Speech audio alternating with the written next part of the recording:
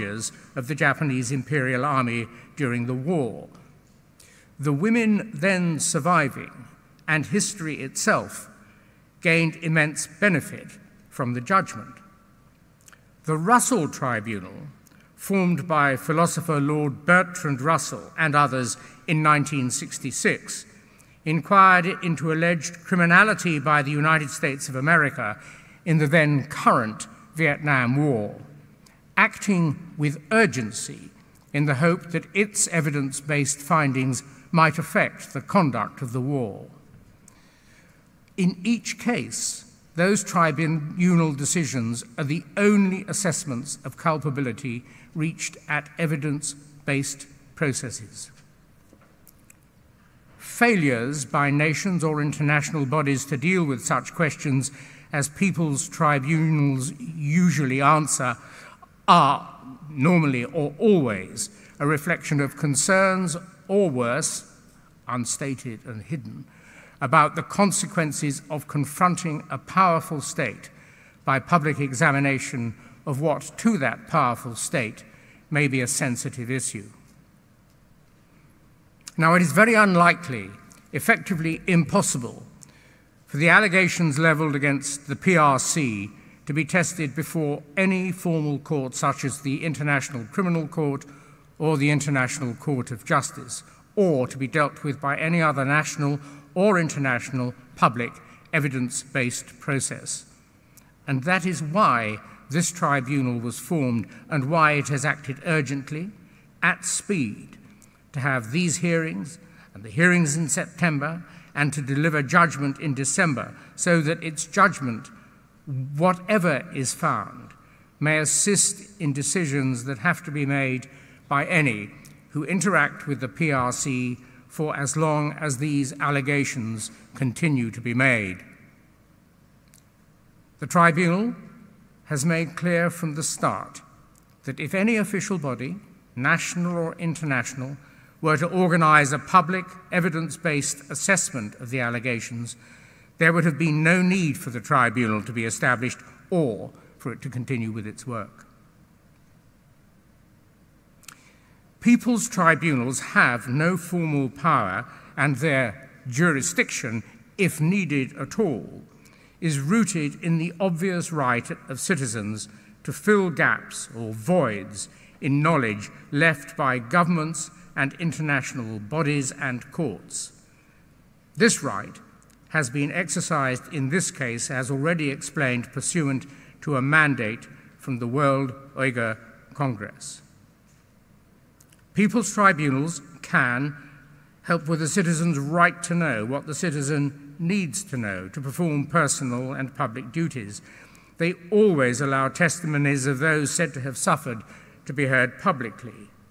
Thus, they reflect both a right to know and a right to tell. They serve to create a permanent body of evidence and a record, if found, of crimes perpetrated. Their judgments reach conclusions of fact and law by first establishing facts and then applying the known law. Their judgments are for others, governments, institutions, corporations, and individuals, to act on if they choose as they interact with the country or body involved, in this case, the PRC. Allegations made against the PRC are grave. To start with, on the face of the witness statements, the evidence, of course, yet to be tested and assessed, on the face of those statements, breaches are revealed of Articles 1 to 13 inclusive, 18, 19, 23, 24, 26, and 27 of the 1948 Declaration of Human Rights. Although not binding in effect, such breaches are reflected in different ways in international humanitarian law. Crimes against humanity and genocide, which are crimes under international humanitarian law, are obviously as serious as crimes can be. And they're similar to each other in some ways, but materially different in one respect, namely, the contracting parties to the Genocide Convention undertake to prevent and to punish genocide. The International Court of Justice, world's highest court, has made clear that any contracting party to that convention must employ all available means reasonably available to them the instant it learns or should have learned that there is a serious risk that genocide may occur. No parallel covenant-based imperative exists for crimes against humanity, but it is a fundamental principle or norm of international law that states must prohibit, must not commit, and must prevent in some way and punish perpetrators of any such crimes. Focusing on genocide can show precisely why people's tribunals can be necessary in a modern state.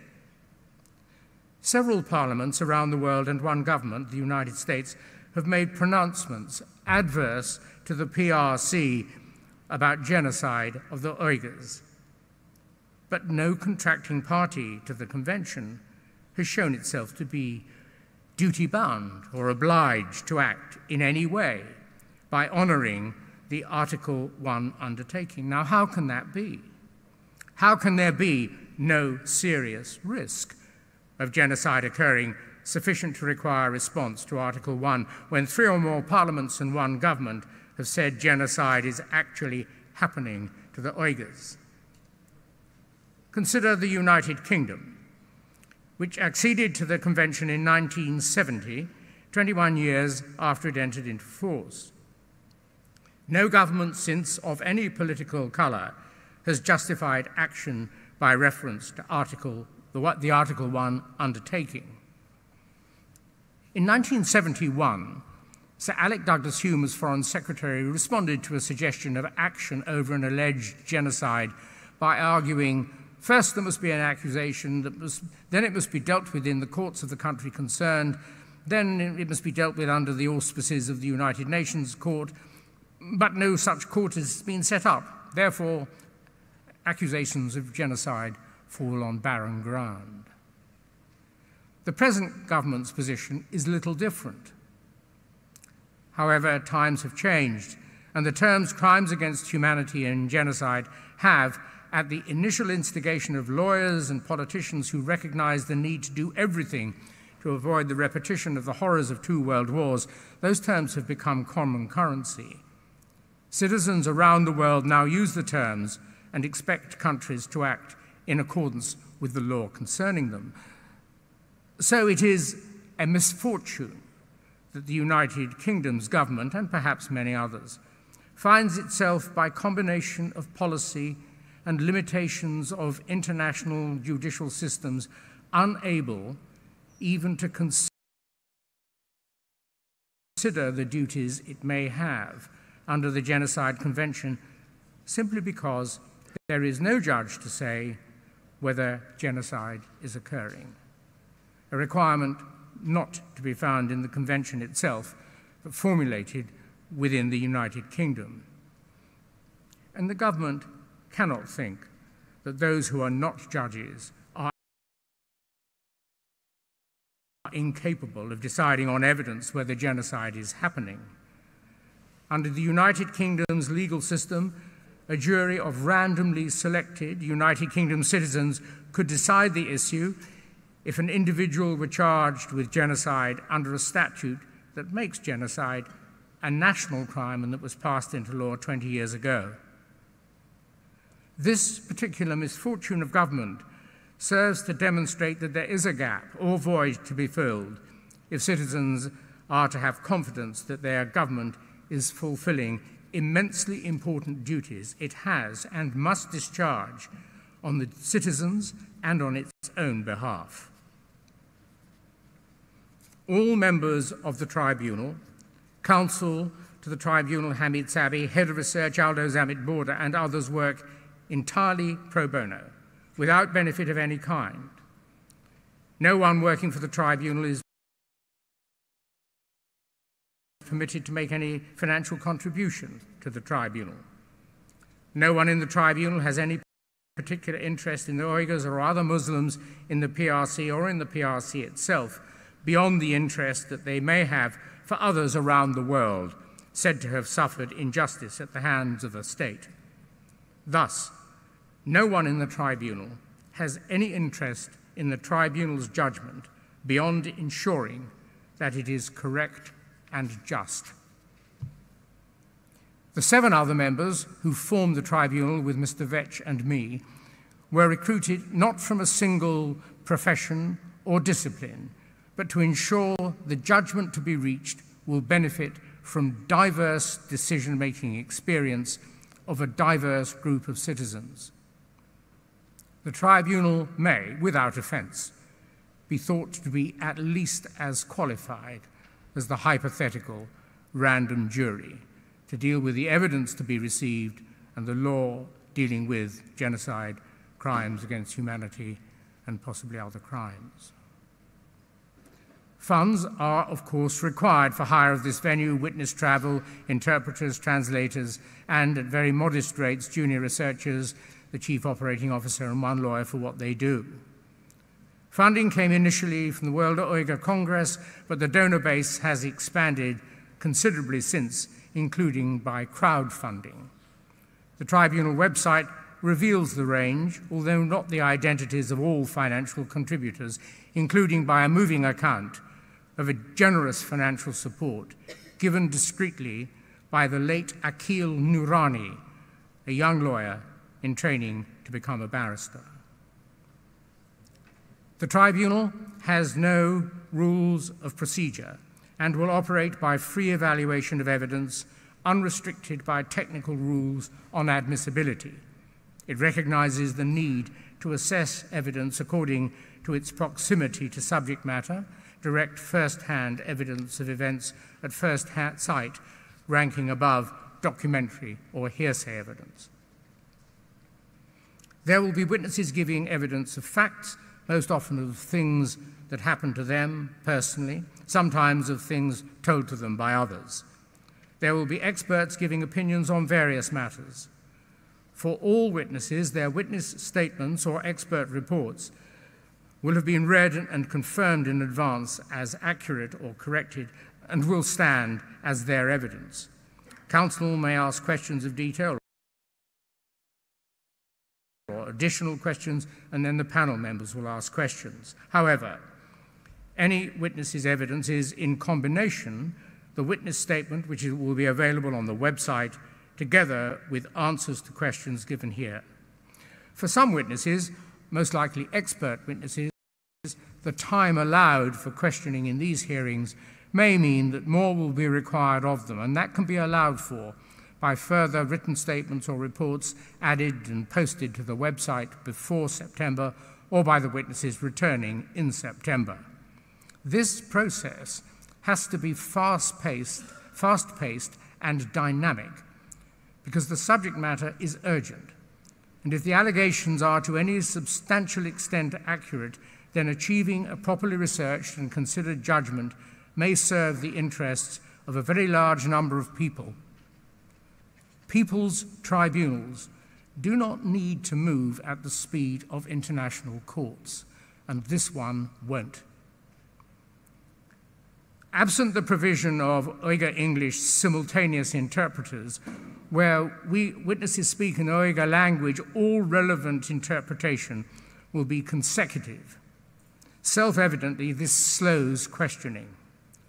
With the witness statements standing as evidence, an oral summary of the witness statement will be given by counsel or a member of counsel's team at the start of a witness's evidence with questions to follow.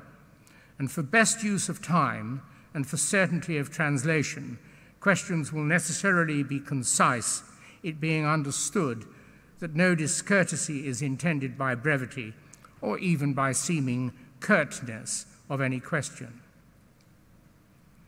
For witnesses, and there are several, who have previously given detailed accounts on television, in books, on radio stations, of the matters of which they will speak to the tribunal, the following.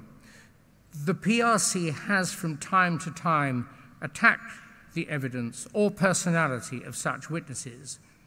Counsel will raise the subject of attack, where possible, with those witnesses.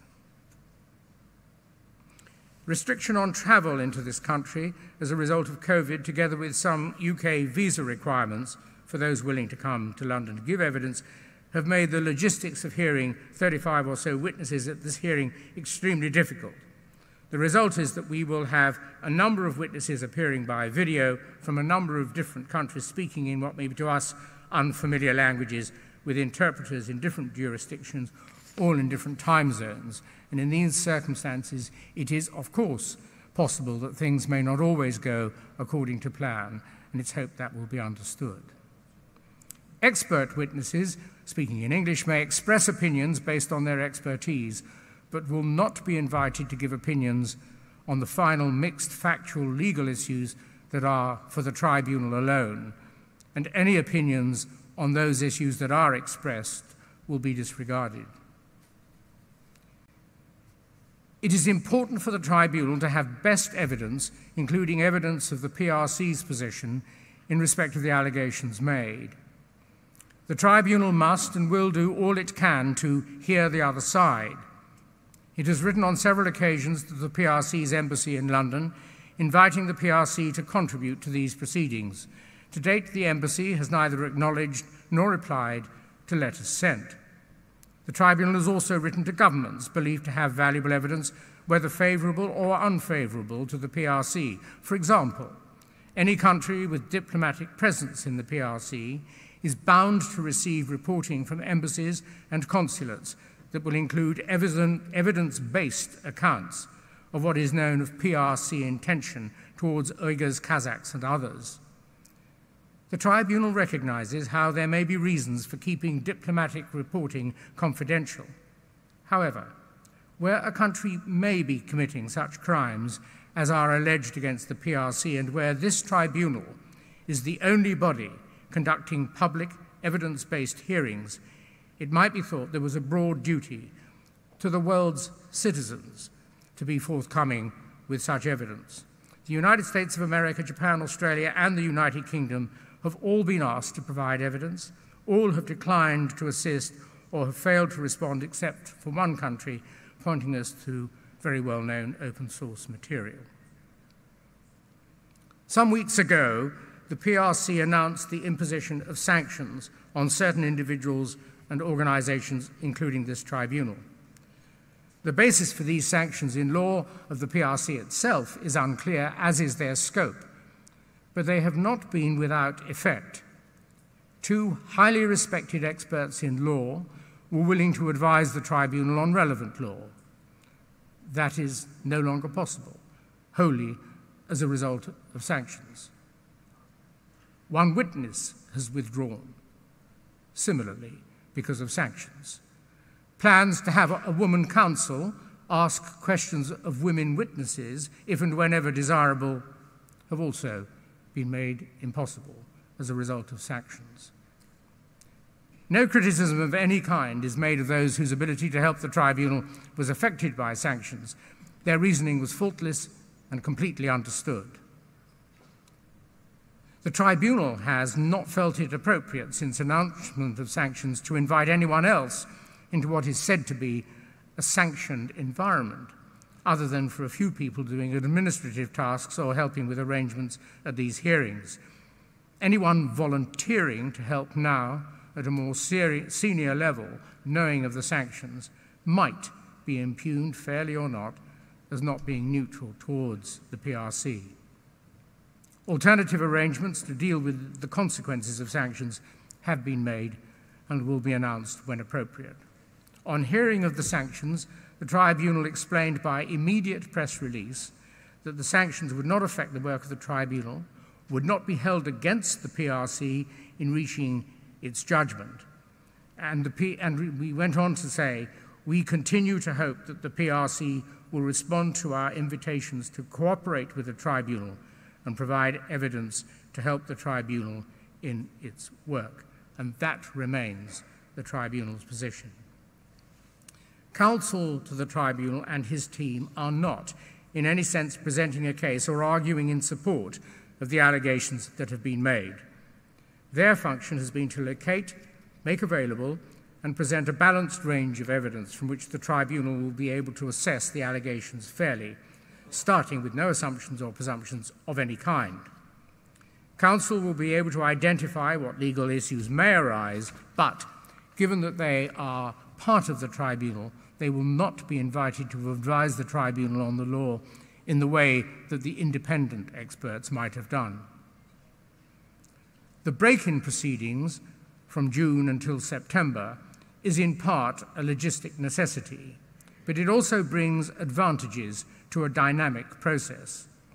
First, evidence broadcast from the these June hearings may serve to stimulate others to provide further evidence, whether supportive of the allegations or otherwise, something the tribunal encourages, and that is facilitated by the submit evidence item on the tribunal's webpage. Second, expert evidence given in these June hearings can be subject to correction or challenge in the September hearings, again via the website or by direct approach to the tribunal's counsel. More will be said about these things at the end of Monday's hearing. Pre-reading by the tribunal members of witness statements and of other material suggests that many issues may automatically arise in the mind as evidence is given, including whether certain treaties and laws are now too narrowly or too broadly drafted, whether the definition of genocide in particular should be expanded, whether the Declaration of Human Rights is truly universal, and other such things.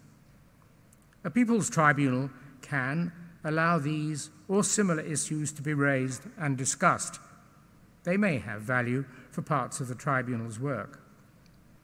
But the Tribunal cannot and will not overreach the jurisdiction it has assumed, likening itself, where possible, to a jury. It may well make no recommendations in its judgment and will confine itself to reaching conclusions of fact and law, the law as it is, when satisfied beyond reasonable doubt that it is right to do so, and only on the basis of evidence received. Mr. Sabi. Thank you. Thank you, Mr. Chairman, distinguished members of the Tribunal, and good morning to all of you. And my name is Hamid Sabi, and together with my colleagues, Dr. Zamit Borda and R.F. Abraham, we act as counsel to the Tribunal. Dr. Zamit Borda will explain the efforts of our research team in collection of evidence and the database of the Tribunal, while Mr. Abraham will outline the legal issues that may arise for consideration by the Tribunal. Counsel's remit has been to obtain evidence from all available sources in connection with mounting allegations relating to predicament of Uyghurs, Kazakhs, and other Turkic minorities in West China, and assess, evaluate, and present all that evidence to the Tribunal. Counsel was assisted by a large research team in this endeavor. As the Chairman mentioned, the Council does not present a case for or against the PRC. Our duty is simply to present all the evidence relevant to issue under consideration. As Dr. Zamit Borda will report this morning to you, all the evidence collected and collated by the team, including those deemed to be repetitious or not relevant, are available to the Tribunal members on the Tribunal database. Apart from evidence publicly available, the team was assisted, amongst others, by evidence emanating from World Uyghur Congress and the Uyghur Transitional Justice Database, pursuant to its effort in collecting evidence and contacting witnesses. However, in order to ensure impartiality in the collection, assessment, and evaluation of evidence, the Tribunal established its own independent evidence-gathering assessment mechanism to collect evidence from all sides. The function was and remains independent of any organization. The Council team has reviewed over 300 witness statements that are considered highly relevant and probative, and of those we have selected 40 witnesses, of whom 24 of them will be testifying during this session. Over 50 experts have been approached and studied. Their work was methodically assessed, and they were contacted by the team. Of these experts, 14 are testifying during this 4 days hearing. Again, as the chairman mentioned, the Council further contacted governments of the United States, the United Kingdom, Japan, and Australia, requesting evidence and explanation of allegations emanating from West China and those governments' policies in that respect. While the United Kingdom government has expressed general support in public for the tribunal's work, it has not offered any assistance. Both the United States and Australia in recent communications have indicated willingness to assist the tribunal. As and when any evidence becomes available, that evidence will be submitted to the tribunal. Council wrote on 4 occasions to the government of the People's Republic of China through their embassy in London, inviting the PRC to participate meaningfully in this process by introducing special counsel or an observer, as well as presenting evidence supporting its instance in relation to alleged incarceration of Uyghurs and other Turkic minorities in camps in West China. In fact, on 28 March 2021, PRC sanctioned this tribunal and its chairman. On 25th May, China denounced the tribunal as adopting illegal proceedings and called it a serious provocation to the 25 million of ethnic groups in Xinjiang. Other than that, the Council has not received any acknowledgement or response from the PRC. The members of the tribunal have been provided with copies of all these state correspondence. I now ask my colleague, Dr. Zamit Borda, to address you in connection with evidence-gathering procedures of the Council team. Thank you, Lead Counsel. Sir Geoffrey, distinguished members of the Tribunal. In the short intervention, I will outline the work of our research team and our work in the area of collection of evidence and investigations. Immediately upon its establishment, the Tribunal set up a research and investigations unit that was responsible for the collection and analysis of publicly available evidence from various sources. I headed that unit. Please allow me to share with you and give you a sense of the scale of the effort. The unit engaged over 25 researchers and also collaborated with the International Criminal and Humanitarian Law Clinic at the University of Laval. Over 8,000 research hours were spent analyzing, assessing, and evaluating evidence from reports of governments and international organizations, reports from non-governmental organizations, from the government of the People's Republic of China, and other sources connected with the PRC, from online sources, and various other sources. The Tribunal has also received detailed testimonies from fact witnesses and written evidence from leading experts around the world. Researchers working with the unit analyzed and reviewed hundreds of thousands of pieces of evidence. Our researchers had robust methodologies in place to impartially analyze and categorize any and all evidence received by the Tribunal or obtained on its own initiative, according to whether or not it was relevant and probative to the issue at hand. Researchers collected evidence irrespective of whether it appeared to be inculpatory or exculpatory. The Tribunal categorized and inputted all of this evidence deemed to be of high or medium importance into an evidence database. We also kept a record of evidence deemed to be repetitious or non-relevant. The Tribunal from the available evidence, has catalogued and documented allegations of grievous abuses committed against the Uyghurs, Kazakhs, and other Turkic minorities in the Xinjiang region. The available evidence suggests acts such as mass surveillance and monitoring of the Muslim populations in the region, detention of millions of Uyghurs and other Turkic minorities in camps, treatment which may amount to torture or degrading treatment of detainees in these camps, separation of children from their parents, the denial of the right to practice their religion or speak their language, sterilization, forced labor, organ harvesting, disappearances, and in some cases, deaths. However, we have also documented evidence from the People's Republic of China that firmly denies that any such abuses have been or are being committed in the Xinjiang region. The position of the PRC is that its camps provide vocational training and are needed to fight extremism. From this perspective, the PRC has stated that it has always undertaken counterterrorism measures in accordance with the law. All of this evidence, including evidence of the allegations of abuses and evidence of the PRC's position on this matter, which was taken from public sources, has been made available to you, members of the panel.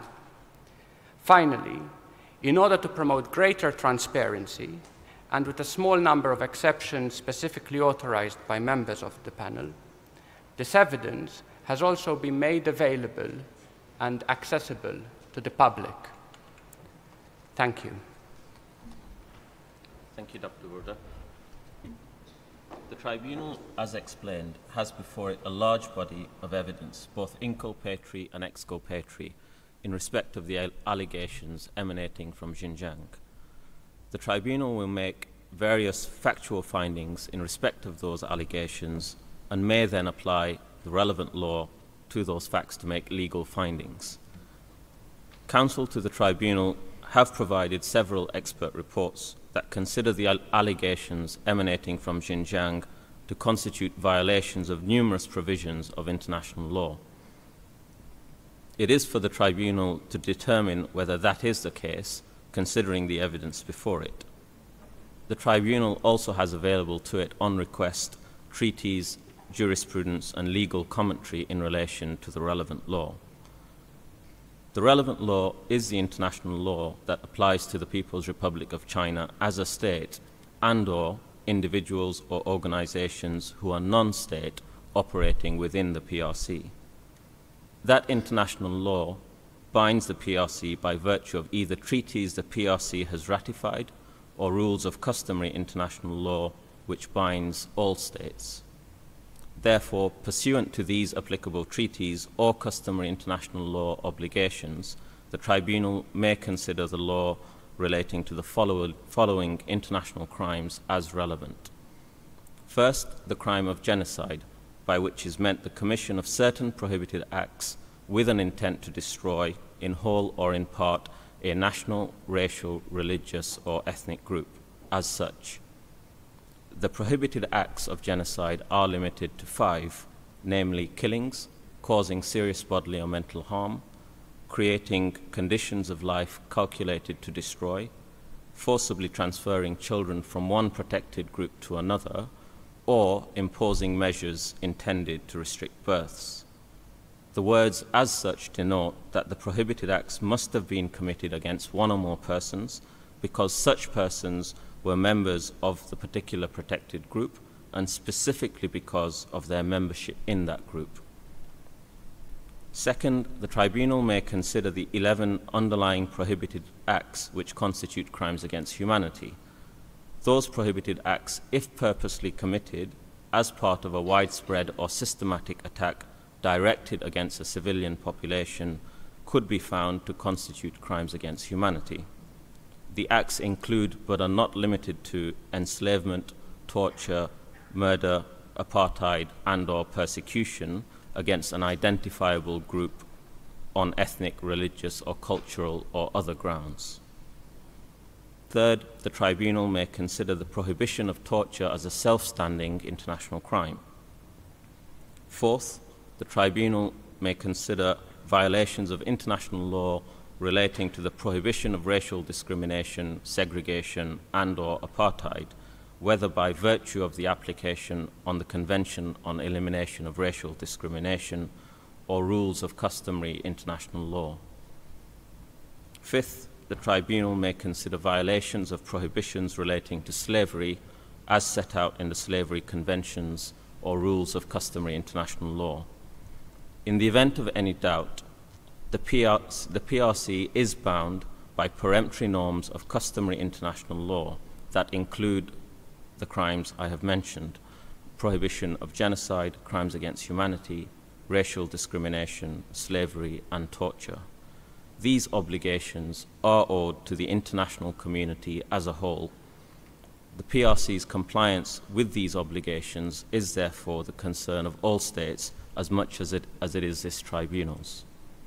The tribunal may also consider the alleged acts or omissions by agents, organs, or officials of the PRC or non-state actors to fall for consideration under the following international treaties by which China is also bound: the Convention on Elimination of All Forms of Discrimination Against Women, the Convention on the Rights of the Child, and the International Covenant on Civil and Political Rights.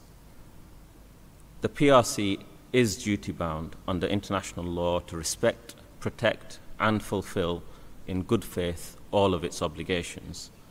Under these treaties and customary international law, the PRC must interpret, apply, or fulfill its obligations in line with international jurisprudence and guidance.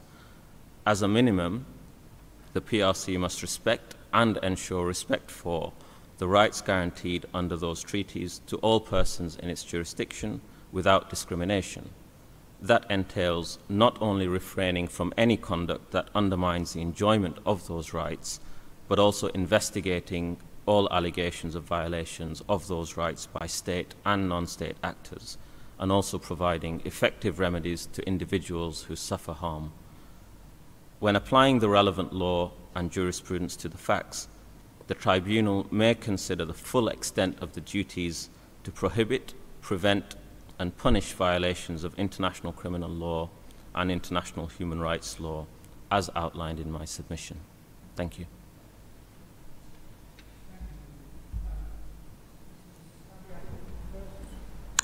Mr. Chairman, our first witness is Kolbinar Sadiq. Can I make one point through you, Mr. Sabi?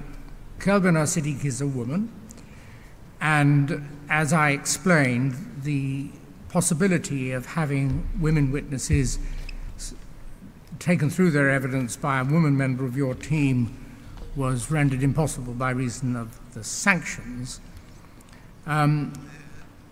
Where women witnesses may be giving issues of evidence about sensitive issues, they have been alerted to the fact that there may be a man asking them questions in the first place. Their attitude to that's been considered, and the tribunal will, in most cases, ask most of its questions through women. And I hope that meets what would be current norms for dealing with sensitive evidence through women witnesses. Thank you, Mr. Chairman. Of course, that will be considered. Can we call Ms. Kolbinar Sadiq to the stand?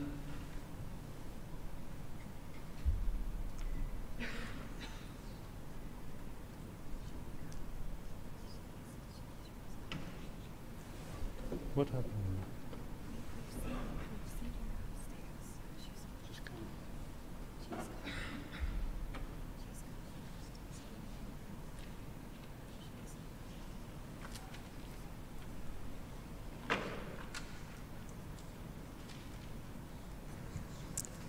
Is this witness speaking through an interpreter or by sequential translation? She will speak through interpreters. Thank you. And you should identify the interpreter first, or translator, because she will be serving us in the case of many witnesses. Thank you. Mr. Chairman, Kolbiner Siddiq was a teacher in the camps. She was born in Urumqi, East Turkestan. She taught Chinese language at local 24th primary school for 28 years. On 28 February 2017, she was given a new assignment by the Party Committee Office at Saibakh District Education Bureau. She was assigned to teach national language, that is Han Chinese, to a bunch of illiterate in designated locations. She was then forced to sign documents swearing her to secrecy, and then she was sent next morning to the camps. She taught in 2 camps for almost a year, a men camp first and then a female camp. She's a direct witness to the camp system and can attest to many ill treatment taking place in those detention centers. She witnessed the extremely poor sanitary conditions, the overcrowded cells, the weekly medical examination, blood sampling, injections of unknown substances, interrogations, injuries sustained by the detainees. She was forced to request for early retirement, and to add injury to insult, she was forced to live with a Chinese relative designated by the party.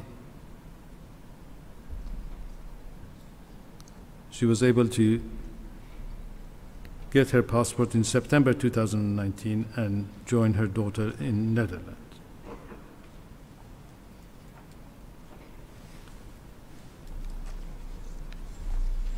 Ms. Kolbiner Siddiq, you were a teacher for 26 in schools in Urumqi when you were asked to go and teach to a bunch of illiterates in a camp, and you started the work on 1st March 2016. Can you briefly describe for the tribunal the conditions of the camp?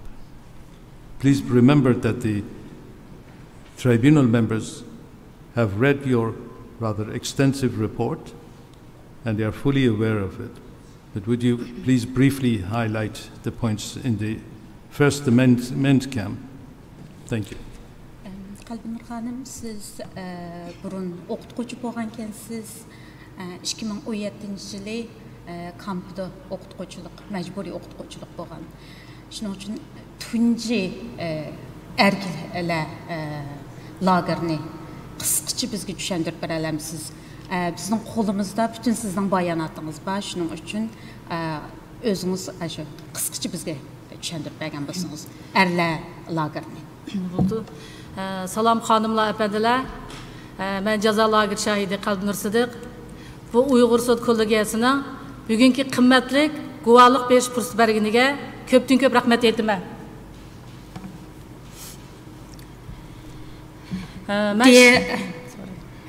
Dear ladies and gentlemen, I am Kolbiner Siddiq. I am the camp witness, and I am honored to have this opportunity to give evidence in this People's Tribunal today. Thank you very much. 2017 yılı 3. aydan 9. aygacha vatanimiz Sharqi Turkiston Urumqi shahridagi Sanfango 5. kanit tog' ustiga qurilgan erlar kampusida majburiy Xitoy tili dars o'tishga evatildim. I was sent to male camp in March 2017 until September 2017. The camp was called Sangfangu, and it was located on the top of a hill of the mountain. Mana bu ekranda ko'rsatilgani Sanfango 5. kanitdagi erlar kampusi. Bu erlar kampusi tog' ustiga qurilgan bo'lib, atrofi egiz tomlar bilan qo'rshalgan, uning usti elektronlik simlar bilan o'ralgan, saqchi harbiylar qurolliq, intayin qattiq qamal qilingan bir joy edi. Xuddi bu yerdagi harbiy saqchilar urushga tayyor turgandek shunday holat edi. This is the camp where I taught. That was a number 5 camp that located on the top of the hill. And the place was surrounded by the high voltage cables and barbed wires. And the place will give you an impression that the soldiers and the police are ready to fight. Bu yerde tutqun qilingan erlar kamerlar içi qarang'u, ularning derzlari butunlay qalaylarga qo'yatlangan, ular quruq simotda yotadi. Har kunligi bir taldan Xitoy momisi va quruq sho'girsi ichadi bular. People in the camp, these males, they were locked in the cell where there is no beddings. They slept on the concrete floor. They were given one steam bun and a watery soup. Bu yerdagi Xitoy saqchilar tutqunlarni odam qatorida ko'maydi. Ular hattoki atalmish sinflarga kirib chiqish jarayonidami eshiklardan, temir eshiklardan xuddi ishtiq o'xshash o'milatkizib chiqib kiradi. Ularning ishtiq o'xshash o'ltirilishini, azoblanishini, qiyin qistoqqa elinishini ko'rib shulardan huzurlanadi ham xush bo'ladi. The police, the guards in the camp, they didn't treat the male prisoners as human beings. They were treated less than a dog. They couldn't walk out the door in a normal way, but they have to crawl out and crawl in. They enjoyed watching them being humiliated, and their suffering was for them is their joy. Her bir kamerada 40'dan 50'gacha tutqunlar yotadi. Hem bu yerda opchi bir tuvalet bulup, her kunligi 3 vaqt, her qitimda 1 minutdan tuvaletga kirish, hem yuz qo'lni yuvish vaqti beriladi. In every cell there were about 40 to 50 inmates, and there was only one toilet, and they were given 1 minute to use the toilet, and every day only 3 times.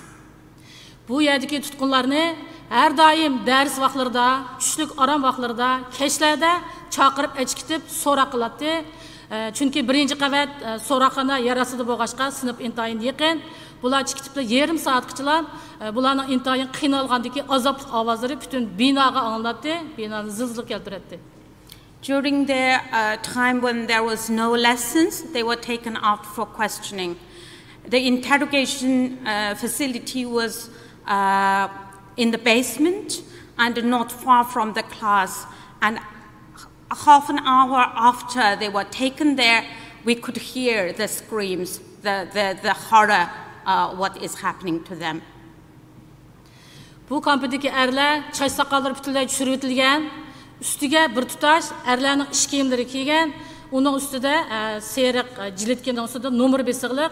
Shu nomerdan bularning bu tutqunlarniki 7-8 mingdan ortiq ekanligini belgili bo'ldi. Bular har kuni har xil qiyin qistoqlarga, zo'rliqlarga, dafsanchiliklarga, osh yalang'ochlarga bardashlik berib yashaydi. Bularning chiroyida qandidori yo'q, kuch mag'dur qatti yo'q edi. The male prisoners, they wore the camp uniform and then a gray like pajamas, and then orange or yellow color vest, and the numbers was printed on the vest. And from the numbers, I would believe it was up to 8,000, up to 8,000 inmates were locked up in that facility, and they had to endure all the humiliation and sufferings. Ben bu erler kampsida 3. ayının 1'den 8. ayının 28'gacha 6 ay turdim. Bu jarayonda bu kampdagi tutqunlar bir haqiqatan bu juyinib baxmidi, muncha kirib baxmidi, ularning butun kiyimlari, badanlari pishlab ketgan edi. I was there from March to the 28th of August. They never had an opportunity to have shower, and therefore they developed lice, and their clothes was full of lice in the end. Thank you.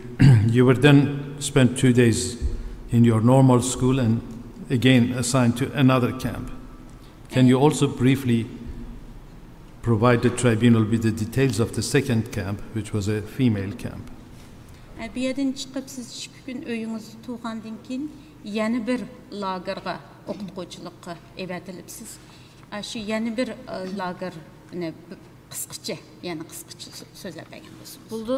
Men 2017-yil 9-oyning 1-dan boshlab shu vatanimiz Sharq Turkiston Urumchi shahri To'g'ungdagi qiz ayollar lagerda, ya'ni majburiy dars o'tishga evatildim.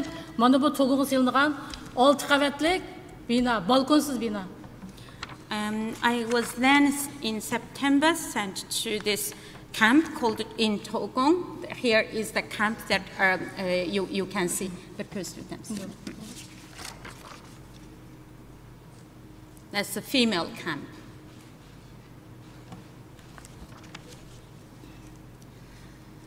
Bu qiz ayollar kampusimi binoning teshimi intayin qattiq qo'rshalgan, yana o'xshashlar elektronlik simlar bilan o'ralgan, bino ichi, teshi, qo'ri hamma joyda saqchi harbiylar qurolliq intayin qamal qilingan 6 qavatli bino edi.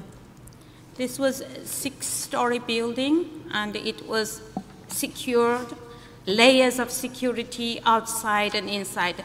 It was also barbed wired and high voltage cable. And so from inside, it's also very secure. Bu joy qamal qilingan qiz ayollarmi 9 mingdan ortiq, hatto 10 mingga yaqin, 90% yuqori 18 yoshdan 40 yoshlar chamasidagi qizlar edi. I believe there were over 9,000, perhaps 10,000 female inmates were interned in this facility.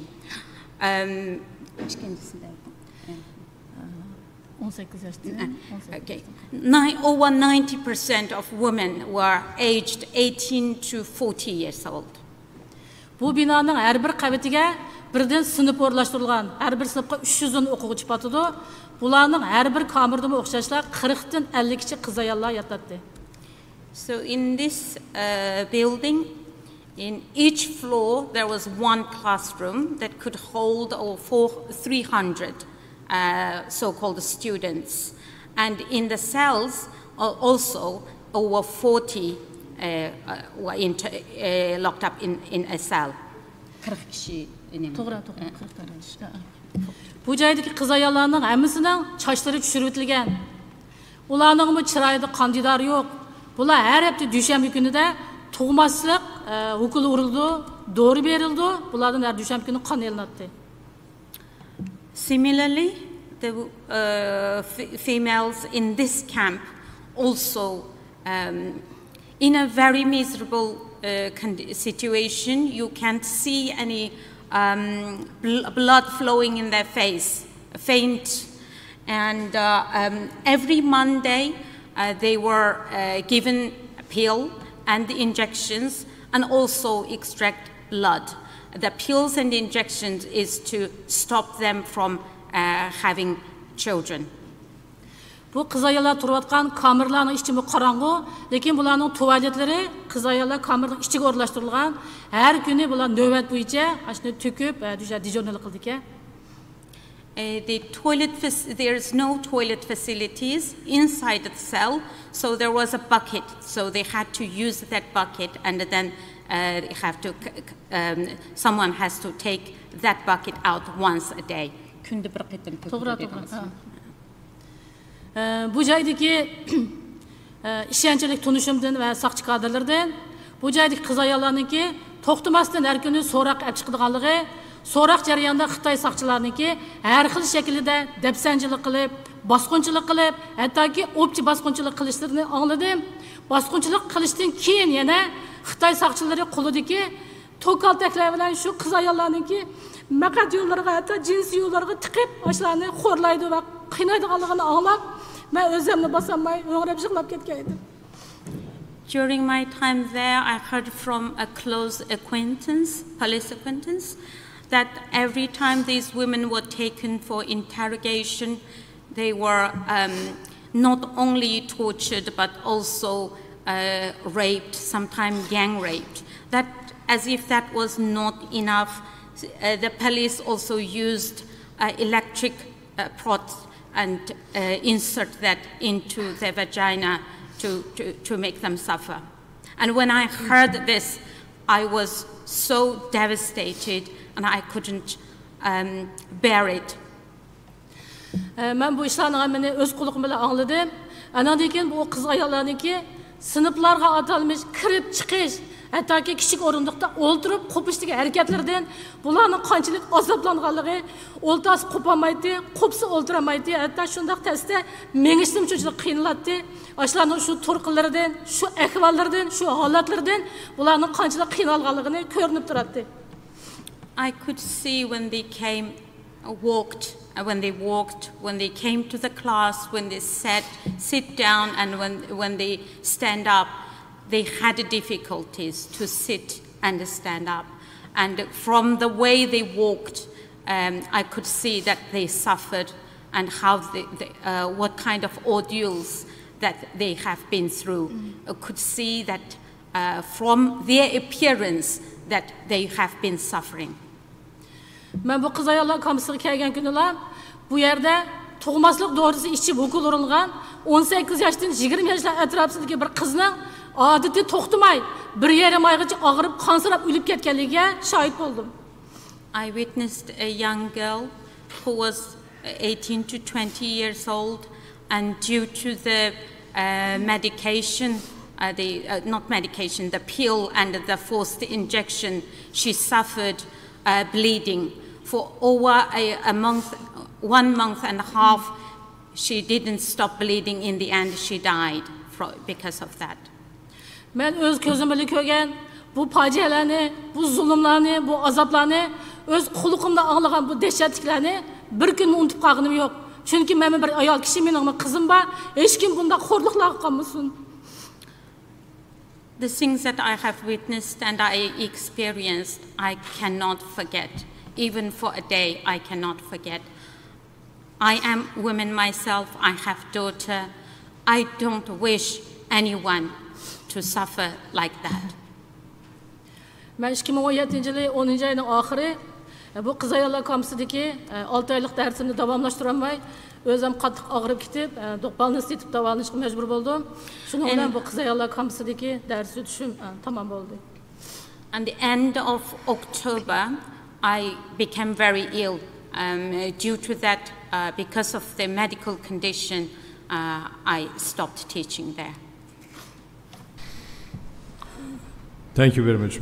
Would you please explain to the tribunal that when the students were brought to your classes, were their feet and hands chained or they were free to walk? Siz şu sınıfga kirgan vaqtda bu kelgan o'quvchilar erkin mаңатдымы yoki ularning qo'llarida, putlarida kishan, qo'llarida nimalar? Men abay deganga o'xshash, men bu atalmış sınıf kirgan vaqtimda u yerdagi tutqunlar qo'llarida zanjir kishan, tutqunida ular hattoki kamerdan chiqib kirgichimi temir eshiklar zanjirlar bilan 30 gradus ochilgan bo'lg'achqa bular xuddi ishtiqa o'xshash o'milab chiqib o'milab kiradi.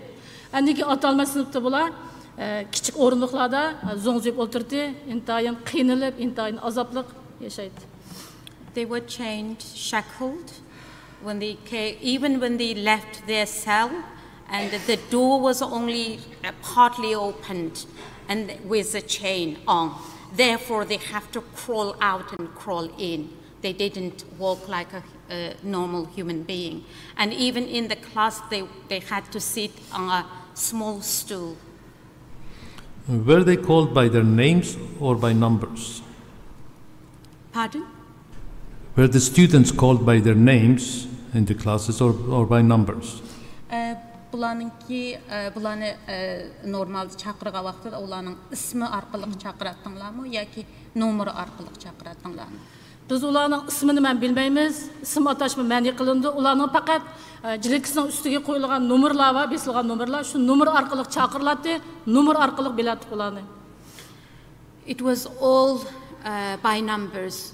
I didn't know the names of any of them. We called by the numbers that was printed on their jacket. Finally, Ms. Siddiq, would you briefly explain to the tribunal when a relative was introduced to you by the party? I beg your pardon.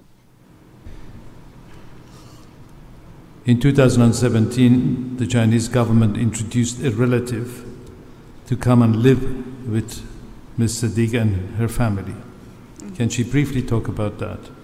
Sizningki shu 2017-yili tuqqan birga tuqqan bo'lish degan bir Xitoy kadrninki uyimizda tug'anligi to'g'risida qisqacha shuni bir tushuntirib bergan bo'lsangiz. Bo'ldi. Men yana 2017-yildan buyon Xitoy hukumatininki har bir oilaga majburiy o'rlashtirilgan qo'shmoq tuqqan Xitoy kadrlarini kutishga majbur bo'ldim. Bu Xitoy kadri her ayda bir hafta uyimizda qonatdi. So in 2017, under the becoming family policies, the male cadres were forced to live with the Uyghur families was forced to house male cadres, and I was also one of them. And the male cadre who lived in my house, at least he would live 1 week a month. Bu qo'shmoq tuqqan Xitoy kadrining qo'lida Xitoy hukumati tushirib bergan hujjatlar bor edi. Ya'ni buningda 5 ta birga bo'lish degan hujjat. Bu Xitoy kadri shu hujjatdan foydalanib, har xil po'qirliqlarni, dafsanchiliklarni qiladi. This male cadre had a document that was given to him, which says 5 together policy. And because of that 5 together, he had freedom and abused that freedom, tried to do all sorts of terrible things in my house.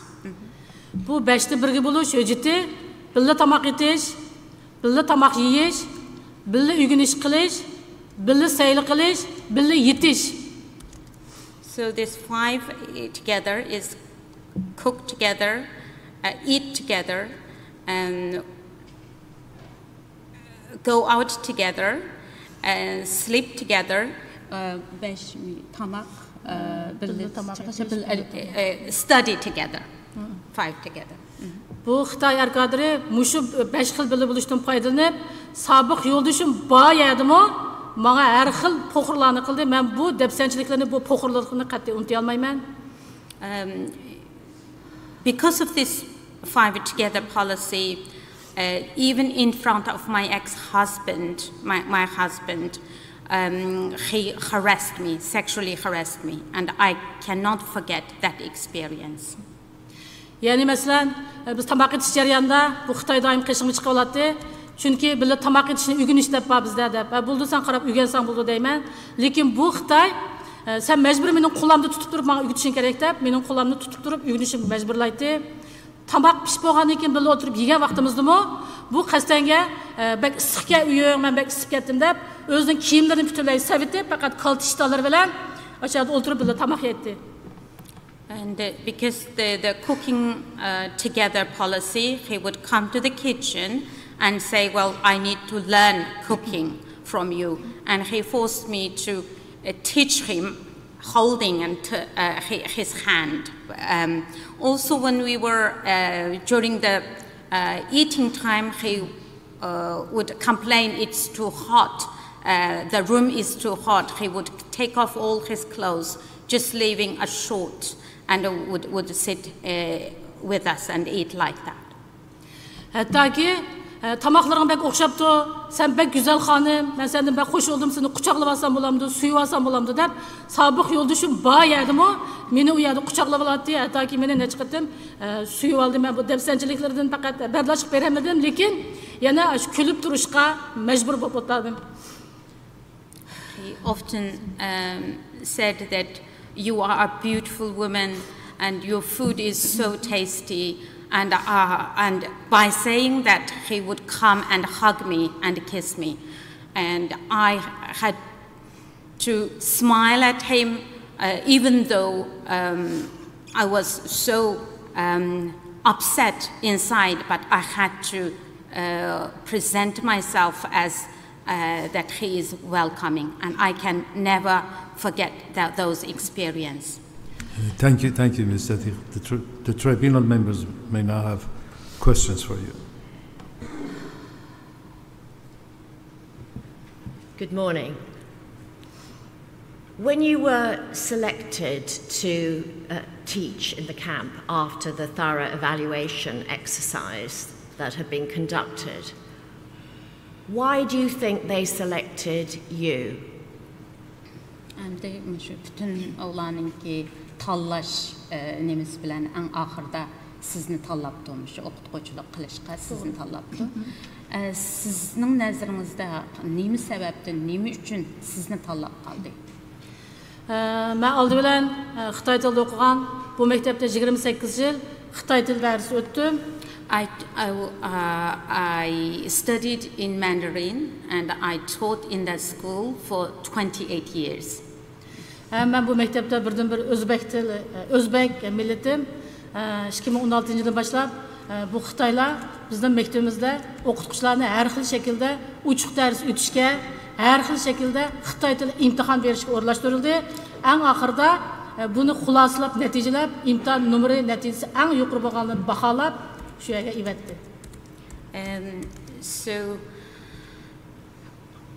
I was the only Uzbek ethnic in that school, and since 2016 there was an open class assessment process, and they selected the one who had the highest score.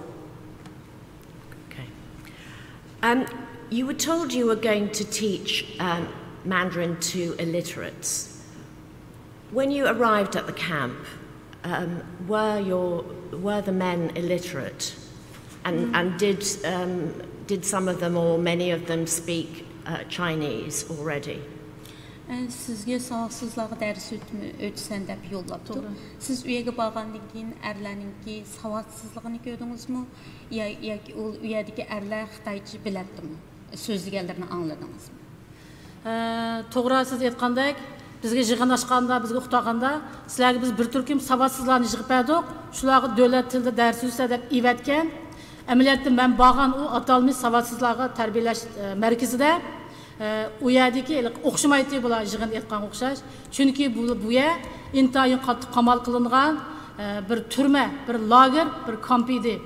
Bu yerdagi kishilar dastlab tutib kelinganlar diniy zotlar, ulamolar bo'lg'achqa, bular haqiqatan Xitoy tilini bilmaydi. Well, as you have just mentioned, Your Honor, I was told that I will be teaching Mandarin to these illiterate people. But when I arrived there, the place wasn't like an ordinary school. It was a secured camp, and the people, majority of the men there were religious clerics, religious scholars. Lekin 3-nji ayning 20-sidan 4-nji ayning 10-igacha tutib kelingan ko'p sondagi shu tutqunlarning hammasi 18 yoshdan 40 yoshgacha, ya'ni bular hammasi intayin oliy bilim yurtlarida bilim oshirgan oliy ma'lumotliq, chet ellarda, Amerikada, Yevropa davlatlarida o'qib, qaytib kelib vatanga o'zining tuqqanlari bilan ko'rishib ulgurmay bu kampga tutib kelingan oliy ma'lumotliq ziyolilar edi. Qancha yoshda? 18 yoshdan 40 yoshgacha. So later, the new arrivals were later. They mainly was aged 18 to 40 years old. Many of them actually studied abroad. They already were very well educated, young Uyghurs. Yes. So. You taught for 6 to 7 hours a day in that camp to different groups each hour. What were you teaching them in that time? Siz her günü şu 6 saatten 7 saatlik ders ötüpsiz. Bu dersler nimin ügütettiniz u yerda? Biz eng dastlabda bu 6 saatdan 7 saat, hattoki shahardan tekshiruvchilar keldi deganda 8 soat davomlashdi bu darsimiz. Chunki ularga takror qilib pishqilishimiz kerak. Eng dastlabda Xitoy tili darsininki asosiy bilimlarini o'rgatdik. Keyinida Xitoylarning o'zining atib olgan qizil naqshisini o'rgatdik. So, yes, in the beginning, some days, most of the days, I taught 6 to 7 hours. There were days that when there are officials would come and the inspectors, when they came, I had to teach 8 hours. And the teaching was, in the beginning, basic Mandarin, and later I had to teach red songs. Could you tell us a bit more about what red songs are? Qızıl naqşı deganni biraz tushuntirib beramiz. Bo'ldi. Ya'ni Xitoylarning o'zlarininki davlat she'ri, davlat naqshisi bor. Anadagi qizil naqshi deganimiz, ya'ni shu Xitoy kompartiyasi bo'lmagan bo'lsa, bizning bugünkidek baxtli turmushimiz bo'lmaydi. Qatorliq mazmunlardagi ashlarning o'zi bekitib olgan, o'zlari bizga tushirib bergan ashunday naqshlar. The red songs is like a national anthem, and also the songs that is praise China, the Communist Party, such as if there is no Communist Party, we don't have a happy life. Most of the songs are in that kind of content. You were there as a teacher, so I imagine had limited contact with the men outside the class. You've given us evidence of torture and other ill treatment. What were your sources for that evidence beyond what you were able to see yourself? Endi siz o'qituvchi bo'lgandan keyin siz ular bilan o'shadagi erlar bilan bevosita aralash fursatingiz yo'q. Ammo siz ularningki intayin qiyin qistoqqa ilinganligi, xo'rlanganligi to'g'risida bizga so'zladingiz. Siz bizga tushuntirib bergan boshqa yana qandaq bir faktlaringiz bor, misolga mushularningki xo'rlanganligi degan o'zingizningki mush deganingiz bo'yicha. Bo'ldi. Bu joydagi tutqun qilingan erlar men yuqorida aytgandek haqiqatan har jihatdan qiyin qistoqlarga uchraydi, xo'rilinadi. Andan keyin men odatda normalda dars o'tib, darsdan tushib qaytadigan vaqtida bu joydagi ular biz bilan normal paranglashib qat'iy bo'lmaydi. Lekin shular o'zining jinidan joq to'ygan bo'lg'achqa bir ikki qatim yuz berdi bu voqea.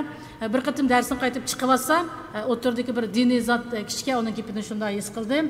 U dediki, mening uyim Simot zavod mechitning ichida. Mening 5 bolam bor, kichik emisi. Men sizni o'tinib qolay ma'lum, ashlar xabar qilib qo'ysangiz, mening mishadligimni bilib qolsin deb menga yolvirdi. Biz keynimiz qarab ularga gapirishga, qarashga qat'iy bo'lmaydi, shuning uchun men uni anglamagan hisob chiqatdim. As I said that in the male camp these men were always often tortured, and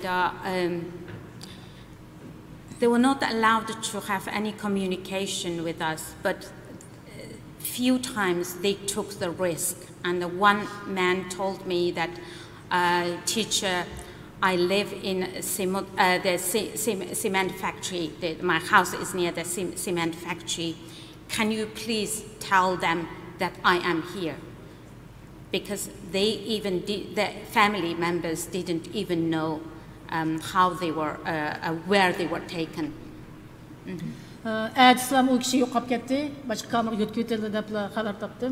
However, the next day, that man disappeared. Yana bir necha kundan keyin bu joyda Xitoy tili o'rganishga oid aktiv bir kishi bordi. Bu kishimi darsdan tushib qaytayotgan vaqtimda yana menga dedi, "Ma'lum mening uyim Tangirtaq rayonidagi Dava yo'lida Toshkent restoraniniki beqinda bir dukunimiz var. Mening ayolim yangidan oz qolgan. Mening ayolim mening mishadligim xabardor bo'lib qolsin." Dedi, men uningga javob berishga ilojisiz qarmay chiqib qoldim. There was another young man who was very active in the class, and so on my way out of the class, and he approached me and said, "Teacher, I live in the Tangratag Divan Street, near the Tashkent restaurant. My wife was about to give birth, so can you please let her know that I am here? And I couldn't say anything. I just walked out because I was not allowed to speak to them.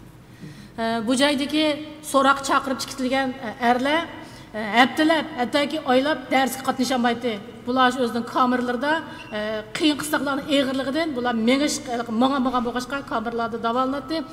Nurg'unlari og'ir qiyin qisliqlardan, azoblardan boshqa kamplarga yo'tkab ketildi deb anglaydik.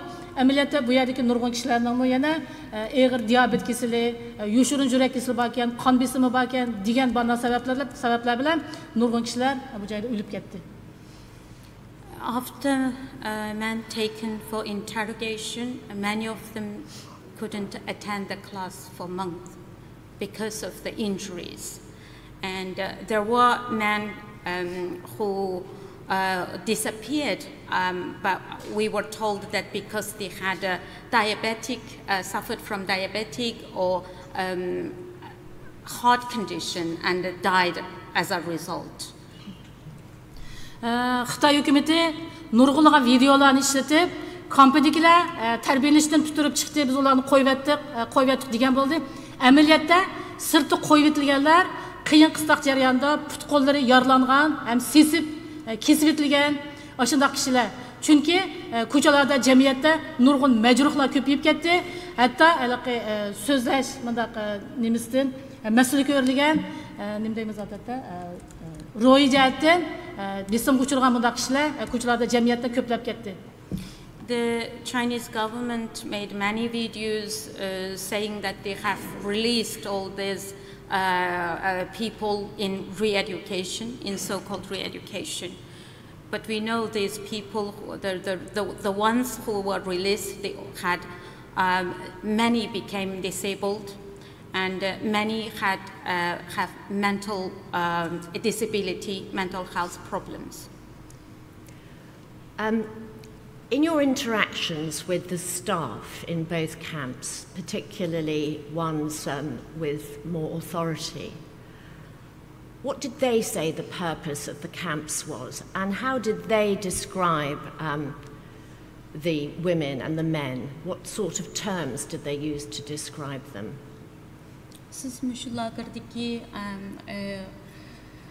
əməldarlar bilan paranlaşqa vaqtlarda ularning eg'izdan şu lagerdeki qamalgan kishilarni ular qandaq atatdi, ularni nima deb atatdi? Men shu joydagi saqchi əməldarlar bilan, Gundupay boshliqlari bilan qo'roda paranlaşatdim, chunki qo'roda kuzish apparatlari yo'q bo'lg'achqa ular faqat ularni tutqular deb ataydi, tutqunlar deb ataydi. Andan keyin men shulardan nurg'un ma'lumotlarga, bularning masalan qanday qiynash usullari bor, bularni qanday so'roq harakatlari bor, usullari bor ishlarni bilatdim. Bulardan ko'p ma'lumotlarni, ko'p xabarlarni ishlarni anglagan.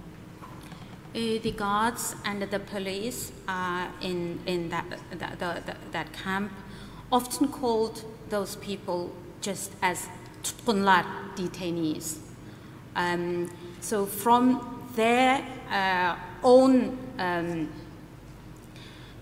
expression or from their own words that I learned a lot about how they tortured them and the methods of torture.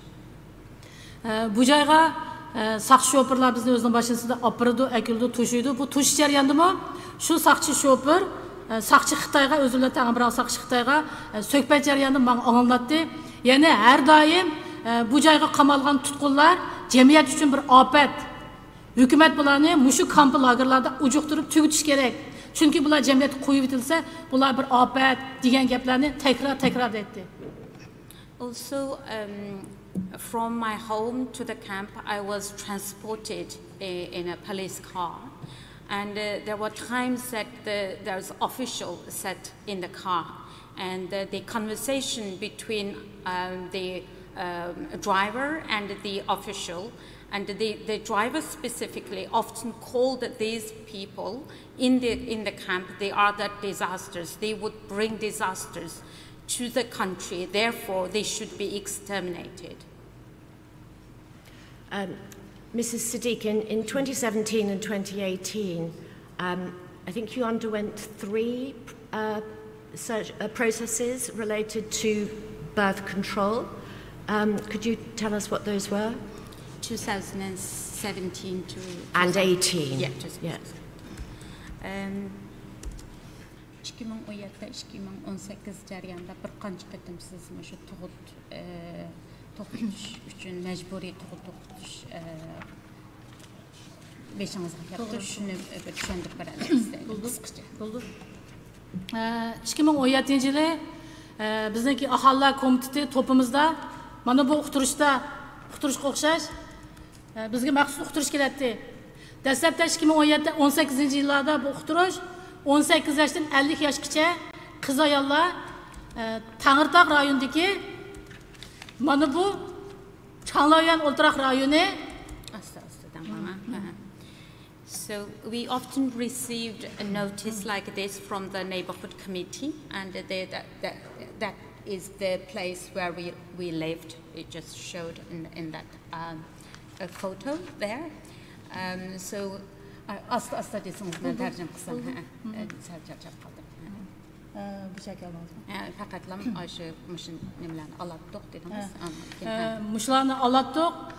Bular bu uqtirishlarda ko'rsatgandek biz cho'qim shu joyga berib, uzuk soldirish, tug'maslik operatsiyasi qildirishimiz kerak. So the notice is about that we must go to that designated place to have IUD inserted or sterilization process. Uqtirishda aytgandek, biz agar ularning xizmatiga moslashmasak, butun tuqqanlarimizni, hatto yo'lishimizni doğru tikkan bo'ldik ekanmiz, ham o'zimizning bexatarligimiz yaxshi bo'lmaydi ekan. And the threat was if we didn't follow this instruction, then either our family members, including our husband, would have the consequences, also personal consequences as well. Hem bu uqtirish aniq degandek, agar yana moslashmasangiz, saqchixonaga berib, temir o'rindiq o'tirsiz deb uqtirish qilgan. It said if you didn't comply with the request, you will end up sitting on the metal chair in the police station. 2019-yili 5-oyning oxiri mana bu Urumchi shahar Tangirtaq rayoni Changlaoyandagi bu ambulatoriyada men bunday yuzigan qizlarga o'xshash 4 soatlab uchrab turib bu yerda operatsiya, tug'maslik operatsiyasi qilindi. In May 2019, along with many hundreds of other female waiting in a queue for 4 hours, and I was also put through a sterilization process. That was the hospital where I had that sterilizing process. Changlaoyandagi is a region in Changlaoyan. Ambulatory. How many children do you have, Mrs. Siddiq, and what was the law? How many did the law allow you to have at the time you were sterilized? Siddiq Hanım, sizinki qancha bolangiz bor? Qonun bo'yicha qancha bolangiz bo'lsa qonunliq bo'ldi? Mening faqat bir qizim bor. Bu qizim Gollandiyada o'qiydi. 2011-yili 5-oyda Gollandiyaga o'tiraqlashgan. Odatda Xitoyda Uyg'urlarga, ya'ni Uyg'urlarga 2 farzandlik deb bor. I only have a daughter who went to Netherlands in May 2011, and since she's been living there. By law for Uyghur people, we can have 2 children. Biz yangi xizmat qatnashgan bo'lg'achqa xizmat besimimiz bak qattiq yuqori. Men shu bir farzandlik bo'lgan. Andan keyin bu Xitoy hukumatı bizga maxsus planliq tug'utishga sharaf guvohnomasi bergan. Lekin bu operatsiya qilingan vaqtimizda u guvohnomani e'tirof qilmadi o'zi. Due to high pressure from my work, I only had one child, and I even received a certificate for having one child, but later they didn't even consider that certificate. My final question, you were given a visa and were able to leave. Why do you think you were allowed to leave? Әмді sizge viza beripti, Xitaydan chiqib ketishga ma'qul bo'libdi. Shu nima uchun sizga Xitaydan chiqishga ruxsat qildi sizcha? Men oldi bilan yana abay degandek o'zbek millati vatan qaytgan muhojir bo'lg'ashqa 2019 yili 1-oyda qizim men va sobiq yo'ldoshimga tuqqan yo'qlar chaqiriq qog'ozi evatgan 2019 1-oyda. Biz bu chaqiriqni tarjima qildirib. So, as I mentioned earlier, I'm an Uzbek ethnic, and in January 2019, my daughter sent us an invitation to visit her in Holland.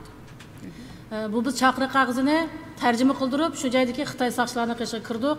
Kirgan vaqtimizda Xitoy soqchilar mening kartlarimni ko'rib, sen o'zbek millati ekansan, vatan qaytgan muhojirkan, sen chet elga chiqishingni o'ylasak bo'ldi dedi. Lekin sobiq yo'ldoshimni sen Uyg'ur ekansan, chet elga chiqishni xam xiyol keltirma deb uni qaytarib etdi. So after had the invitation letter translated in Chinese, and we went to the office where they process the in charge of the people who go abroad.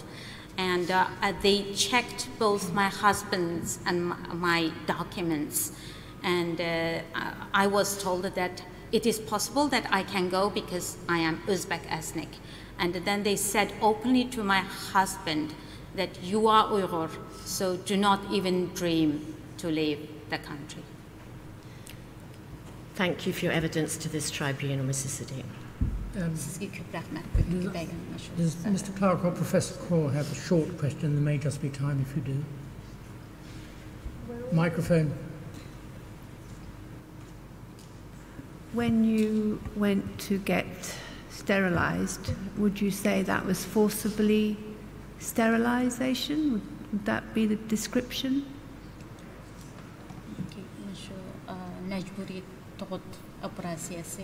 Bu mecbur kılındı mı ya ki siz en ahırda özünüz makul boğallıktan boğanı kandak hesaplayınız mı?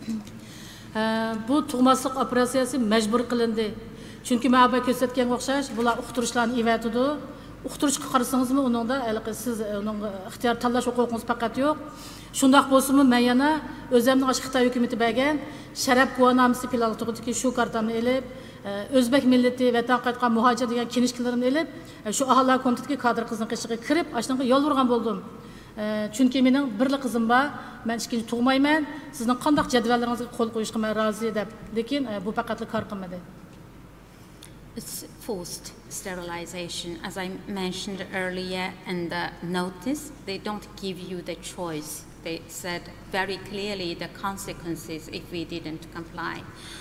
I took my documents, including the proof of that I am Uzbek, returned from the Uzbekistan to the country, and I begged the girl that I have the certificate and I am Uzbek, but they said there is no, negotiable. It is not negotiable. I must go through the process. Thank you, Mr. Clark. Yes, thank you. Could I just ask, the camps that you were teaching in could be brought into... Microphone, I think. Sorry. The camps that you were teaching in could broadly be described as education camps. Did any of your students who reached particular levels of being able to speak Mandarin and meet the other requirements ever be released from the camp? Endi başqa yerlərdən anlaganda bu sizinki dərs ötən bu lager tərbiyələş lager endi sizning o'quvchilaringizning ichida bir darajaga, ya'ni darsdan bir darajaga erishib shu yerdan qo'yib o'tilganlar bo'ldimi? Yo'q, undaqlar bo'lib boqmadi. Chunki bu gerçi atalmış tarbiyalash o'rni bo'lgan bilan hech qanday o'quvchi bu yerda darajaga erishib boqmadi, ham qo'yib o'tilmadi. Biz bu 6 oy jarayonida bir qatim o'quvchilarni sinab imtihon olib boqmadik. No, not at all. Although it is called education, but we never had even assessed these so-called students. And I was there for 6 months, and we never had one exam to assess. So there wasn't anyone released from that facility. Mr. Zamin, before I address you, some witnesses have given accounts before, as I indicated in my opening remarks. I think that Kelvin Siddiq is one. And if so, has the PRC said anything adverse to her of which we are aware?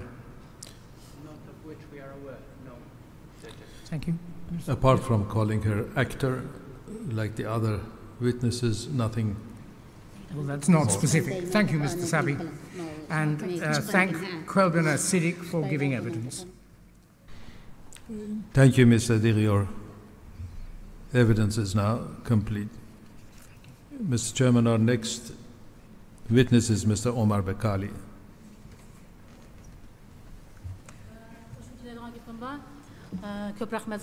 Thank you very much, but I would like to add a few things. Chunki guvohlik berish jarayonida izchil turda biz Xitoy hukumatining, Xitoy saqchilarining mushundaq har xil vijatlarda taktiklariga, bisimlarga uchrab keldik. Toki tunogin tushdan keyin qadar Xitoy saqchilari meniki boshlang'ich maktabdagi sekretar boshliqimizni va sobiq yo'ldoshimni videoda so'zlatib, mening bugungi mush Angliya sotida so'zlaydigan so'zlarimning hammasining yolg'onligini, meni azaldan kamp lagerlarda dars o'tib boqmaгаnim, ham bizning u joyda Sharq Turkiston vatanimizda kamp lager tasdiq qilinib boqmagan, bu hammasi yolg'on. Hatta yo'ldoshimni so'zlatib, sobiq yo'ldoshimni mening ayolim tug'maslik operatsiyasi qildirib boqmagan, u yana tug'alaydi degan takliflar keldi. Since I have been giving evidence, I was harassed, and that is a photograph of the policeman from the local police where I lived. Apart from that, even yesterday they released a video. In that video, my husband and the secretary of the school gave evidence claiming that I have never taught in any camp, and I have never had a sterilization process. I've never been through that. Thank you for bringing that to our attention. Thank you for bringing that to our attention. We must now bring your evidence to a close, but if you have further information to give, please convey it to counsel outside and afterwards. Thank you. Thank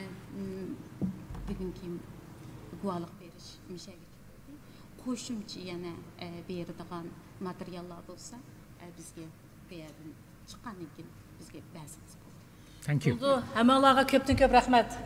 Thank you. Thank you very much. You're free to leave the room or to stay, of course. Mr. Sabi, did you say the next witness was Bekali? The next witness is Mr. Omar Bekali. Yes. His statement is at page 25 of the bundle. And Mr. Abraham would be handling this witness. And is he here in person? Yes, sir. Okay.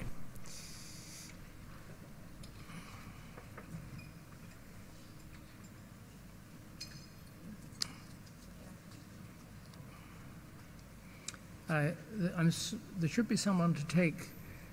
Could you? Thank you very much.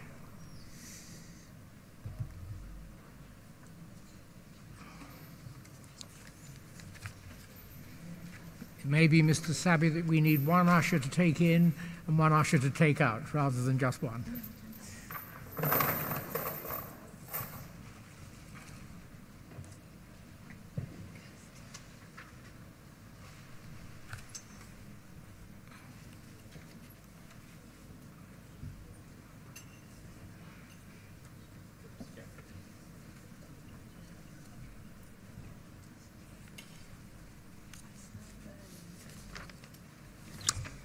Sorry?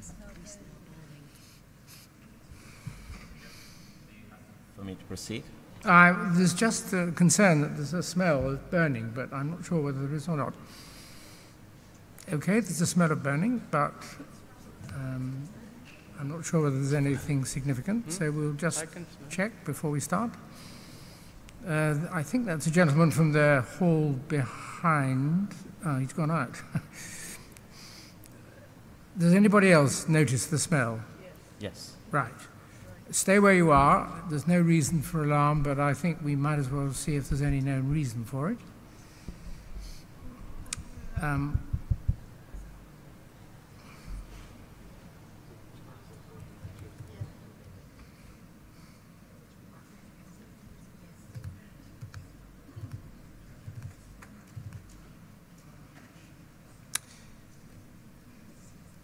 Is there any known reason for the smell of burning that people are noticing?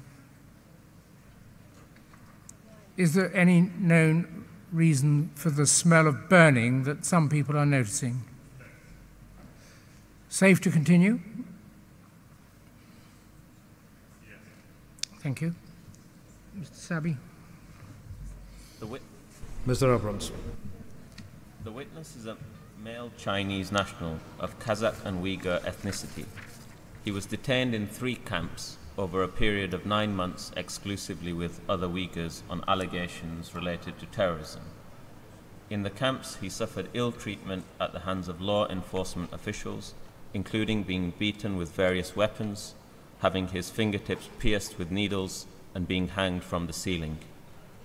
The witness in all 3 camps was subject to extensive body examinations where samples of blood and urine were taken, his organs were examined, his irises assessed, and fingerprints and voice recordings made. Blood was taken from all prisoners each month. In one camp, the prisoners were forced to take unknown medicines.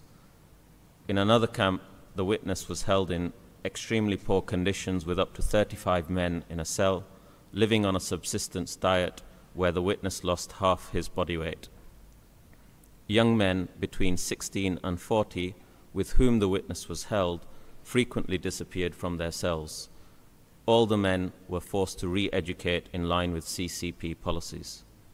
The witness knows of 2 named individuals who died in the camp as a result of torture, and he heard that many died from what the witness has described as being placed in a water prison. As a result of the witness going public about his treatment in Kazakhstan, his brother, sister, and mother, as well as his father, were detained. The witness states that his brother was rendered disabled as a result of treatment during detention, and his father was tortured to death. His mother and sister are said to have suffered. Mr. Bekali, I have a few questions, if I may. Your witness statement refers to 7 to 10 men disappearing out of a cell of about 40 men per week. Can you provide further details on these disappearances? Ömer efendim, siz şu bayanatınızda her ayda 7'ye yakın er kişininki yo'qolib ketganligi, 7 er kişininki yo'qolib ketganligi to'g'risida deyapsiz. Ammo shu to'g'riliq biroz tushuncha bera olasiz?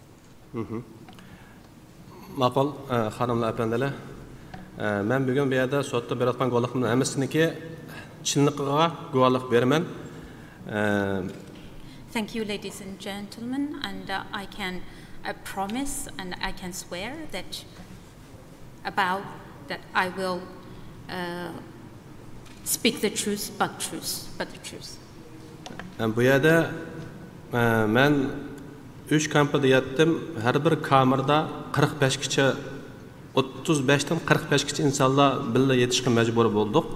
I was in 3 different camps. In each camp in a cell, up to 35 to 40 cellmates had to share one cell. Har haftada eng navqiron bolalar 16 yoshdan 40 yoshga bo'lgan insonlar almış chiqib turadi, qaytib kelmaydi ular. Yangi insonlar kelib turadi. The male aged from 16 to 40, every week some were taken out from the cell and never returned. Then they replaced by newcomers.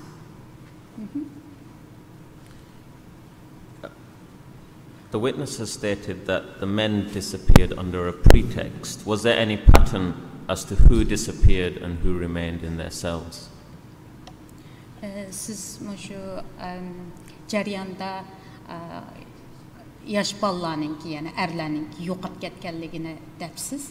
Shuningdan bu yo'qolib ketganlarninki qandaq bir alohidligi bordi yoki nima uchun yo'qolib ketganligi to'g'risida biroz tushuncha bersiniz. Ma'qul. Men nihoyat bir sog'lom bir inson edim. Ya'ni 125 kilogram keladigan salmoqli bir kishi edim. U yerga kirgandan keyin bizni shu sizlar ko'rgandek zanjirlarda bog'lanib, eng ezib qilgan holatdami ba'zi insonlarningki immunity, sog'lom turish nimasi yaxshilar. Shunday insonlarimiz, ya'ni 16 yosh 40 yosh insonlar har vaqt g'oyib bo'lishi bu normal ahvolda uning ichida.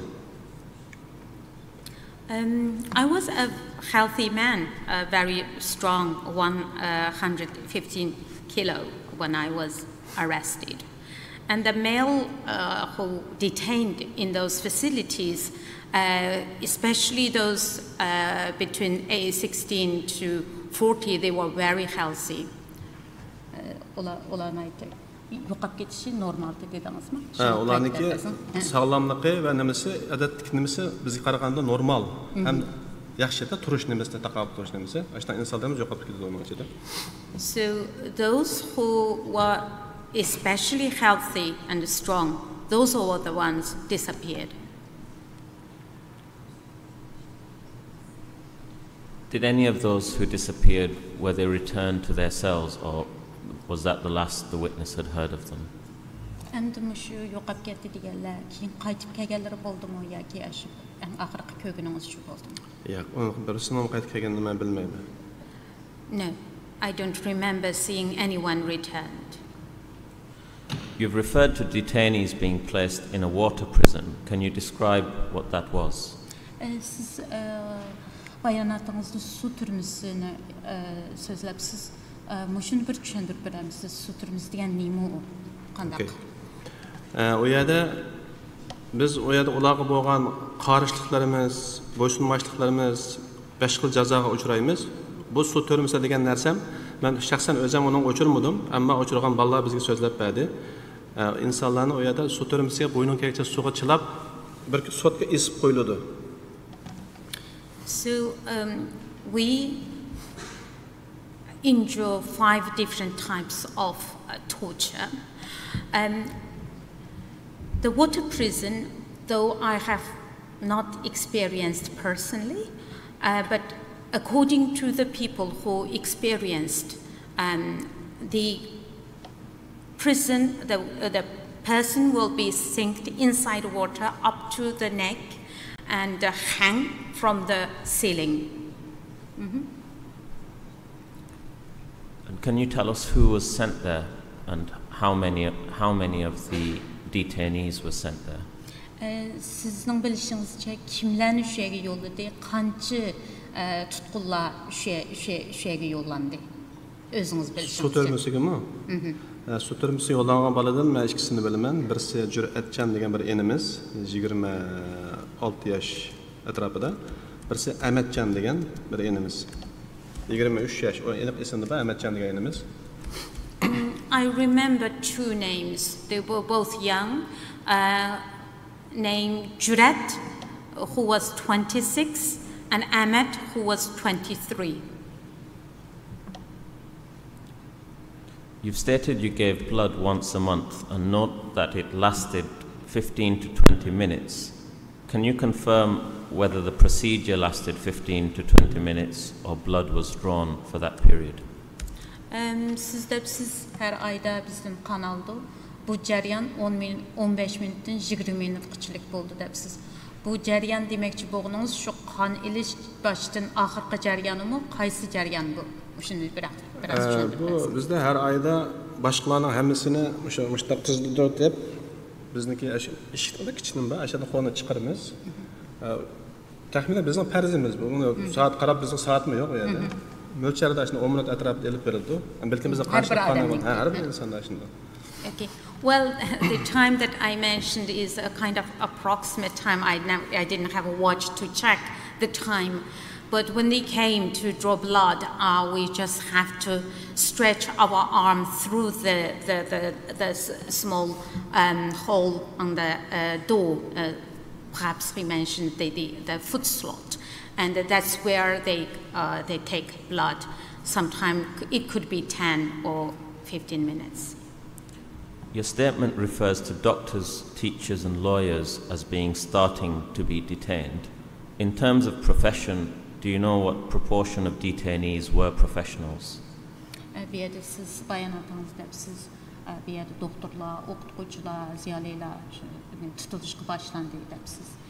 Sizin bilişinizce qaysı kəsbçilərə ən köp tutuldu deyiniz? Şəxsən mən ətrafımda yatqan insanlarını bilişimdə iniq esimdə var. Qarmay şəhəri bir neft şəhəri. O yerdə qanun orqanı işləyən Atavullah degan advokat əpəndim var.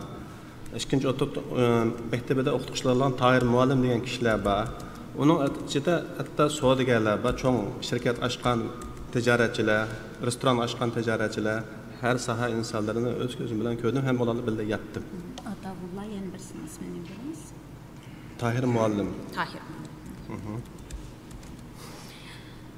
Well, the cell where I shared with other people, mostly quite well educated.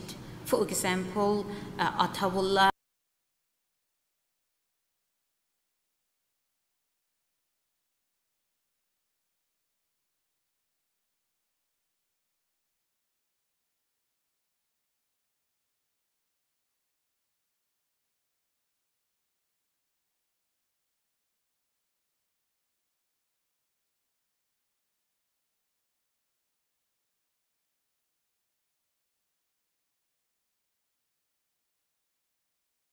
Who was a lawyer, and Tahir, who was a teacher, and many very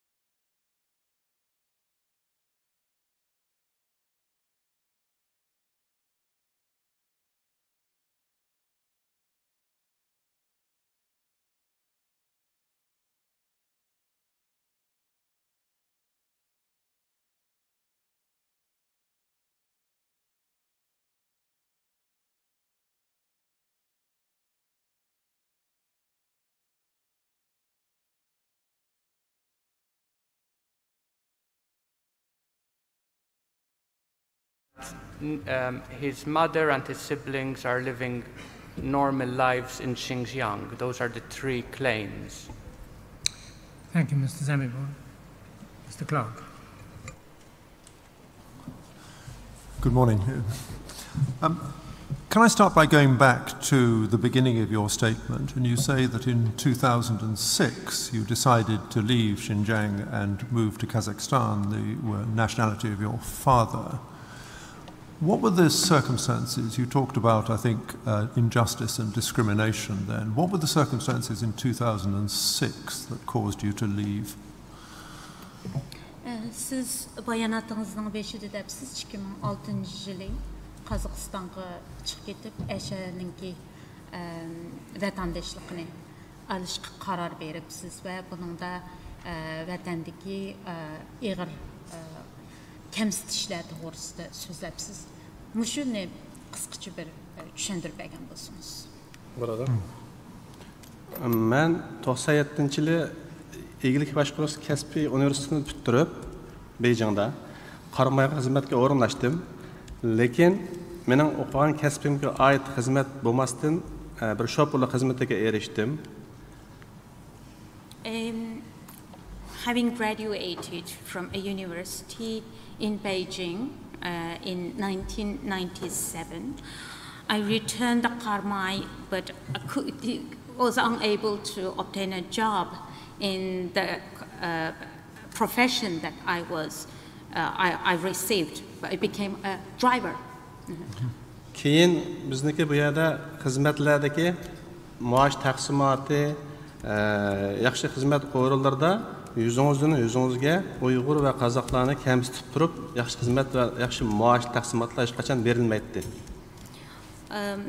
Even including the salaries that we received, especially for Uyghurs and the Kazakh people, due to the discrimination, systematic discrimination, we received very unfair treatments. So you moved to Kazakhstan and then traveled extensively between PRC and Kazakhstan. Did you ever have any reason to believe that you were at risk of being detained when you made these travels, as you were in 2017? Endi siz Qozog'istonda yerleşkenden keyin daim berip kelip жүрüpsiz. Endi 2017 yılı Xitayga qaytqa vaqtыңızda bir paraz qilib baqqandыңızmı? Meni tutub ketami degan mındaq bir ko'nglingizdan bir o'tganmi shundaq bir gumon? Yo'q. No. There isn't. When you were first detained, you were taken from a police station to a hospital and had a medical examination. You say in your statement that you were worried that that was going to lead to organ extraction. Why was it that you thought that was a possibility? Endi sizni tunji qetim öydün tutup doktorxonaga apırıptı. U yerda sizningki ishki a'zolaringizni tekshiribdi. Shu jarayonda o'zingizninki ishki a'zolaringizni evolamo degan ashundaq bir qo'rqinchlikda bo'libsiz. Nima uchun bundaq bir qo'rqinchlikda bo'ldingizmi? Shuni biroz tushuntirib berasiz. Nima sababdan bundaq o'yladingiz? Chunki men o'zim Qozog'istonda tijorat qilayotgan vaqtlarimdami, men o'zim o'qigan kasbim shu sayohat va ilk boshqarish kasbi bo'lganligi uchun bu qiziqaman axborot nimasirdagi yangiliklarga, nimalarga qiziqib turaman. Shu sababdan men faoliyatchilarniki organlarning ilinayotganligi, hatto bizniki shu burun endi ig'ir jinoyatlar kesilgan Uyg'ur qarindoshlarimizniki ashuna o'ltirilib tashlanib turmalarda jastin vermaydigan ahvollardan xabarim bordi. During my time in Kazakhstan, while I was doing business, and because of my what I studied was business and tourism, I always interested in more information, and I learned that the Falun Gong practitioners' organs were harvested, and as well as the prisoners, the Uyghur prisoners. Also their organs were targeted. Men aş təşəkkür vaxtında üntünüzsüz avaz çıxamasdan hər vaxt ətrafımda 2-3 kiçik insanlar aş birlə apırıb men başım qarqaltıb işini bilmirəm. Aş özləri kimlərini saldırıb məcburi aşında təşvişini ötküzüşüdə ən axırda şu kimini yalanlaşlar bir nəsədən sürüb təşəkkür vaxtında men yüreklerim düpüldep, işten siyaklı tas kağıtı korkunçtum. It was extremely terrifying experience for me because the people who were examining me, I could feel, although I had a black hood over my head, I couldn't see, but I could feel there were about 3 people not saying anything. And when they placed that cold gel on my body and when they started examining, that time I almost like passed water. That's how nervous I became. But do you know what the basis then for that very thorough medical examination was, why it was done? Endi sizce bularınki bu kadar inçiklep tekşirişteki sebebi nima? Biz xuddi Qotandagi qo'yga o'xshab qolgan bir millat bo'lganligimiz uchun ular mana hozir sizlar ko'rayotgandek xalqarada qo'rqmasdan halol organ tashviqotini qilyotidi. Bizni anadigan yana bir ish qiyin qistoq og'a vaqtidami bizniki mana shu ichki organlarimiz qattiq ziyon zahmat o'chirmagan holatda qiynaydi. Well, our people, we become like a cattle. You could hear now, even on the international stage, they are loudly accusing us that we are lying.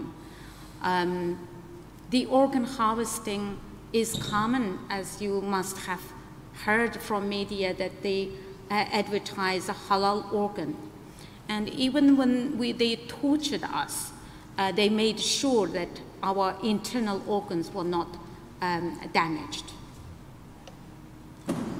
When you were first detained, you were told, I think, that you had committed terror-related crimes. Did they explain what the basis for their view was, and did they produce any evidence that you had been involved in terror-related activities? And sizni tunji tutqan vaqtda sizni terrorga bağlanğan degandek shundaq sabablar bilan sizni tutibdi. Ama sizga buni tushundimi va qandaq bir faktlarning borligi to'g'risida sizga bir tushuncha berdimi? Bu to'g'risida menga hech qanday tushuncha berilmadi. Faqatlam mening o'zimning iqror qilishimni, ularning meni qo'l olishlik sababniki 3 xil jinoyatni atib turib qo'lga olibdi. Shandong Kongbu Fenzi tashviqot qilish terrorlikqa, Zugji Kongbu Fenzi tashkillash terrorlikqa, Uyghur Goja Anchwenzi davlat parchash o'rnigan degan jinoyat.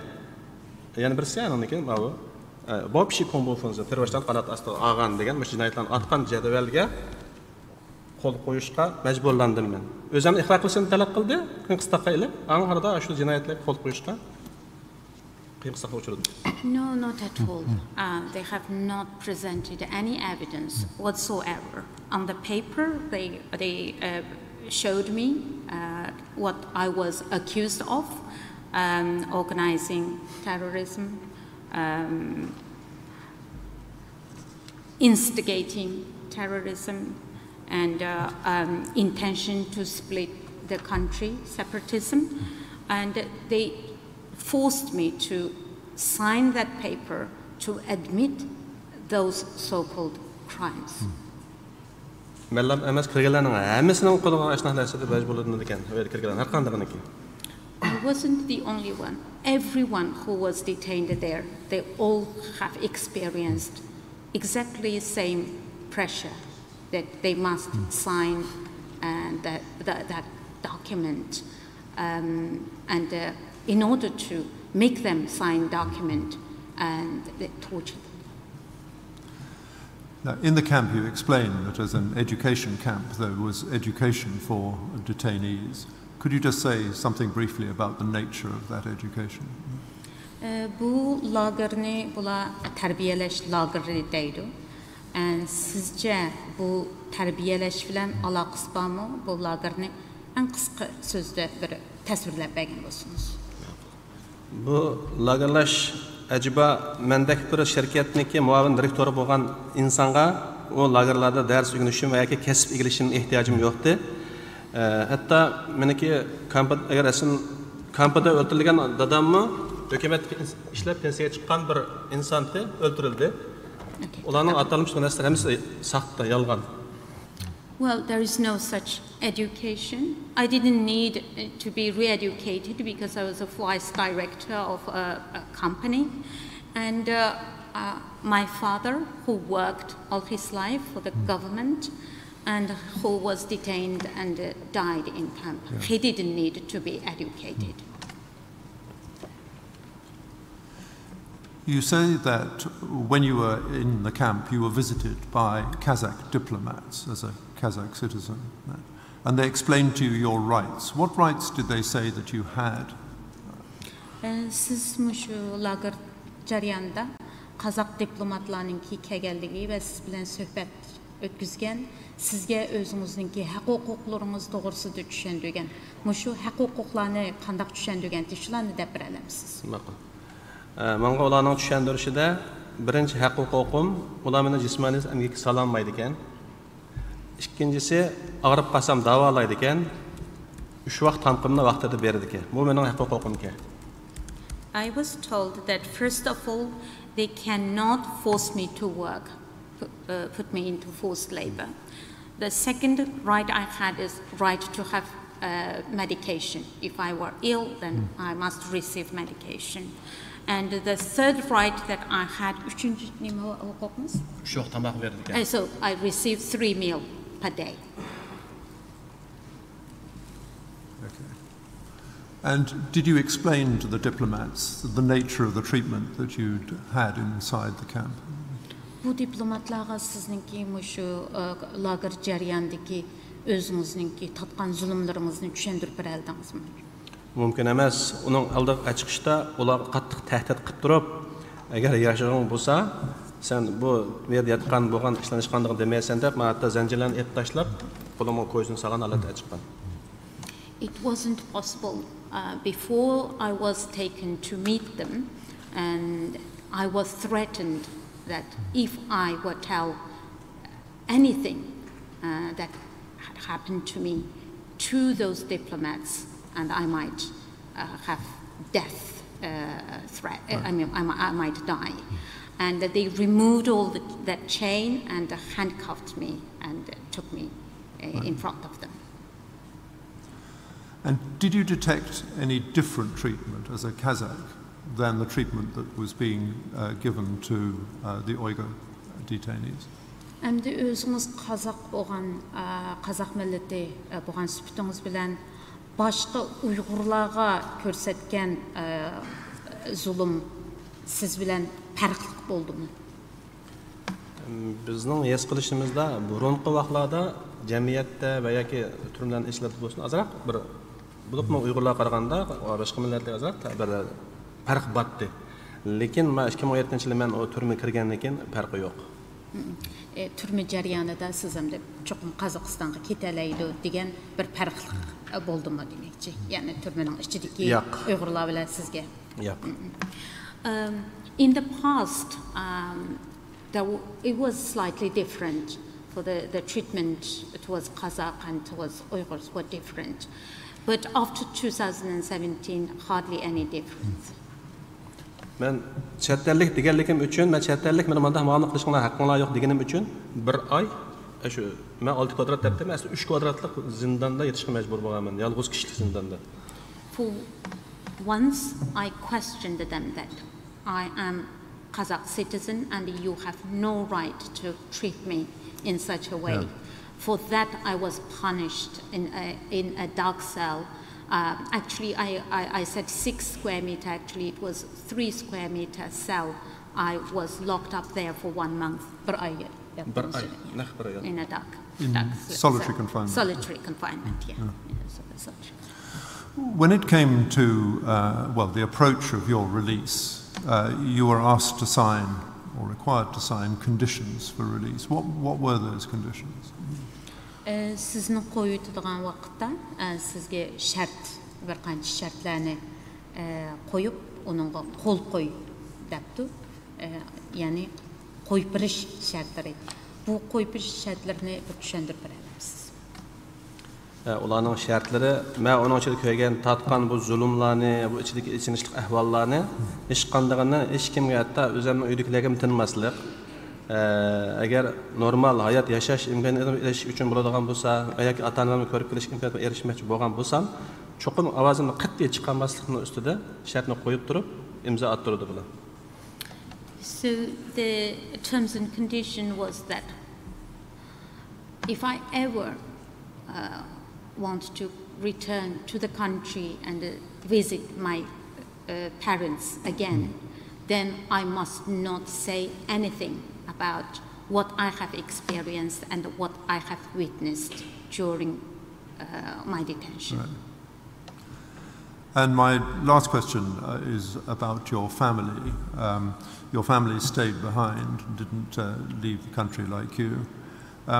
There's a dispute, as the council team said, over the conditions in which your remaining family are living at the moment. And I just wonder if you could explain the basis for your belief, the statement about their treatment here, as opposed to the Chinese government's treatment, which is that they are living normal lives in China.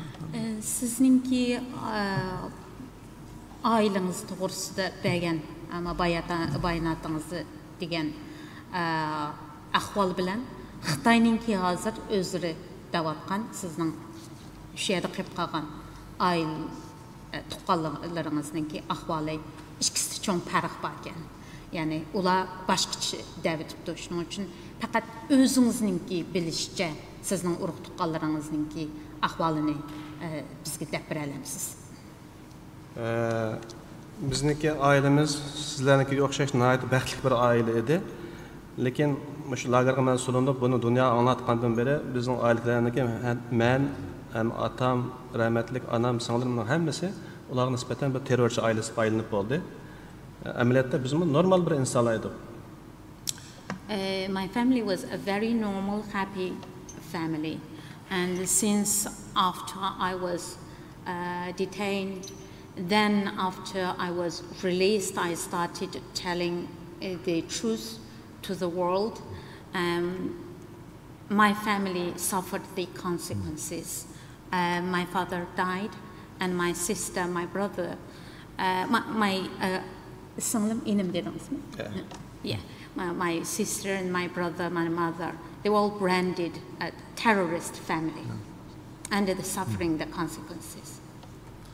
And how is he able to find out about their current Hazırda ularning ahvolini qanday bila olasiz? Hazırda xabar yo'q. Aloqamiz o'zgarib kelyapti bu to'g'ri. Well, no news.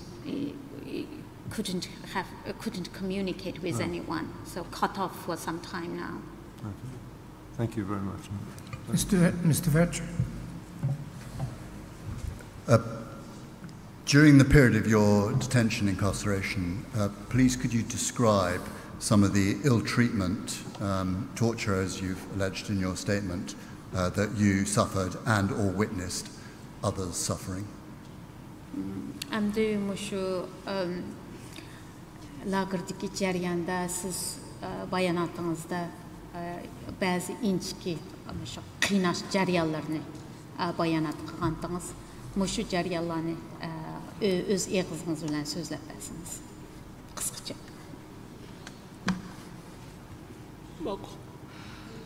Fakat ismiga olib yo'q ama o'zlab beray. 4-ayning 3 kundan 7 kunigacha Evropin qisqalar o'jurdim 4 kunduz. 4-ayning 3-dan 7 kunigacha 2017.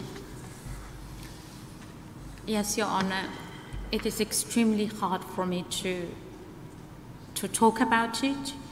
I don't even want to remind myself about all those ordeals. But of course, for the first four days and nights, I was tortured intensely.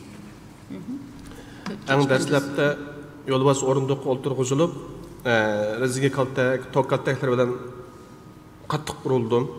In the beginning, I was secured under this tiger chair and beaten up by police buttons and an electric rod. Keyin mana shunda Qarmay shaharlik Jaranbuloq saqchilarining yarasida uyida mana shunda holatda bu Google'dan ilingan suratlar apandilar to'g'ri tushunishini umid qilaman. These pictures, I got it from Google. I just clarified that. It was a similar cell in Karmay region. Yeah. That was the basement of the police station, the detention. Keyin manda isip qo'yib, shu meniki butunlay kassam, dumbam, shu buljon go'shtlarim putniki, hatto beton o'tqizib turib tapınımğa shu yog'och qaltaklar bilan, sim qamchilar bilan eng vahshiy usulda qiynadi meni. I was hung from the ceiling, and then all similar to this kind of position, and then they used thin wire and other tools, and hit my body all over my body, including my soul, the sole of my feet. Ularning vahshiy qiynashlarga qarab to'xtamasdan, yarim soat, hatto 1 soat urib qiynashlardan, mola insonmi, emasmi deb o'ylanib qolasiz. While experiencing such horror non-stop, then it makes you to wonder whether those people are human. Professor Kaur, do you have questions? If so, make them short, please.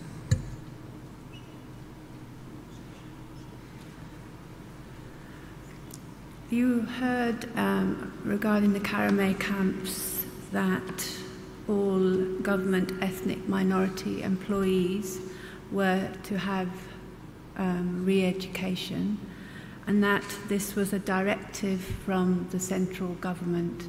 What do you mean by the central government? Who are you thinking of, or what are you thinking of? Siz bu qayta terbiyeleş, yani atalmış qayta terbiyeleş bu merkez hükümetinden düşürülgen buyruk depsiz. Bu merkez hükümeti degeniniz neymi? Men bunu yerden düşmedimmi, men onun da mening xabarim yo'q. Men bunu onda tarzimda xatolik o'xshaydi.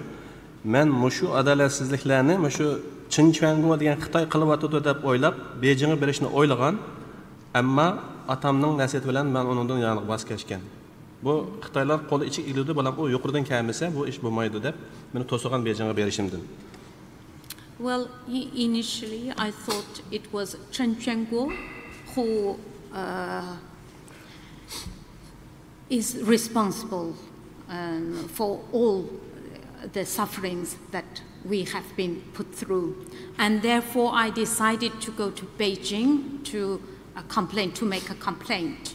And my father stopped me and saying that without the order from the central government from Beijing, this wouldn't happen.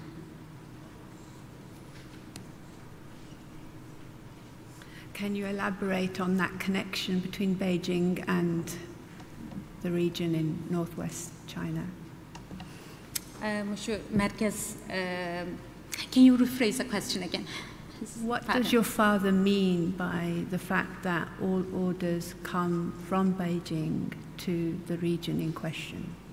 Hem de dadınızınki şu merkezden kendisi bu işler bulmaydı digindeki ma'nini biraz düşündürüp bilen siz nima uchun shundoq deydi? Mening atam rahmatlik 30 necha yil shu hukumatga xizmat ishlab pensiyaga chiqqan bir inson. Bu hukumatning qanday saxtibas, qanday rangvas, aldamchi ekanligini biladi. Har qanday bir buyruqning o'sha markazdan kelganligiga oid hujjatlarning hammasini xizmatlarni ishlagan. Shu sababdan atam buni besh qo'lda biladi, yaxshi biladi. My father is a retired a civil servant who worked for the government over 30 years. So he knows the nature of the government, and he seen many official papers, and therefore he understands how the system cheats and lies. And he knew that there's nothing can be achieved or can be implemented without the order from the central government, Beijing. So you're talking about the Politburo here.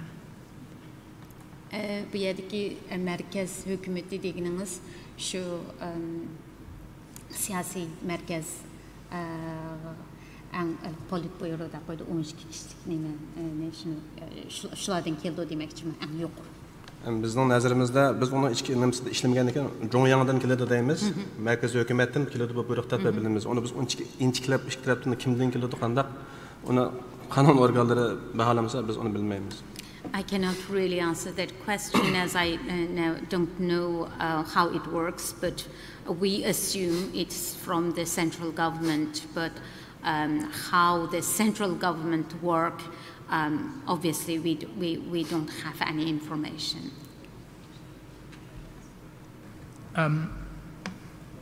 Thank you. Mr. Abraham, can you ensure that the photographs, if the witness is willing, are made available? We have anybody else? We have no further questions? Mr. Abraham. Thank you. That ends our questions. Thank you very much, Omir Dekali, for coming to give evidence. You're now free to go.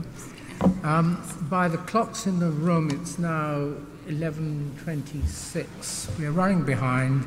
We'll take a 10-minute coffee break, which means that we will start again at 11:36.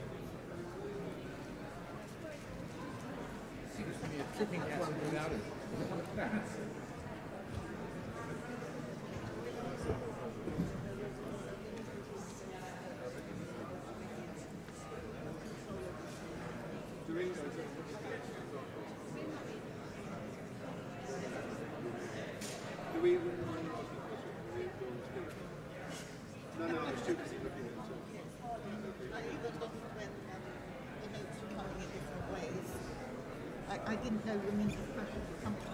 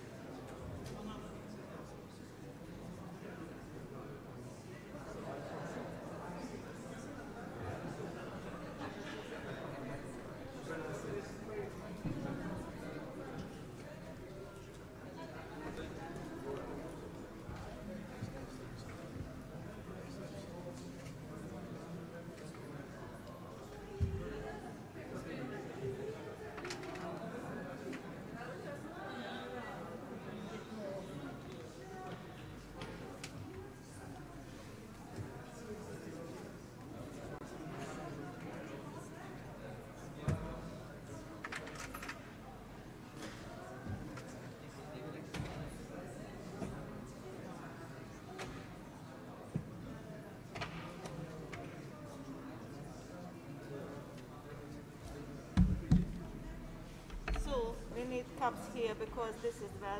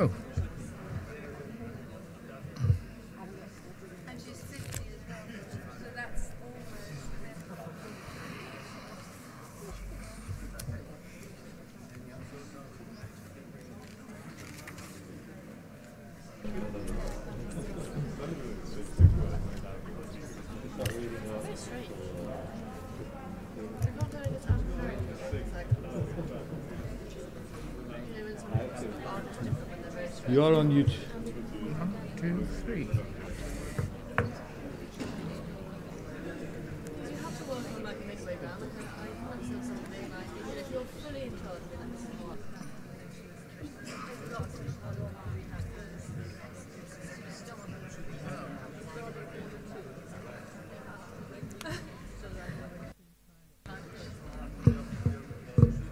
Mr. Sabi, I think, Mr. Sabi, we might as well just get started. If we wait for people to get to gather, they won't come. So we'll just start without them. If you can start getting the witness lined up, because I think this witness is by video, is that right? No, sir. Oh, no, she's here. Oh, good. She's here. I got the wrong. Mr. Chairman, our next witness is Mutter Illicut. She will give a live let's get her into here as soon as can be, because we... for your information, the report for Mr. Illicut, for Ms. Illicut is at page 398 of the addendum. 398 is the first document there.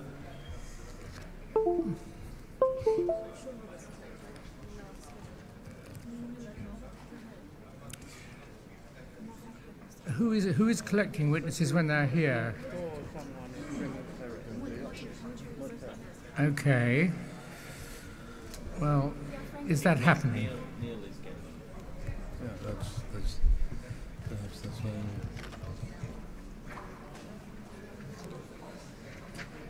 You have to talk to activists. You need to talk to activists. I'll do that.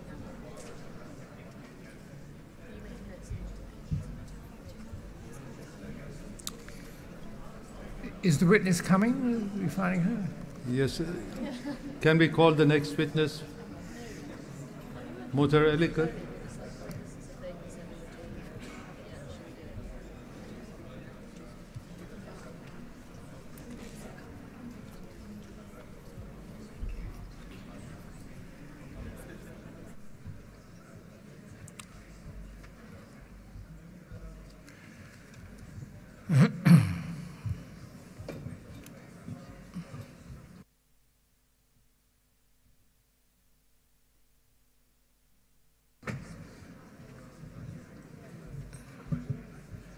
Sometimes it's better to go and do it yourself, Mr. Sabi. I don't know where they are.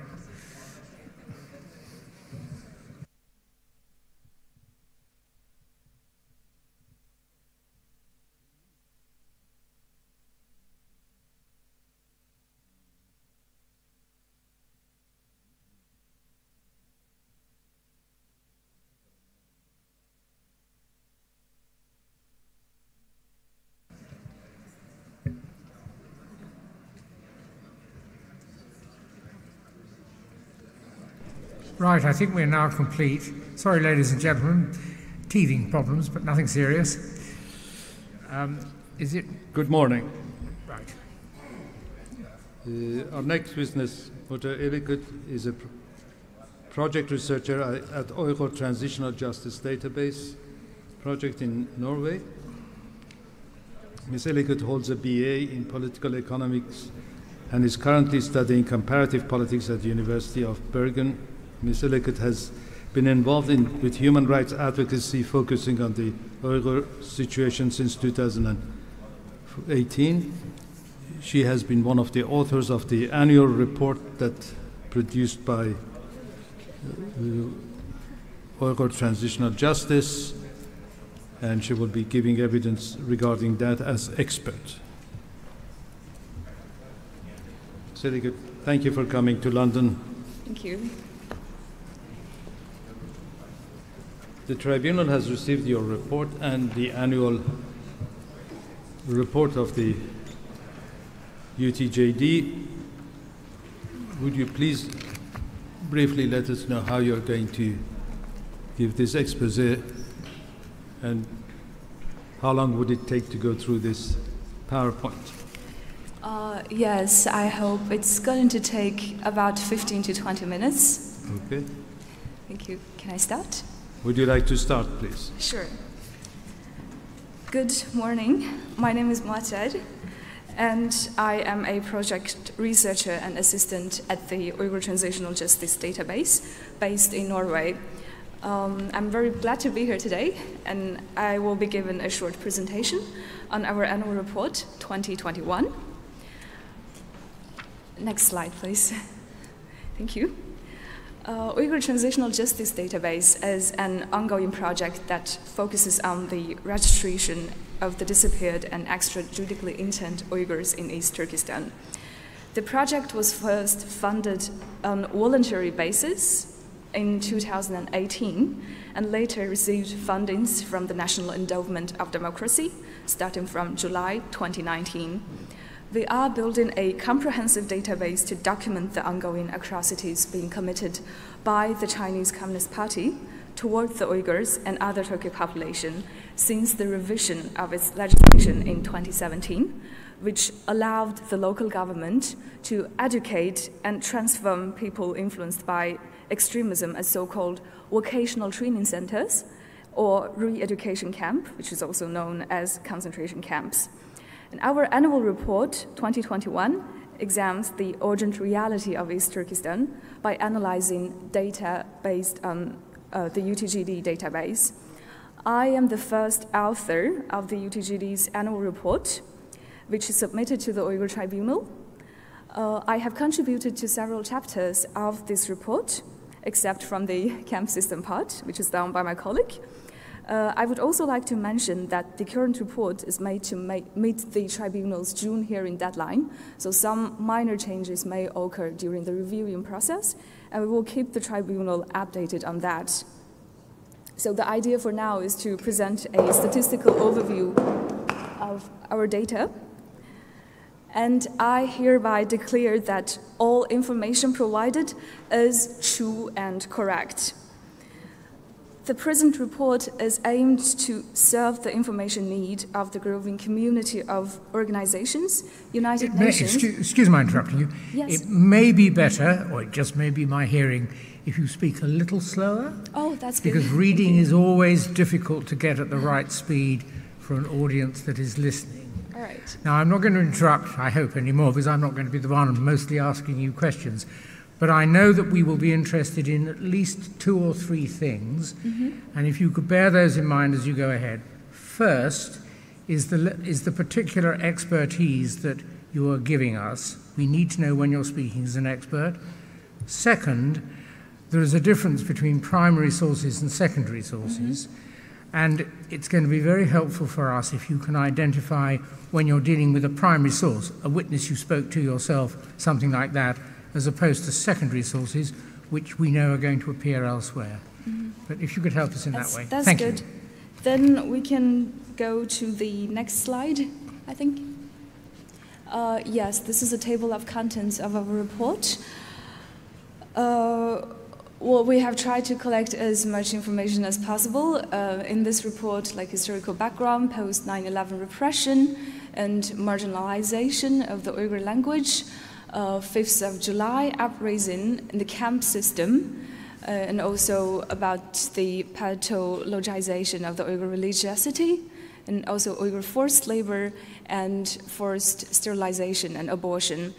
And then in the end of the report, there's an analysis called No One is Safe. It's an analysis based on the Uyghur Transitional Justice Database.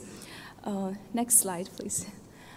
This is a general overview of our data collected so far. We collect various types of data, and until today, our satellite experts has collected about 232 geolocations of suspected concentration camps and 257 prisons, and we have registered 5,567 missing people in our database. Some of them are just missing, some of them are detained in concentration camps, and some of them are sentenced into prison without any judicial reason.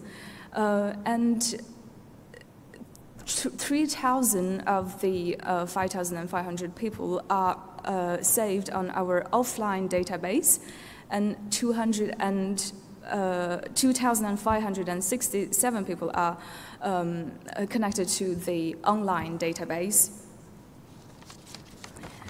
Next slide, please. I think we'll just skip the historical background. Great. This is a chapter in our report is about marginalization of the Uyghur language, because starting from 1st of September 2017, East Turkestan has experienced a new language system policy. It is the so-called bilingual education across all elementary and junior high schools in East Turkestan started to shift into Mandarin-only education, and the goal will be that all teaching materials and the medium of instruction would be in Mandarin Chinese only. And in the recent years, the Chinese state has arrested more than 100 of Uyghur intellectuals who have successfully navigated the world of academia, art, and journalism. Uyghur activists and linguists have become the latest target of the sweeping crackdown in East Turkestan. And according to the UTGD database, 365 intellectuals are registered as whether missing, detained, sentenced since 2016. And Table 1 in our report gives an information about the gender distribution by linguistic featured professions. We have also included 3 statements in our database. In our current annual report, the man on the picture on the left is Mr. Abdurrahman Imam Hamdullah. Mr. Abdurrahman Imam Hamdullah is an Uyghur linguist and researcher who previously worked at Xinjiang Ethnic Language Committee. He had participated in numerous projects on compiling Uyghur dictionary, such as Annotated Dictionary of Uyghur Language, the Uyghur Dictionary of Handicrafts, and he also published many academic papers. Hamdullah was arrested in early 2019 for an alleged crime of working on Uyghurification of place names. You can find a statement provided by Hamdullah's son, Yashar Hamdullah, who's living in exile in Norway. And the man on the picture on the right is Mr. Yalqun Ruzi. Yalqun Ruzi is a public figure, journalist, writer, and literature critic. He was born in Atush in 1966 and graduated from Xinjiang University in 1987. He worked as a journalist for Urumqi People's Radio Broadcasting, and from 1991 he worked as an editor for Xinjiang Education newspaper, and from 2005 he worked as an editor for Xinjiang Education Publishing. He is the author of many books and articles about Uyghur education, literature criticism, modern history, and various Uyghur historical and social issues. He was detained in October 2017, soon after he returned from a trip abroad. Yalqun Ruzi is now sentenced to 15 years in prison. He was accused for attempting to incite separatism by promoting Turkism. And a statement about Yalqun Ruzi is provided by his son, Kamal Turik Yalqun, where he testifies for his father. It was actually a video testimony posted on social media, and I transcribed this video testimony after getting the permission.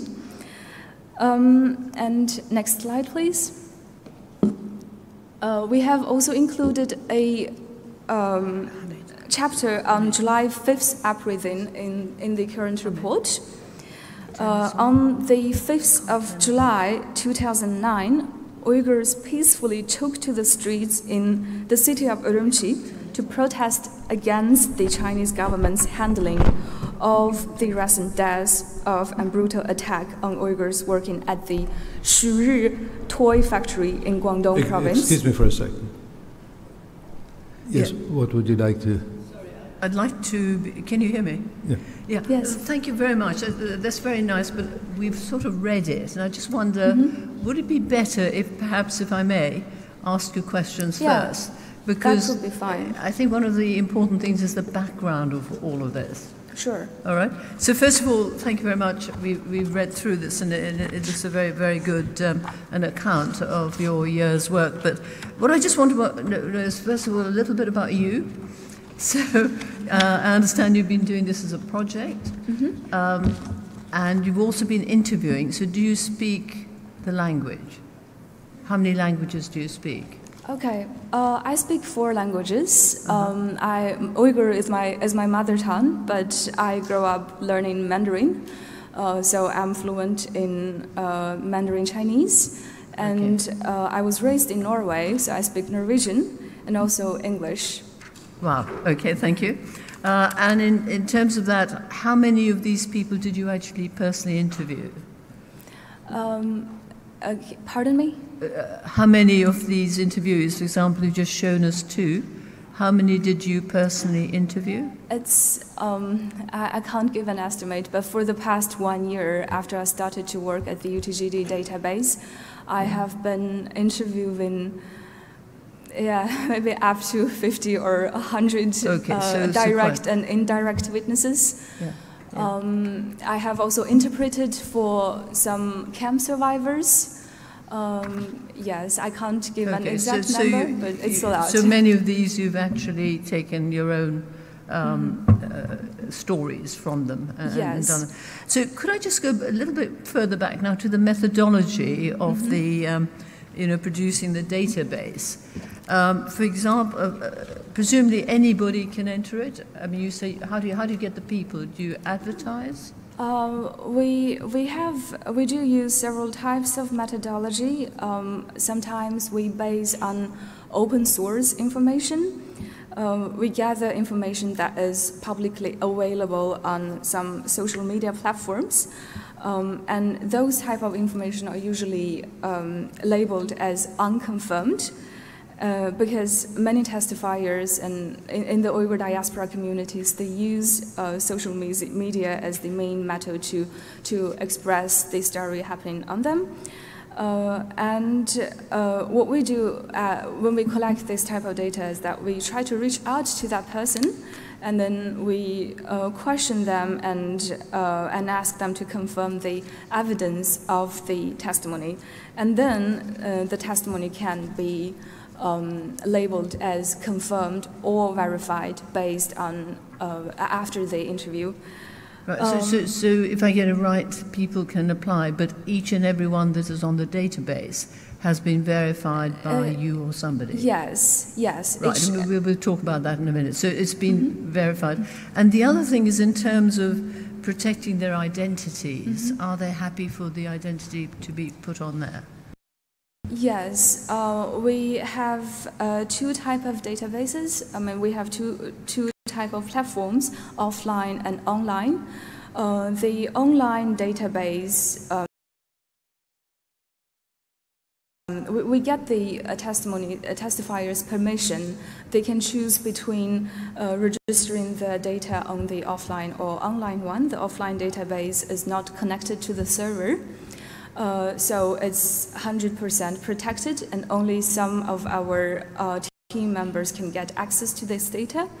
And the online ones are connected to the server, and it's also highly protected, but we can't guarantee that there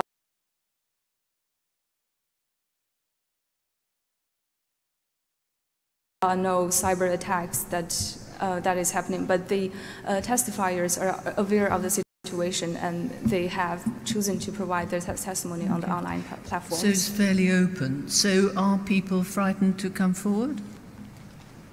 Pardon? Are people frightened to come and register with you because, it'll be open? Yes, and the repercussions of that? Yes, that's why we do have 3,000 offline database I see. testimonies so on the offline database are than not the online one. made public. Okay, and these, so these data, I just want to clear up a few things before you go on. These data then include both the offline and the online. All right, so it's really fairly selective in that people are applying. Have you cross-referenced it to any other databases? Because there are other Uyghur databases. Well, we are aware that there are other databases, such as Xinjiang Victim Database, but we do not cooperate with them, and we don't know about their methodology and how they work. So I can't really comment on how many data they have and if there's anything that overlaps with our data. Because the point I think I was trying to get is, so really these data are not generalizable because they're self-selected. So you can't use these data to say that so many professionals have been admitted, because this is only a part of the story.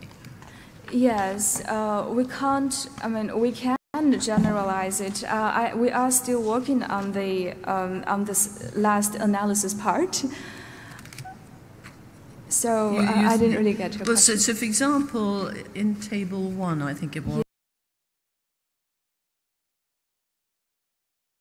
yes. I can't find where the page is. You've got the numbers for the page 416, numbers for professionals. I think you've got all these, actors, writers, and journalists, but this is really from this database. So the question really is, were they actually attacking or bringing in people who were professional and the intellectuals? Yes, that's what we assume. You assume, but can you? That's what I mean, we can't use these data to prove that. But no, our job is to present the data that is collected and provided to other organizations that do investigations. So we don't conclude on.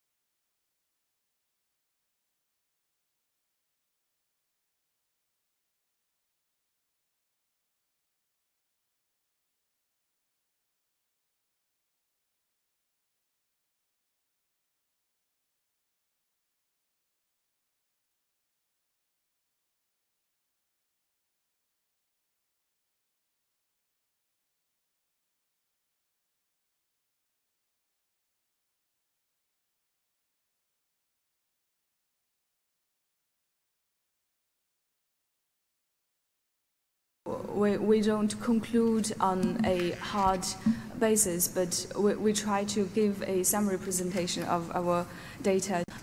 So that's how it works. Yeah, and you've got some pictures also in there. Are these pictures, I think you do say they're from Google, yes. But how do we know they're true? Yes, as I said, I wasn't too much involved in the satellite analysis part. We have a satellite expert who is doing this job, and he usually refers to Google Earth and applications such as Here We Go, and analyze those based on that. If the panel has any question related to this part, you are always welcome to reach us out. I have also told this to the Council of the Tribunal. I wasn't very much involved in the satellite analysis. No, I appreciate you can't do everything, can you? If I may just go through, and then perhaps we can come back to this. You were talking about the estimates of the number of people that have been interned. and they seem to be different estimates. They differ from 1 to 3, and then some others say it's 2 to 3 million. Is there any way you know of? I mean, how do we check which is correct? We refer to different references, and the data that we have, it's just based on what we have. Could you please repeat your question? Really, I was trying to get the veracity of what numbers of people have actually been interned or been to these camps. Okay, as you said, it's 5,567 in total. We don't have this entire millions of references. It's not that everyone can come to us and report the data. Right. No, I was just wondering, because you put it in there, so I just wondered where you got them from other people. So you were just about to tell us about... Sorry, the other thing is that you've got several witnesses here, but have each and every one of them been asked questions by you or a team of you? I mean, who else asked the questions? Some of them are by me, and some of them by the other team members, and also in some cases, they have just given us their testimony directly and written that testimony on their own. Okay. There was one, sorry, I'm going to let you get back to your talk in a second. And one was really the question about villages and cities, because in page 448, you say that in villages, women were almost always forced to have IUDs inserted after the first child, whilst in the cities they were not forced, but they were threatened that they might lose their jobs.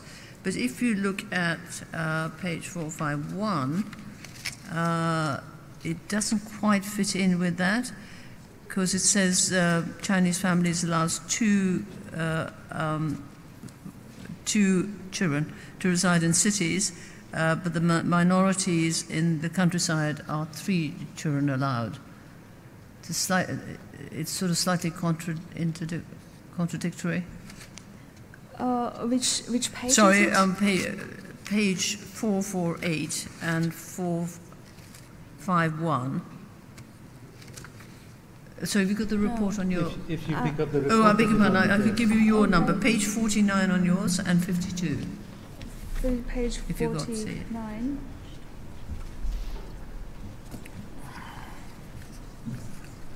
Could you please repeat that? I'm just on page 49 now. 49, 448 and 452. But from your reading, yes. Are the people in the villages allowed more children than those in the city, or vice versa?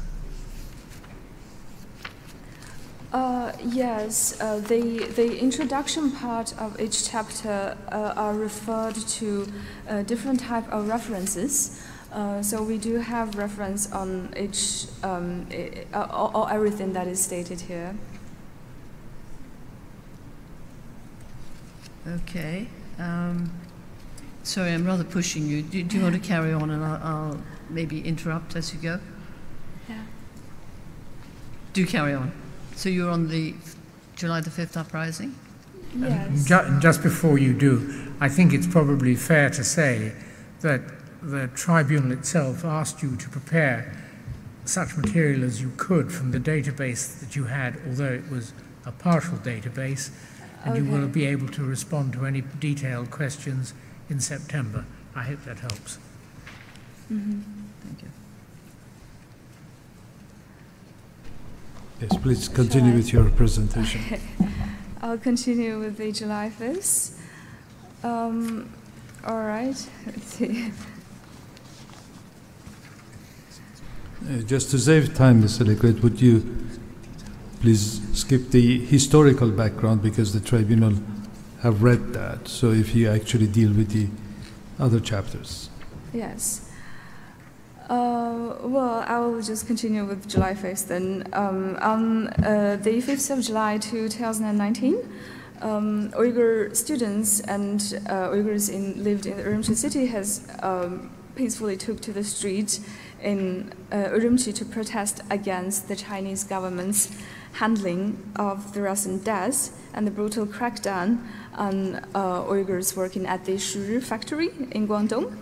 And according to the official numbers, 2 Uyghurs were killed and 120 people were injured, most of whom were Uyghurs. And according to other eyewitnesses reported by The Guardian, the real death toll was more than 30, and as the witness himself helped to kill 8 or 7.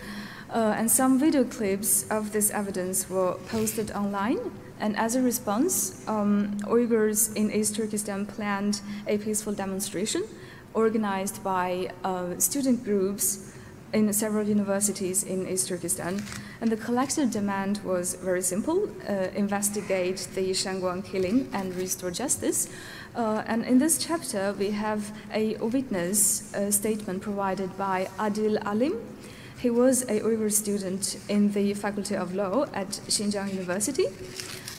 He was one of the core organizers of this demonstration, and he attended the demonstration. He got arrested, and in this statement he talks about his horrible experience during his detention and how he got released and what happened after he got released. And the picture on the right is a verdict of no guilty issued by Tianshan Detention Center in Urumqi city when Adil Alim was released. And next slide, please. So I understood that I were going to give a presentation of each some chapter of the report, so that was what I prepared for. I think there was some misunderstanding, but yes, we have a chapter in our report. It is about the camp system. Since 2017, media have been covering China's unprecedented social re-engineering project, that is the mass indoctrination camps, and the UTGD is aimed to study China's systematic crackdown policy in East Turkestan. The team is conducting a comprehensive research on each individual detention facilities, compiled with detailed information. We're preparing a fundamental data set to study China's camp system. And over the past 3 years, our researchers have found more than 530 suspected detention facilities, where 232 are re-education camps and 257 are prisons, including detention centers, and 152 are Bintuan, Laogai, and that means production and construction corps in Chinese, and those statistics are dated to 14th of May 2021. As we talked about it earlier, some satellite images are provided from our team, from our satellite expert. And again, I have to make it clear that I wasn't directly involved in the satellite analysis. But as I said, if the panel has any question to this type of data, you are always welcome to reach us out after the hearing. Can I interrupt? And, I think for those viewing, unlike those of us who've had the good fortune of reading the report in advance, it will, and also because the type's a bit small on the screen, it would help if you could tell us what the satellite imagery expert says can be seen. I'm not sure any of us could see it, but if necessary, we can ask her or him to provide a supplementary explanation. But I'm sorry to have interrupted Dame Parveen, but if you could just give us an account of what that little bit underneath the picture says is shown. Mr. Chairman, the pictures are on pages 436 and 437 Thank you. of your addendum. Yes, we have some very interesting findings from our satellite expert. It is in one of those, in this chapter, there are some satellite images of concentration camps, and especially in Aksu city. We found that a concentration camp was located 1 kilometer away from a crematorium. It was built by the roadside of the Wushi Road in Aksu city, and approximately 1,200 detainees dressed in orange and or red colors uniforms were lined up in rows and escorted from the high security gate to the forced labor factory that we suspect. We still can't state anything strongly at the moment, and that's why we share those type of data with other investigators who are capable to do a more intense research.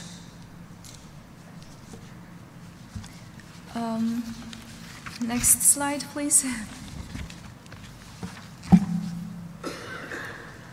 Yes, a chapter in our report is also about pathologization of Uyghur religiosity.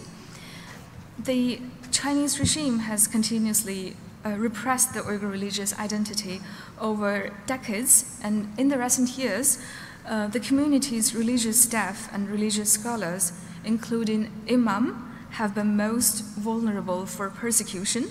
And until 2022-21, the Uyghur Transitional Justice Database has collected 549 individuals with detailed description about their religious atmosphere.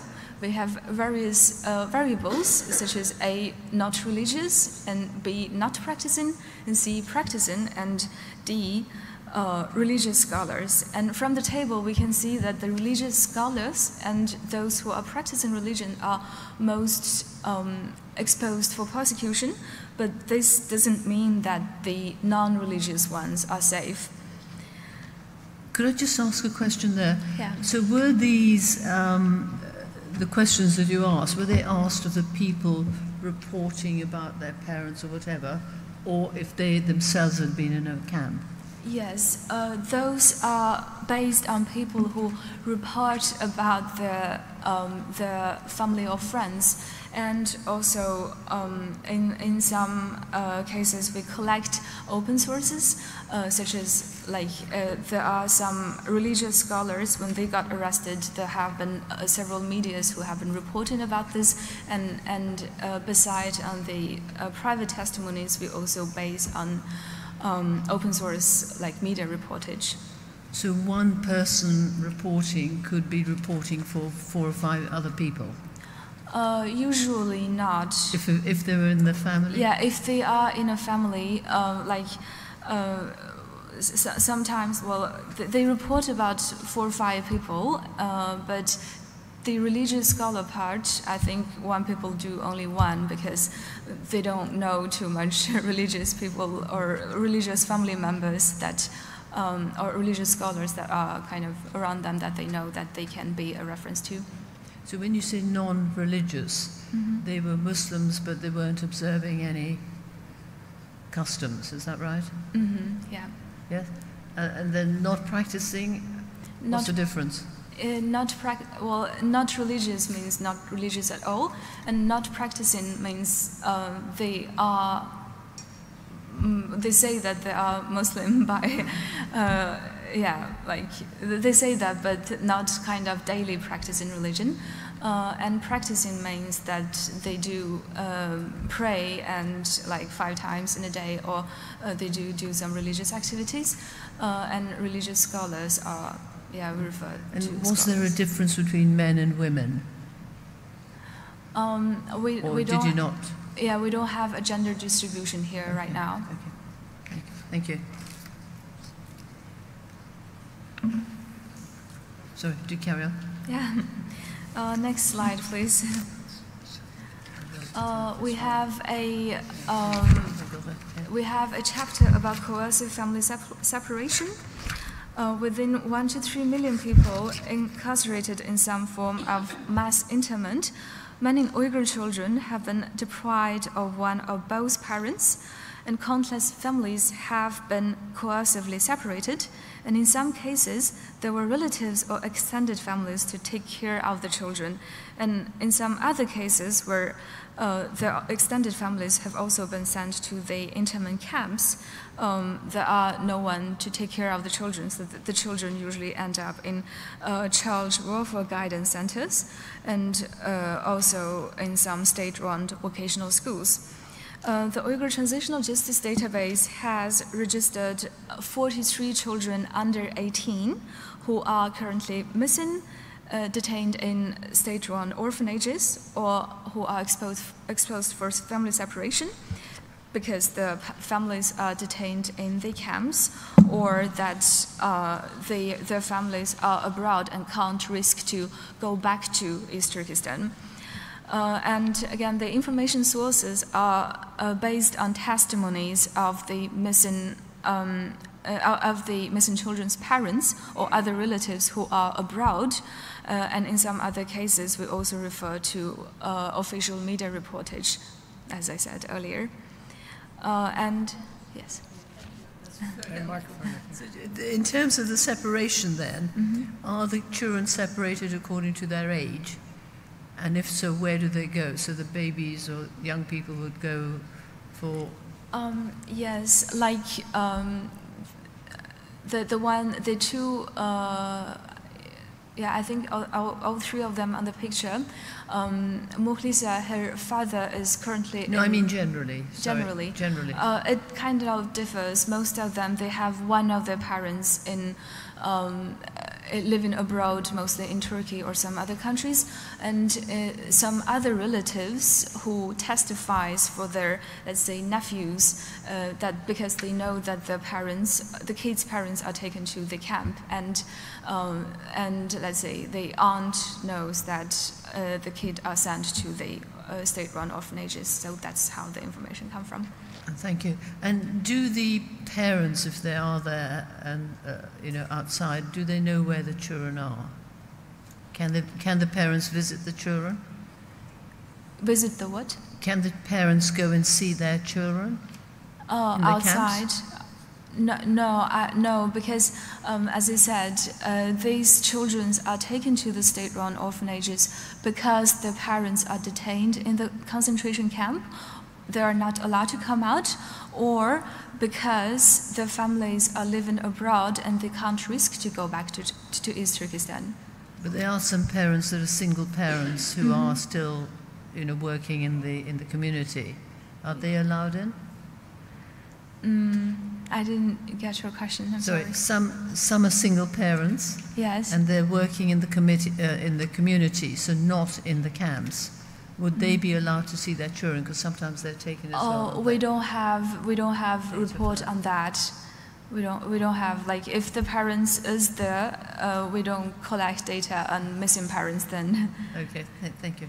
Yeah, missing children then. I'm sorry. Yeah. And Brina, did you want to ask a question? Thank you very much indeed for your very informative report, which we've all read with great care. I want to take you back, if I may, to your methodology, and to ask you, because you understand that the tribunal needs to understand how much reliance we can place on your report. And so I would like you to say a little bit, please, about what steps you've taken, or whether you've turned your mind to the question of any confirmation bias that might be taking place. So in the narrative part of your report, you rely a great deal on secondary scholarly literature, and you cite these sources very thoroughly. But have you considered that you might be then studying the open source material and the satellite imagery with a particular outcome in the front of your mind, or a particular interpretive outcome in the front of your mind? Have you taken any steps to minimize that confirmation bias, and if so, what steps? So, for example, have you sought verification from the other party In other words, have you sought, I understand that you haven't looked at other Uyghur-related databases, but have you sought any confirmation about this material or what it might mean from, for example, the PRC itself? No, because we do have this, let's say, confirmed and verified selection.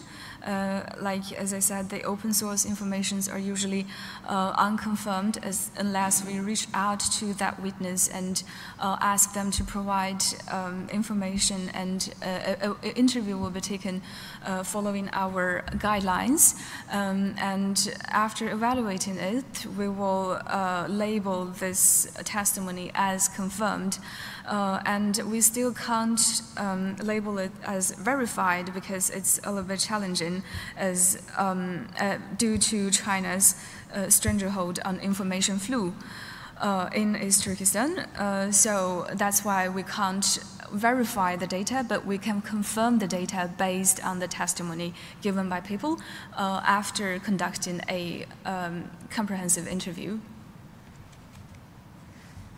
We do also have other methodologies. It's not only open source information, and as I said, there are media reportage, and we have a UTGD online registration form. And individuals who are affected by this massive network of internment camps in East Turkestan can give their testimony by visiting the UTGD website. They can fill out various online forms, and it's also available in different languages. There are like different variables that they need to fill out, such as, of course, full name and year of birth, the ID number and level of education, occupation, and religious atmosphere, if they have traveled abroad, if they have family members abroad, and if they are CCP party member. But it's not that all of everyone has exactly the same amount of information. Some testimonies and registration forms are more detailed and some are less detailed. And for the past 6 months, we have been providing all of those registration forms and witness statements to the Uyghur Tribunal. So the research team are pretty much familiar with how those registration forms looks like. And we do also have other methodologies such as telecommunication, because we do carry out interviews via Skype or phone calls, which is a part of our testimony collection process. And this type of data are usually more accurate than the online registration forms, as we can directly interpret with the witnesses. And in some occasions, we do also do face-to-face interviews.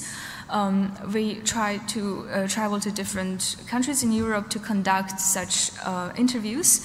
And in some cases, we do also have local volunteers in different countries that can do this interview based on our guidelines. Yes, and then we have data collection on paper, which is another methodology. This is due to the increase in harassment in various forms carried out by the Chinese regime, as well as due to the digital surveillance threats. Many Uyghurs in the diaspora communities are afraid to give their testimony online or to use the online solution, and therefore we can also provide testimonies that can be given on paper to protect the privacy. Just one, sorry, you're doing very well, thank you very much, because I know this is in preparation still, isn't it?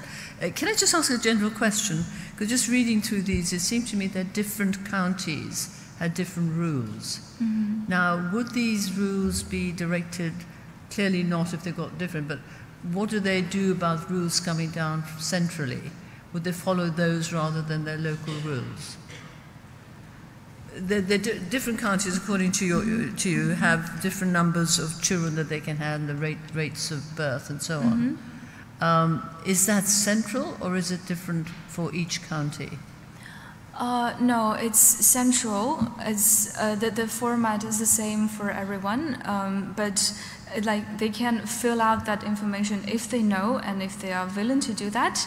But it's not really required to do like to fill out exactly all variables in that in that form. And from your sort of extensive reading and knowing about it, I just wondered. I mean, you say here, you know, when the Associated Press in 2020 talked about the deliberate measures against the population, really about having children, and you say it's nothing new.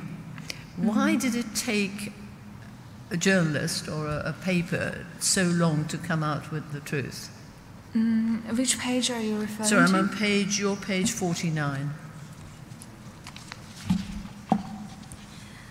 Yes. At the first paragraph. It's not, yeah, exactly. It's not something new because things like forced sterilization has been taking place in some, let's say, for the past couple decades, China has been implementing different policies in different regions in East Turkestan, such as the southern part of East Turkestan. They have always experienced a more strict policy, while the northern parts have been more, let's say, free.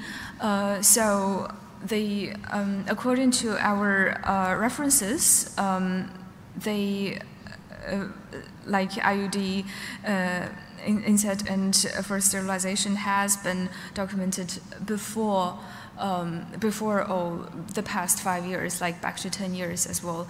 That's on the countrysides of in the southern part of East Turkestan. So there's always been different policies implied in different regions, and in those counties, people have very. They are not.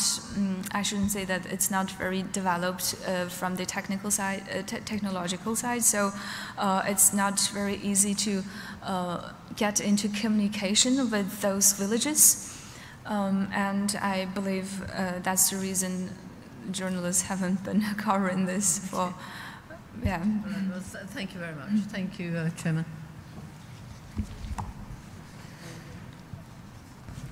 Did you have something, Professor Cole?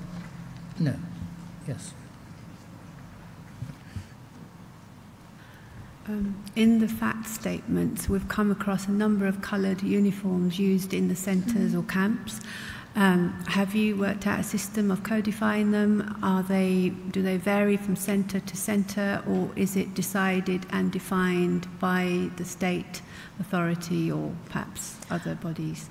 Yes, these red and orange uniforms, usually according to the Chinese state media, red and orange uniform are used for forced laborers and prisoners who work at forced labors. So we combine this data with the other satellite images, and we can't come to an conclusion and state strongly that this is a forced labor camp, but when we kind of suspect that when we suspect that this could be a forced labor camp, we submit our data to other investigators. But yes, the red and orange uniform usually refers to. Have you come across other colours or the number 54?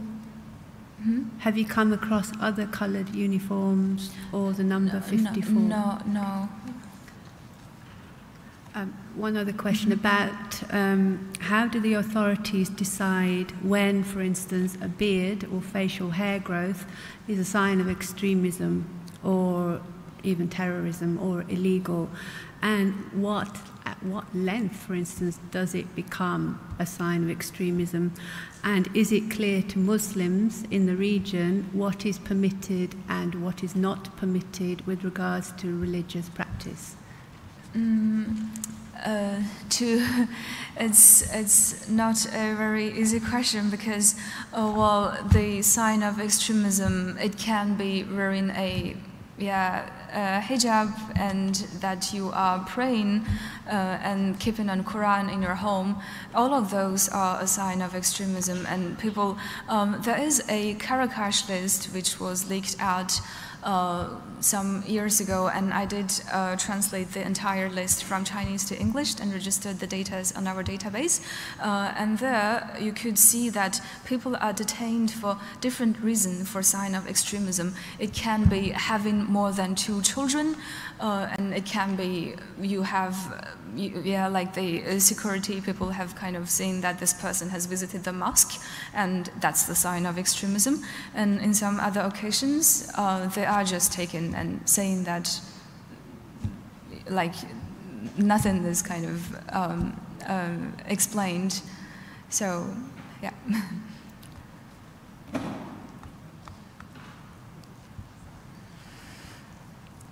Please could you explain the difference, insofar as it could be understood, between concentration camps, prisons, and labor camps? Mm-hmm. Concentration camps are, I'll just say, concentration camps are usually, they refer to it as the vocational training center, what China says, and the re-education facilities. And prisons, according to our data, prisons refers to people who are already sentenced to imprisonment, such as Mr. Yalkun-Ruzi, the picture I showed before, when he is arrested and he was kind of interrogated for 2 years. He was detained in a concentration camp, and then he was taken to a shame trial and sentenced to 15 years, and then he was moved to a prison. So that's the differences. And the labor camp, we usually refer to the Bingtuan. It's the detention facilities from the construction corp. I can't remember the name, wait a minute. Yes, production and construction corps, and what they do is to collect people and use them for forced labor. That's what we mean by the last one, forced labor camp. So, and then just in regard to the first 2, concentration camps and prisons, mm-hmm. what is the actual physical difference? Are they, as we would understand them, prisons in the sense of incarcerating criminals, not necessarily political? What is the actual difference? Well, usually the re-education facilities and concentration camps, they do not go through a judicial process, and that's why we refer to it as concentration camp. And the prison ones, there are usually a judicial process taken, maybe in a secret way, and then they will get a document saying that they are kind of sentenced to 15 years in prison, but without any kind of judicial support or lawyer getting involved. So that's what we mean by prison. Thank you.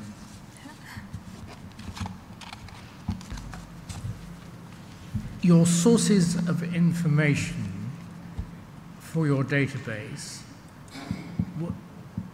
were they all diaspora, or were any in China itself? They are all based on the diaspora communities. It's very challenging to... No, that's fine. Yeah.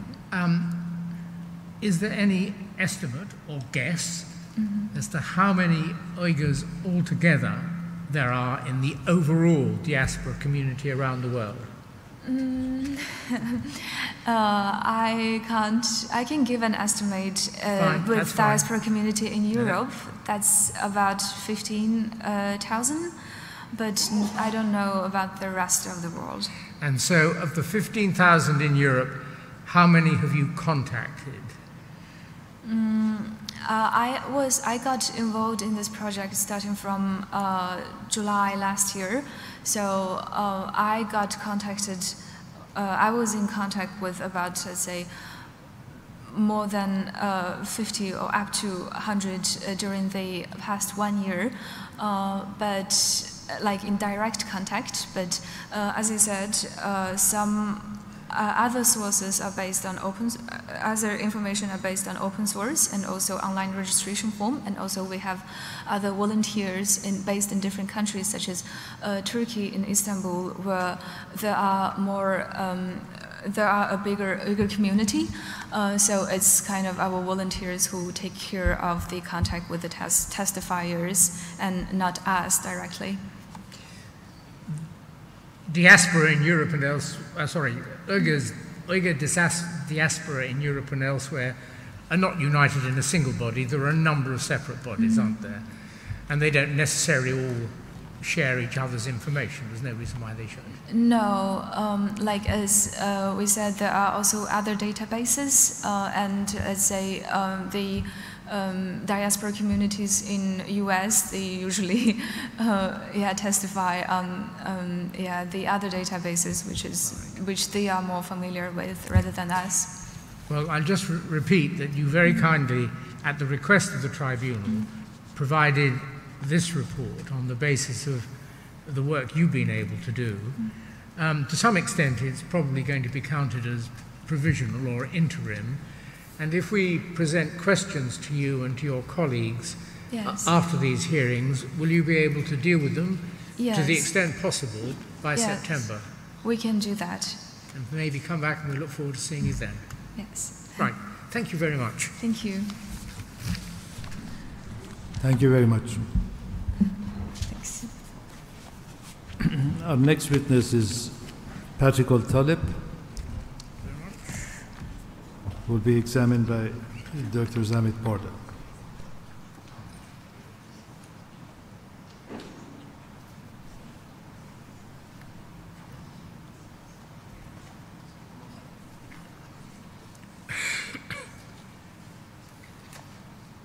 How much late are we running, Mr. Sabi? About 15 minutes? A bit more? Yes, we are almost 20 minutes over time. So, if for those interested or hungry, we'll rise sometime about 1:15, maybe a bit later, and we'll shorten the lunch break. I hope that helps. And where's the usher? Good.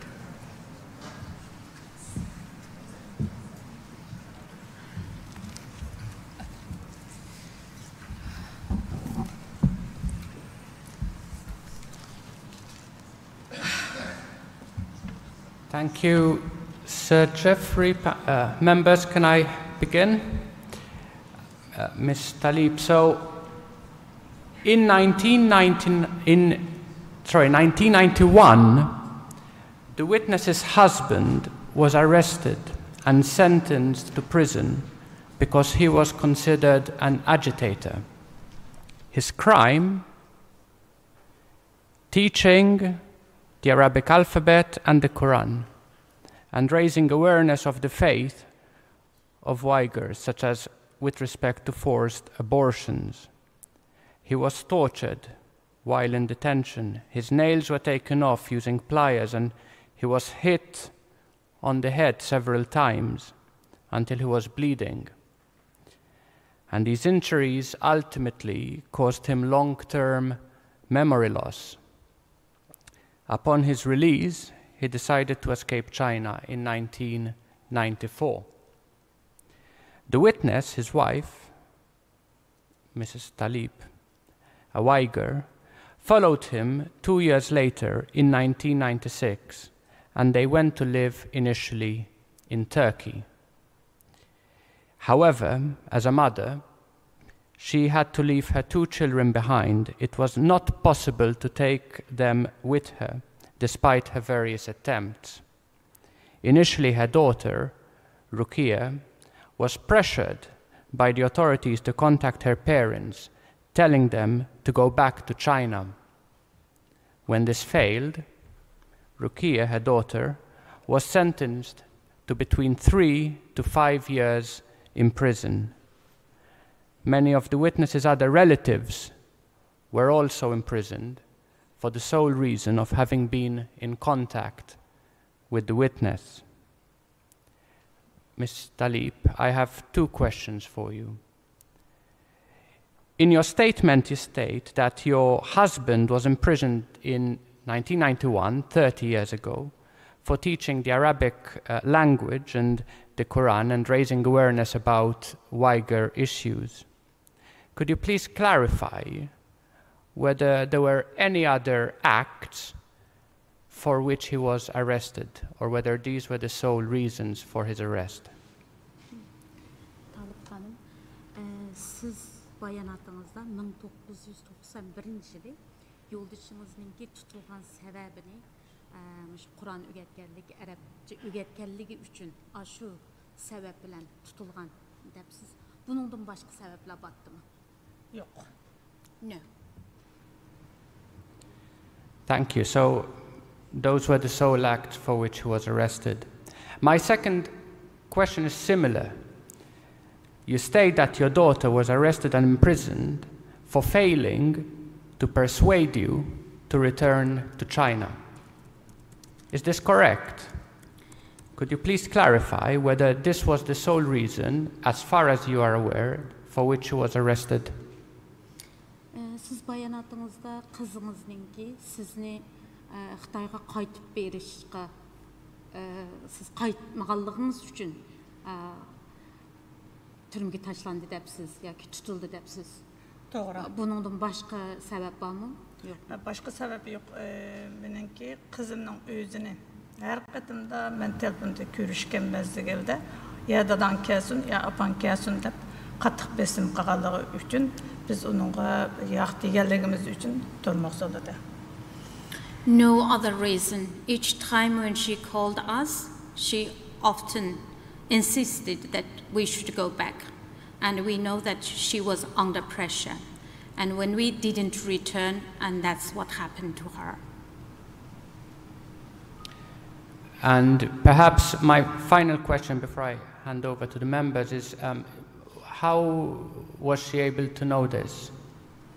Bunu siz qandaq biləldiniz misalga? Əmdə qızınızınki şu səbəbdən tutulğanlığını. Menimki 80 yaşga kirgen apam batı. Hamını meni özünü Xitayning özü tutudu. Men sana bunu özün açıqlap beray dep apamның özü açıqlap berdi. Sözlep berdi. Bütün jarayonda.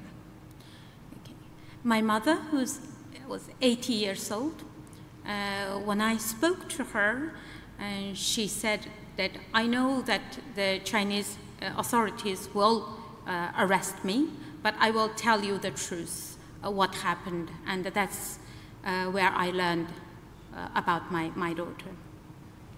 Thank you.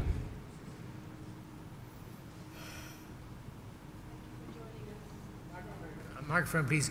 By the way, I understand, before Professor Kaur asks questions, I understand that some of us have been mumbling into our microphones and can't be heard at the back. There is a simple solution to that problem. Thrust your hand into the air if you can't be heard, and we'll do better. I'd like to go back to the year you left China, 1996. Was that the last time you were in China? Siz 96 yılı vətəndən çıxdım depsiz, Jongodan çıxdım depsiz. Şu en axır qetim şu Jongoda 96 yılı şu yerdə bolğandınızmı? Xitayda şu yerdə. Doğru. Yes, that's correct. And how old were your children in 1996? Sizin balalarınız qancha yaşda 96 yılda? 96 yılda çoğ balam 1990 yılı 12 ayının 1'i doğuldu. Kızımның özü 1992 3. ayının 15'i doğuldu. Ben mektepte okumağalığı için belki doğru hesaplayamasılığım mümkün. Benimki perzimce oğlumның özü 8 yaş, kızımның özü 5 yaşım oldu, 4 yaşım oldu. Tam hesaplayamadım. My son was born in December 1990, and my daughter was born in March 1993. 93 yılı dediniz, 3. ayda kızınız. Yok, 92, 3. ayın 15'i. Okay, sorry. My daughter was born the 15th of March 1992. So I might not be able to calculate correctly. I believe my son was around 8 years old when I left, and my daughter was around 3 years old. And that was the last time you saw them? En ahir qetim ular bilan qachon ko'rdingiz misolga? En ahir qetim ben chet elga chiqib Şivsiyaga kelib 2004'te Şivsiyaga geldim. Herhalde 2005 oluşu lazım. Kompüterde görüştüm. 2005 değil mi? Herhalde 2005 enik kallamda yok. I arrived Sweden in 2004. Based on my memory, the last time was through a computer in 2005. So who was looking after them from 1996 onwards? 96 yıldan tartib kim beqiyotgan ularni? Qaynanam baktı erimninki apisi. My mother-in-law was looking after them. Mother-in-law? Yeah, my mother-in-law. What did you do to try and get them out of the country? Ularni shu chiqish uchun qandaq bir nimalarni qildingiz? Qandaq bir tirishchanliklarni ko'rsatdingiz? Balalarımın çıkış için her xil yolunu özünü denedim ama hiç qandaq işte başaramadım. I tried everything possible, however, wasn't successful. En ahiri Şivsiyadan pasport berdi. Pasport bergenden keyin Beyjanga kelgende aeroplanga chiqqan vaqtimda tushirib oldi balalarımın özlerini. The last time was that they, after obtaining passport and visa to Sweden, after they board on the flight, they took them off from the plane. Who took them off the plane? They took them off the plane? Or kimler ularni aeroplandan tushirib oldi?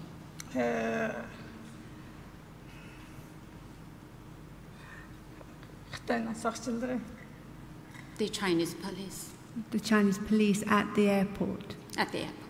So they had permission to leave the country, but they were stopped from boarding the plane to join you in Sweden? Asli ular chiqadiganqa imkoniyati botdi, lekin aeroplandan Xitoy hukumatining saqchilari ularni tushiribdi. To'g'ri, Shivsiyadan pasport berganda hozirda peshin berishdi Shivsiyada. Yeah, the passport was issued from the Sweden, and sadly, they were unable to leave. And they were teenagers at that time? O vaqtda ular texi 10 yoshlarda. Evet, doğru. Yes, that's correct. They were still quite young. So it's still your mother-in-law that was looking after them, or someone else? Now or at that time? At that time. Shu vaqtning o'zida qiynapingiz beqiyotgandimi bolalarni? Shu vaqtda. Yes. Why did they? What did they say regarding that your children couldn't leave the country? Ular sizga qandaq sababni berdi? Misolga nima uchun sizni bolalaringizni chiqarish to'sashning sababini? Balalarımın çıqamasının sebebi bizningki aileni siyasi aile deb hükümetten qarğanlığı üçün biz chet aldı yaşaganlığımız üçün yoki dadası ya anası birisi keldi ulu qalıdık balalarını yolga salımız deb sebebini şunu qoydu.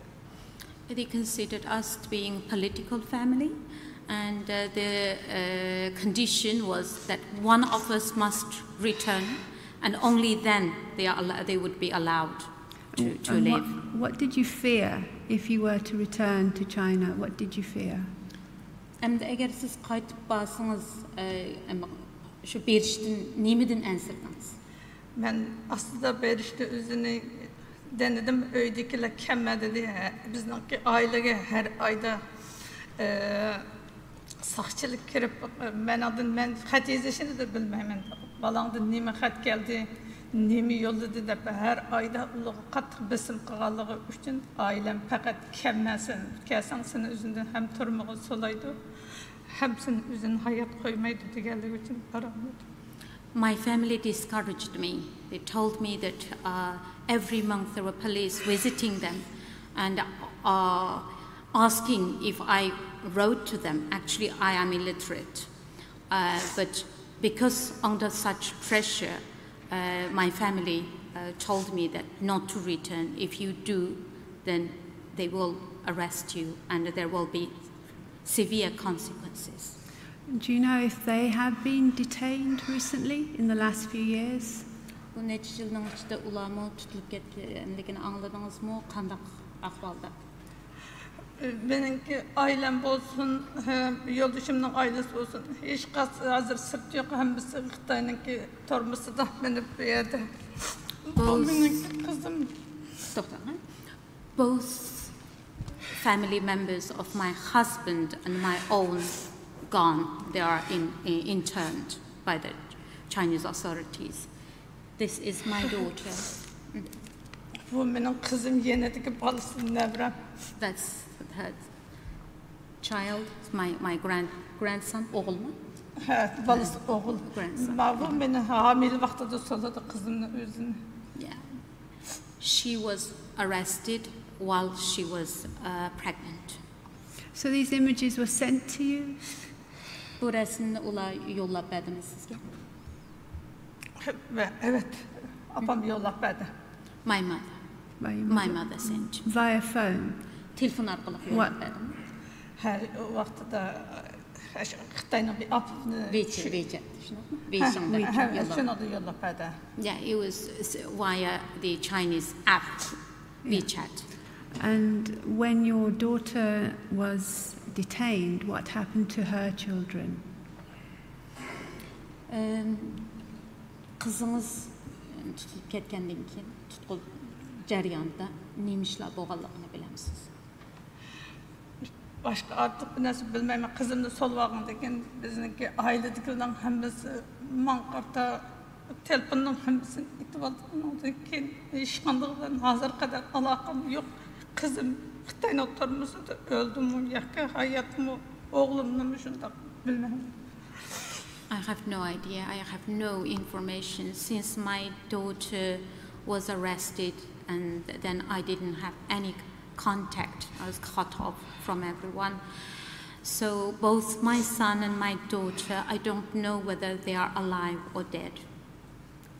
And the last time you knew about their whereabouts was 2015, is that right? When you last talked to your mother? Ən axırıncı qitim siz apаңыз bilan paranlaşqa vaqtida 2015-ci il deyishnoqmi? That's correct. I'd like to talk to you about your husband who was tortured, and he's not here today because he's still suffering from various physical and mental health problems. Can you talk about what exactly happened to him when he was detained, and what are the effects of those treatments he received? Siz yoldaşınızınki salametligi hem cəhətin bugün bu yerə kilənməgənligini bayan qıpsız. Şu doğruluq, yəni özününki tən salametlik cəhətin hem psixik cəhətin qandaq bir ahval şunu bir bizge qısqaça düşündürüp berəmsiz. Yoldaşımınki tən salametligi şeker hastalığından başqa tarafda yaxşı ama psixik taraftan çökük. My husband suffered from diabetes. He is diabetic. Apart from that, his general physical health is okay, but the mental health is very low, very down. When did this begin to emerge? Was it directly after he got out of prison, or is this a latter day problem due to aging or something else? Əmdi bu özününki salamətliki bu yaş çoğayğanlıqdan salamətliki təsir etdimi yoki şu burunqi beşidin keçirgan işlər təsir qıldımı? Burunqi beşidin ötken işlər təsir qılğan onunki turmada yatqan mezgildə qattiq beşiği urbatqanlığı üçün hafızı kaybı yok olan bağının aralığında cihbenesin yüzünü %70 unutuldu, devamlılık unutuldu. Biz onu yüzüne esletip örtümüzek unutuldu. Not because of aging. When he was detained, he was constantly beaten up, suffered from beatings to the head, and therefore for 70% of the time that we have to help him and remind him, otherwise he cannot remember things. And have you written in your statement that you yourself suffer from psychological issues and that you take medication? Could you talk a little bit more about that? Siz özünüzün salametliğiniz doğrusunda bayan qıpsız, doğru içmendepsiz, muş doğrusunda biraz sözler bilemsiz. Benim salametliğim fakat yaxşı emas, Şevsiyada 50% işleyemaydı diye raporumda var. Meniki depresyon darısı içemem. Yok, uyku darısı alamam. Devamlı. I'm in very poor health. I have a document from the Swedish government that 50% I cannot work. I take depression, medication for depression. I have to take a medication to sleep. And since when have you been taking this medication? Bu doğrularını kaçandan başlamış içiyorsunuz? Ben o darlının özünü asasen kızımın aeroplandan düşürüp alğanda yakı benimki roki hayatım naçar bağaldığı için. Since they forcibly took my daughter out of the plane, since that time I started having... Since 1996? 96 yıldan başlayıp mı? Hayır. Şevsiye'ye geldiğimden başlayıp... No, after they were taken out of the plane, not 1996, since I arrived in Sweden. Yeah. Kızımın tormağı soluğandan başlayıp da onudaki tekim ağırlaşma başladı. Bir ananın ki ne kadar azaptat kaldığını, balının ki anın için balının ki kaçılık kıymet ekenliğini anı vakılı benim ki bu taraftan. My condition deteriorated since I learned that my daughter was arrested, and only mothers who have children can understand the pain, how a mother would suffer. So you're no longer in touch with any of your relatives in China, and as far as you know, they have been detained or disappeared. Is that correct? And siz bilişinizce, çünkü siz bütünley hiç kim bilen alaqılışamağınız üçün hazır ulanın xəbərini bilməyəsiz. Amma sizin pərizingizce, ular həmisi tutulub getdi, şunaqmı? Yes, that's correct. And since none of them are outside. And this is purely because they're associated with you. Is that correct? Bu birli səbəb sizin uruq tuqqanlığınız boğanlığı üçün, şunaqmı? Doğru. That's correct. How many relatives have disappeared or been detained since 2014? 2014, yeah. 2014 yıldan hazırgıçlık qancha kişi sizin ailenizden tutulup getdi? Yoldaşımın ki ailesi bizden aile bulup 60'dan jak buluşu mümkün. Menimki perizimce. Approximately, I believe, over 60 people. 60 of all ages. Həmi yaşda, şunaqmı, oxşamağan yaşdakiler. Including your mother and mother-in-law? Məsələn, apınız, həm qinanınız, şularının işçidimi, tutulup getkenlerinin işçidimi? Qinanam tutulmadı. O özü ecelinden öldü. Qağalarının özü Xitayning ki tormasa da buluş mümkün. Onların ki hazır öldü mü, yoki hayat mı, hiç qandaq xabarim yo'q. Ne ballarımdan, ne beytuqalarımdan, hiç birisinden xabarim yo'q. My mother-in-law died of natural cause, but the other members, I have no idea. I simply don't know whether they are alive or that they're dead. Do you know what kind of education your children had after you left? Did they go to an ordinary school? Did they learn Mandarin? Did they go to a boarding school? And this is vətəndən çıxıb getkəndən keyin ballarınız qandaq bir məktəblərə bardımı, oxuş, məsələn, Xitayçı məktəbdə oxudumu, qandaq məktəblərdə oxudu, xəbəriniz barmı? Məktəbdə oxuğanını özünü bilmə, amma Xitayның məktəbində oxudumu, yoki Uyğurda oxudumu, onun da xəbərim yox.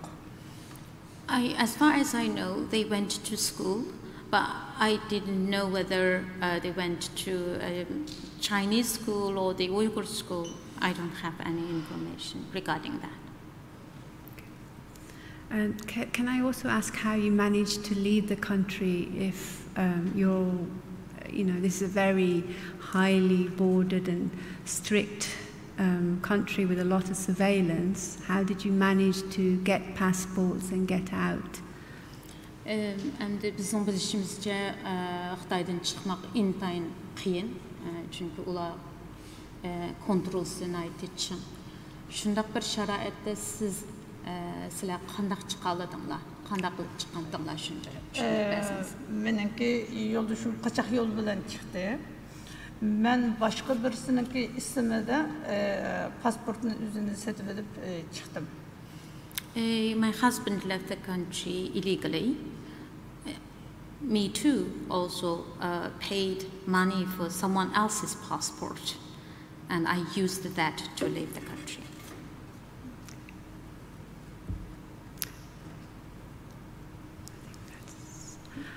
You talk about, sorry. Thank you very much. Can I just ask two questions? Firstly, are you being harassed by China in Sweden? And secondly, are you able to practice your culture, and are you teaching your children to speak Uyghur? Ben sizden fakat iki sual sormakçı. Birincisi, siz hazır eşifsiyede yaşaş jaryanınızda Xitay hükümeti sizge parakendirmedik, sizden avara kıldı mı? İkincisi, əşədə özünüzünki tilinizni, özünüzünki mədəniyyətinizni ballarınızga ügüt vatamsız. Qaytadan bir qalandan çıxdı. Birinci sual, siz şivsiyede yaşaş jaryanınızda bolubma hazır, Xitay hükümeti sizni parakendi qıldı mı, sizni avara qıldı mı? Birinci sual. Birinci sualga cevap verey. Benimki pasportdagi ismim boshqa bo'lg'achqa meni o'zini topolmaganligi uchun meni o'zini jihrasiz qilolmadi, ammo yo'ldoshimning o'zi ismini o'zgartmagan bo'lg'achqa uni o'zini xafa qildi. Hozir nomerini o'zgartgandan keyin hozir unga chaqilmadi. Due to my name is different from my own name in Sweden, and therefore they couldn't locate me. But my husband, because he didn't change his name, therefore he was harassed. And only after he changed his telephone numbers that he managed to stop the harassment. So second question I'm going to ask. İkinci sual, siz Şivsiyede yaşaş jaryanında ballarınızga Uyg'urcha til ügütüp ve Uyghur medeniyetini şulağa ügütüp atamsız. Ügütüp atım onu özüne. Yes.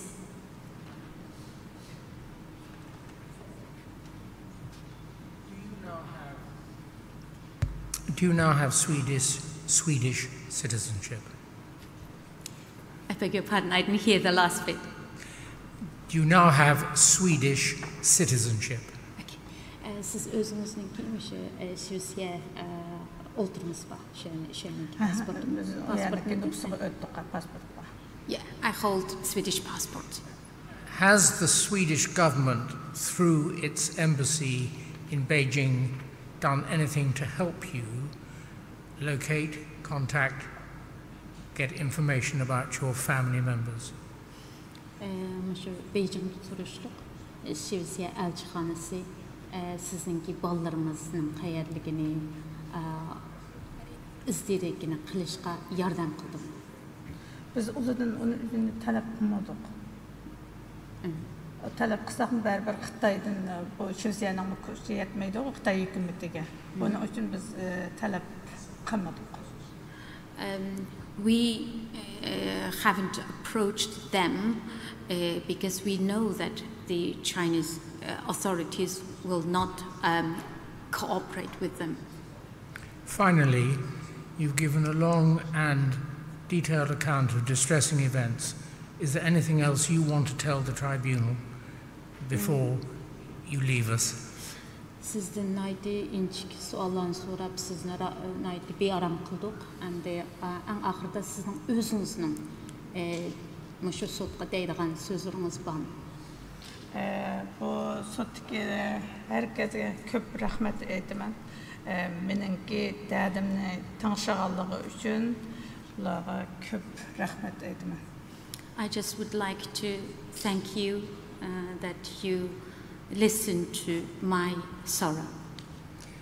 Thank you very much for giving evidence to the tribunal. Mr. Zamit Border, I think that Patigal Talib is somebody in respect of whom the People's Republic of China has found nothing negative to say. Would that be correct? That's correct, Sir Jeffrey. Are there any other questions you wish to ask? No, that concludes my questioning. I just wish to thank Mrs. Talib. Thank you. Thank you. Before we break, Mr. Vetch has something to say, but we must, I think, express all our gratitude to Madam Rahima, the interpreter, for sterling work this morning in the difficult exercise of sequential translation. Mr. Vetch will tell us what time we are meeting after he's mentioned something. Just simply, if there may have been some confusion about ticketing, and I think some folk thought that they had to reserve tickets online and not appear in person. So if there's anybody who is under that misapprehension, please let them know. So their tickets are only necessary to attend in person. And I think we are regrouping at what time? 14 hours exactly.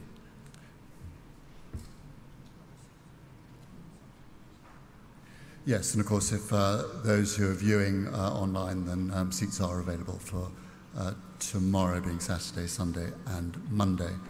And if we could ask you to come back in good time for 1400. Thank you.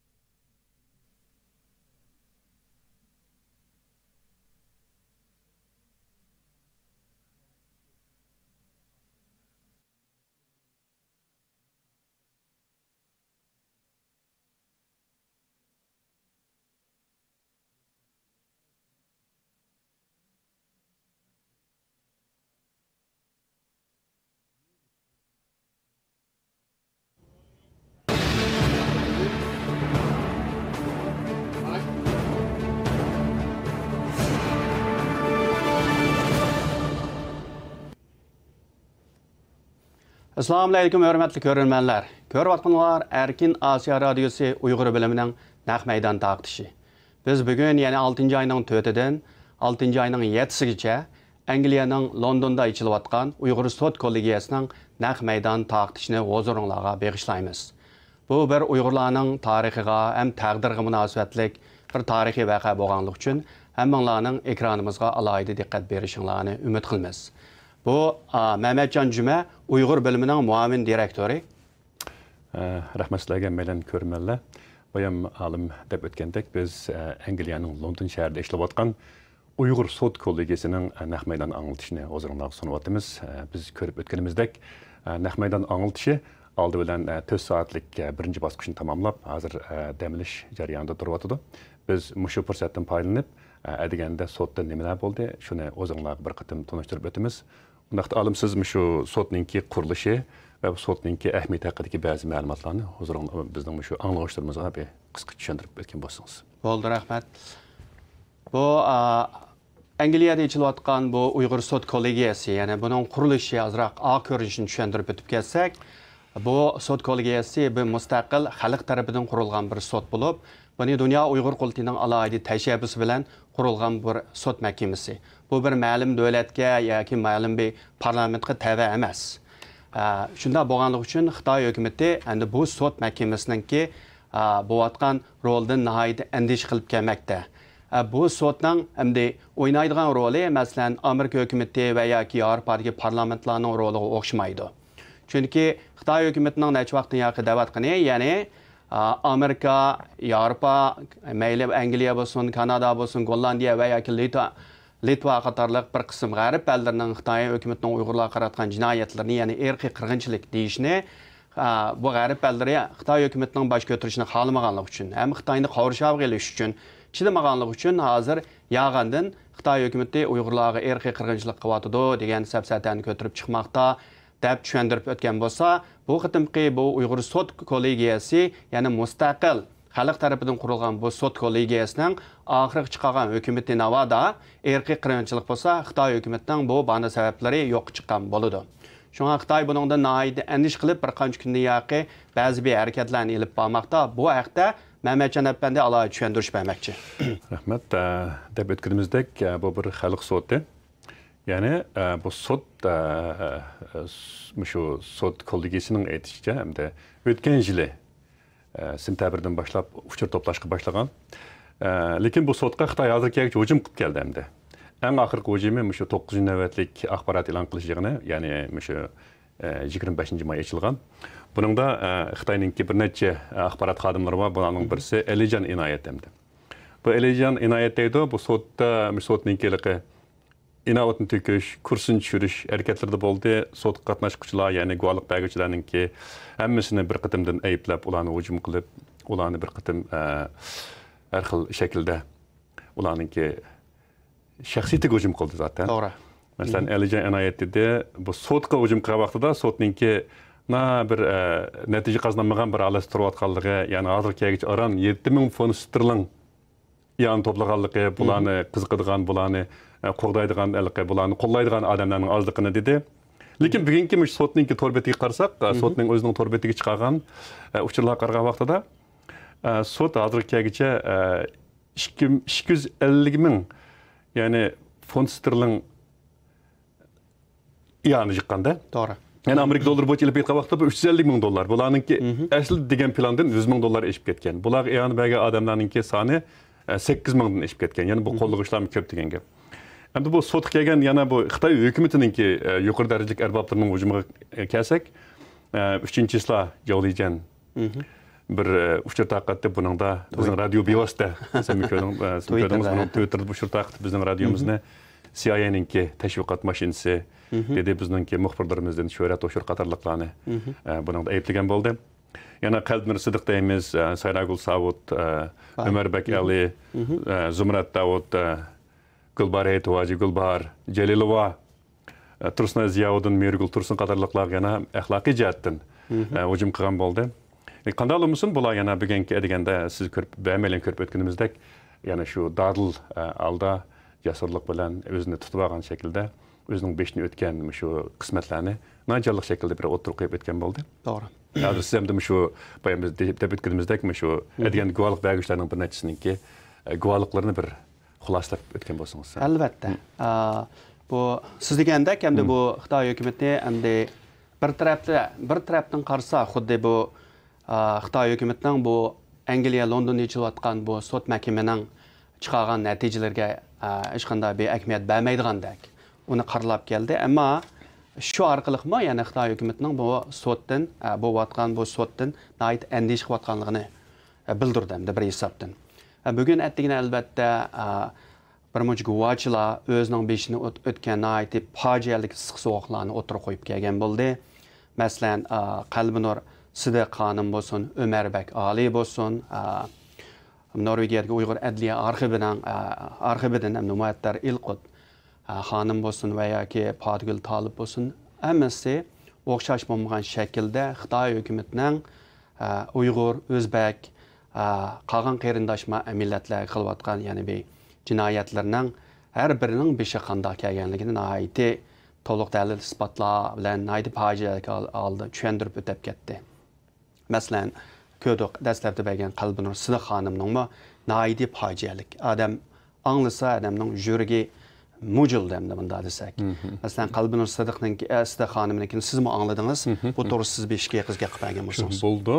Men deb o'tganimizdek 4 aylan deganda shu 4 soatlik guvohlik berish jarayonida o'ziniki 5 kelgan qismatlarni shaxsiy nuqtada turib tushuntirib o'tdi. Bularning orasida ham siz deb o'tdingiz, shu Qalbinur Sidiq xonim hamda. Qalbinur Sidiq xonim Xitoydan 2019-yili oktabrda chiqqan, eng yangi chiqqan, ya'ni Xitoyning shu yaqinqi 4 yil yoki undan burungi siyosatlarninki jonliq shohidlarning biri deb aytishga bo'ldi. Endi Qalbinur Sidiq xonimninki so'zi qaraydigan bo'lsak, bunida 4, ya'ni Xitoy shu Uyg'urlarga yurgizgan 4 siyosat. Yani bununda shu til siyosati, lager siyosati va qo'shmoq tuqqan bo'lish siyosati va majburiy emgak. Yani 4 debdi, 5 ekan bu. Shu 2016-yildan boshlab Uyg'urlarga texnik keskin shaklda yurgizib kelayotgan bu 4 siyosatni o'zining 5ni o'tgan tajribalari bo'yicha birdan tushuntirib o'tdi. Masalan, buningda 2016-yili 9-oy, ya'ni 9-oy deganimiz sentabr endi. Ya'ni Chinchuango bizning vatanimizga Uyg'ur rayoniga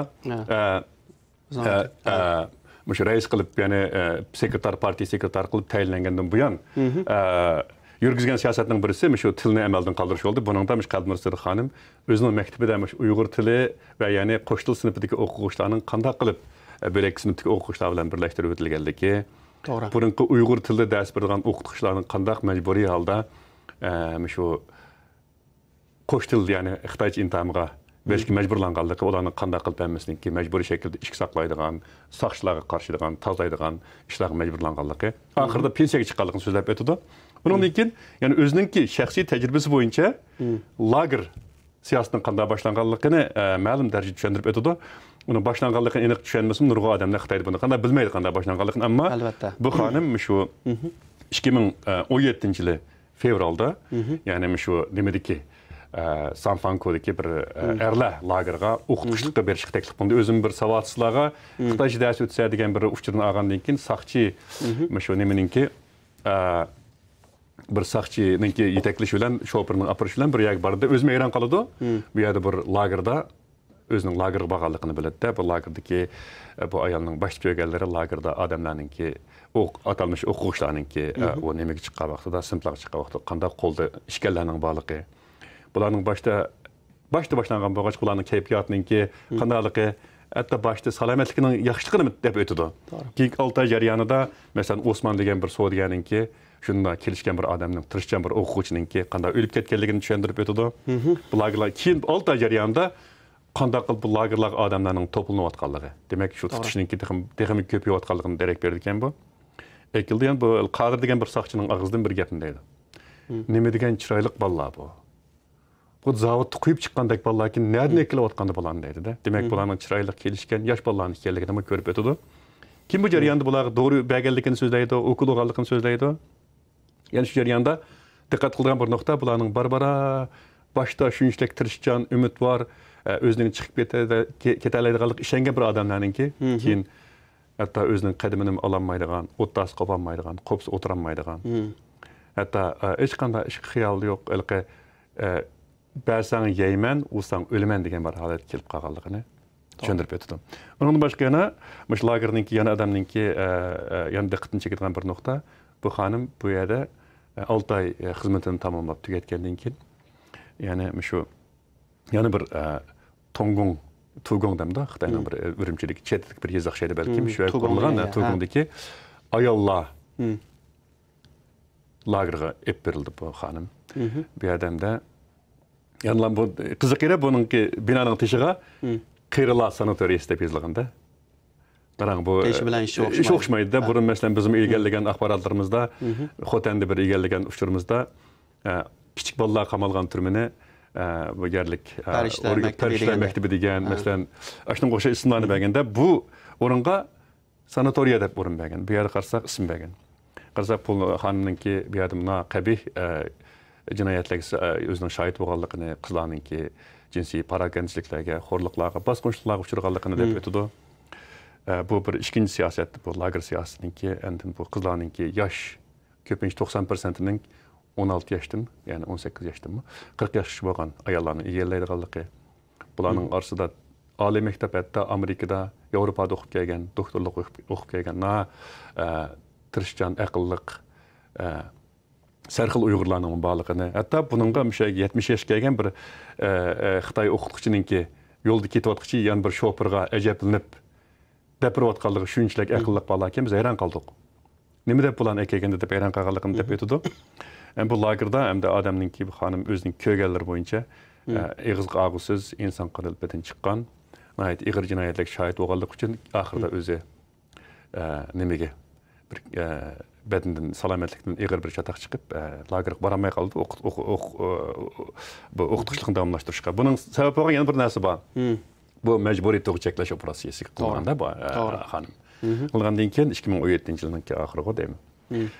Shuningdan badani ko'tarilmay, oxiri bu jiddiy qutqizishga berib qoldi. Shu sharoitdimi, yana bu majburlab qilishga majburlaydi, lekin hukumat xodimlari kelgandan keyin ko'rib bu ayolninki rost haqiqatan og'irganligini ko'rgandan keyin belak odamni uyatida uyaga. Yana bu tafsilotda endi shu jarayonda bu ayol 1 yil ishga borolmay, ishga borsa maktabda yana jiq o'zgarishlar bo'ladi. Maktabdagi u Uyg'urcha xatlar butunlay ilinib tashlangan, bunun Uyg'urcha axloq qoidalari, o'quvchilar qoidalari, Uyg'urcha mutafakkirlarning she'rlari hammasi yo'q. Butunlay Xitoycha almashgan. Uyg'ur o'qituvchilar asosan yo'q. Uyg'ur o'quvchilar bilan Xitoy o'quvchilar aralashtirib o'tilgan bir holatni ko'rdi. Keyin oxiri o'z pensiyaga majburlanib, pensiyaga chiqdi. Endi shu jarayonda endi majburiy emgakmi shohid bo'ldim, ma'lum jihatda. Bu qanday bo'ldi desangiz, buningki bu xonimning yo'ldoshi hamda eri shu Urumchining Ulanbay tarafda qurilgan bir zavodga munosabatli bir o'rinda ishlaydi ekan. Bu zavodga shunday yosh Uyg'ur bolalarining, o'zinachi Uyg'ur bolalarininki elib kelinganligini ko'rdi bu xonim. Buni yozdi, buni deydi. Chunki o'zining beshini o'tgan. Yana birisi qo'shmoq tuqqan bo'lish. To'g'ri. Siyosatda buningda hamda qo'shmoq tuqqanlarninki qanday kelganligi, hatto 4-1 bo'lishning nimadan darak berganligi, hatto bu xonimningmi ba'zi parokanchiliklarga uchraganligi eri turib hatto. To'g'ri. Deydi, biz buni endi bu jarayonda biz buni o'ylamay tura olmaymiz. Eri bor bir odam bu shaklda parokanchilik uchirsa, erlari turmushga kirib ketgan yoki ota-onalar turmushga kirib ketgan yosh qizlar, xonim, ayollar bor. Endi ularning uyiga bu 1 million kadrni o'vatdik dedi Xitoy hukumatı. To'g'ri. Bularning orasida qanchalik er bor, bularning uyiga qanchalik erlar bor edi, bularning qanchalik xo'roqlarga uchirdi. Biz de bunu bilmeymiz. Qısqartib aytsak, demek Qalbin xonim şu 2016-yildan 2019-yilgacha bo'lgan aralıqda Xitoy hukumatining Uyg'urlarga yurgizgan, ya'ni tilni bekor qilish, yo'q qilish, lagerlarga Uyg'urlarni to'plash, undan boshqa qo'shmoq tuqqan bo'lash, majburiy emgak. Demek hozir mush tilga ilinayotgan, irqiy, qirg'inchilik munosabatli bo'lgan ba'zi omillarninki hammasini degidek 5dan kechirganligini so'zlab o'tdi. Hamda meningki balki men hozircha mushlik deysiz, qo'shimcha qilgan tarafdaringiz bo'lsa, tushuntirib o'tsak bo'ldi. Hayt yaxshi inchiklik shaklda tushuntirib berdingiz. Bu Qalbinur Sidiq xonimning beshini o'tgan fojialik issiq sovuqlar hamda desak, bugun o'zimni aytdi sotda yaxshi tushuntirib o'tdi. Hatto o'sha Xitoy hukumatining hatto burunqi erini chiqarib, burunqi maktabning partiya sekretarining toki tunigan kecha chiqarib Qalbinur Sidiqni yag'anchi aldamchiga chiqarishga uringanligi, uningdan sirtqi Xitoy hukumati yana Qalbinur Sidiqdan boshqa hamda deganda qolgan lager shohidlari Zumrat Tursun bo'lsin, Azumrat Davud bo'lsin, Tursun Ziyovuddin bo'lsin va Mekul Tursun qandarliqlarning hammasini artist bilan yag'anchi deb, uningdan sirt yana ispat bergan g'arblik mutaxassislar Ayjuan Zanzu bo'lsin, bo'limi yag'anchiga urinib chiqarishga urindi albatta. Shu. Ammo bugun bergan bu ispat berishig'inga nurg'un bu Uyg'ur qolgan o'zbek qolgan millatga isbot berganlar nihoyatda kuchli shaklda bu dalil isbotlarni o'tirib qo'ydi. Uningdan biri yana birisi Umar Bakali. Bizning radioda buni ko'p qitim ziyorat qilgan bo'ldik. U nurg'un o'zining beshidan o'tgan shu suvoqlarni bizga ko'p tushuntirdi. Biz orqali ham dunyoga bilindi bir hisobda. Bu qitim Umar Bakali sotda tushuntirgan chog'da hatto shu beshidan o'tgan shu qiyin qistoqlarni o'ylaganda ko'ziga yosh oldi masalan. Bir kishining bo'libmi ko'ziga yosh elishi oson gap emas bo'lib. Shuningga bu bugungi o'zining so'zimi o'zi hamda bir Qozog'iston grajdani bu. To'g'ri. Bu bir bizning vatanning grajdanligidan chiqib hamda Qozog'istonga berib, hamda Xitoyning zulmidan qochib Qozog'istonga berib, Qozog'istonning grajdani bo'lib, keyin hamda o'zining pichandagi ota-onasi urug' tuqqanini bir ko'rib kelay deb qaytib kelganda 2017 pichandagi saqchilar buni tutib apiriblam, qaramayda seni tutish buyrug'i chiqibdi, sen bir terrorizm bilan munosabatli ekansan deb buni keyin qaramayga apirib, qaramaydimi uni kayni-kaynidan kech kunduz g'ulab, uni so'roq tortib, uni qiynab qilib, hatto qonlarini yilib, oyda bir haqiqatan bugun isbotida dedi, mening qinimni meninglam emas, shu kamerada yotgan asli bir 10 necha odam yotgan kamerada 35dan 45gacha masalan Uyg'urlar, Qozoqlar bo'lsin, O'zbeklar bo'lsin shu kamerada yotadigan har oyda bularning bir qitim qinini tekshiraydi ekan, uning a'zolarini tekshiraydi ekan masalan. Hatto buni tunji qitim tekshirganda buni 546ni kiygizib, buni yalang'och qilib, badanini tekshirib, badaniga hatto ba'zi narsalarni surib tekshirganda, bu shu chaqda nihoyatda o'zining qattiq cho'chib ketganligini, hatto balkim meni kesib ichib organimni olamdiki degan xayolga kelganligini so'zlab o'tdi. Hamda oxirida yana buning hamda mush Qozog'istonning bir grajdani bo'lib qolganligi uchun Qozoq hamda elchixonasining diplomatlari aralashganligi uchun bu masalaga Anenkin buning oxirgi hisobda bir erkinlik chiqib Qozog'istonga bir qayta olganligini so'zlab o'tdi.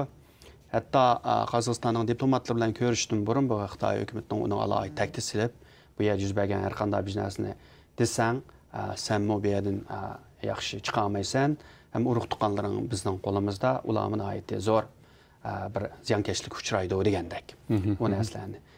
Ömerbek bu lagerdan chiqqandan keyin buning xiyolida shu bu siyosatni, ya'ni Chunchwengo partiya sekretar bo'lib kelgandan keyin, ya'ni 2016-8-oydan keyin Mo'shining siyosat kelish sababidan yurgizilgan bir siyosat, buning xatoligi deb hatto Beyjing berib markaziy hukumatga bu yerda bo'layotgan bu vahshiyliklarni men o'zim berib deyman deganda bu datsning uni tutib qolganligi. Bu amaliyotda faqatlan bu Chunchwengoning shaxsiy o'z tuzib olgan bir siyosatning emasligi, bu siyosatning markazdan kelganligini dats tushungandan keyin asli bundoq ekan deb bu anadan keyin Qozog'istonga hamda Xitoy bergan viza bilan chiqqandan keyin yana chiqqandan keyinlam bu Qozog'istondan Xitoy hukumatining bu Uyg'urlarga, Qozoqlarga, O'zbeklarga, ya'ni yerlik turkiy millatlarga qandaq bir jinoyatlarni elib borganligini tushuntirib, ya'ni Qozog'istondagi qozoq xalqining uyg'onishi, dunyoning uyg'onishi to'g'risida o'zining guvoh berganligi toki bugungacha shu guvohlarni berayotganligini so'zlab o'tdi. Shuningga buning degan so'zlari shaxsan meni qattiq ta'sirlantirdi. Bu o'ylaqa suv turmisidan tortib masalan tushuntirib o'tib ketdi. Uningni yana Xitoyga shu lagerning ichida qarshilik ko'rsatgan, norozilik bildirgan insonlarni ya yolg'iz 3 kvadrat metrlik qorong'u uyga solab qo'ysa, yana bir jihatdan ba'zilarini shu suv turmisiga, ya'ni suv turmisiga solgandimi, ularni suv turmisiga esib qo'yish orqali ularning faqat 5 yil chiqib turgan suvda chilinib 24 soat balkim undan ortiqmi turg'izib shunda jazolaydiganligini, hamda bu dunyoda hech narsa bir yo'q bir xil jazo usulini tushuntirib o'tib ketdi. Garchi o'zini bu suv turmisiga avatmagan bo'lsa-mu, boshqalarningki avatganligi ham avatganlarning buning shuni deganligini so'zlab o'tdi. Shunga bu orqali biz hamda u yerga lager kirganlarning qanday bir qabih vahshiy shaklda bir xil ziyonkashlikka uchrayotganligini albatta ko'ra olamiz. Uning nisbati albatta siz bilgandek bu Norvegiya Uyg'ur adliya arxividagi bu xonim nait özlerinin qanda şekilde bu muattar ilqudun demekçi olsa. Bunu siz bir tushuntirib o'tgan bo'lsangiz. Muattar ilqud xonim haqiqatan biz tunji qitim shu jamoat so'rinida ko'ryapmiz. Biz burun jiq uchlarni egallamabdi ekanmiz u xonim to'g'riliq, ammo bugungi shu sudda guvohlik berish jarayonida o'zininki shu adliya arxivininki qandaq uchlarni to'playdiganligi, guvohliklarni qandaq yig'adiganligi, hatto ba'zi usullarni uni oshkorlamaydiganligini ma'lum darajada deb o'tgan bo'ldi.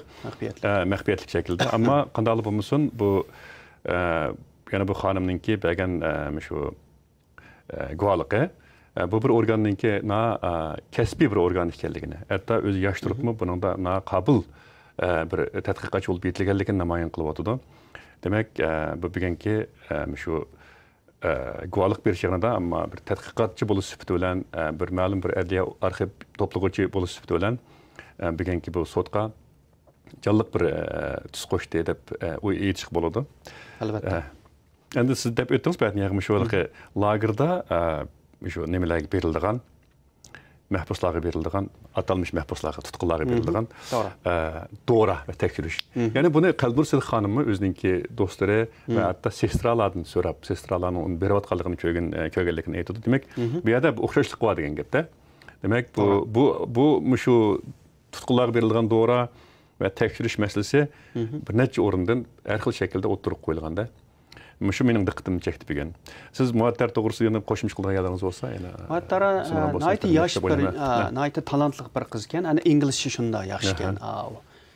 U endi bu Norvegiyaga Uyg'ur adliya arxivi bir qancha yildan yaqin shu necha ming Uyg'ur, O'zbek, Qozoq, qolgan turkiy millatlardan chiqqan lager shohidlari ham ularning beshidan o'tgan yoki oilasidan o'tgan issiq sovuqlarni yazmış şekilde yoki video şekilde bular to'plab, hozir buni Amerika hükümeti bo'lsin, Yevropaga o'xshash bo'lgan hükümetler bo'lsin, yetkazib naiti bir tarixiy bir rol o'ynadi bular. Biz u Norvegiya Uyg'ur adliya arxividagi Baxtiyor Ömer masalan qolganlarni ko'p qitim ziyorat qildik. Ham ularmi hamda naiti kasbiy shaklsiz degandek Xitoy hükümetinin Uyg'urlarga elib berayotgan jinoyatlarni isbotlashdan sirt, ya'ni lagerlarning o'rni, lagerlarni elib berayotgan ba'zi narsalarni o'ttirib qo'ydi. Hamda bu yerda muattardek bir yosh, talantli, inglizchasini aytdi, yaxshi, hatto bugungidek bu bir hisobda bir Angliyada mustaqil bir xalqning soti bo'lsa-mu, bir hisobda bir xalqaro bir sud. Bu yerda aytdi ravan ingliz tilida qo'rqmasdan turib, o'zining tadqiqoti to'g'risida bir dalil isbotni o'tirib qo'yish albatta oson emas.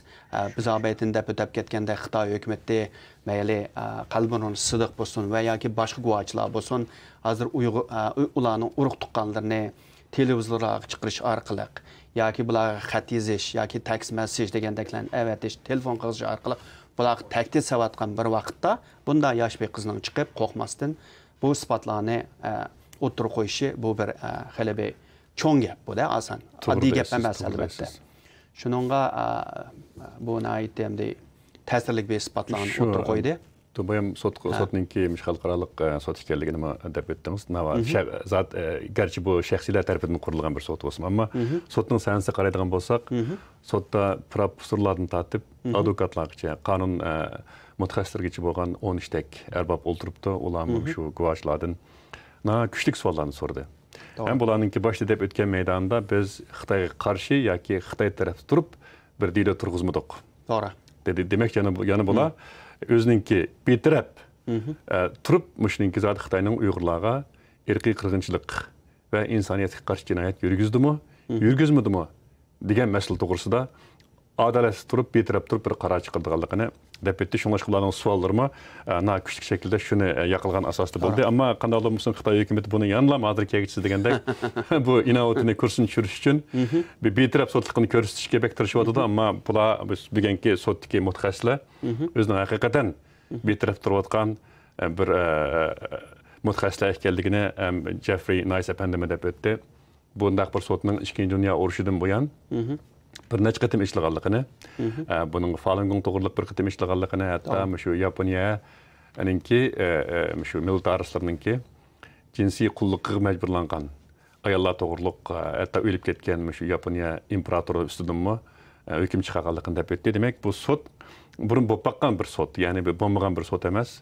Shunga bularninki qarori qonuniy kuchga ega bo'lmasimi deyishganda, lekin shu hukumatlarni, jamoatni mushtaq bir jinoyatning sodir qilinayotganligini qonuniy asos bilan ta'minlaydiganligini deb bitdi. Shunga balki Xitoyning qo'rqayotgan tarafi shu bo'lishi kerak balki sizningcha. To'g'ri. Albatta bu sotning bosh raisi Sir Jeffrey Nice bu odatdagi bir sotchi yoki advokat emas.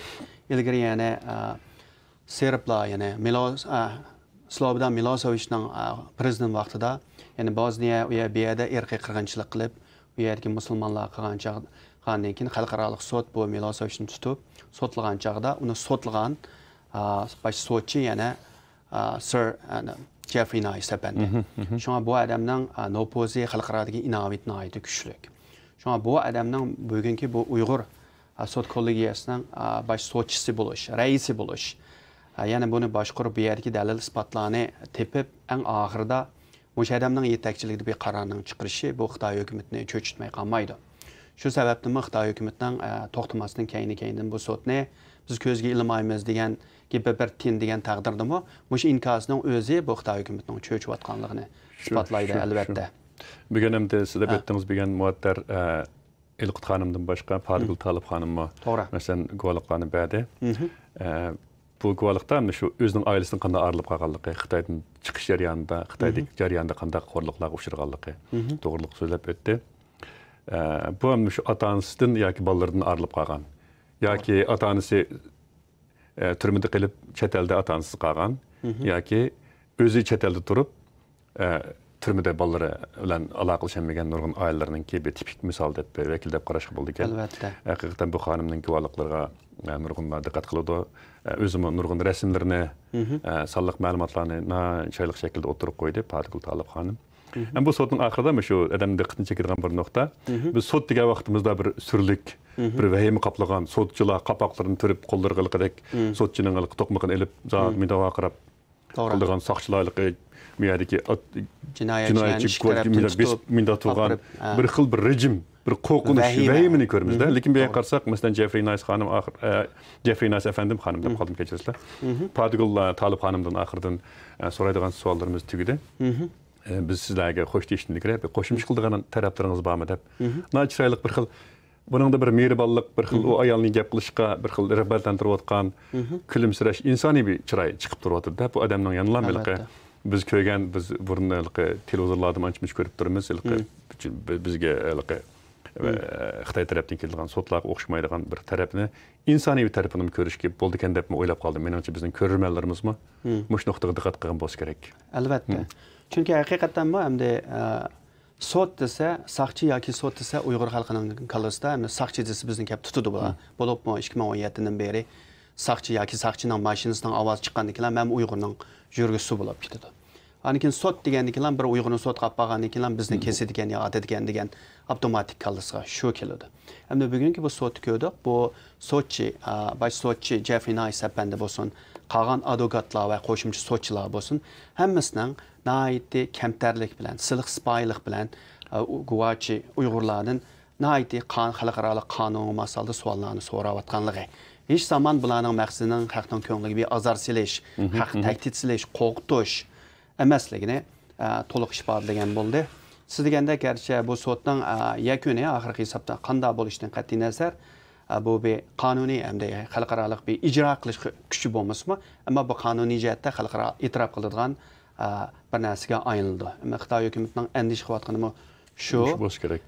Lekin bu Pargul Talib xonimning ahvolini siz tushuntirib o'tgandek, o'zim nihoyatda kuchli dalil isbotlarni o'tirib qo'ydi. Hamda bu xonimning oilasining fojiasi faqat bu xonimning oilasining emas albatta.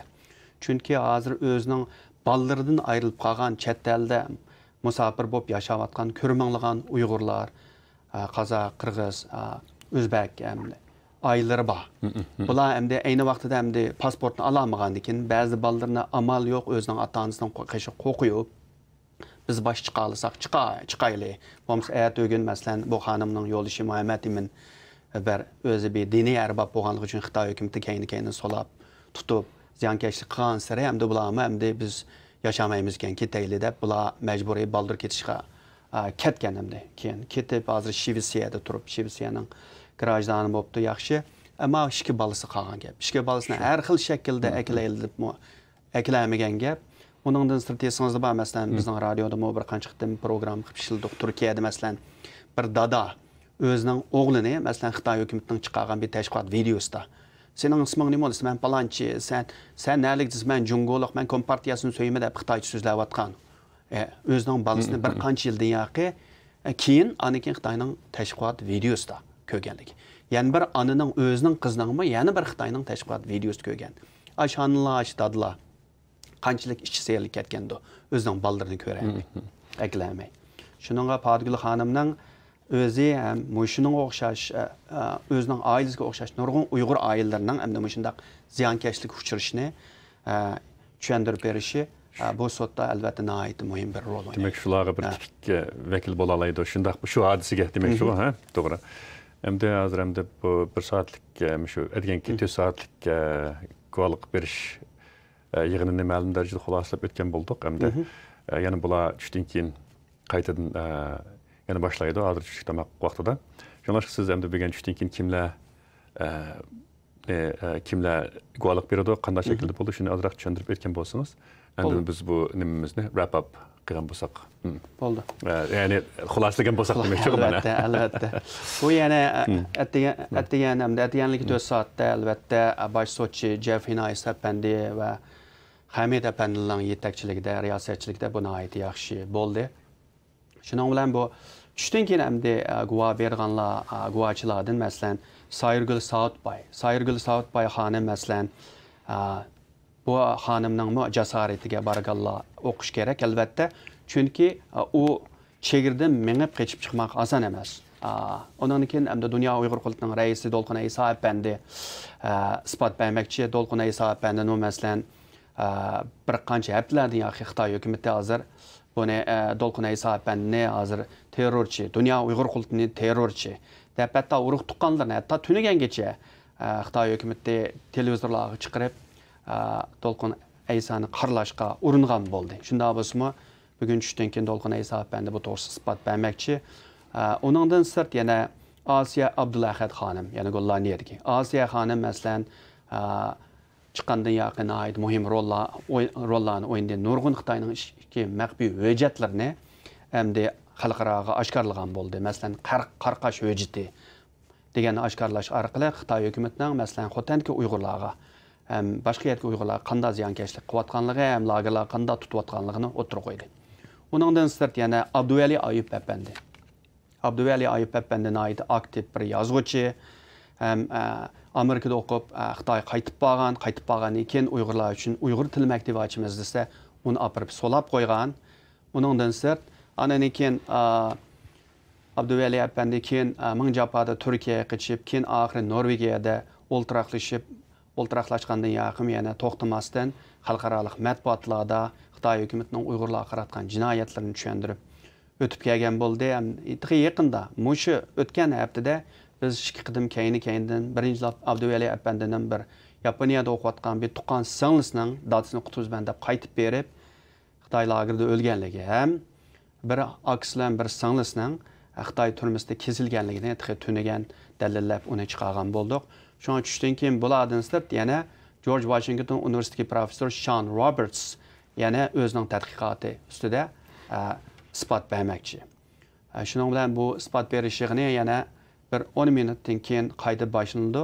Unda biz ko'rarmanlarimizning ekranimizda diqqat berib, tushdan keyingi bu isbot yig'iniga qatnashib ko'rib berishni umid qilmaymiz. Rahmat sizlarga. Let's wrap up. Deb o'tganimizdek demak hozir bizning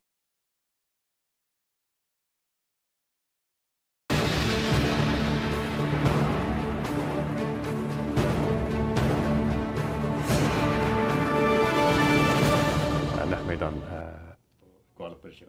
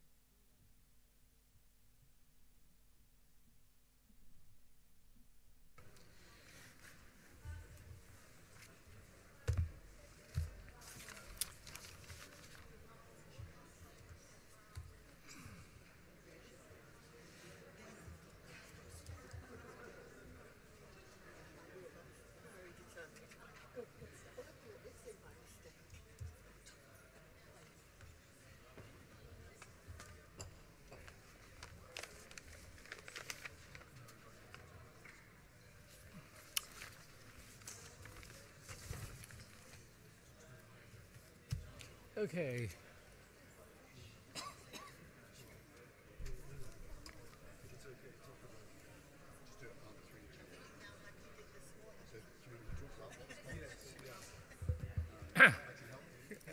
Good afternoon, everyone.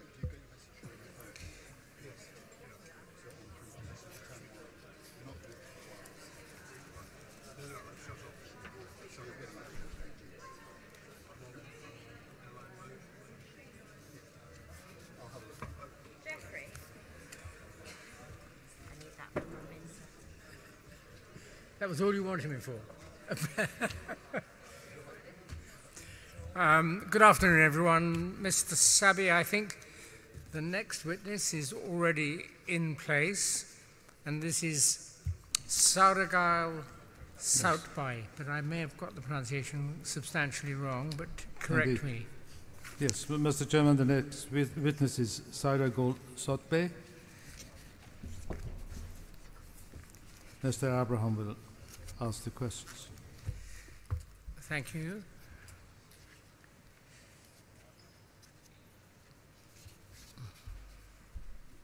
The witness, a female teacher of Chinese nationality and Kazakh ethnicity, was detained and forced to teach in detention facilities where she witnessed severe mistreatment of Uyghurs, including beatings, sexual violence, and electrocution. The witness saw girls and adult women subjected to sexual violence and rape with police or guards.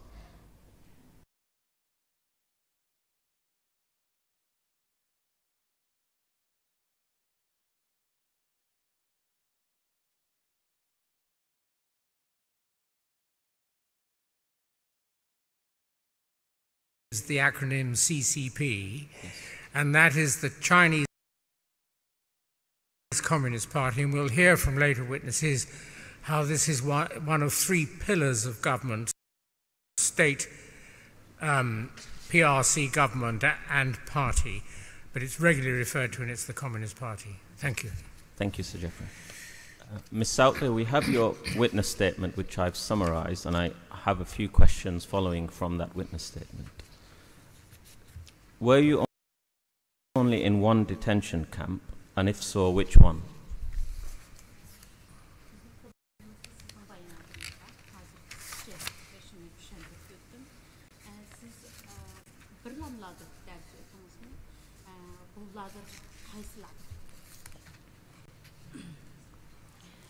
Assalamu alaikum, hürmetli sot, hürmetli sotçu ve hürmetli advokatlar, hanımlar, efendiler.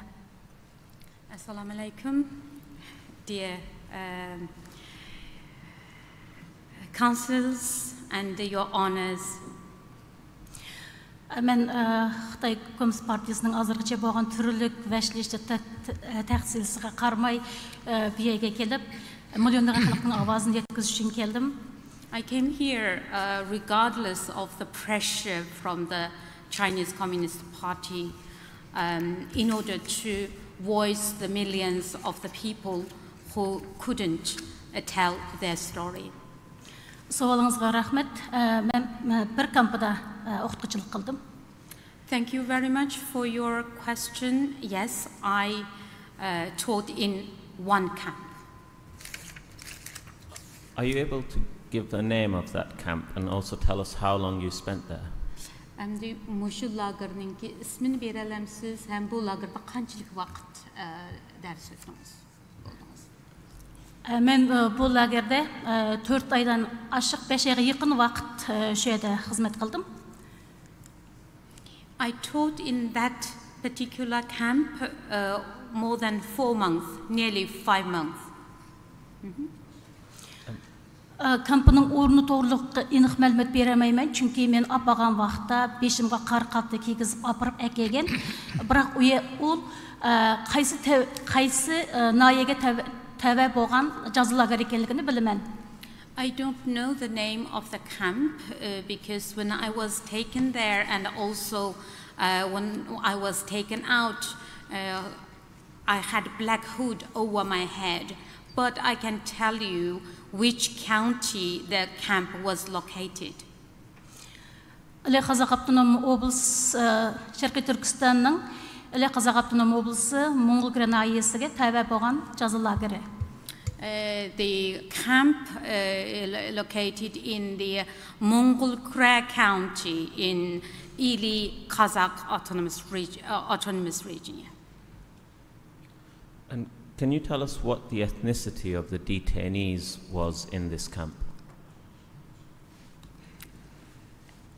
I beg your pardon. Could you tell us the ethnicity of the detainees? Bu yerdeki soğlanğan kişilərinki, tutqunlarınki milleti, qaysı millətlərdən deyə bilərəmiz? O yerdə tutqun qılınğan tutqunlar Kazak milleti, Uyghur milleti, Qırğız və başqa millətlər batdı.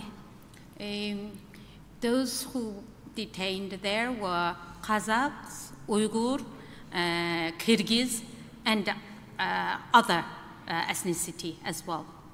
And would you know in what proportion those ethnic groups were? So how many roughly would you say were Uyghur or Kazakh? Əmdi bularning persent qandaqdır misalga qanchalik sondagilar Uyghur ya Kazakh bularning soni qandaq? Bu Xitay hökumətinin bu Şərqi Türkistan xalqını жүргізіп atқан İrqi qırğınçılığında adamlarını tutuşda qayerdə qaysı millət jiqraq bolsa, şu yerдің kampusida şu millət jiqraq boludu. In the ethnic cleansing policies which the Chinese government carrying out in East Turkestan, the region, different region where the particular ethnic group, then if the majority of that ethnic group are locked up in that region's camp. Şuңашqa biz turgan yerdə Kazak milleti biraz jiqraq, Uyghur milleti moba, şuңашqa kampdagi jiqlari şu Kazak milleti, onunki Uyghur milleti. The area where I come from is more Kazakh populated county, therefore majority Kazakh people, and also have Uyghur and other ethnic groups. In your statement, you refer to the fact that you handled medical documentation. Did you handle any other official documentation, and if so, what was the nature of those documents? Siz bayanatınızda şu insanlarınki salametliki toğrusidagi materiallar qo'limdan o'tdi debsiz. Bu materiallar to'g'risida tushuntirib berasiz. Men kampda ya da o'qituvchilik qilish bilan birga qandaq o'rnashtirishlar bo'lsa, shuningga bo'ysunishim kerak. Qarshi tursam, hayotimga xavf yetadi. Apart from teaching in the camp, I had to accept any work that is allocated to me because I had no right to oppose it. Tutqunlarning o'zi qaysiga munosabatlik bo'lgan salomatlik arxivlari shuni retlashga buyurilgan vaqtda o'sha salomatlik arxivlari to'g'riliq uchurlarni ko'rgandim. There were times I was asked to go to check the files of the detainees, that also health files that related to each detainees. That's when I saw their file. O salamatlık arxivida her bir adamның qan tepidən tatıb, yana jigarning 5 xil tekshirishləri, her bir qimmati, anda agar ayol bo'lsa, onun qancha farzandlik ekanligi, tug'ut operatsiyasini qilmaganligi. The medical file contained all the details of the women's health, from blood types, including the 5 different tests of liver tests, result of liver tests, including how many children they had, and whether it was a natural birth, or such very detailed information. Andan o adamlarda yuqumluk kasallarning bar yo'qligi degandek sog'lomlikqa munosabatlik bo'lgan ham uchurlar aniq qadrlangan. including if the person has any infectious disease. So anything that relates to one's health, all information contained in that file. And was there a reason why, as a teacher, she would need to see that, or was there a reason why she was given access to this sort of documentation, and by whom, if she knows?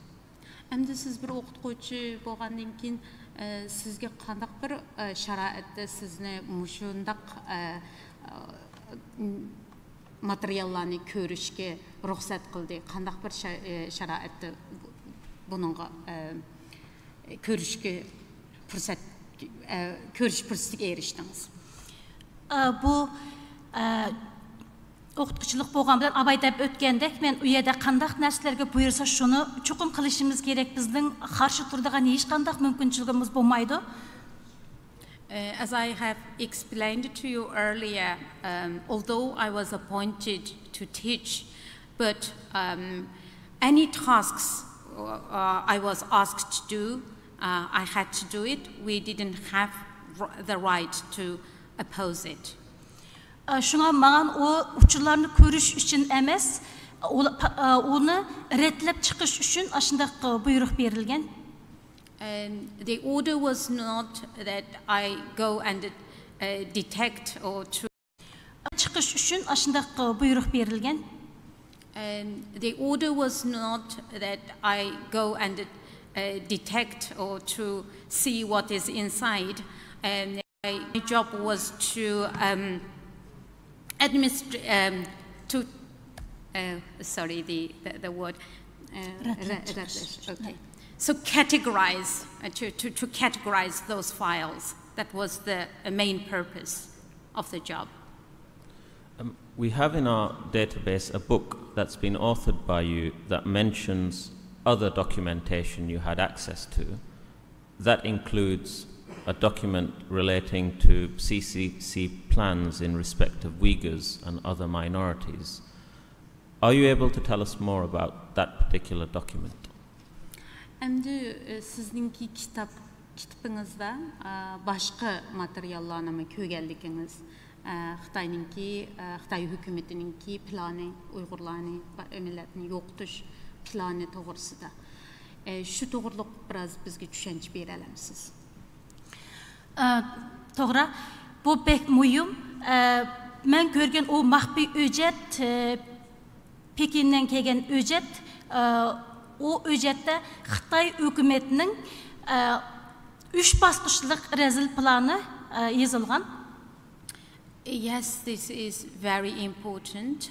The document that I saw is a very important document. It came from Beijing, and it's classified. It reveals the 3-step of the CCP plan, the Chinese Communist Party plan. O 3 bosqichlik planning birinchisi 2014-yildan 2025-yil oralig'ida Sharqiy Turkistonning Uyg'ur, Qozoq, Qirg'iz qatorliq yerlikda millatni butunlay millat sifatida osilmasa qilib yo'qotish plani. So the first stage is from 2014 to 2025. Uyghur, Kazakh, and other ethnic groups must be completely assimilated, and to eliminate them as different identity, as their different identity. İkinci bosqich 2025-yildan 2035-yilgacha bo'lgan araliq. Bu araliqda Xitoy hukumatı qo'shni davlatlarni butunlay nim qilish, o'ziga qaratish qo'shni davlatlarni. And the second step is from 2025 to 2035 to completely conquer the neighboring countries. The neighboring countries must listen to their instruction. Üçüncü bosqich bo'lsa 2035-yildan 2055-yil oralig'ida butunlay dunyoga g'o'ji bo'lishdek o'zining rezil planini ishga oshirish. So So from 2035 to 2055, to achieve to be a superpower in the world, to become the superpower in the world. Can you tell us who this document was addressed to? Bu hüccetlerini kim üçün yazılgan? Bu hüccetlerini o yerge ip kelgen vaqtda o hüccetlerini biz ola qamalganlarga şüphete yetkizish hukukumuz yok. When they brought those documents into the camp, it wasn't the plan wasn't that we would give the documents, the content of the documents, just as it is to the camp detainees. Ondan bunu ularning ruxsat qilgan doirasida eng oddiy bo'lgan til bilan o'sha qamalgan tutqunlarga yetkizish. Only the contents that is using the simplest language to pass that ideology to the camp detainees. Bunun maqsadi tutqunlarni shu orqali o'zining butunlay tabiatdan voz kechib faqat Xitoy kompartiyasining qipini anglash, shuningga qarab o'zgarish patarda kelajakda faqat bir Xitoy hukumati butun dunyoni egallaydi deganga keltirish. The purpose of this is for the camp detainees eventually to be brainwashed and to believe that there is no any other option for them apart from accept that there is only one China that will be ruling the world in the end. You've identified that this was a classified document, and you also accept it's an important document. Is there a reason it wasn't mentioned in your witness statement? Әмді бұны найты мойым мәхбиетлік hüccet депсіз, неме үшін сіздің баянатыңызды бұл doğruluk sözlemediniz? Çünkü o benim bayanatım, sotqa tapşırdıgan bayanatım, o mening Adliya arxiviga bergan eng baştaki bir söhbetim, bir qisqa söhbetimden elingan. Keyin onu mаған әвәт bergan vaqtda men özüm ağırıvatqan, doktorqanda, yana mening balam ağırıvatqan, yo'ldishim ağırıvatqan. Şu sebeplerden men bununla dairesini kengaytib, hamma mazmunlarni kirishtirishga hech qanday imkoniyatim bo'lmadi. The statement that you have was sent to me. It was taken from my previous interviews, and when it was sent to me, I was in very poor health. My child was in poor health, and also my husband. And under that circumstances, I didn't have the opportunity to add anything or to make any addition to that original statement. Şu sebeplik ma tercüman kılıvatkan Rahime adam bilen alaqılışıp mening muhim mazmunlarım qeyip qalğanlığını dep bu kişinin nemesini sordum. Aşında deyiş fırsatım bolamdı dep. O kişi mağan qo'shimcha deydiganınız barma degan savol so'rildi. Shu vaqtda deysiniz bo'ladi degandan keyin men shu vaqtda so'zlayman deb umidlanib keldim. I actually contacted Rahima. I mentioned that actually there are some extra information, and then who told me that you can actually add when you are asked if you have any additional information to add, and therefore I'm here to answer that. Thank you, Ms. Southway, for answering my questions. The panel might have further questions for you. Good afternoon. I'm going to ask you questions about your statement, but also about your book, the chief witness, escaped from China's modern-day concentration camps, which I understand was published first in 2019. And I noticed that your statement runs parallel the details to the account in the book. Mening sualım, birincisi sizinki bergen bayanatınız, yani qo'shimcha o'zingizning kitobingiz 2019 yili chiqqan kitobingiz.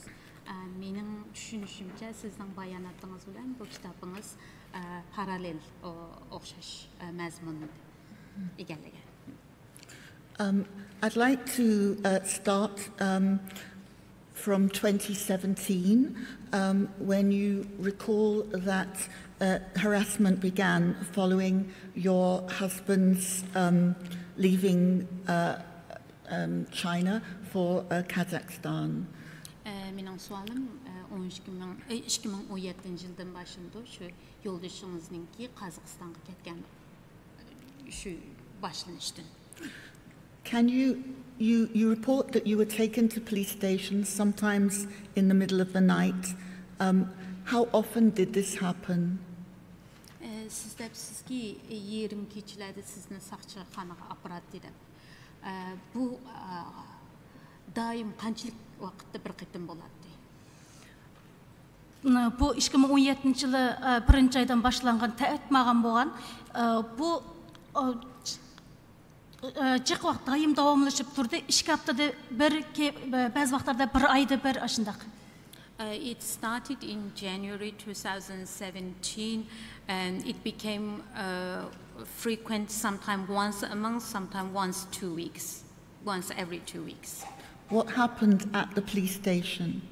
And bu shu soqchi idoraga apaga vaqtda sizga nima ish bo'ladi? Ular meni tutib aparatdi, andan ailemning Qozog'iston ekanligini bana qilib, meni tag aytdi, savol qo'yatdi, yana urib qiynaytdi. Interrogated me due to my family living in Kazakhstan. They questioned me repeatedly, and I was beaten up as well during that time. Yana ailemni Qozog'istondan qaytirib kelishga majburlaydi. They forced me to bring back my family from Kazakhstan. They asked you. Where did they take you? Where were the police station?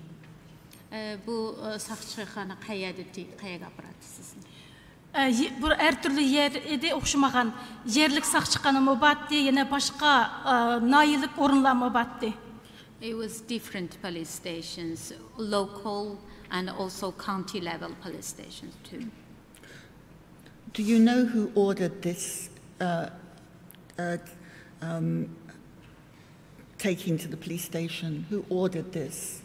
Sizni bu soqchiga apirishni kim buyurdi? Kim buyruq tushirdi?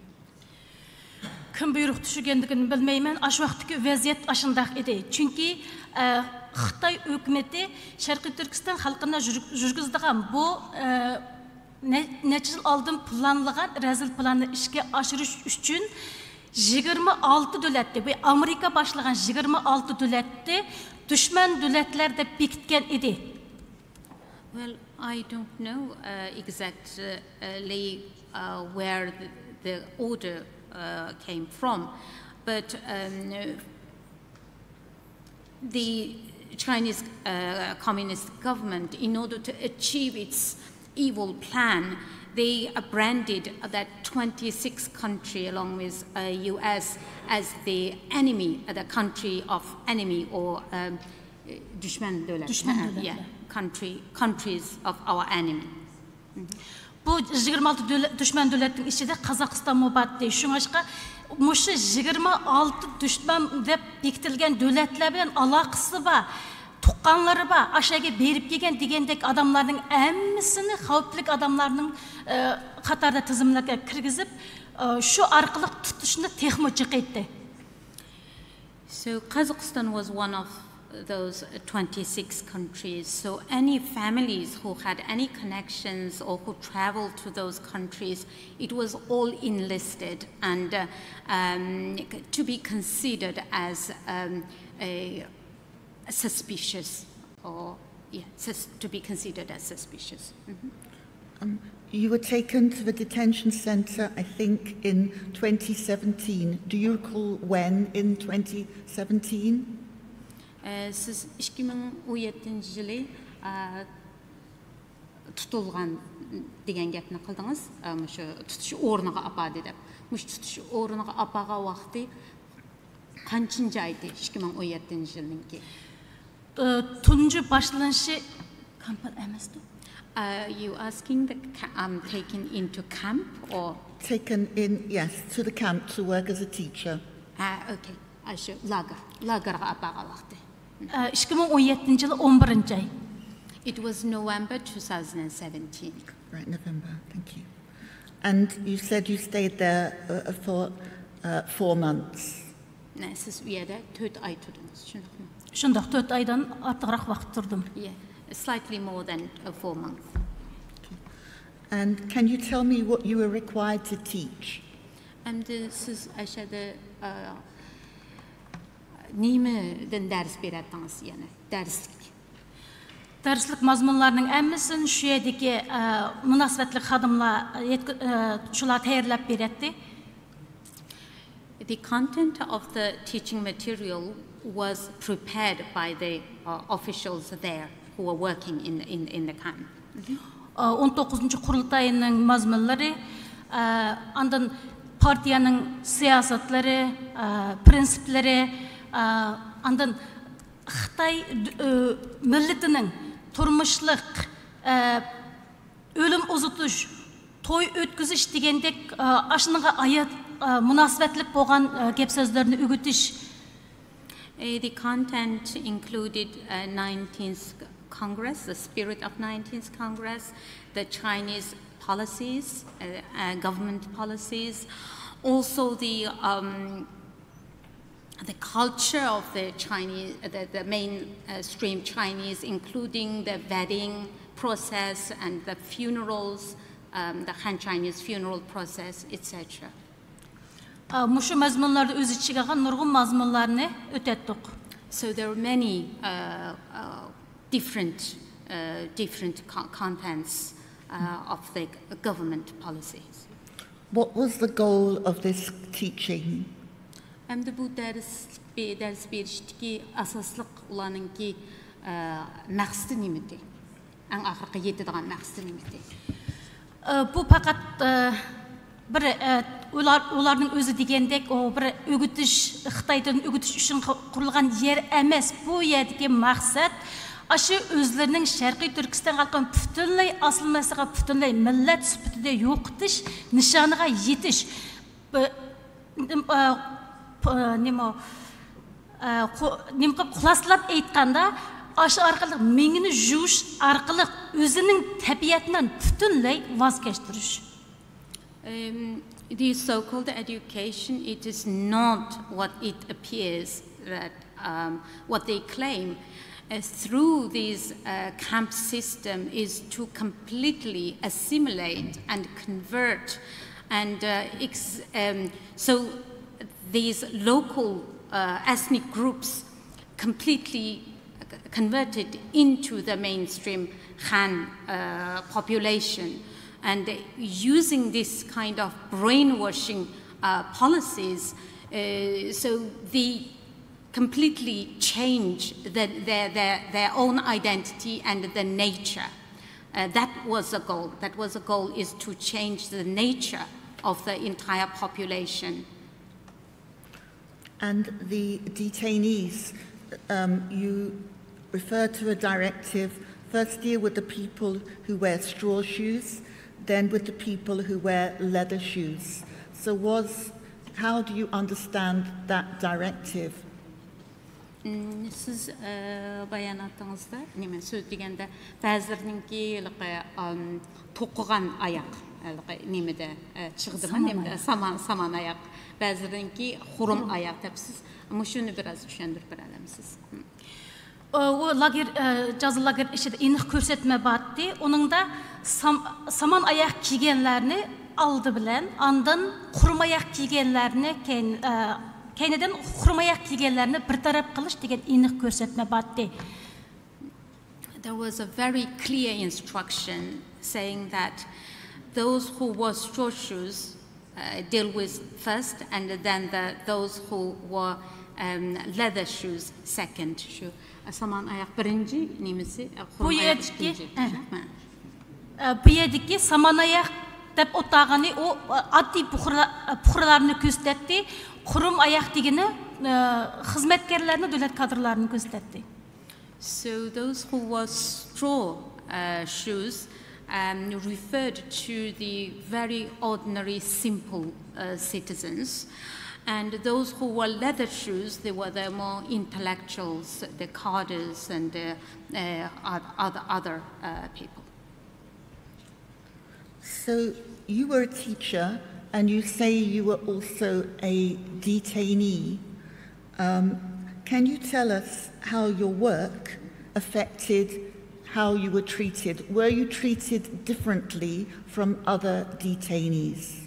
And this is o'qituvchi bo'lish sifatingiz bilan hamda siz u yerda tutqun. Ham o'qituvchi ham tutqun. Shuning uchun siz bilan boshqa tutqunlarning farqi bormi? Ularga hamda munosabat qilgan vaqtlarda qanday farq bormi?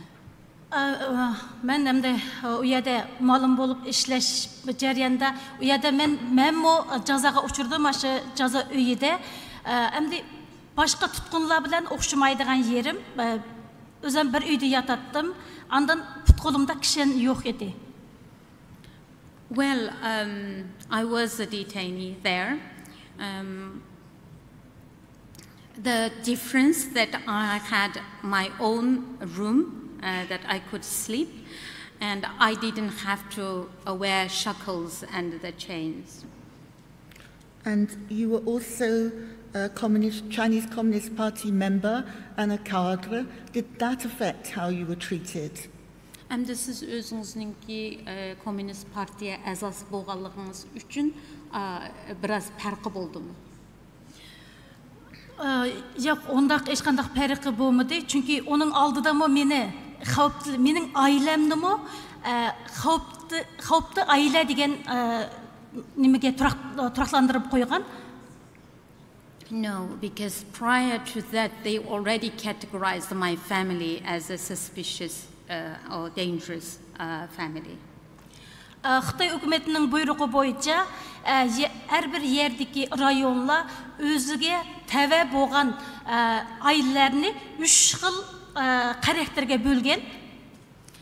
According to the Chinese government's policy, all the local people in the one region was categorized in 3 different categories. Birincisi xavfli aile, ikincisi o'tirisha xavfli aile. First is a dangerous, and then the second is medium, so it's not the most, but yeah. Üçüncüsü xavfsiz aile. The last is a safe. Mening ailemmi Qozog'iston bilan munosabatim bo'lganligi uchun o'sha xavfli aile qatorida ondan tutadigan odamlarning odatda shu birinchisi xavfli aile, ikkinchisi o'tirisha xavfli aile deganlarni asos qiladi. So due to the reason that my family members living in Kazakhstan, so my family was also categorized as they are dangerous, and therefore when they decided to detain people, so it's according to the family and those individuals belong to which category. That was very important. So you knew which category and what reason you were treated in that way. Did other detainees also know their reason for being there? And siz özünüzünki üyədikliğinizninki səbəbini bizə düşündürüb bədiniz. Əmdi aşağıdakı tutqunlar özünün nə üçün aşağıda tutulub turuyatqanlığını bilətdimi, səbəbini bilətdimi? Xitay hökuməti Muşu rəzil planını önümlük işə aşırış üçün 70 neçə türlük bolğan yalğan töhmətlərini aşı günahsız adamlara, Şərqi Türkistan xalqına çaplab, şu hər bir adamğa aşındaq yalğan töhmətlər arqılıq tutub kirgizilgan. In order to achieve their evil plan, the Chinese Communist government listed 70 wrongdoings or crimes, and so all the people who were detained in that facility, in the detention, was part of this listed 70, accused of one or several of these 70 type of crime or wrongdoings. And they knew why they were there. They knew which crime. And ular öz bilərdimi, nima üçün özünü əşəyə əkirgənligini, yəni ular dəpəgənmi nima üçün? Kelgəndən keyin dəpəgən nəmisi bilədi. Yəni ən içinçliyi bu yerdə şu özünün əzəldən bob baxmagan Xitay hökuməti çaplagan aşı cinayətni türlük rəzil vasitələr bilan şularga aşını itiraf qilishqa məcbur qılıdı. Yes, they do. After arriving there, and they were told what was the reason or the so-called crimes. What is the most heartbreaking is that they will make sure through all sorts of torture, a different methodology to make them to accept those accused crimes. I want to go to the document that my colleague referred to. I want, if you could explain, why were you shown that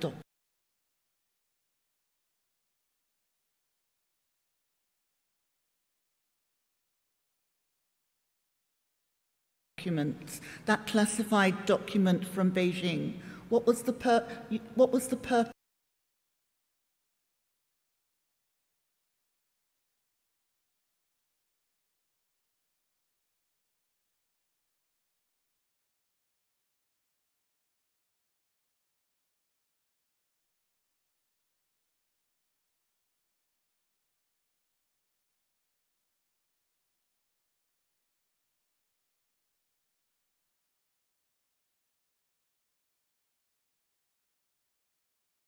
If you could explain. One person must receive the document and sign it.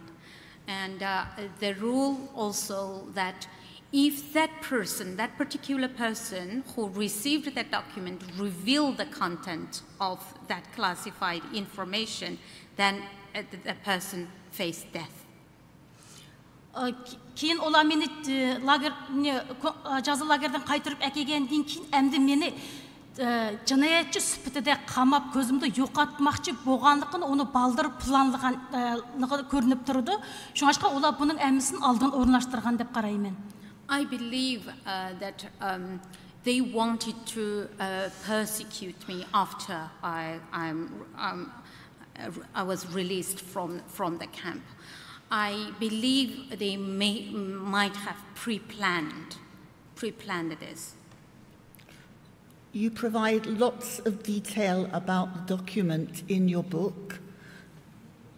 Do you recall where in Beijing which arm of the Chinese authorities this document came from? Әмді kitabınızda şu məxfi hüccət toğrusunda köp uçurlarını beribsiz. Sizce bu şu Beijing'ninki qaysı bölümüdün kelgan? Uyada merkez deb yezig'liq merkezning andan aslida nimaga maxfiy hujjat deb yezig'liq yana o'nda qo'l qo'yuqliq. Well, the information is the central government, and underneath is called the classified document. Then there is a signature. There was a signature. You remember the name? İsmini esinizde var mı? o ismi esimde yok çünkü onu bir-birlep tepsili görüp oturuşqa nim qilmaydı. Ko'rayotgan vaqtingdimi ular kuzatib turadi. I don't remember their name because they won't give you a lot of time to remember. Even when you are reading the document, they would watch you. I'd like to turn to the experience in the camp of rape of girls and women. Do you recall whether this happened every night or how often did it happen? Endi şu lagerda kız ayollarninki basqınçılıqqa uçurışı to'g'risidagi gapga kelsak, sizce her kechda bu vaqa bo'lib turdimi? Shundoq, bu ayollarning basqınçılıqqa uchrashi, jinsiy parakanchilikka, zo'ravonlikqa uchrash tafsandi qilishi bu u yerdagi doim bo'lib turadigan ish. I say yes because the woman who faced rape and a sexual assault, it was a regular thing. Where did this happen? Bu qayerda bo'ldi? Lager saqchilariga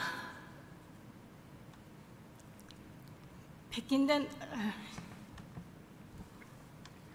kechiringlar.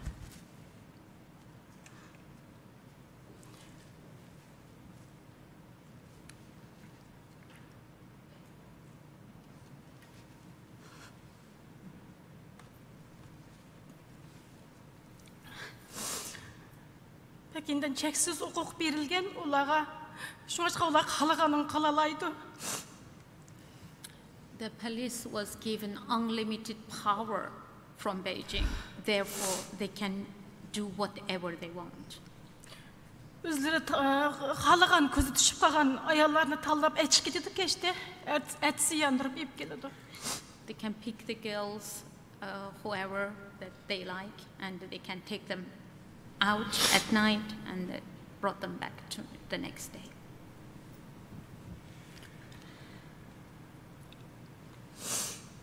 You also describe the rape of a young girl in front of 100 persons or so, and you say that you think it was planned and ordered and organized.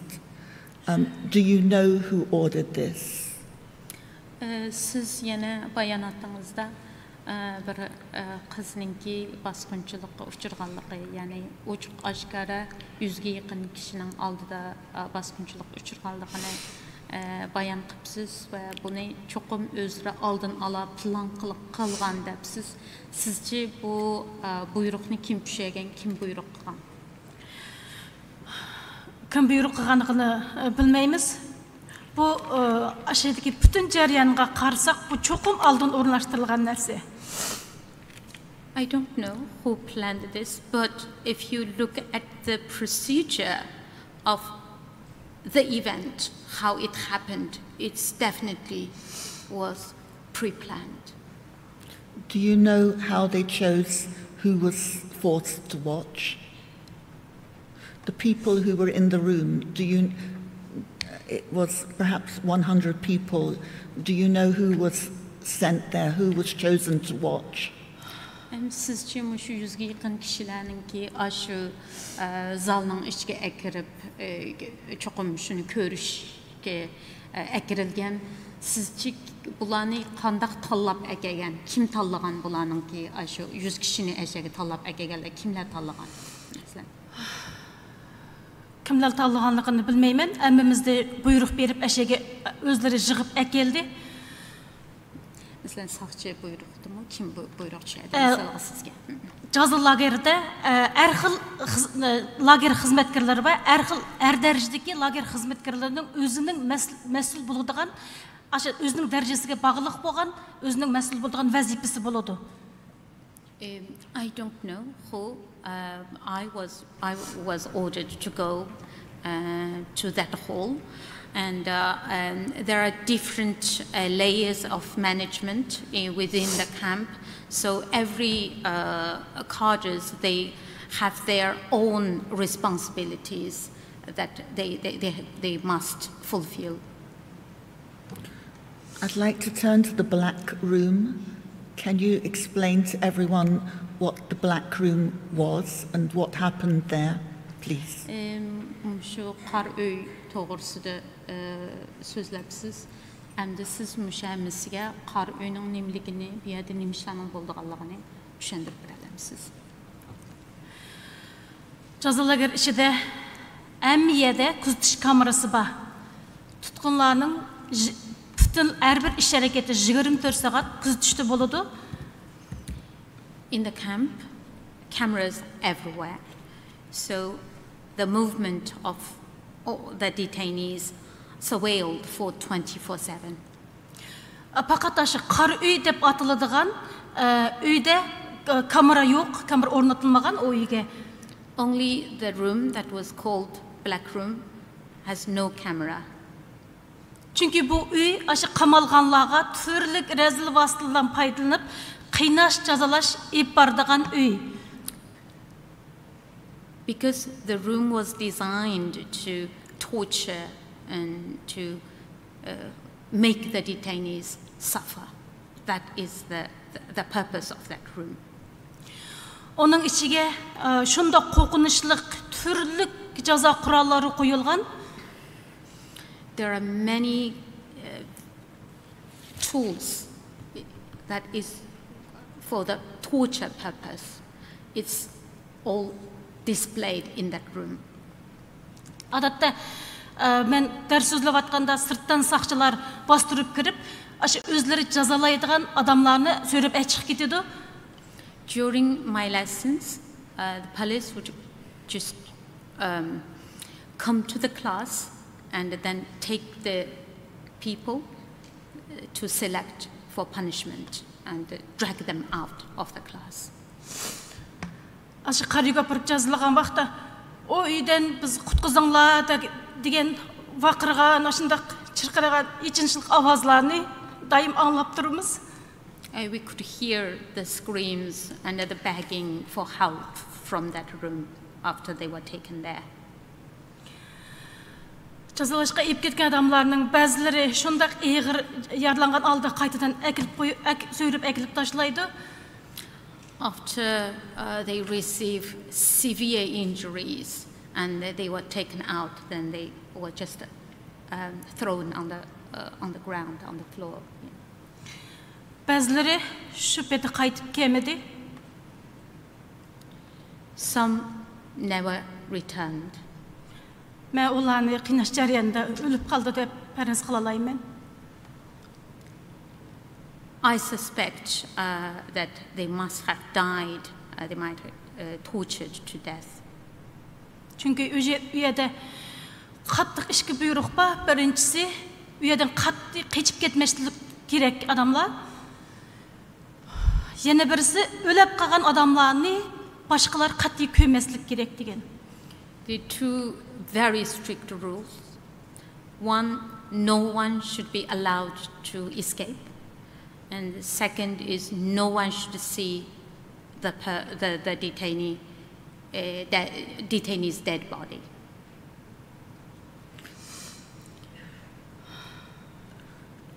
You were taken there to the Black Room. Can you tell us what the reason given to you for taking you there? What were you being punished for? Siz mi özünüz şu qar öyge kiripsiz, sizni şu yerdə jazalanıpsiz. Nima üçün şunu səbəbini düşündürüb verələmsiz? Aşı lager, jaza lagerinin türlü qayda tüzümləri batdı. Hətta başqalar bilan sözləşiş uyaqda tursun, külüşkümü, yığlaşqımı ruxsat qılınmaydı. There are many different rules, strict rules in the camp. You cannot even allow to smile or allow to cry, let alone speaking to others. Tutqun qilgan odamlar ular turib yo'qab ketadi, azib ketadi. Detainees taken away and disappeared. the numbers gradually became smaller. Aşı azayıp ketken adamların ornağa yeniden adam tutup ekilip toluqtarattı. Then they would bring new detainees to replace those places of those disappeared. Şundaq yeniden tutup ekilip kırgızıvatkan adamlarının arlıqıda, kırgızıvatkan vaqta aşı adamların arlıqıda bir Qazaq momay battı. That one occasion when they brought new detainees, and there was one elderly Kazakh lady. O kişini tağdaki üyden tutup ekegen vaqta kiyim kiyişkime ülgürtmepti.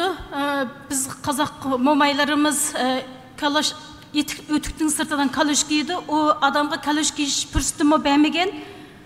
So when she was detained, they didn't even give her chance to wear her outdoor clothes. And in the we Kazakh people, normally we wear, we call kalach, after you wear boots, then you wear galoshes. Galoshes, yeah. And she wasn't even given the chance to put that on. Tızıp kırgızıvatkanda meni köde, şunu bilen, bular meni telefonumda mesele var dep tutup geldi, meni hiç qanday günahım yok, meni qutuldurup verin dep meni quchoqlab yig'lagan, yordam so'raganligi uchun men aşı jazolarning qayda tizimlarini qilaplik qilgan bo'lib, aşı qariyaga jazolashga akitildim. On seeing me, she ran and came to me and hugged me and pleading for help. They said, I am innocent, please rescue me, please help me. And for that I was punished. Thank you. I've just asked very briefly, you saw these medical records, and I understand you are a trained doctor as well as a teacher, and I would like just briefly to tell us why were they testing people and why were they so interested in women's reproductive health? And sizning shu sog'liq ma'lumotlarni ko'rganligingiz to'g'risida savolim. Siz ham doktorlikni o'qibsizkan. Sizce bu tutqunlarning bu qadar ularning salomatligiga ham bo'libmi ayollarningki shu tug'ish tug'magan balliq bo'lgan mushu uchurlarga bu qadar ko'ngil bo'lishidagi maqsad nima, sabab nima? Bu yerdagi sabab mening farzimcha, bu yerda ikki sabab bor. Birinchisi, aşı ayollarning aşı butunlay tug'ut masalasiga qatorliq bo'lgan uchurlarning shunday aniq yezilishining o'zi aşı ayollarning aşı butunlay tug'mas qildiganga chora ib borish uchun tayyorlangan. I believe there are two reasons, in my view, two purposes. First is to, when it comes to women's reproductive information, the aim was to make sure that all the women become infertile. İkinci sebep, hech qanday salomatligi yaxshi bo'lgan, hech qanday yuqumli kasalliklari yo'q, sağlam adamlarni mecburi emgak bilan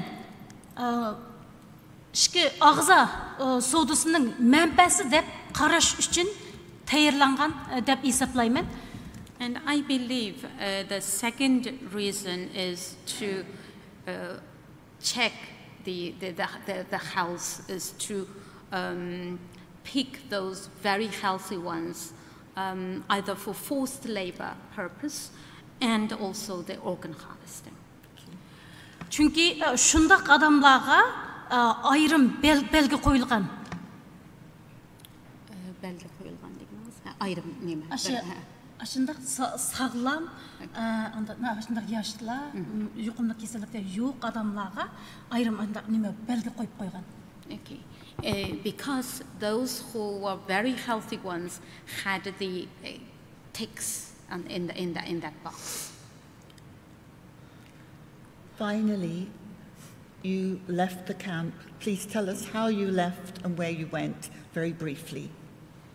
And this is lager çıkmışsınız. Lager qandaq çıxdınız, qandaq you left the country. Is that? How did you leave the camp? Were you dismissed? Okay. Şu lagerdən çıxan vaxtda sizni boldu işin tügüdü degan vaxtda qandaq çıxıb qoydu sizni? Özleri meni qandaq appagan bolsa şundaq beşim qarqalta kiygizib uyimga akeldi. Andan davamlıq özümnün xizmətimdə davamlaşdırışımda etdi. Exactly the same way how I was taken there. Black hood over my head, and then they brought me back to my home, and I was told I must continue my previous job to do previous. Thank you very much. Thank you. Two questions, if I may. One is that the role of teacher inside the camp was clearly an important one, regarded as an important one. And yet your family was designated as dangerous. Why do you think they chose you, coming from a dangerous family, to fulfill this role in the camp? Əmdi bu lagerdə dərs ötüşdüyən intayın mühim bir rol. Əmdi sizinki ailənizin xəbəb ailəsi dəb bikitgən ailənizin səbəbidir. Qandaqlarca sizni üyəgi dərs berişki tanladı. Misalға, siz bir xəbəblik ailədən boğallığınız. Sağolunuzға rəhmət. Bunun səbəbi, mən Xitay tilini şundaq yaxşı öyrənген, andan Uyghur tilini biləmən, özümnün tilimdə yaxşı sözləyələyəm, muşu səbəb var. The reason is that I know Chinese very well, and also I speak Uyghur language. That's what we're communicating now, and also I speak my mother tongue. Andan bəribir meni ən axırda yenə cinayətçi sübütədə qamap gözümdə yoxotadiganları aldım planğan eniq boğanlıqdan bütünlüy məndən paydalanış deyə hesablayman. In my view, that they had a plan that eventually they would get rid of me. So that I think that was their part of their plan. Thank you. The second question is that you mentioned there were 70 categories of offence in which detainees had committed one or more, allegedly. How many of those are what would commonly be regarded as terror-related offences? Bayam siz aşı 70 atalmış cinayette adamlarını ekirip şu nimkan. Şununda qaysileri şu terörge münasebetlik 70 türlüknün içindeki qaysilarını terörge münasebetlik dep hesaplaydı. O 70 neçə türlük 70 neçə türlük Xitay hökuməti tərəfindən tayarlanğan yalğan, qoldan yasalğan yalğan töhmətlər, cinayətlər. So those crimes that more than 70 type is actually pure accusation that's planned by the Chinese government. Bu yerdə terrorizmға bağlıq bolğanları İslam diniga münasibətlik bolğan, İslam diniga münasibətlik dərs alğanlar, saqal qoyğanlar, namaz oxuğanlar, meşitke bağanlar, ballarını, tuqqanlarını namaz oquşqa, İslam dininin qaydasını bilişke aşınınğa küşkürtkenlər. So the terror-related ones are the religious, who practiced Islam, who wore beard, who wore beard and prayed, been to mosque, also encouraged their children to practice religion. Andan bir vaqtlarda Xitoy hökuməti özü yol qoyub meşitlərini sağan vaxtda, şu vaxtda özləri bu adamlarını meşitke yardım qilishqa özləri ruxsat bergan. Hazır muşu tutulğanlarning yana şu terrorizm deb qaragan bir türkün adamlar şu vaqtki meşit sağan vaqtda meşitke yanı qilganlar. In the past, when they built mosques, actually China's government encouraged people to help to build the community mosques. And then later, these people were also become, criminalized for being part of building mosques. So it was a very particular definition of terrorism on that basis, or terrorist activities.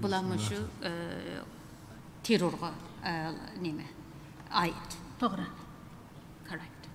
Thank you. We are substantially over time, but Professor Kaur, 2 questions, I think, and shortly, if you can, and then Mr. Vetch. You said on Fridays they were served pork in the camps. All Turkic Muslims were served pork.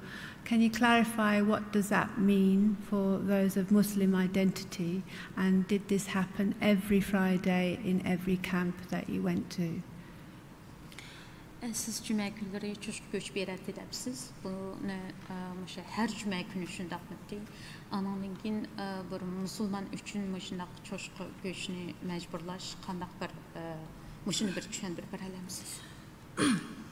O yerdə nurğunluğan aş adamlarının özünün təbiyyətindən vaz keşken keşmegənligini sınaq qılıdığan türlük rəzil sınaqlar batdı.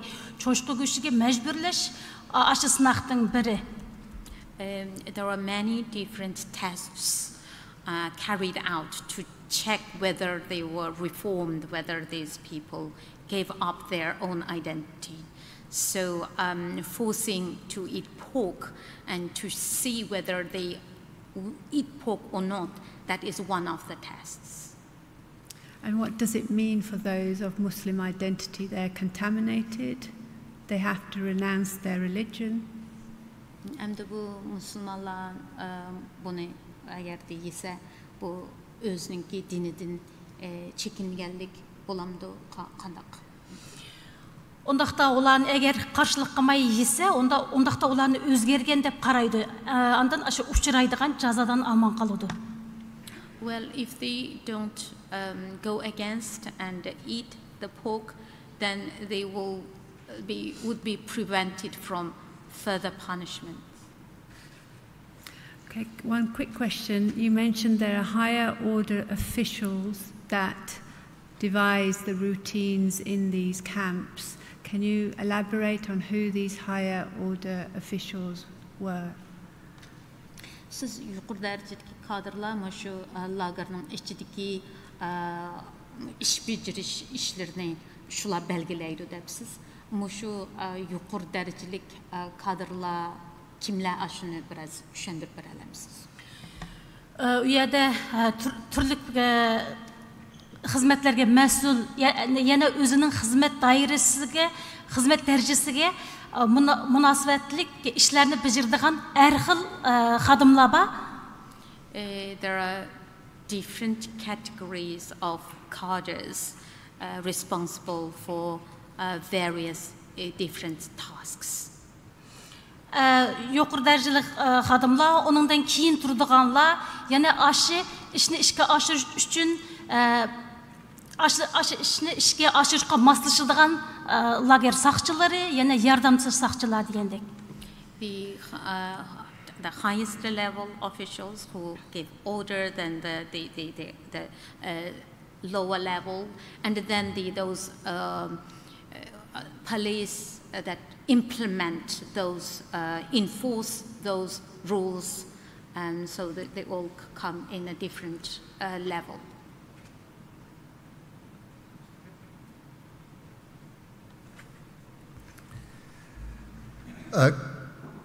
Why did the police or the guards in the camp, what did they wish to achieve by the torture and sexual violence? What was the purpose? Әмді мүші лагердегі сақчылар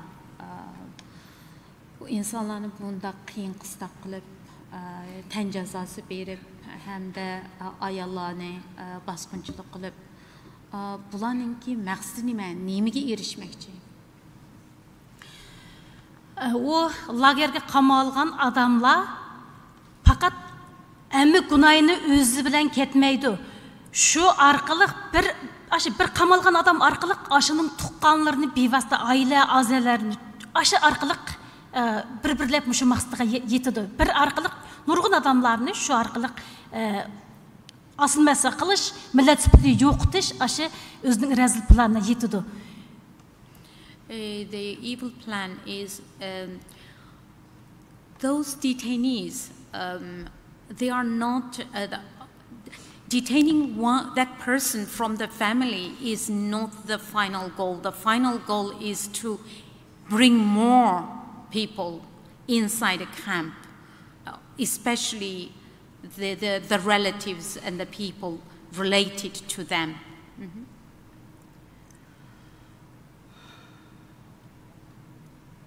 Thank you very much. Yeah, I said Cyril might have more to say, that's why Sorry. I just, yeah. Can you just tell us what diseases were prevalent in the camps? For example, was there sexually transmitted diseases, HIV, TB? Әмді bu lagerlarda qandaq bir keseller bulungan, mesela juqumluq keseller, mesela cinsi juqumluq keseller, yoki tuberkuloz degandek, yoki HIV aşnaq keseller. Anladыңызмы, bilemisiz? Turli kasalliklar bordi, mening bildiganligim qavziyat bo'lib, sirtiga teshiga chiqib ketgan, andan mikroblanib ketgan, suga o'tib butunlay ishib buyragidan masala chiqqan. People suffered from various health conditions. Most common ones were constipation, and that developed the hemorrhoid, and also being poisoned, the viral infections. Hatta menga o'smisi operatsiyasi bo'lib, doğru bilan hayatını saqlayotgan aşındaq adamlarmı kampda bor?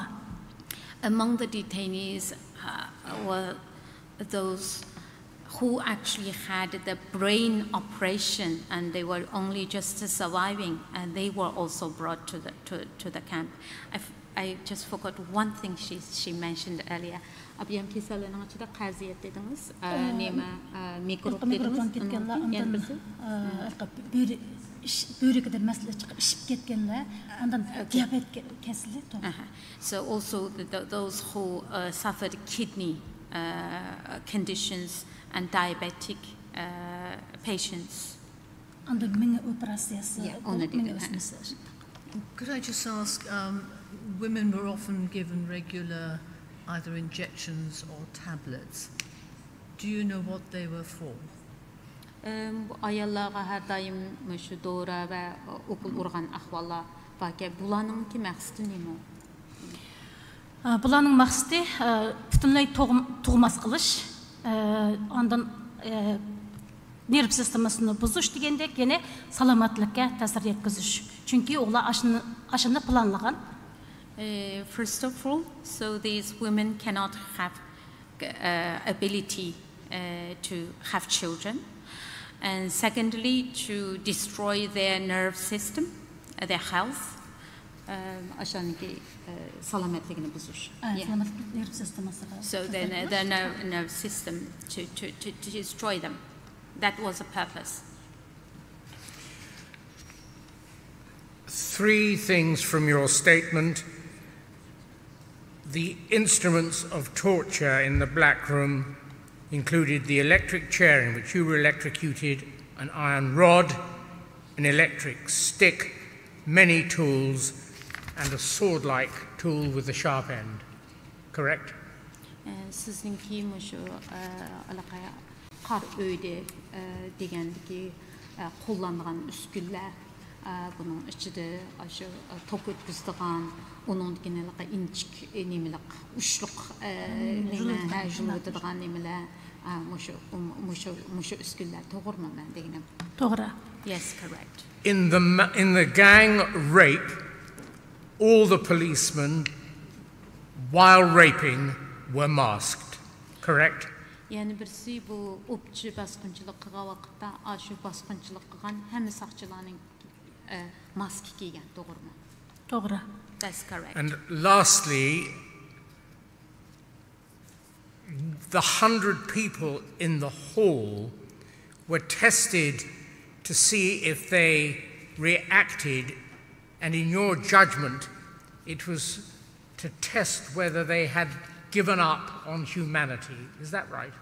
Üçüncüsü, şuradaki 100'e yakın kişinin ki asaslık bula özününki insanlıkların vazgeçmegenlikini sınaş. Doğru mu? Doğru. Correct. Mr. Abraham, the PRC has challenged this witness's integrity on the basis of something called, I think, loan fraud. Of course, it may not have had notice of the book of which we've heard for long enough in order to deal with those issues in detail. Is there anything you want to ask about those? No, sir. In which case, I think I will just ask this witness, but be brief, please. Is there anything else you want to tell us that you think is important beyond what you've told us already? Endi bizimki sualimiz tugidi. Sizga ko'p rahmat. Sizning endi yana hozir sizce biz bilmagan yo qo'shib qo'yay deydigan so'zlaringiz bormi? Shu fursatningiz uchun rahmat. Mening deydiganim shu, men Qozog'istonga qaytib chiqqan hozirgi qator mana tunugungacha Xitoy Kompartiyasining turlik besimni qarlash, turlik besimni taxtına uçurab kelyapman. Hatta men mushaqqa kelyapgan vaqtimni menga ta'tilib, 20 yildan qaytirib kelamiz. Biz ashnaga bizning qudratimiz yetadi, seni degan ishlarma bo'ldi. Thank you very much for giving me this opportunity and also asking me to add. Since I fled to Kazakhstan up until now, I have been being harassed and received threats constantly. Even yesterday, I was threatened that I was told that they have the power to take me back.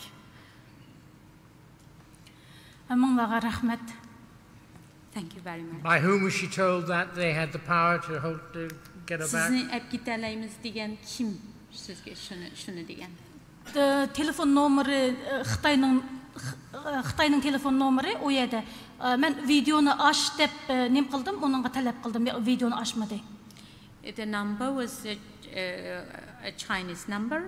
I requested them to do a video call, but they didn't. Thank you for giving your evidence. You are, of course, now free to go or to stay. Mr. Sabi, we move to the next witness. I realize we've overrun, but I judged it appropriate. Shall we get on with the next witness? Yes, the next witness, Mr. Chairman, is Mr. Dolkan Isa. And he is the man I referred to in my opening observations. Yes, sir. Who asked us to form this tribunal.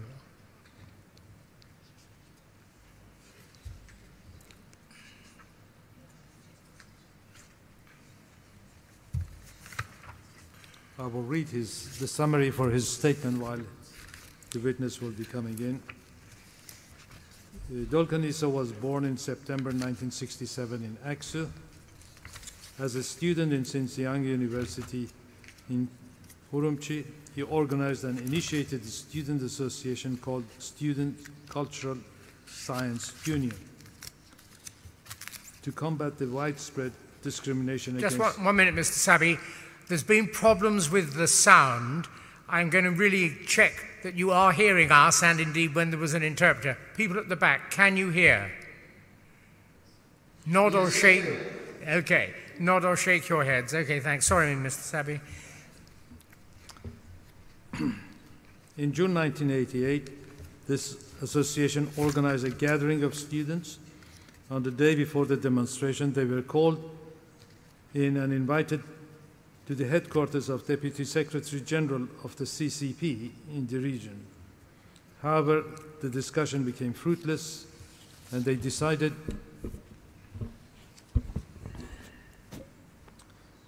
to move ahead with the demonstrations.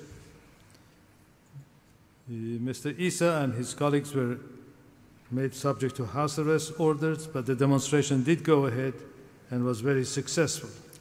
And it followed by disturbances. In September of that year, Mr. Dolkan and one of his colleagues were struck out of the university, and he could not finish his studies. Mr. Isa then went to Beijing and opened a restaurant in Beijing. Again, he became under the focus of the police in Beijing, and he had to leave China, where he resided in Turkey. Eventually, he moved to Germany in June 1996, where he was given an asylum. He participated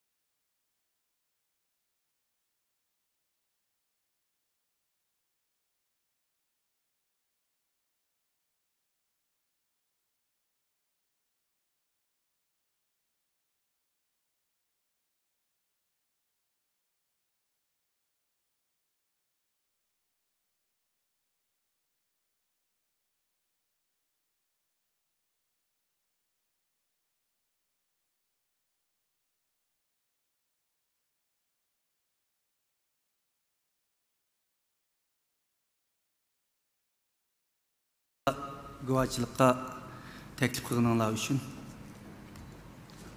Thank you for inviting me as a witness to this tribunal. Men 1984 yıldan 1988 yılgacha atalmış Şinjan Üniversitede fizik fakültede okuvchi bo'lib fizik o'qidim. I have studied in so-called Xinjiang University from 1984 to 1988. Men Xinjiang Üniversitesiga o'qishga kirgandan keyin biroz aqlim to'shqandan keyin kunlik hayotımda, o'quvchilik hayotımda ve jamiyatdagi hayotımda Xitoy hükümetinin Uyg'urlarga qarata olib berayotgan ayrımchilik, besim siyasetlerine her günü şahit oldum ve bu mening kallamda nurg'unlagan savollarning tug'ilishiga sebep oldu. During my study at the university, I have witnessed various forms of discrimination and the government oppression targeted Uyghurs, and that caused a lot of questions in my mind. Her çarşamba günü düştüğün keyin siyasi güneş dersi battı. Bu siyasi güneşte biz Xitay merkez hükümetinin siyasetlerini, Xitay Halk Cumhuriyeti'nin asas kanunlarını ve atalmış avtonomiya kanunlarını ügünettik. And there was a political study class assigned on each Wednesday. And during this political indoctrination class, we used to study the Chinese Communist Party's policy and the Chinese government's constitution, at the same time, Chinese government's so-called regional autonomous law. Biz bu siyasetlerge, bu kanunlarga, bu otonomiya kanunları karaydıgan bolsak, Uyghur halkıga hakikaten köp hukuklarının bağlılığını göreleyimiz, ama bu hukuklarının normal hayatta hiçbir kaçan uygulanganlığını, tatbiq kılınganlığını halkımız bunundan hiç kaçan bahraman bulanmaganlığına şahit buldum. During this indoctrination, we have realized that none of those provisions of the Chinese Constitution and the Chinese National Autonomous Law applied for Uyghurs' daily life. Bu kanun bundaq oturda, ama reallıqda nemiş ki bu icra kılınmaydı. Diyen mesela menin kallamdaki çok sual işaretleri bu oturga çıktı. There is a law in the book why it is not being applied. That was the big question in my mind.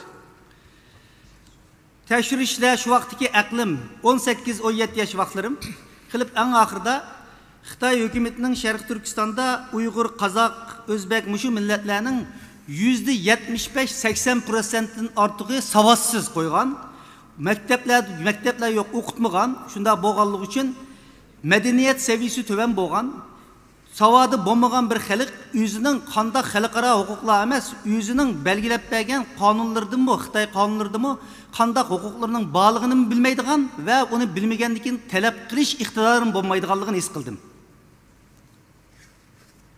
And during my time, approximately at my age of 17 and 18, when I was a student at that time, I also realized that nearly 75 to 80% of the population in East Turkestan, including Uyghurs, Kazakh, and other natives, they left illiterate by purpose by the Chinese government without investing for education. And by doing so, they perfectly knew that people without a proper education and a proper level of awareness, they may not have a power or conscience to demand their right and exercise their right. Bunun bilen Şinjan Üniversitesi'de bir okuyucular uyuşumuzu kurdum. Okuyucular pen medeniyet cemiyeti deydiğen bir cemiyetini kurduk. Bu kanunluk bir cemiyetti. And for that reason, during my students' year, we established one students' union focusing on science and culture. It was a legal organization established at that time. Məqsədimiz yaz qışlıq tətillərdə minliğan Uyghur üniversite okuyucularını bizning vatanning chet yezlariga avatish orqali xalqimizga o'qish, yezish, o'gitish, madaniyat seviyasini yuqori ko'tarish. Ko'ngillik holda, haqsiz holda. The purpose of this the union or organization is to dispatch the Uyghur University students to all corners of East Turkestan and help local people to educate them. And it was free course we provided. Ama resmi bu hareketki başlagan vaqtimizda Xitay hükümeti əməldarlarına bizge her xil tosqunluqlarını qildi. Gerçi bu Xitay qanunuga uygun, Xitay merkezi hükümetinin siyasetiga uygun bir hareket bolsumu, ama biz resmi bu hareketki başlaganda nurgun qiyinchiliklarga duch keldi. Biz bu hareketlerini bek muvaffaqiyatli ep baramadik. When we started this initiative, and we have faced a tremendous amount of obstacles from the government, despite it was illegal and it was lawful, and for that reason, we have not been that much successful in our initiative. 1988 yılı 6. ayda biz atalmış Şinjan Uyghur Abdum Rayı'nın hükümetiga muşu Şərqi Türkistan'daki muarip sayesideki gündelik hayatlardaki siyasi sahilerdeki adaletsizliklerini ki ayrımcılıklarını şikayet kılıp bir iltimas sunduk. Biz körüşünü talep kıldık. In June 1988, on the basis of the information we collected about the educational life of Uyghurs and others in East Turkestan, about their political awareness, and also about the daily injustices they are facing in their daily life, we prepared a report-like petition and asked the regional, asked to meet with the regional government officials to create some kind of awareness. Ama biz hiç kaçan bizning bu talebimiz haqida hukumatdan bir ko'rishish uchun vaqt olamadik. Bizning bu talablarimizga bütün hukumat adamlari bo'lsin, hatto universitetninki mudirlari bo'lsin, buni javobsiz qoldi. And our repeated demand to meet with the government officials, even including the school high-level officials, left unanswered, and we could not able to deliver our message to neither to government officials nor the school administrations. Muşundan biz bu iltimasını yazıştı bir qancha hafta ilgari 5. aylarda 88 yılı Şinjan Üniversitesi Fizik Fakültesining, men o'qiydigan fakultetning darvozasiga Xitoycha Uyg'urlarning erlarini qul qilamiz, ayollarini fahsha jalab qilamiz degan bir Xitoycha yozilgan bir lozunka ne tepib oldik. Yozildi yani. Actually, we found one the poster posted on the school wall, basically saying that we came to Xinjiang to make Uyghurs male as slaves and the Uyghur woman as a prostitute. And we found that posters a couple weeks earlier from our the initiation, the petition started. Biz bunu mektep müdürüne hükümeti tavşırıp bunu yazgan adamını çokum cezalaş gerekliğini iltimas kıldık. Ama onun cevap vermedi. We reported this poster to school administration and we demanded the school administration to conduct some sort of investigation and punish those responsible.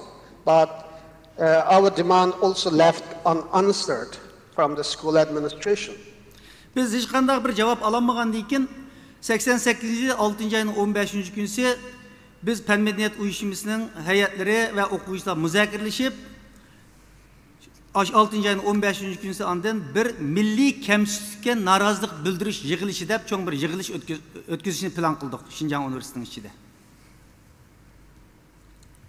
After we couldn't able to get any response from the government, approximately on June 15th, 1988, with the discussion of the board members of our student union, we decided to have a protest against this type of discrimination within the school. Biz bunun tayyorligini qilib, uqtirishlarni chiqarib, tayyorlik qilsak, şu günse ettigen saat 7'de anındaki mektepnin müdürü bizni Abdumray'ın rehberleri körüşüdüğallığını bildirip bizim şu günse ettigende Abdumray'ın hükümet xadimleriyle körüşü yapmadı. After we made the announcement about the June 15th protest, and all of a sudden, in the morning of that day, the officials from school administrations came to us, and we were told that the high-level officials from the regional government about to meet us. Şu günse Abdumraylık Xitay Komünistik Partiyasının sekreteri Canabil, Marif Komisyonunun müdürü, Plan Komisyonunun müdürü ve Maliye Nazırı bilen 5 saatlik bir söhbetimiz oldu. And in that day, we met with the vice chair of regional Chinese Communist Party, whose name is Janabal. At the same time, we met with the high-level officials from the regional Ministry of Education and the Finance and others. Forgive my interrupting.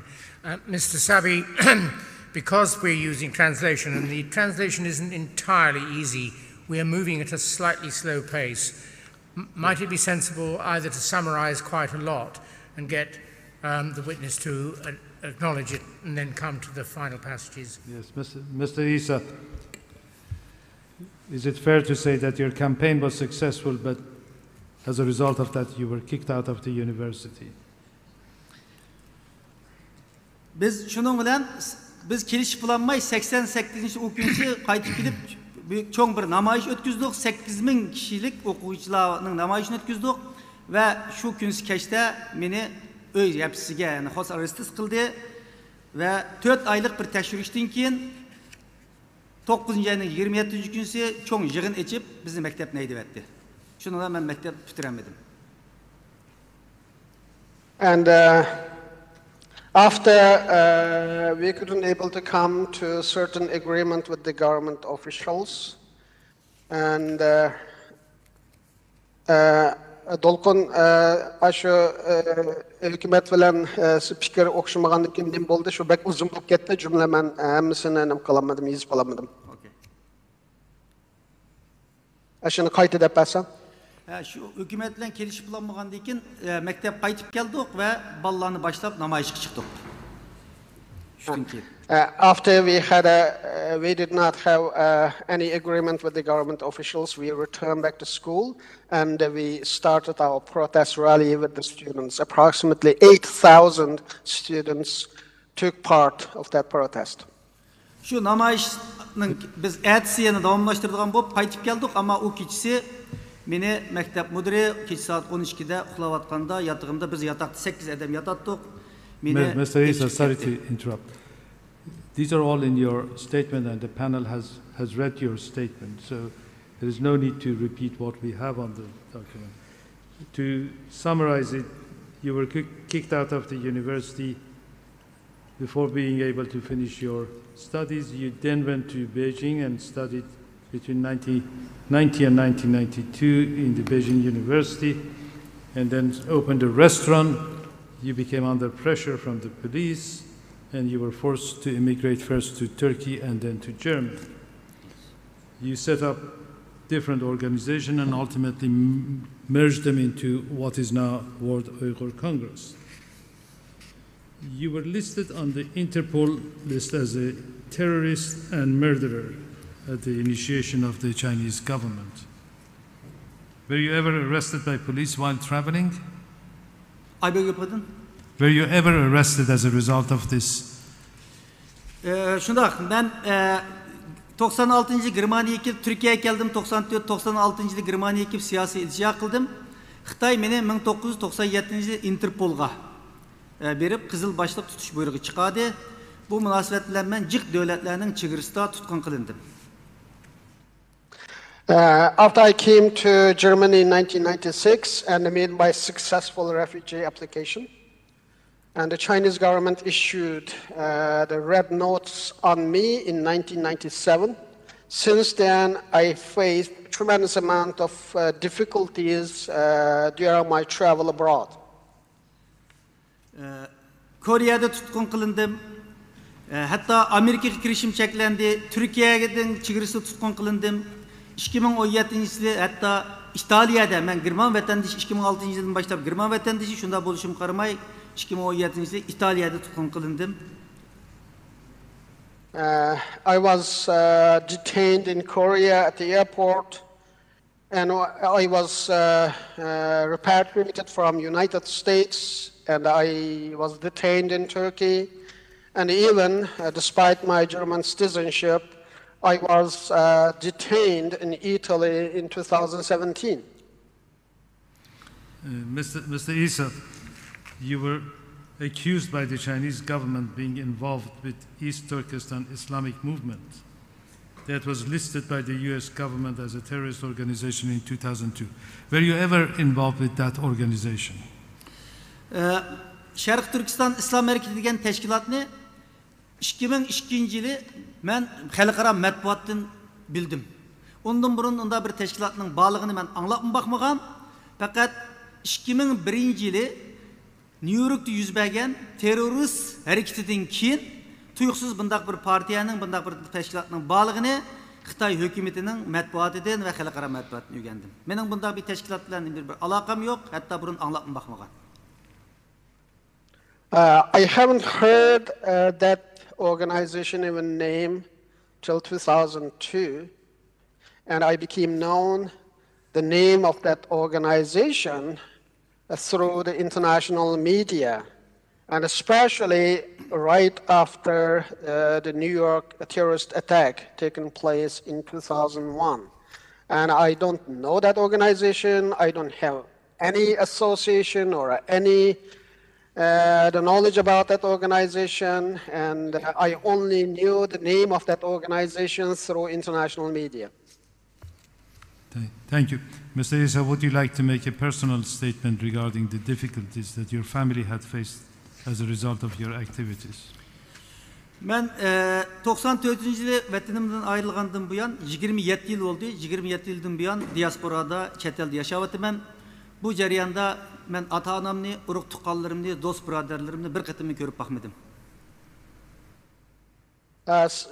I left my home country in 1994, and it is 27 years now. And since then, I'm living in exile.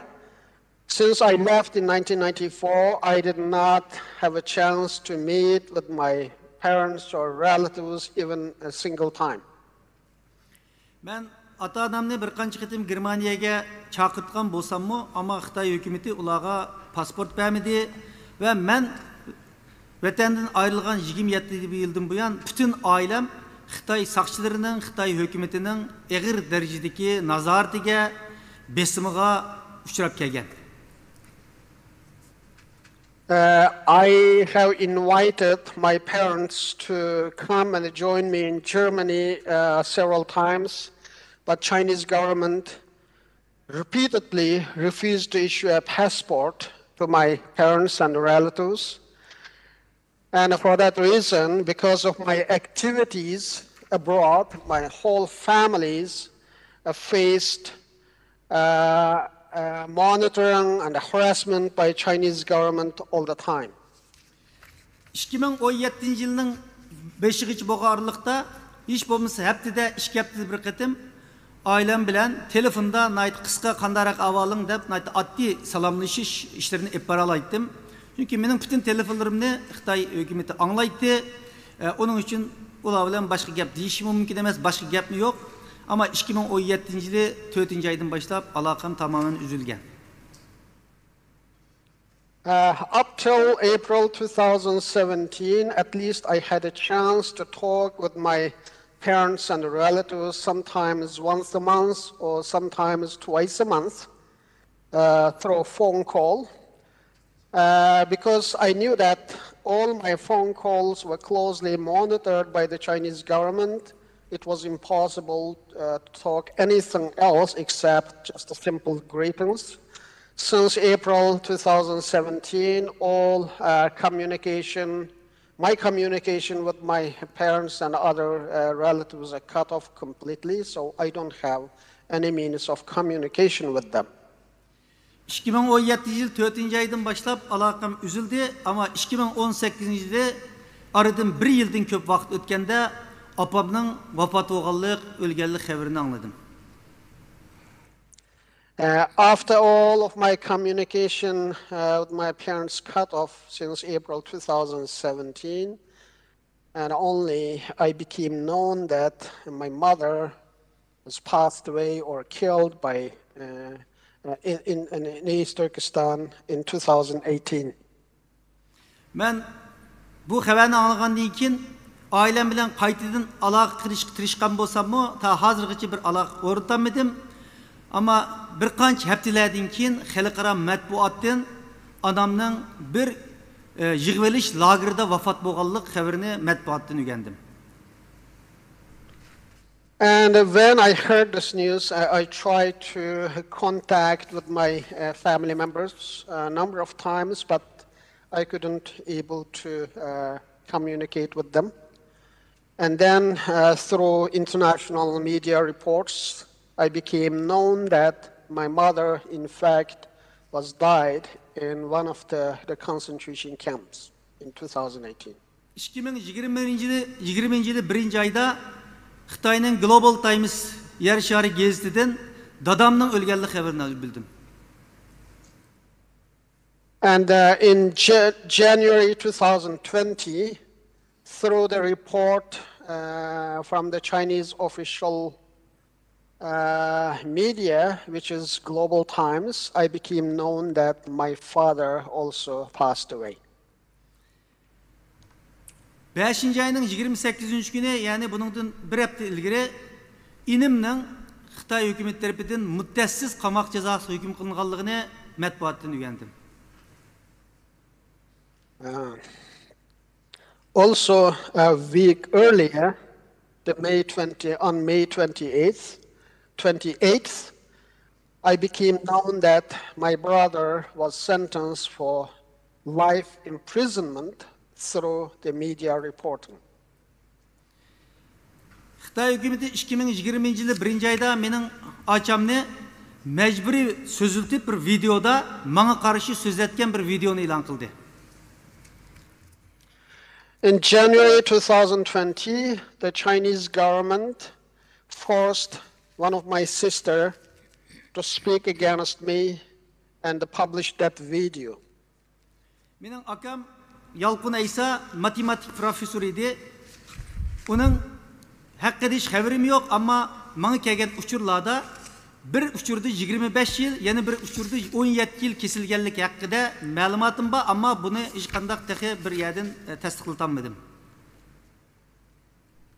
I have one brother whose name is Yalqın Isa. He is the mathematics professor. And in one information I have received, he was sentenced to 25 years imprisonment, and another information, it is said that he was sentenced in 17 years imprisonment, but there is no way for me to verify which one is correct. Şu ailemden avalımı şu, bunların hemmisini ben şu halkara metbuatlardan, yaktın bu yaktın aklına uçurla, kança adam, kança tukunum hayat, kancısı kampıda, kancısı ülep gitti, bir malumatım yok. This is the publicly available information on the international media, and I'm learning about my family members only through the reports from the international media, except than this. I have no idea how many of my family members in concentration camps or detention, and how many of them alive, or how many of them is in another condition. Thank you, Mr. Issa. The tribunal may now have some questions for you. Mr. Issa, you've stated that the main aim of the Students' Cultural Science Union was to bring enlightenment to rural areas.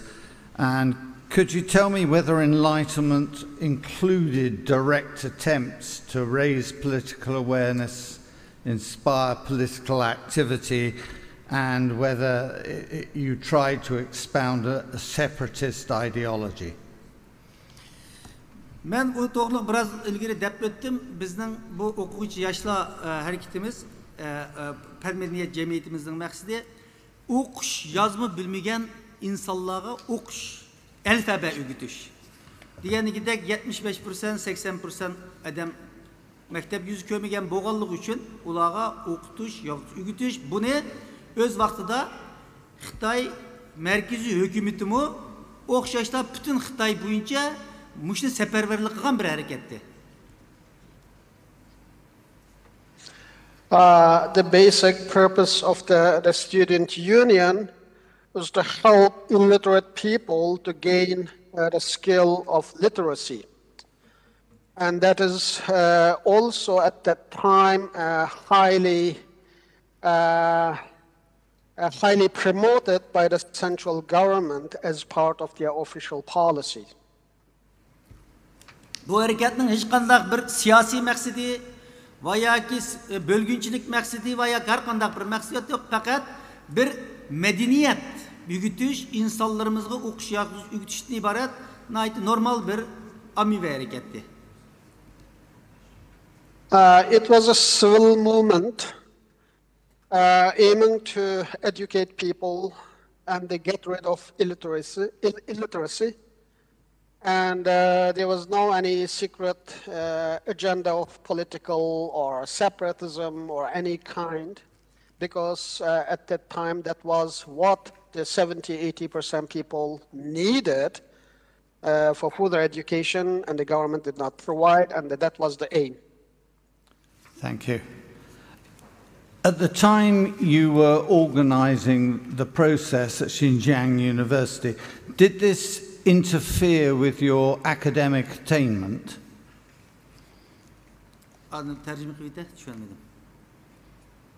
Sen şu okuvchilar nimasini o'rinlashtirgandingiz? Bu sening şu akademik, ya'ni şu o'qishni menga ta'sir qildimi? Ya'ni uningga daxli taruz qildimi sening ilib borgan norozilik harakatlaringga?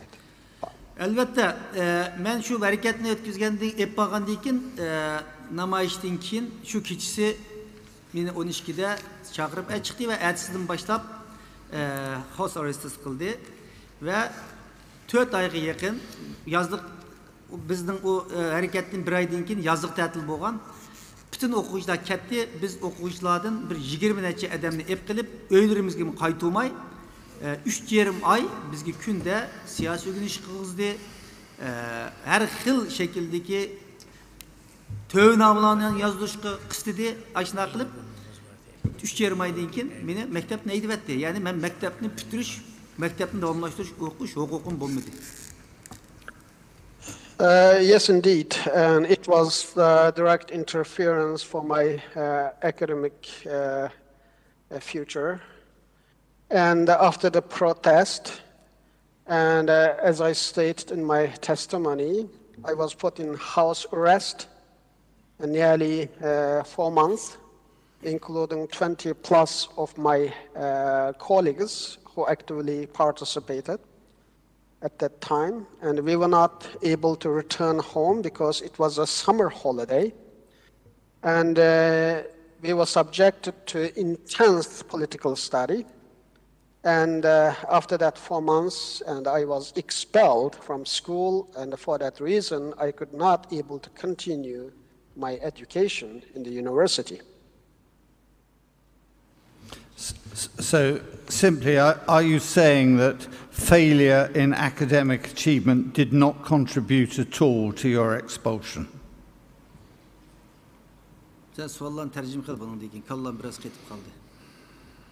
Yani senin bu akademik cihetki bu muvaffakiyetsizliğin senin bu mektepten çıkarıp etiş bilen bir vasıta münasebet var mı degandek bir sual.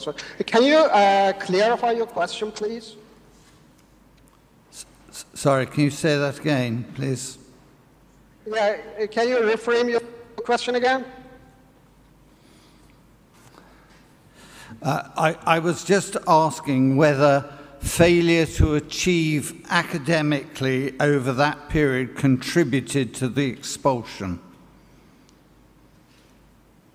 Yani senin şu mektepteki muvaffakiyetsizliğin seni mektepten çıkarışka sebep bo'lgan mı degandek ma'lum sualımda so'radi. Mening o'qish jihatdagi muvaffaqiyetsizligim emas, faqat mening shu namoyishlarni tashkillaganligim uchun Xitoy hukumati meni shu sababdan bo'lguncha deb qaralab maktabdan chiqaribdi. Bu mening albatta davomli o'qish, akademik tadqiqot faoliyatlari bilan shug'ullanishimga ta'sir ko'rsatdi.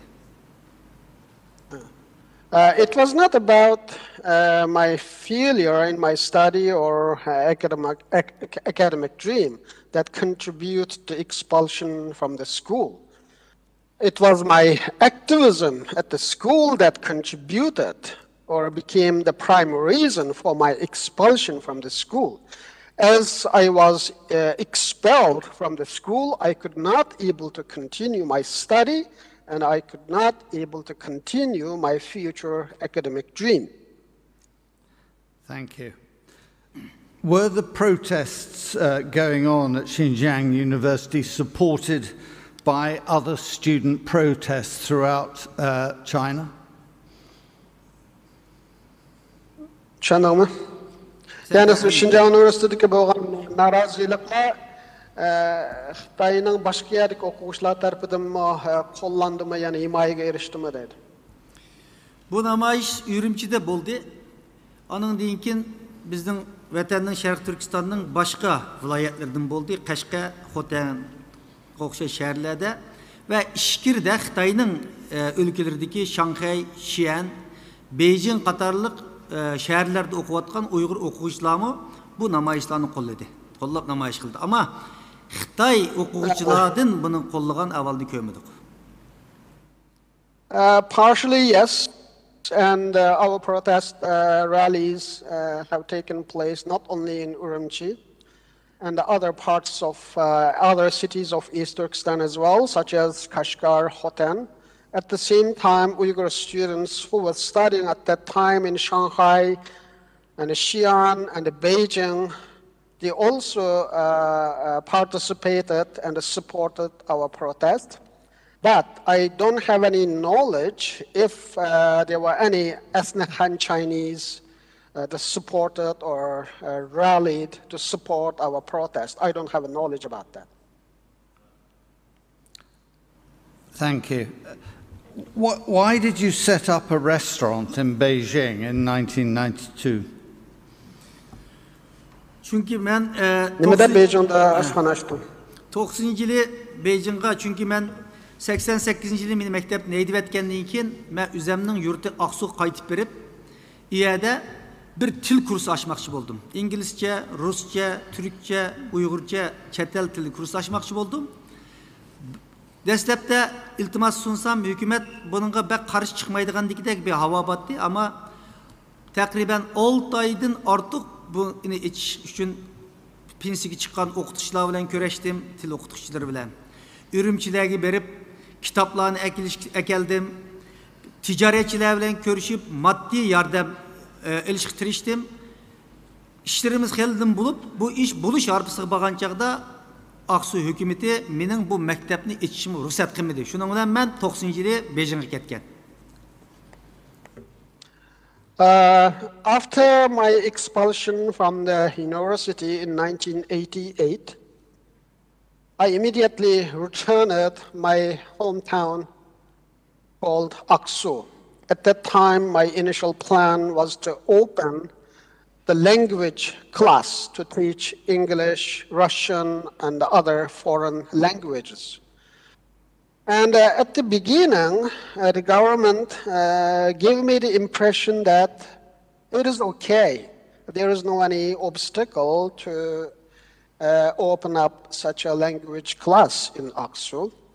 And so I tried all venues and the preparation and prepared all logistic needs, just like procuring the class materials and books, and even I spoke with the businessmen to have a certain amount of investment to this. When we came to the end, the government office in Aksu, they said that it is not permitted to open up such a language school. And so when I could not see any hope to do any business or anything in my hometown, so I went to Beijing. 90-yıldan 92-yılgacha Beijing Çetel Tili Üniversitede 2 yıl İngilizce ve Türkçe öğrendim. Ama mektepni tugitip qilgandan keyin mening siyosiy jihatdan xatolaşgan adam degan rekordim bo'lganligi uchun men u yoqda ish topolmadim va u vaqtlarda men ayolim Beijingda ishlaydi, to'y qildim va hayotligim uchun ish topolmagandan keyin bir oshxona ichishni uyg'un ko'rib oshxona ochdim. And from 1990 to 1992, I studied English and Turkish in foreign language university in Beijing. And because I had,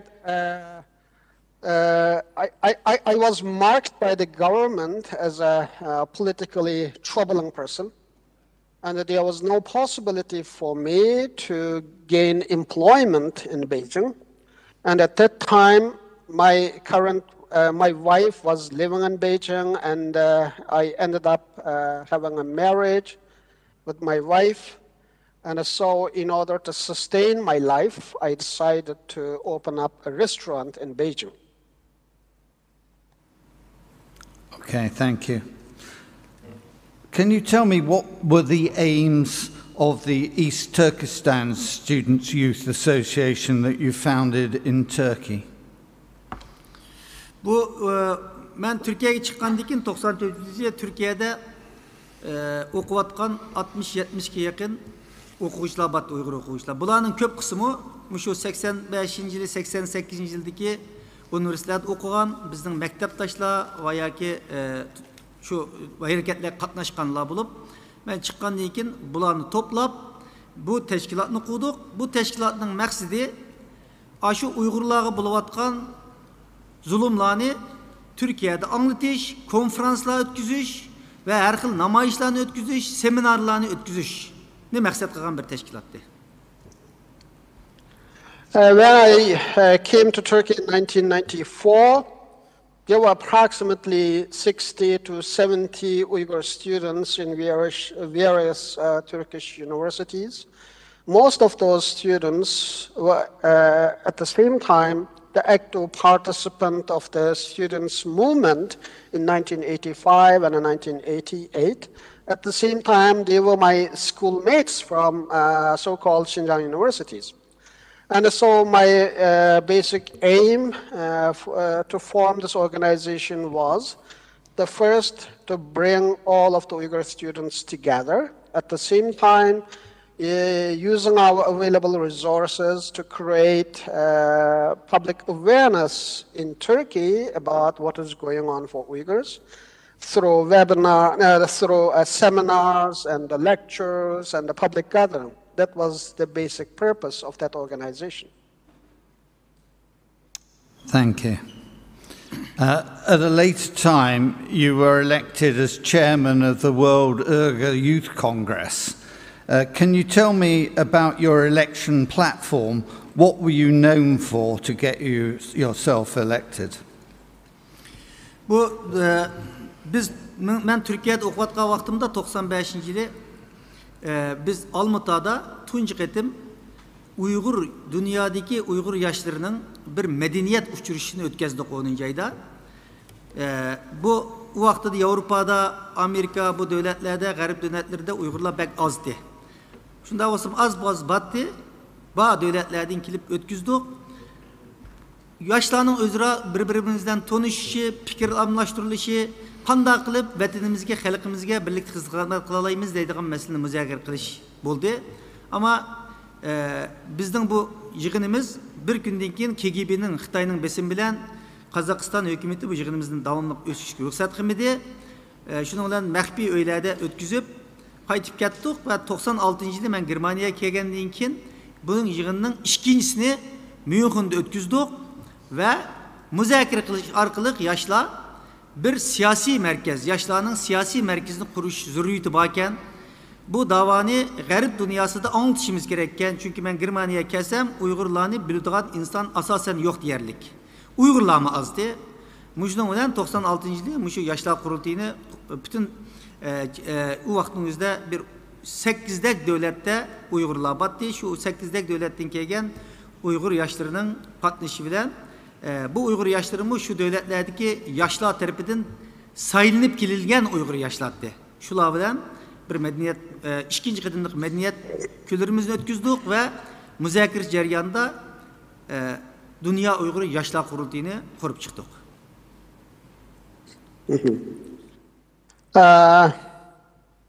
Before establishing that Uyghur Youth Congress, actually, in 1995, when I was in Turkey, I went to Almaty, Kazakhstan, to have the first Uyghur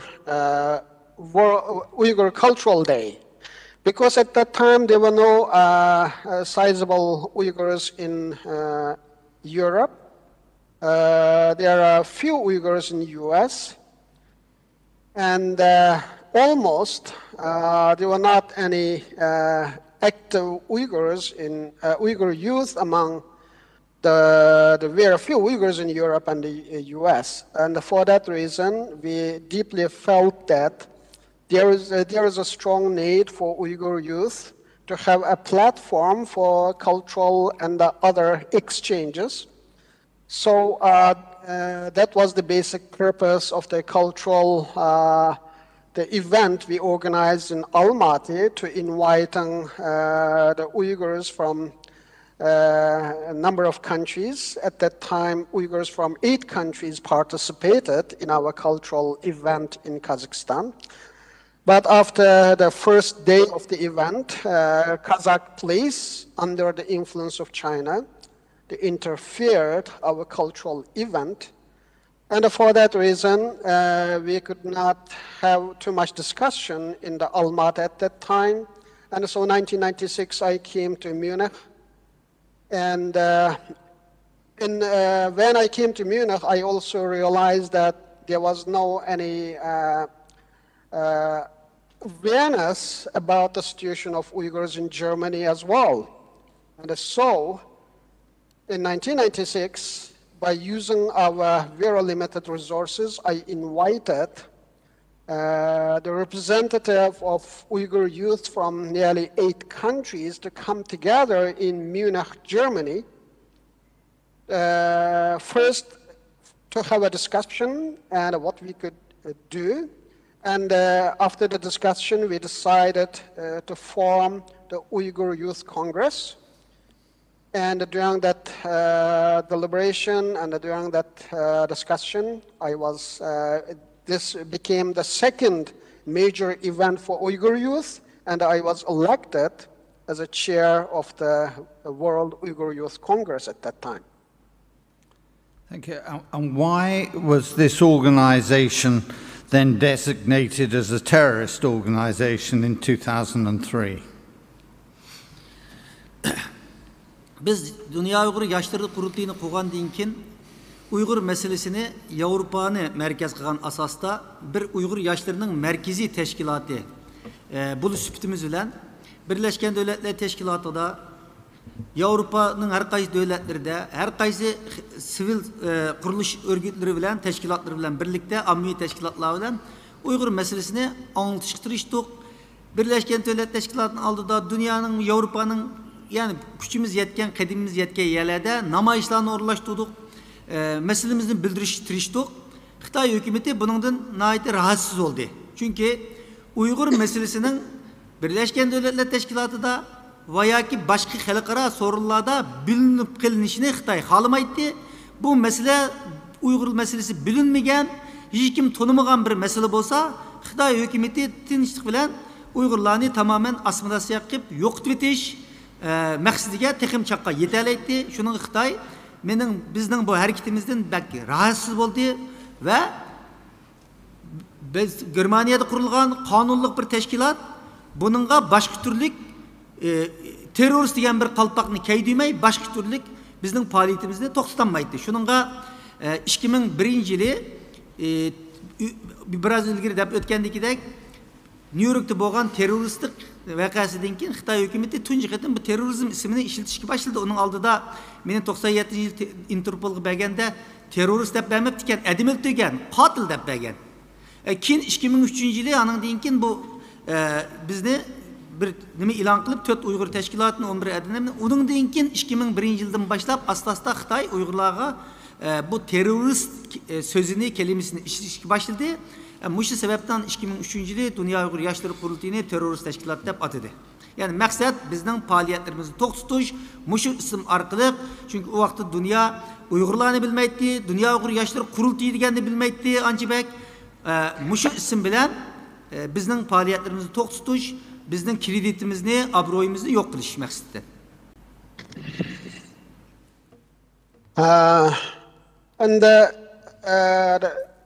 In 2003, yes, the Chinese government accused the World Uyghur Youth Congress as a terrorist organization. And as I said, after the establishment of this organization, by effective use of all of our limited resources, and we try to create awareness about the situation of the Uyghurs. and in front of the UN headquarters in Geneva, and in front of the European Parliament, and we collaborated with NGOs in Europe, and we organized protests and public gathering. So Chinese government strongly felt discomfort about our gradual our campaign that gradually took hold in Europe. And the Chinese government did not want the atrocities taking place in East Turkestan to be known by outside world. And the World Uyghur Youth Congress became an effective organization to unmask the Chinese atrocities, to create awareness.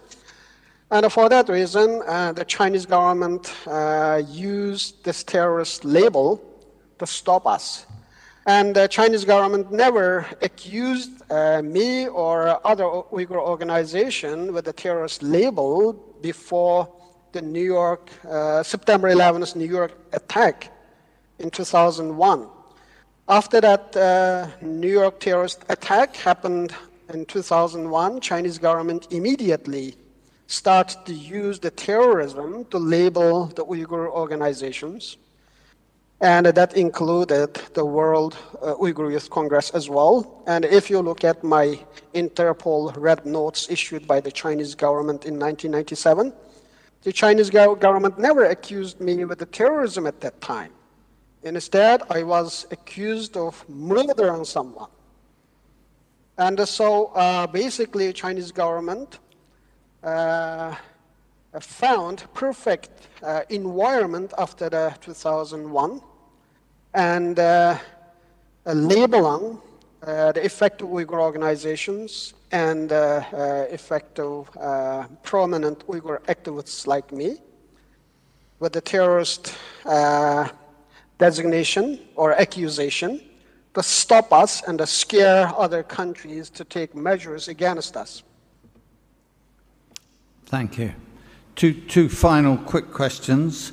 Firstly, how can you be sure that the denouncement of yourself by your sister and sister-in-law and the refusal of your mother to speak to you were all due to duress from the Chinese authorities? Çünkü birinci, ben açamını yaxşı bilemem. İkinci, bu yerde dikkat kıldığım bolsak videonu açam Xitayca sözlegen.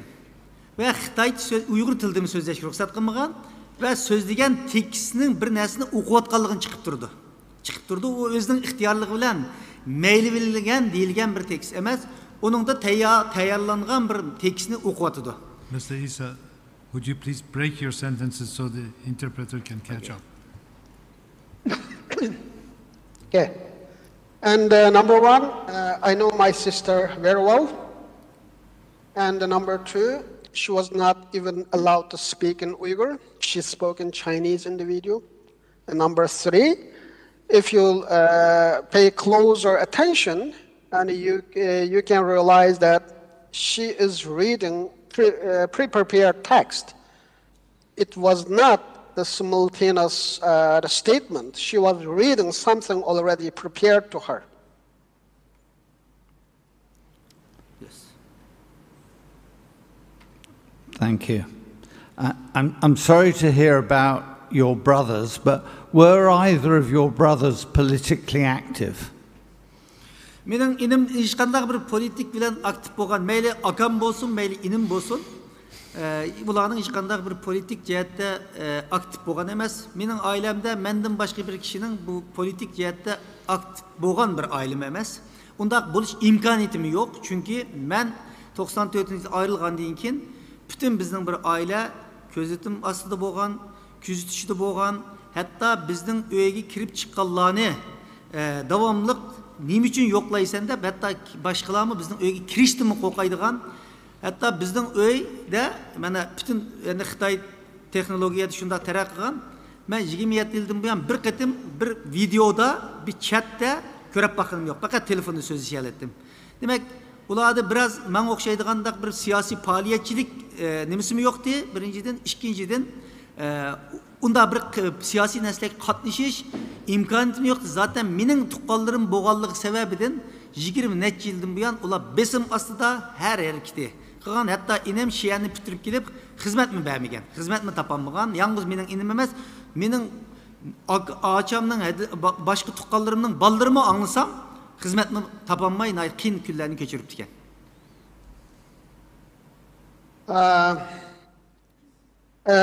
Neither my younger brother or older brother, nor my the members of my whole family, they were not politically active, and it was impossible either because after I left in 1996, the Chinese government kept all of my family members under supervision. They were not free to go any place. They were not free to do whatever they want. And even people would not dare to visit our families because of my political activism outside, and the people afraid if we visit the Dolkun's family, we could end up in trouble. And so in the circumstances of 24/7 surveillance, it was not possible for any of my family members to do anything political. And we were so, it was so sensitive, and even I couldn't dare, or it was not allowed for me and for my relatives to have a video call. And all my communication before the communication blackout was through a phone call. And my brother graduated from Xi'an, the university there, and he couldn't get a job just because of me. And my other sisters and relatives, all of them could not get a job because of me. And my whole family was so careful and calculating their each steps and each mood and the movement, so it was not possible for them to do anything that contradicts the policy there. Thank you. I have no more questions. Okay. Apart from China, which other countries have supported their claim that you're a terrorist? Meni Xitaydan başqa hech qanday bir davlat terrorist deb qabul qilib ayibligini yo'q, qabul qilib baqini yo'q. Faqat ba'zi davlatlar Xitayning besimi, iqtisodiy besim sabablar bilan meni kirgizishni chekladi, ammo hech qanday bir davlat Xitaydan başqa davlat terrorizm bilan ayiblab bir hujjat yoki bir narsa chiqargani yo'q. There was no any other country except China that labeled me as a terrorist. And of course, there are countries that under the Chinese pressure that stopped me from entering their territory, but they never issued any, or they never accused me with the label of terrorism. That is only China. And of course, some of my activities in some countries restricted just because of the Chinese pressure. Ben bir nimeni eskertip qo'yay.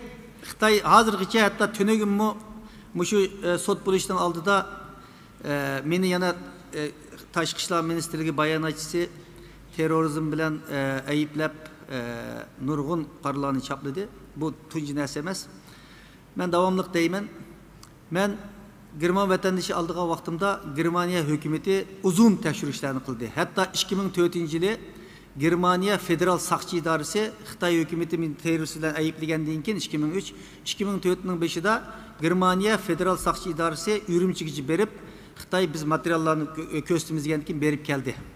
Kelgandan keyin hech nima ko'rsatmagan gap, paket yo'q va men 2006-yili Xitoy meni terrorist deb 3 yildan keyin menga Germaniya hukumati vatandaşlık berdi. Men Okay.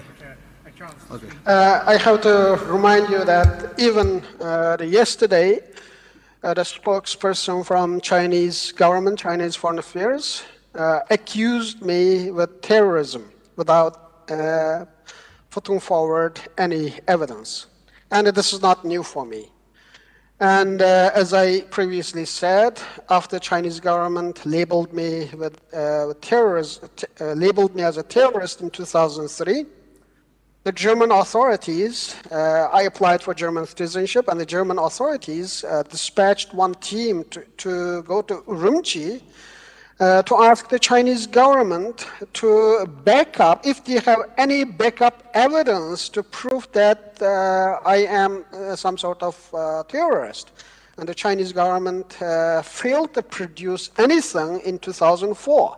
And for that reason, in 2006, Germany, after the long investigation about the Chinese allegation and my personal life, day by day, since in my whole life, and the German authorities granted me a German citizenship.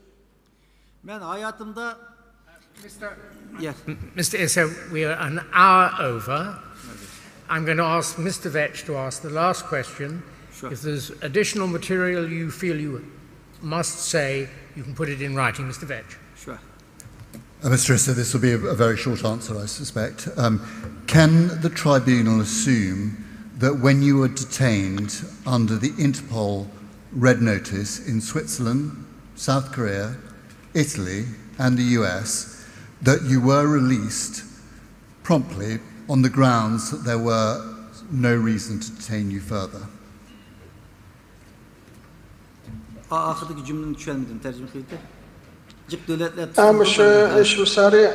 Şu sarıdan çıkarılgan şu Red Notes'tan keyin seni tutkan yoki seni tutkan devletler içinde Amerika, Kore, İtalya, Katarlık şu devletlerini sanalamdık deydi. Anadan keyin bu devletlerin seni koyup bir şeydi bu senin terörizmge münasebet hiç kandak narsaning yo'qligi haqida bir qanoat kelgandan keyin qo'yib berganmi deyapti. Elbette. Meni o devletler çigirden qaytırıp etdi çünkü Xitay terörist o bu dep qilgandan keyin u vaqtlarda mening vazifamni bilmagandan keyin shular ishinib gumon qaytırıp etgan bo'ldi, ammo solab qo'ygan bo'lmadi. Necha soatlik solashlar bo'ldi, barmoq izlarimni oldi. Ammo keyin mesela men Amerikaga 2006-yilda qaytırıp etildim. 2012-yili 10 yillik viza berdi. Men bu yerden demokratiya ve kişilik hukuk 2 qitim mukofot aldım Amerikan Kongresi'den. Nancy Pelosi'nin qo'lidan mesela. Demek bularning hammasi bular tekshirgandan keyin buni Xitoyning bir siyosiy qaralimi ekanligiga qanoat hosil qilgandan keyin meni qo'yib berdi. Va 2018-yil 2-oyda qizil bültenmi o'chirildi buni deb qo'yay.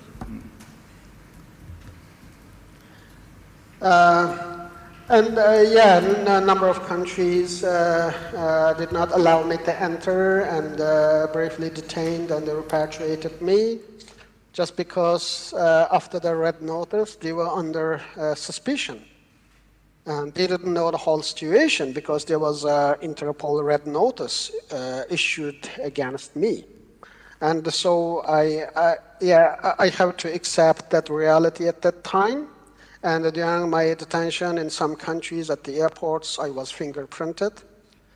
And especially, for example, after I was repatriated by the US in 2006, I was granted for 10 years visa by the US in 2012. Even I have received the Democracy and Freedom Award by the US Congress from the hand of Nancy Pelosi.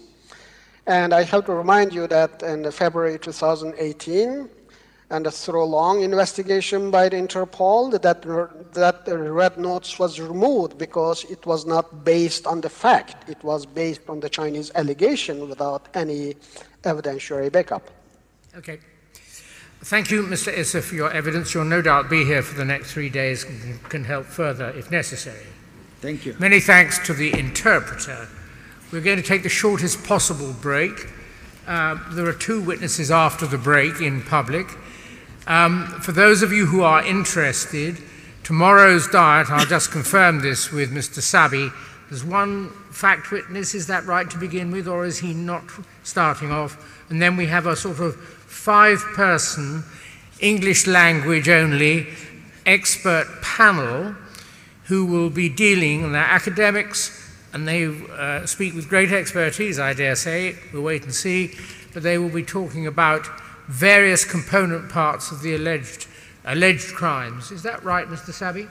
The only difference is that there will be no fact witness in the morning. No fact witness. So 9 o'clock tomorrow, an academic brains trust, as it were. In the afternoon, back to more fact and sort of similar witnesses. Sure. I would say 10 minutes, but you won't comply with it. So come in as soon as you're ready.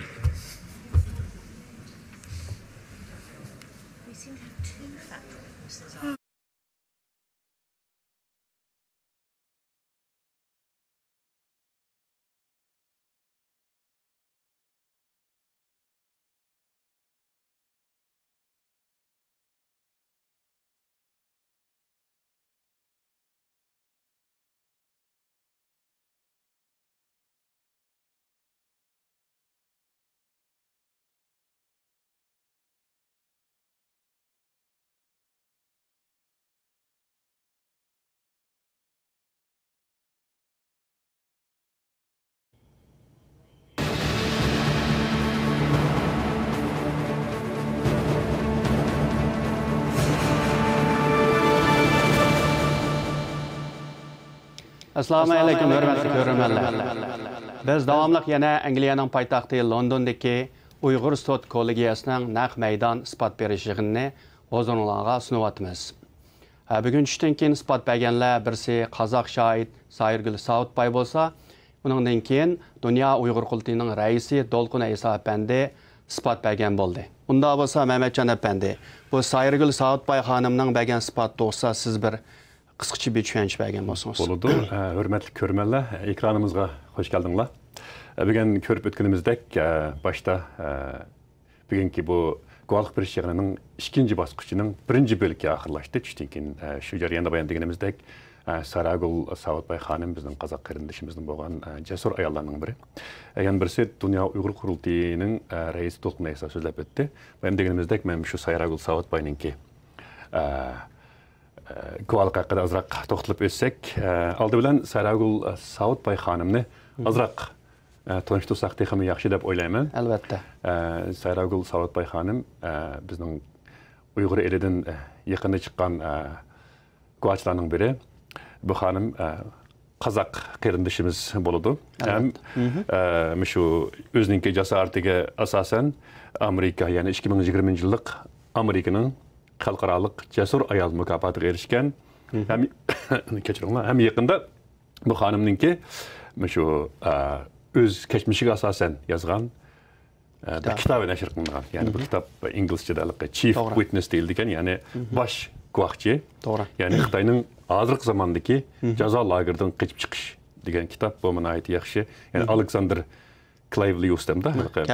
Clavelius degan xonim yozgan. Ya'ni bu burun Dünya Uyghur Qurultiyining sobiq raisi Rabiya Qadir xonimning ijro bilan ilishqish ayol degan kitobni yozgan ayol shu qilay men bilishimcha. Demak, Uyg'urlar vaziyatiga yaqinda ko'z o'tgan bir ayol.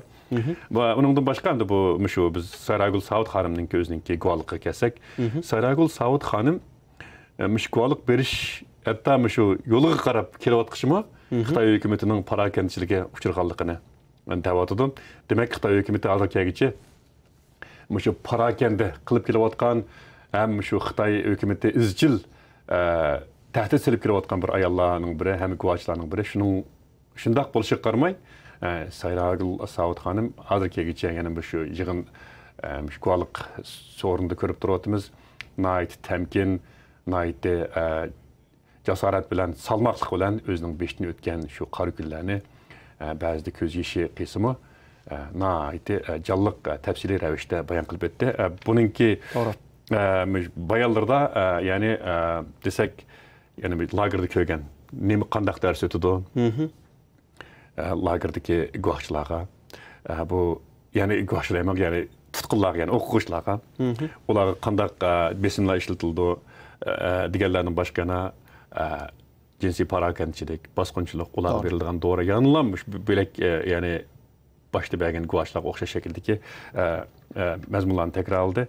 Yana birisi shu soqchilarga berilgan cheksiz huquq haqida to'xtalgan vaqtida o'zining yeshishini to'xtamay qoldi. To'g'ri. Chunki ular soqchilar cheklimsiz holda u yerdagi shu tutqunlarga har xil xo'rliqlarni solganligini bayon qilib o'tdi. Hozircha men mushlak so'zlay, chunki vaqtimiz bek qisqa. Sizning to'liqlaygan yerlaringiz bo'lsa, to'liq qilsak bo'ladi. Siz to'liqni esaninkini balkim texnik yaxshi tushunib o'tasiz. Shuni bir anglab bersak. Albatta. Menga ta'sir qilgan bu Sayragul xonimning deganda bo'lib muallaqi hozir siz degandek Xitoy soqchilarining huquqining cheksiz ekanligi, ular xohlagan qizni xohlagan vaqtda ochiq ketib, bosqinchilik qilib, qat'atsa kirib tashlab qo'yganligi ham shu 100 necha lager şahidining oldida bir qizni qarab turib bosqinchilik qilganligi degandek bu narsalar albatta nihoyatda hamma odamni yuragini qo'rg'an bo'lsa ham nihoyat fojialik bir hikoyani so'zlab o'tib ketdi. Hamda To'lqin Ayso apandiga kelsak, To'lqin Ayso apandi albatta bu hozir Dunyo Uyg'ur qultining raisi yosh vaqtidan tortib To'lqin Ayso apandi bu shu Şinjan universitetidan tortib bu o'quvchilarning bir lideri bo'lib namoyishlarni tashkillab, necha ming o'quvchilarning masalan Xitoy hukumatining mayli atom bombasiga qarshi bo'lsin, qarshi turish va yoki planliq tug'ut bo'lsin, yoki shu zamonda Şinjan universitetining o'rnisida masalan Uyg'ur erlarini qul qilamiz, qizlarni fohish qilamiz degandek narsalarning chiqish sababidan nurg'un hamda faoliyatlarni olib borgan. Masalan 1988-yil, ya'ni 6-oyning 15-kuni namoyish olib borgan chog'da masalan men Şinjan universitetining o'quvchisiman, men shu namoyishga qatnashgan o kuni. Shunga shu zamondan tortib To'lqin Ayso qatorliq nurg'un jangovar Uyg'urlarning ashada o'quvchilarning lideri bo'lib, Xitoy hukumatining besimi va tahdidiga qaramay olib borgan ish izlarini yaxshi bilatdim. Shunga albatta shuningdek Xitoy hukumati Şinjan universitetini bittagizmay To'lqin Aysoni, Varis Ababakrini, masalan Varis Ababakrini biz bir yilning oldida uning lagerni qo'yib berib, uzun o'tmay o'lganligini dalillagan bo'ldik bizning radiodan. Masalan, To'lqin Aysoning eng yaqin og'inisi ham shu zamonda o'quvchi liderlarning biri shu namoyishlarni boshlagan. To'lqin Ayso keyin hamda amal yo'q maktabni bitamay guvohnoma bermaganki diplomini Beijingga berib bir mazgil yashab, keyin hamda Turkiyadan Germaniyaga kelib, hozir Germaniyada hamda Dunyo Uyg'ur qultini qurib, qolgan Uyg'urlar bilan birlikda hamda Uyg'ur davosini yetakchilik bir rol o'ynayotdi albatta. Hamda masalan shuning uchun o'z degandek 27 yil bo'lgandan yoqi bir qitim yo vatanga boraligini yo'q, yo bir qitim bir tuqini chiqib uningla ko'rishaligini yo'q. Uni ozdab biz masalan To'lqin Ayso apandining onasining lagerda vafot bo'lganligini dalillidik. Onundan sırt yana masalan mushabtadhi aksi xushtar Aysoning muddatsiz kesilganligini To'lqin Ayso sababidan unimi bilgan bo'ldik masalan. Endi Uyg'urlar uchun Uyg'ur davosi uchun qanchalik zo'r badal to'laganligini masalan hammadan ko'rib turibdi masalanda. Ya'ni birisi attignimi biz degandek Xitoy hukumatimi To'lqin Aysoni terrorchi, Dunyo Uyg'ur qulini terror tashkilot deb hujum qildi. Ham mana bugun so'zlagan, ammo shu 4-kunchi jarayonni so'zlaydigan guvohchilarni ularni artist, yag'anchi, axloqi buzuq degan bo'lsa, chet el mutaxassislarni ham bular yag'anchi, aldamchi, ular faqat Xitoy qarshi bo'lganlik uchun shu narsalarni deydi degandek narsalarni davomlashtirmoqda bu Xitoy o'zingiz bilgandek. Shu bugun qarasak masalan shu yana qo'shib qo'yish to'g'ri keldi. Masalan shu nimada Sayragul Saud xonimdan savol so'ragan Sodiya, ya'ni ashadagi sud kollegiyasi xodimlarininki ba'zi qarab baxtim men. Masalan buning arsida doktorlar bor ekan, qonun professorlari bor ekan. To'g'ri. Masalan shu Arif Abraham degan kishi bu kishilik huquq, ya'ni xalqaro kishilik huquq qonun advokati ekan bu. Ham shu kishilik huquq va qonunga oid bir necha kitoblarni yozgan. Bularning birisi masalan shu insonlarning, kishilarning qonun huquqi. Yani kishilarning, xalqning qonun, asos qonuni. Yani Angliya bilan Bosniya nimalarni o'zaro nimalarni o'rganadi degan temada kitobga men qarab chiqdimda. Bu Bosniyani bilasiz, o'z vaqtida bu serblar shu yerdagi Bosniyada bir irqiy qirg'inchilik bo'lgan bir davlatlarning biri. Davlatning birisida bu. Bu demakki bu yerda oddiy odamlar yo'q. Albatta. Hammasi xalqaro tanilgan, xalqaro kishilik huquq qonunlarini bildigan. Bu nimalarda hamdalika mutaxassislar bu. Bunun arsida yana qonun va meditsina professorlari bor ekan Angliyadagi. Yani bunun birisi masalan ma bu ham yana bu Sayragul Saud xonimdan savol so'ragan Audrey Olser degan xonim bu Lead universitetininki yani fuqarolik va kishilik huquq ma'rif markazining direktori.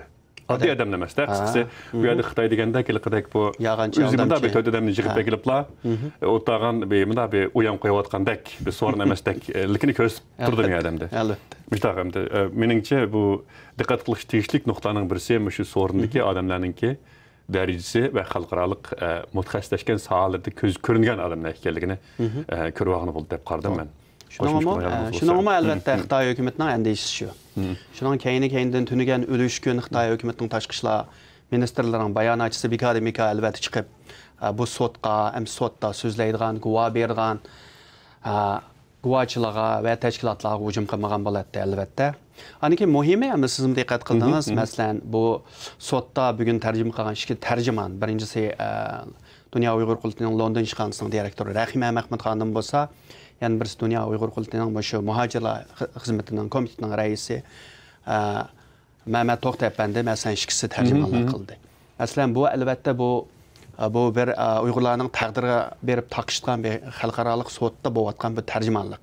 Endi bu mu qarsak Rahime xonimi nihoyatda kamtarlik bilan shu ingliz tilini nihoyatda chiroyli paketni o'tirib qo'yib naq eliqi o'tirib qo'yib nihoyat yaxshi tarjima qildi. Tarjima qilgandimi atdigini 4 soat tarjima qildi, tushdan keyin yana xili tarjima qildi. Bu anda tarjima qilmoq albatta yuqori saviyalik xalqarалық qonun va siyosiy tillarni ishlab qilmoq oson emas.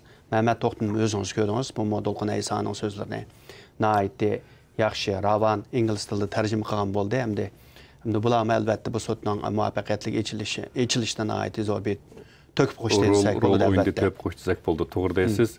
Yani diqqat qilish tegishli bo'lgan bir nuqta, masalan bu xonimlarningki yoki guvohchilarning adliyaga bergan guvohliklarida hammasi ko'ngilsiz odamning ko'nglini g'ash qildigan, hatto yig'iltiradigan, ko'rmanlarning ko'zini namlagan bir bayonlar bular.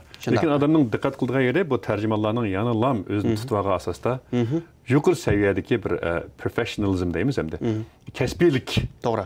Ro'yini joriy qildirib, shu kasbiylik nuqtasida turib, salmoqli bilan tarjima qilganligi menimcha cho'qim olqishga arziydi va diqqat qilishga arziydi deb qarayman. Albatta. Albatta, u oson ish emas, ammo albatta bugün mayli bu guvohlik berganlar bo'lsin va yoki tarjimonlik qilganlar bo'lsin, o'zininki hamda bu yerdagi rolni biladi hamda to'liq joriy qildirib keldi albatta. Unda bo'lsa Mehmetjon apandi siz bizning ko'rarmanlarimizga qaysi so'rovlarga bo'lsa bizningki bu naq maydon taqtishni tegimi obdan ko'raladigan bir tushuntirib bersangiz. Hurmatli ko'rarmanlar, bizningki bu Angliyaning London shahrida ishlayotgan Uyghur sot kollegiyasini naq maydondan taqtish anglitishlarimiz davom qilyotdi. Hozir biz oxirgi bosqichlarga kelib qoldik, chunki tushdan keyin davom qildigan ikkinchi bosqichliq guvohlik berish yig'inining ikkinchi bo'limi boshlanish oldi turdi. Shuning oldida biz sizlarga yana bir narsa uchun deb qo'ymoqchi. Bu naq maydon anglitishimiz bizning radiomizning tor betidan va radiomizning sotsial mediani, ijtimoiy taratqulardan Twitter, Facebook va YouTube'larda naq maydondan izchil anlatildi. Shularga diqqat berishinglarni qarshi olamiz. Rahmat sizlarga. Unda bo'lsa, efendiler xonimlar tushdan keyin yana davomli holda Asiya Abdulahad xonim, Abduvali Ayub efendim ve Amerika'daki George Washington Üniversitesi'nin profesörü Dr. Sean Roberts efendiler ispat berdi. Diqqətinizlə davamlıq ekranımız olsun. Həmanlağa rəhmət. Let's wrap up buradan. Saltıp görüşelim. Xeyr xoş. Xeyr xoş.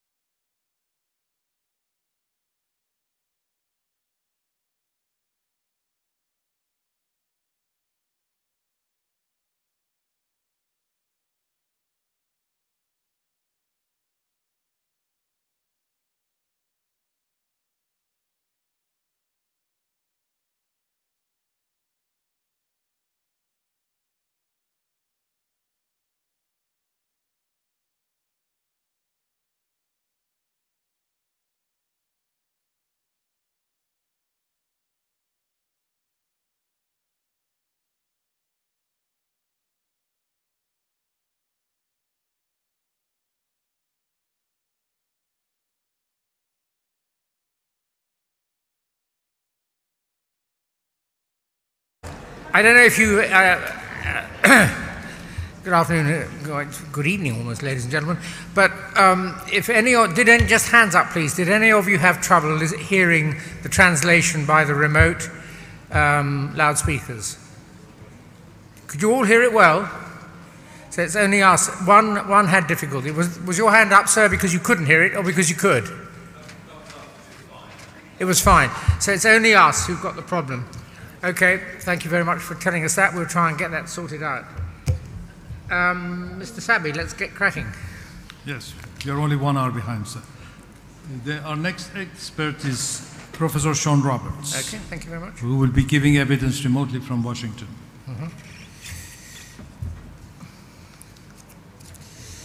Shall I begin? Mr. Roberts. Yes? Oh, you can hear us. Oh, shall I begin? Thank you. Thank you for arriving. Professor Sean Roberts is Director and Associate Professor of the International Development Studies Program at George Washington University. He is a cultural anthropologist with extensive applied experience in international development work. His latest book, The War Against Uyghurs, is an important contribution to the general knowledge of this issue. Professor Roberts, would you please give an overview of your statement at this tribunal? Thank you very much. I very much appreciate that being invited to testify at the Uyghur Tribunal, and I apologize for not being able to be in London. I'm aware that the panel has received a copy of my recently published book, and I will make some comments that I think are particularly germane from my research that went into the book today. If we can have the next slide, please. I wanted to start by citing Raphael Lemkin's original articulation of the term genocide from his book Access Rule in Occupied Europe, published in 1944. He writes, "By genocide we mean the destruction of a nation or of an ethnic group. Generally speaking, genocide does not necessarily mean the immediate destruction of an except when accomplished by mass killings of all members of a nation.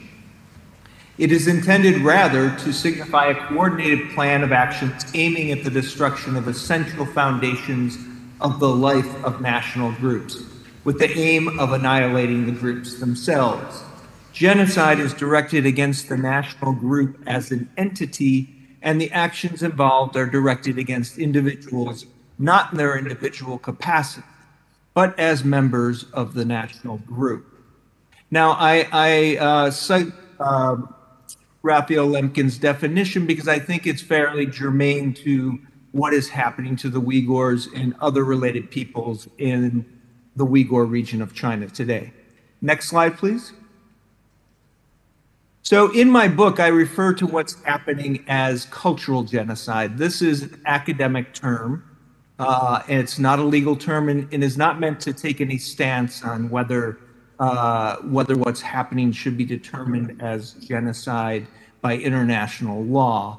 I adopted this term primarily to highlight the similarities between the situation of Uyghurs and the fate of indigenous peoples elsewhere in the face of settler colonialism historically. Because this term cultural genocide is often used in that context, and I think that context is the most appropriate one to understand the Uyghur situation. In instances of cultural genocide around settler colonization and the removal of indigenous peoples, the aim is to neutralize the indigenous people by breaking their solidarity, severing their connection to the land, destroying their culture and replacing it with the culture of the dominant people, and reducing their demographic footprint on the territory of their homeland to make way for development and settlement. Next slide, please.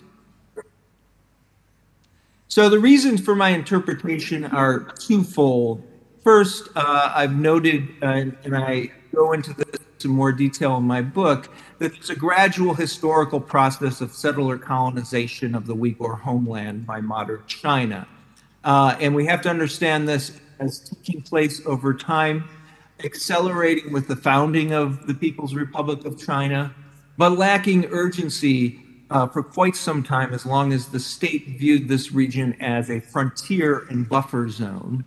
It gains intensity in the 1990s as the region becomes viewed as a zone of opportunity in China's export-oriented economy. And I would suggest it becomes imminent with the declaration of the Belt and Road Initiative in 2013, given that this region is particularly important to the Belt and Road Initiative. The other aspect of my interpretation relates to the policies that have been employed against Uyghurs since 2017, both Uyghurs and other indigenous peoples in the Uyghur region.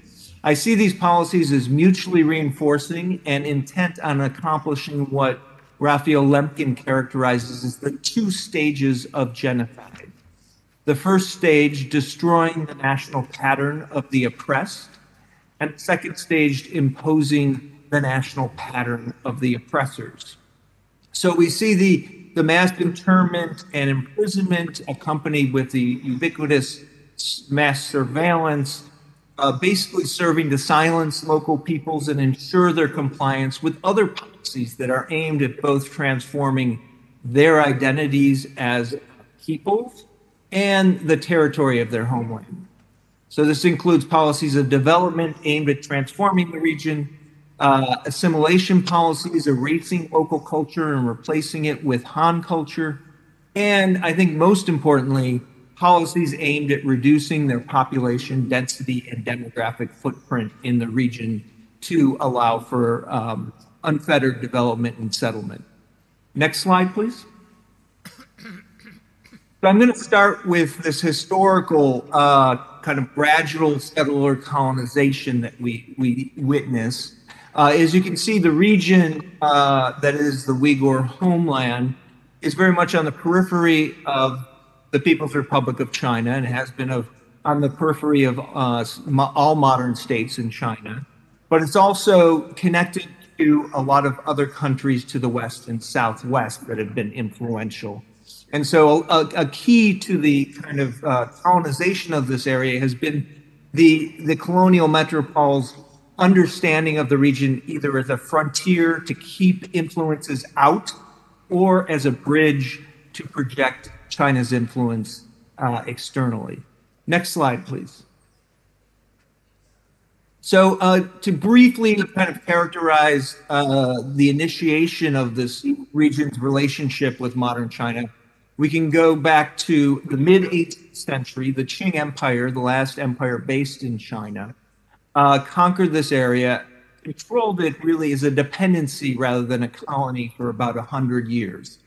After a century, local revolts in the 1860s expelled Qing rule from the region, but a decade later, the Qing Empire returns, reestablishes control, and makes it a province of the empire in 1884, calling it Xinjiang, or New Territory. At the same time, it institutes a colonial regime with Han settlement and attempts at assimilating local peoples. But this effort largely fails as the empire itself falls apart in 1911 and is succeeded by a Republican nascent Chinese nation state. The Republican Chinese state essentially controls this area much more loosely through Han governors with little oversight from the central government. And in fact, the Soviet Union during much of this time has as much, if not more, influence on events in the region than does the Chinese state. And that's particularly true of the 1930s and 40s. And the last point I want to make here is that in the 30s and 40s, we see the establishment of two regional independent proto-states, both named the Eastern Turkestan Republic. The second one is supported by the Soviet Union. Next slide, please.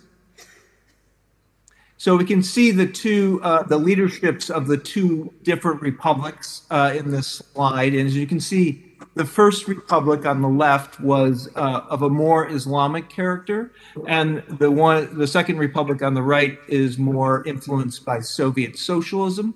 But it's important to note that both of these republics very much were based on an anti-colonial ideology and the idea that this was a region where the Uyghurs and other indigenous Turkic Muslims, it was their homeland. And it was occupied by China. Next slide, please. So talking about the first 40 years of communist rule, I think there was a missed opportunity for decolonization of the relationship between China and this region. And at the same time, there's failed attempts at assimilating the region and integrating it.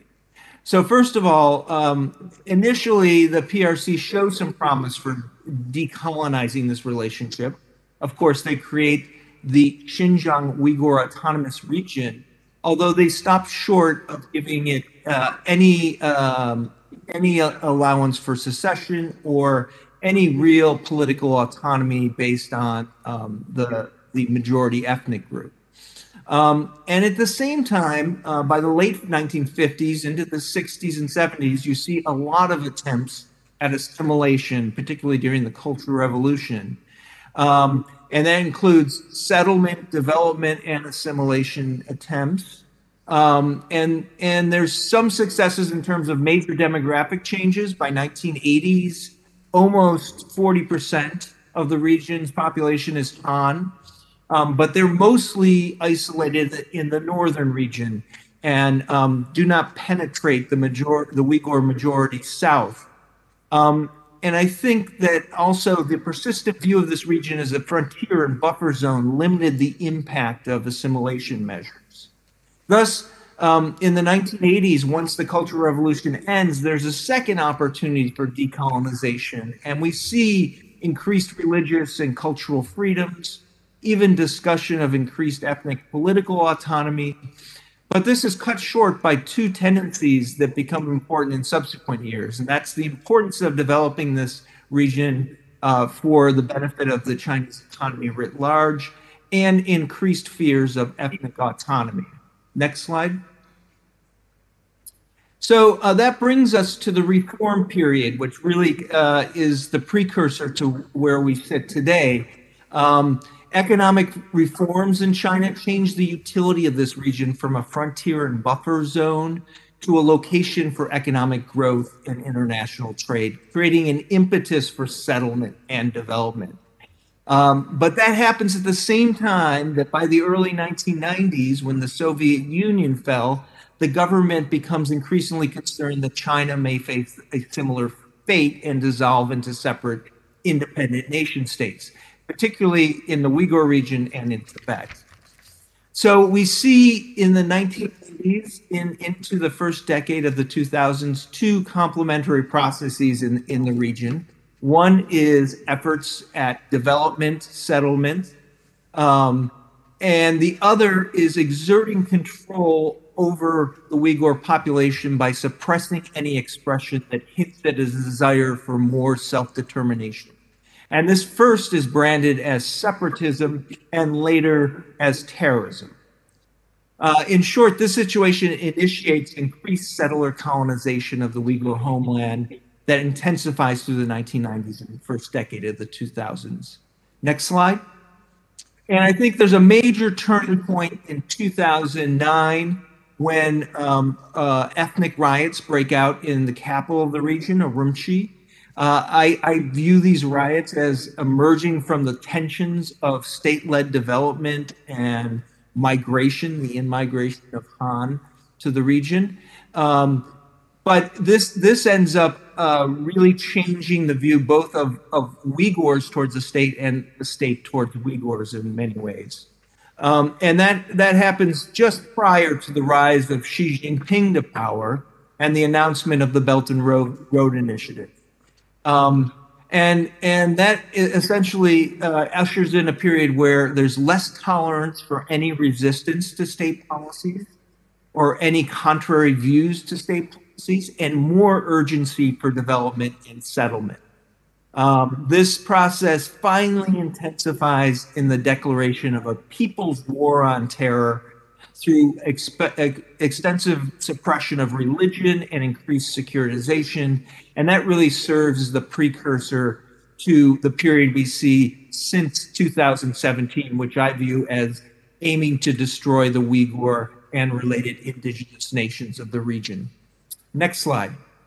So, since 2017, we see mutually reinforcing policies put in place that appear aimed at facilitating the region's development and settlement by sidelining the indigenous people of the region, ensuring they cannot resist these developments, pacifying them, destroying their social capital and culture, displacing them, and essentially marginalizing them.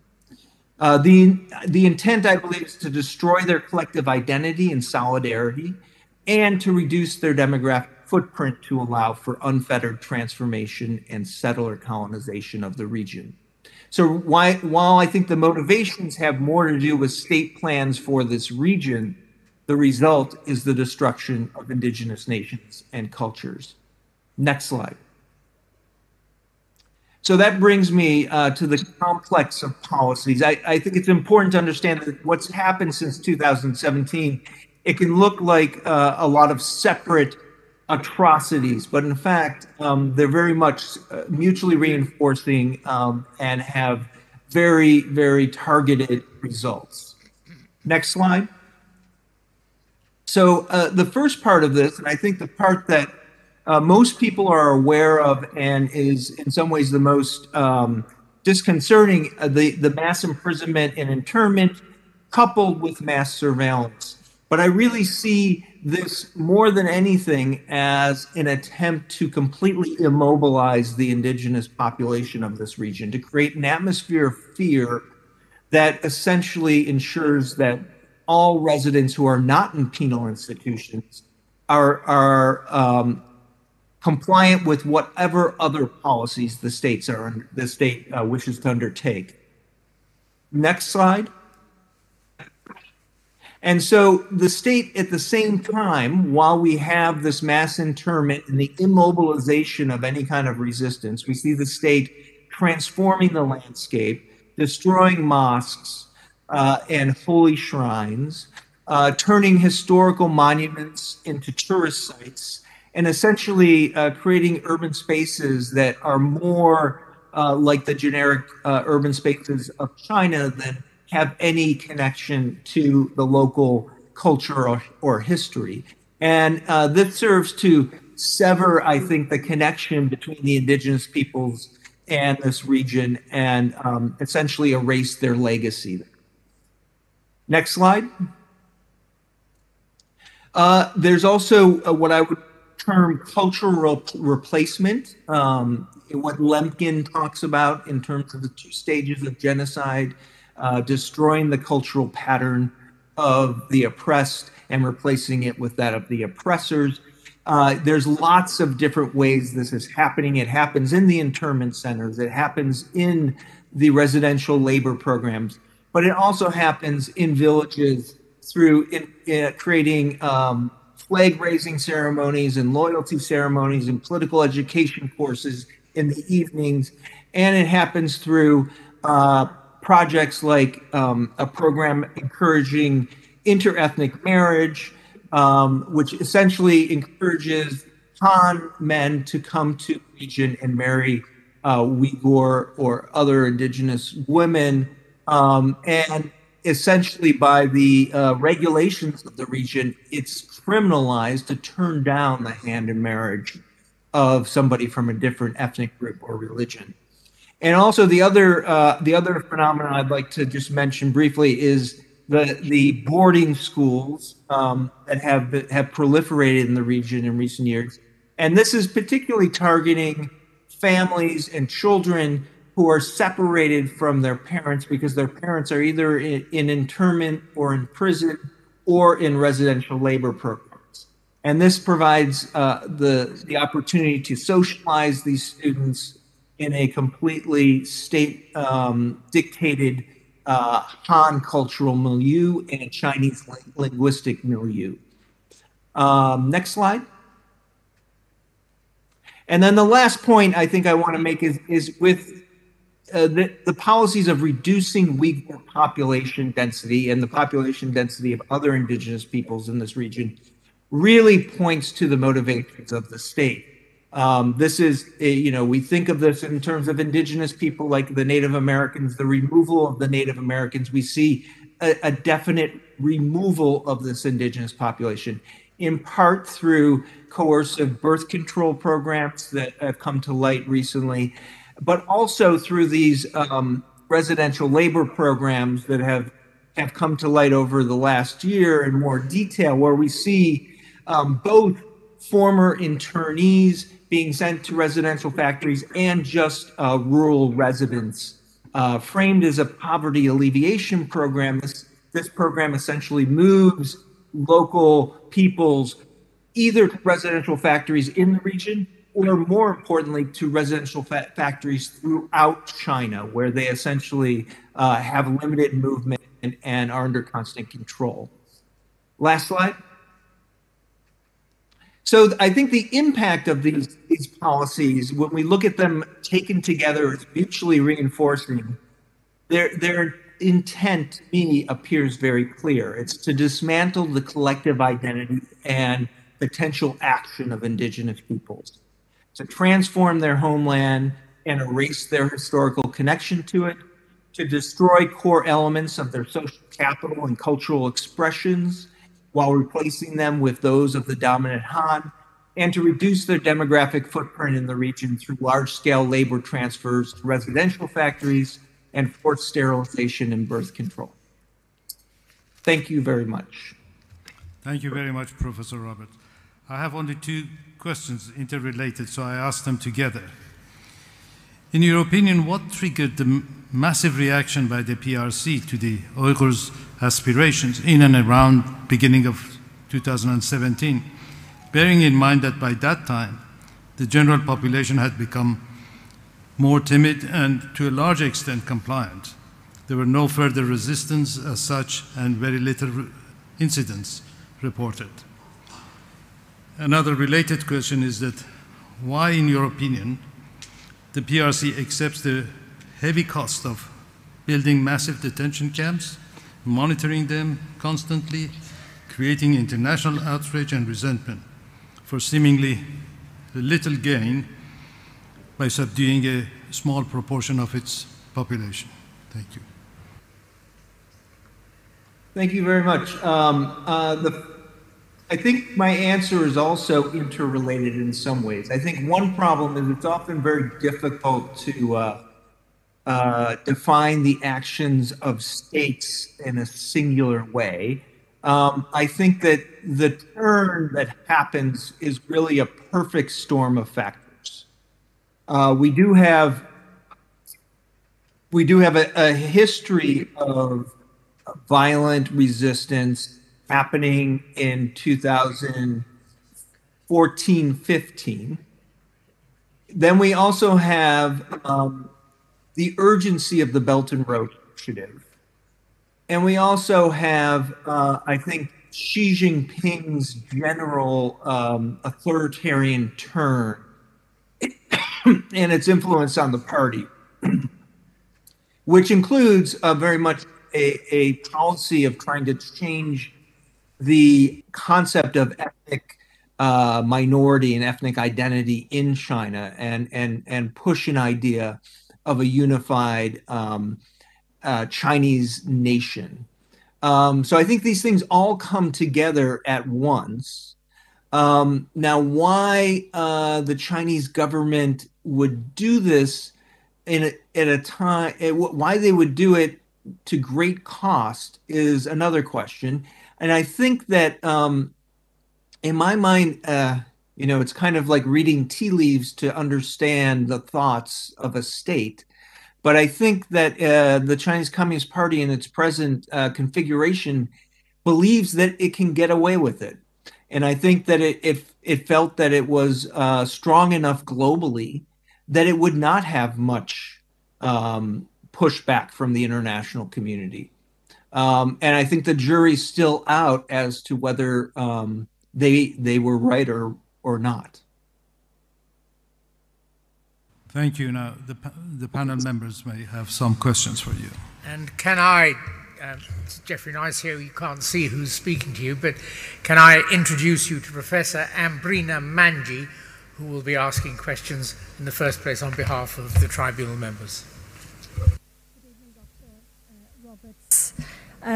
If I may, thank you very much indeed for your very illuminating report. If I may, I'd like to draw you out on certain aspects of it, and I'd like to start by asking you to elaborate for those who may not be familiar with the literature on settler colonialism, what you mean by that analogy. If you could specify, for example, why it is that a place that is already a part of modern China might still be a target of settler colonialism. That would be very interesting to hear. Thank you. Yes, this is something that I, as I was writing my book, actually, I started to look at it because it's a question that arose for me as well. And as I started to look at other examples, I think it's not very unique. Because we see in the case of Native Americans, for example, we don't start to see we don't begin to see the removal of Native Americans until the colonists need more land. So I think that really what drives the push to remove indigenous peoples from the equation is economic growth. It's something that we saw in the 19th century, maybe the early 20th century. And I think it's a question that faces the international community now, is that kind of behavior still acceptable in the 21st century? So if we look at the Native Americans, it's not till the 1820s, 30s until we really start to see a push to remove them partially from the East. And the process goes on into the 1930s. And so I think it's not usually an immediate transition. And also, I think it's important to understand this distinction between frontier and a zone of settlement. For a long time, the Chinese state viewed this area as a buffer zone, as an area to keep out external influences. And really, it's only in the 1990s where we see, I think, the Chinese government thinking about really making this core part of the state and core part of its international engagement. Can I ask you, however, that it seems to me, and you make this point in your report, that there is a material difference between settler colonialism and what happened in the region, for example, in the 1990s, because you elaborate on how in the 1990s there was actually a liberalization and a flourishing of culture. That's not true, is it, with settler colonialism, where we understand it's either marginalization or attack? So how do you explain this period of liberalization and cultural flourishing? Yeah, I mean, I think that there's really the situation should not be seen as zero sum. I think that this region could be integrated into China even today in a way that would be inclusive of the indigenous populations. And I think that the issue really gets down to the degree to which the Chinese government has given up on trying to integrate the indigenous people on their own terms. So indeed, most of the 1990s and really up to almost 2017, the state strategy in the region was, I kind of call it a carrot and stick. there was incentives to assimilate, going to China to study, work, and at the same time, there was a massive clampdown and suppression of religion, any kind of political voices in the region. And somewhat successful. Some of the people who got caught outside of China after 2017 were actually from the Uyghur and Kazakh elite, and they were studying abroad, and their parents and themselves had really bought into the Chinese system, and had learned the Chinese language, had studied in Chinese schools. Parents were party members, and there's almost a switch that happens, I would say, starting in late 2016, where the state starts to target these ethnic groups writ large, and it begins to look very much like a situation of settler colonialism. I think it would be very useful for the tribunal to understand whether you discern a bifurcated policy in relation to assimilation. So, is it the case, my reading of your report seems to suggest that there, to some extent, has been a dual policy in which there is an urban assimilation process, almost an assimilated class, and a rural underclass. That's in very broad terms. We can come on to the migration issue in a second. But would that be correct? And is that true in the present day? And if so, how might that inform our analysis as a tribunal? In other words, should we be alert to urban-rural policies, practices, which are quite differentiated from each other? Yes, I think this was the shocking part of the change that happens in late 2016, early 2017, is that up to that time, that was very much the case. I mentioned earlier on that, a lot of the inroads of the Chinese Communist Party had been in the north, and there was a lot of development in the north, and that region was connected by rail to Beijing. And in those locations where there was more assimilation, acculturation, where Uyghurs, Kazakhs, and other ethnic groups were essentially becoming part of China, speaking the Chinese language on a regular basis, maybe better than their own language. And then in the South, which really was, I guess, from the Chinese perspective, kind of a terra nullius, right? Where they saw this as a place that they had not penetrated. And they also saw it as a place where the rural population was particularly religious. And I think a lot of what the state's trying to do now is to colonize that area, which had never really been penetrated to a large extent. It began by developing the city of Kashgar in the earlier 2000s, but it's also gone on to develop cities alongside that. And I think they want to urbanize the entire region to a certain degree and get rid of a lot of villages and rural population that they felt were an obstacle to state aims. Related to that, then, could I ask you about, again, a geographical question, what the implications are of the region being what you call a frontier polity since 1949. So how does its distance from Beijing impact state capacity and reach, and how does it impact governance?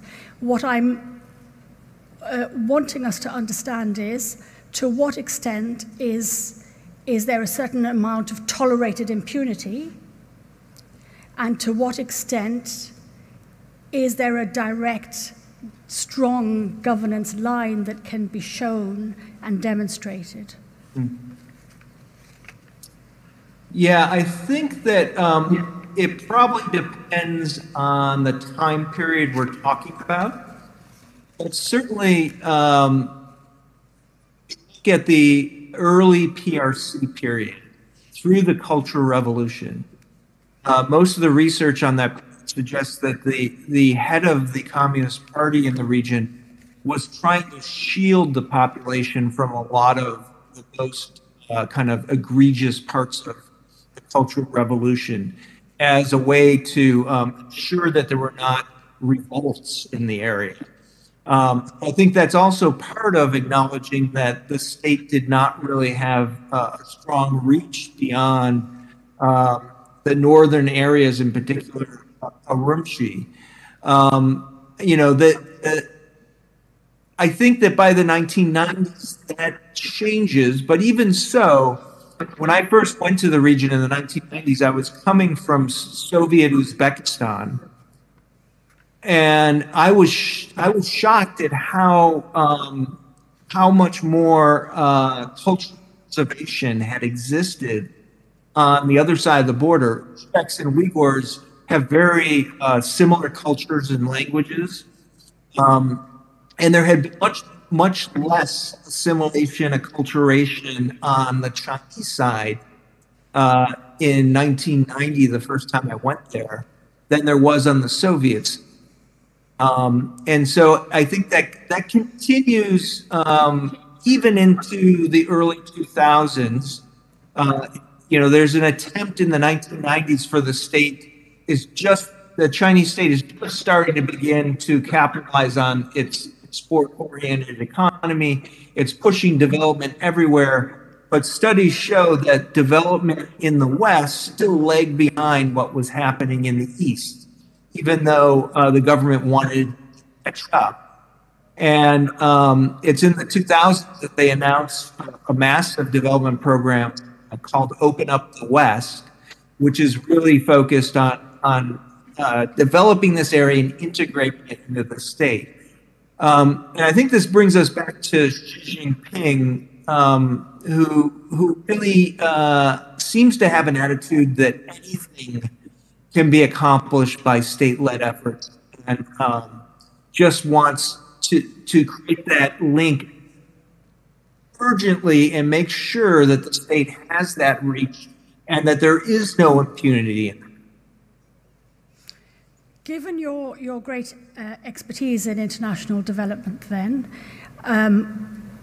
what is your assessment of how development in that region is envisaged? So you say in your report that it's founded on a model in which there will be a proletarianization of the population, and alongside that, a general segregation of the indigenous population. And I'd like you to elaborate on that economic underpinnings and whether you think that is a concerted policy or whether it's simply a byproduct of development as it happens to be taking place. That's a very good question. Yeah, I think that the labor programs in many ways are more about population transfer.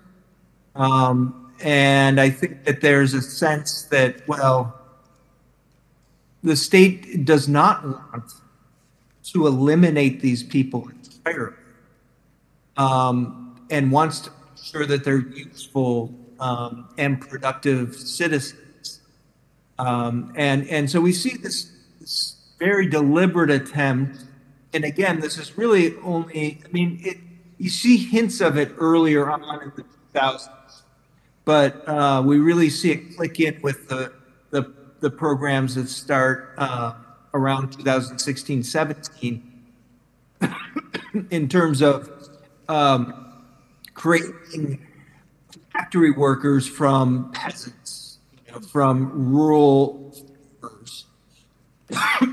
and that seems to be not something that is necessarily spread throughout China, although the other question is whether that becomes a new model that the Chinese state considers useful elsewhere.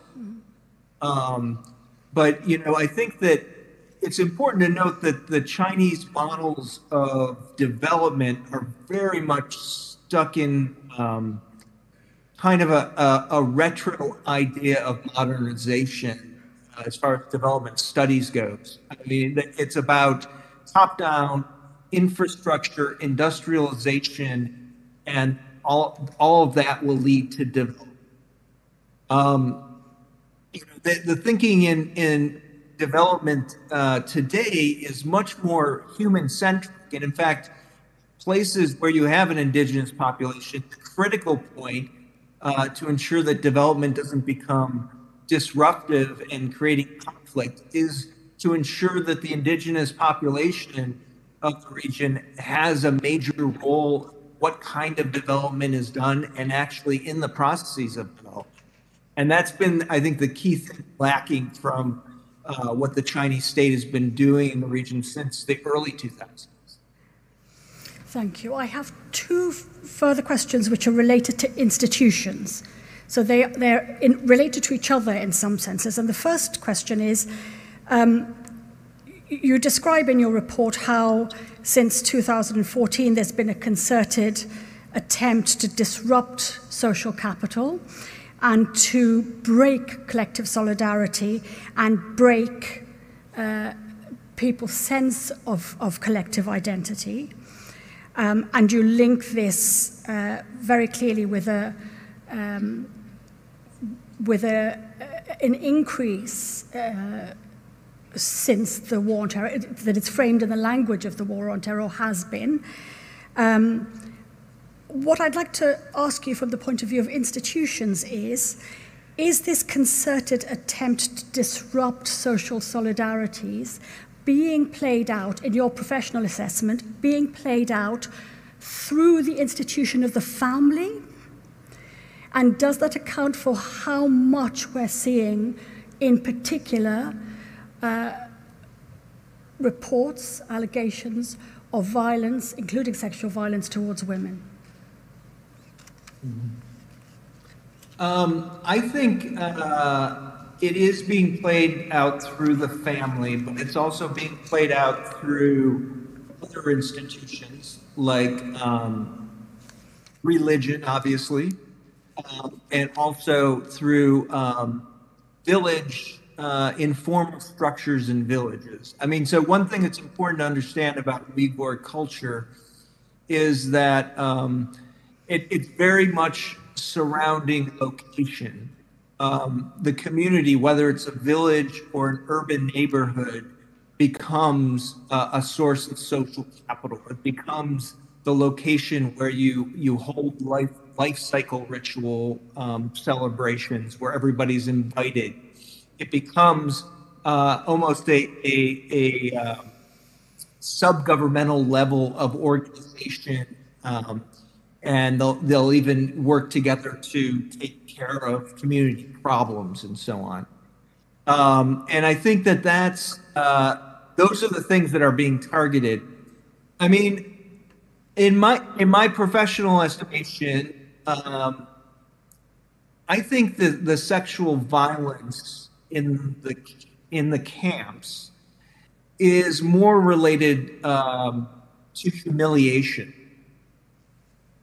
And so, I mean, there's a certain extent where I think a lot of nations view the reproduction of a nation through a gendered lens, and so kind of the humiliation of a nation's woman becomes seen by the entire nation as a violation of the nation. So, yeah, I mean, I think that the goal with that is in many ways humiliation, and I think that the narrative of terrorism, which I talk about a lot more in my book than I do in my report, I wanted to focus on these particular points, but the narrative of terrorism really serves to dehumanize the peoples of the region in a way that allows that kind of atrocity, I think, to be carried out. Can I offer you an alternative perspective, and I'd be interested in your reaction to this, which is that if we say that the violence has an end of humiliation, that that's its aim, then we might miss what its material basis is. And its material basis is that you target women because they do certain sorts of labor, and I don't mean labor that's widely recognized. I don't mean, working in a factory. I mean, for example, they do certain types of kinship labor, don't they? They maintain social ties. They keep in touch with their daughters or their mothers. And if you attack that point in social solidarity, you attack the material basis on which the solidarity is built. Is that not an alternative explanation? In other words, a material explanation over a cultural explanation? Yeah. No, I think that you have a good point there, because also women are very much the people who reproduce culture. They create the socialization for children in the community, right? And I think that we've seen, one of the labor programs that's connected to the programs that take people to residential factories are daytime factories that are meant for stay-at-home mothers. And they're essentially have daycare attached to them. And it seems that there's a concerted effort to separate parents from children so that the children can be socialized in the state institution, and through Chinese language rather than at home, and reproducing kind of Uyghur cultural norms and Uyghur language, which is also a carrier of culture itself. So I think that it is a potentially a part of why women are being targeted in different ways through these complex of policies. Thank you very much. My final question, before I'm sure my colleagues have questions that they would like to put to you as well. My final question is really about what you see as the relationship, the nexus between inside the penal institutions and outside the penal institutions. And the reason I ask that question is I think we would like to understand as a tribunal the way in which some of our witnesses are expressing we are imprisoned even when we're free. We are out, even when we are out, we are in fear and we are unfree. So what is the connection between the penal and the non-penal in that landscape? Yes, I think that's really important. That one of the first people I was able to meet in person who had been in the region when this first began, and I met them, I think, in 2018. The person had not been in a penal institution. And they told me extensively what it was like to be outside of it. And it was essentially an immobilizing experience, because there was a sense that at any time, authorities could come knocking on your door and take you away, which is very reminiscent, I think, the Stalinist purges in the Soviet Union, where people would have a suitcase ready. This person said they had a suitcase ready in case. But also, there was a complete breakdown in trust, which is also another part of this breakdown of social capital, where the person said that they didn't feel comfortable speaking with anybody about their fear. And part of that is the mass surveillance, but also it's an inevitable thing that happens in these situations. And we don't really have many stories of this yet, but I imagine if the dust ever clears on what's been happening and things change, we're going to hear stories about how people had to essentially sell out their neighbor or their family member. I mean, we've seen already people who are forced to do video testimonies against their children abroad and so on. But I think that happens as well in a community. Like your neighbor may decide to report you because they may feel that may keep them out of a penal institution, but that may end up putting you in a penal institution. So I think that fear is immobilizing in many ways. It's silencing. Nobody wants to talk about it. One of my colleagues who went to the region in 2018 told me a story where, basically she would meet with friends and informants she'd known for a long time, and they would be absolutely terrified to talk about anything except, the weather and sports or something like that. But they had to leave the city in order to have a discussion about anything else. So there's this incredible fear that I think is immobilizing, silencing, and it basically pacifies everybody in this ethnic group or this nation. Thank you very much, Dr. Roberts. Very illuminating. Thank you. Professor Raminder Kaur, please. 3 questions, I think. Good afternoon, Dr. Roberts. Policies don't have intentions. The people have intentions. So who are the people or bodies behind these policies that emerged or crystallized in 2017? That's a difficult thing to pin down completely. My feeling is that to a large degree, it comes out of the center of the Communist Party in Beijing, because we see already. First, Beijing calls these 2 successive Xinjiang work committee meetings that happened after the 2009 riots and then again in 2014.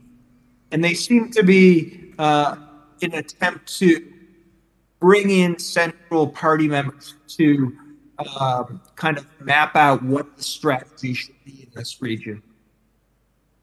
And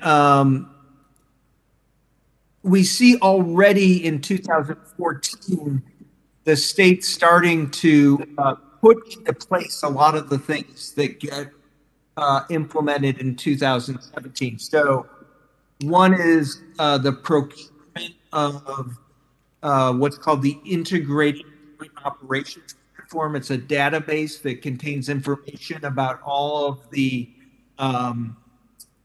population in the region, that has information about, where they've been, what's been communicated by them on electronic devices, reports from the workplace, neighborhood committees, and so on.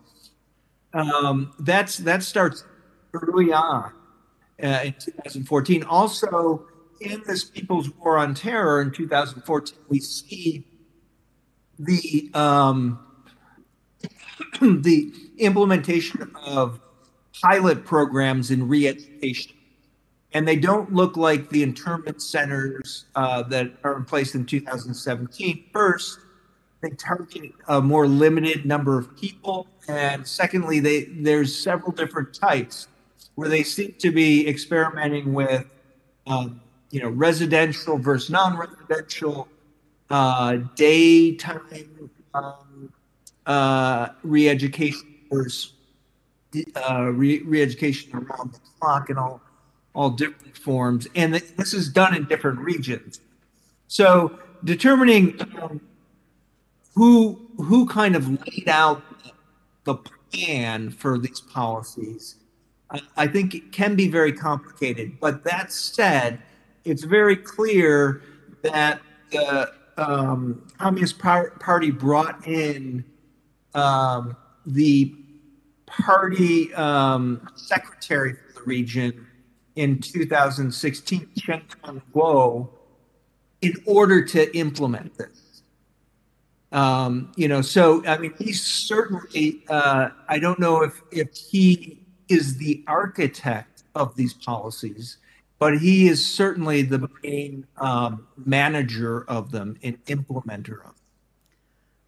And related to this, can you discern any policies that are similar to those enacted in Tibet when Shen was party secretary in Tibet before he moved to this region?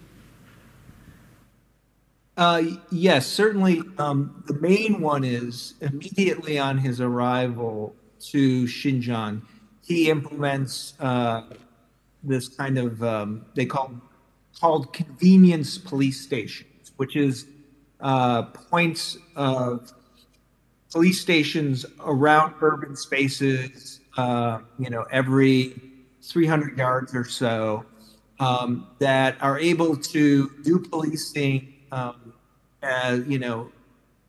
is what he calls a social grid management. To ensure that the state has the ability to manage society at every grid on the geography of a place. So he replicates Xinjiang almost immediately after he finishes having done it in Tibet. And I assume that is the main reason that he is brought to Xinjiang. I think that there was some re-education in Tibet previously, but certainly not these mass internment camps. I would suggest that I think you're interviewing, Adrian Zed, a colleague of mine, is giving testimony, I think, one of the days of the tribunal, and I know he's done more work on comparing what Chen Guo did in Tibet and what he's done in Xinjiang. He might be more appropriate to access. Thank you. My final question. Do you discern a softening of these policies in recent years because of the attention, the international attention on the region and or successful colonization of indigenous people in the region? I do see a certain amount of softening, and I don't know if I would completely call it softening, because I think it's more I think it's more in response to success or perceived success than it is a response to international criticism. I think that we don't know for sure how active the re-education centers are at the moment. There's been reports by government officials saying everybody has left them. There's also been other reports suggesting that they're still very much being used. They may be used in a slightly different way, more as a way to funnel people into the residential labor programs. But the residential labor programs, if anything, have ramped up. And we also see an attempt to move people who had been in extra-legal internment centers and these re-education centers, move them into prisons and give them actual prison sentences.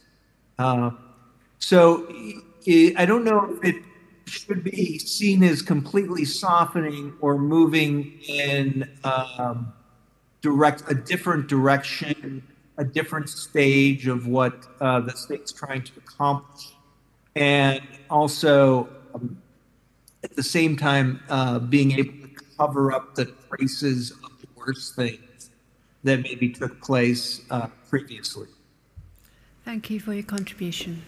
Two very short questions.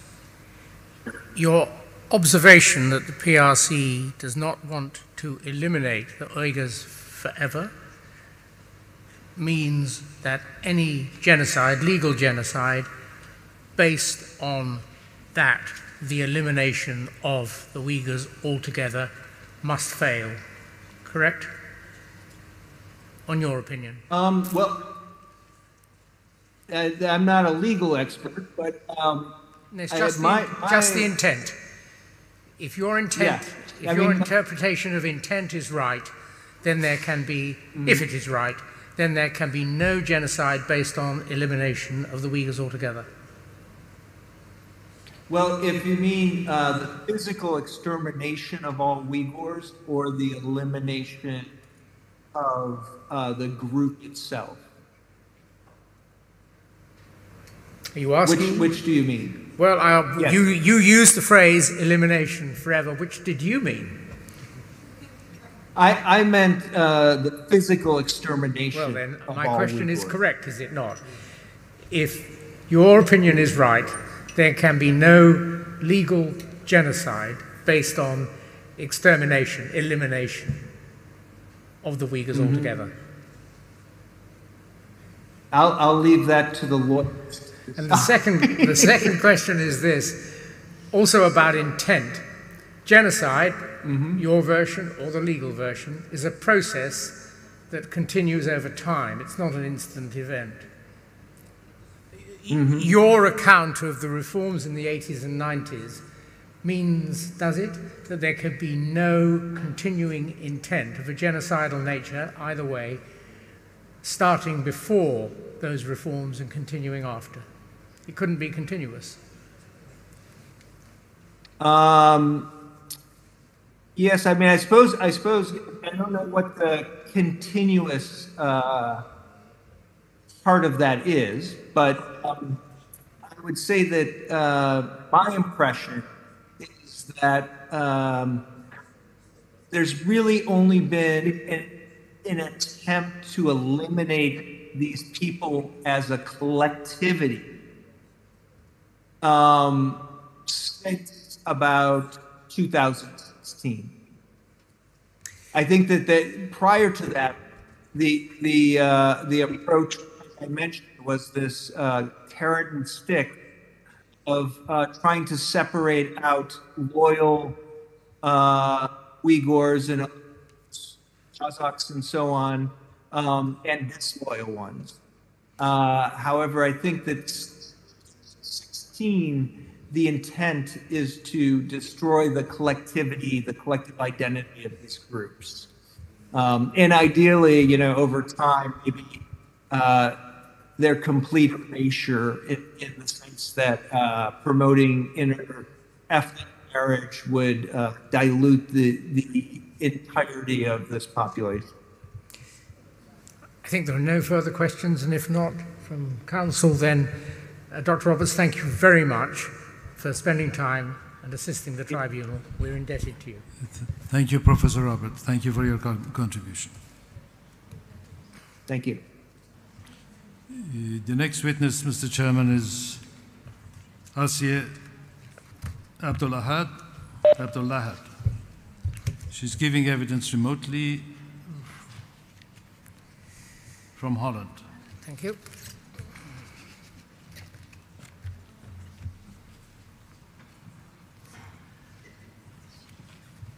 Can we have Asya online?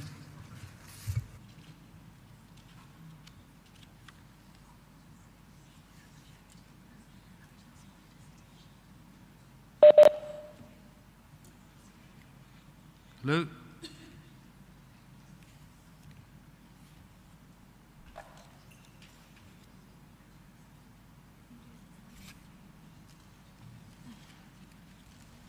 Asya, thank you.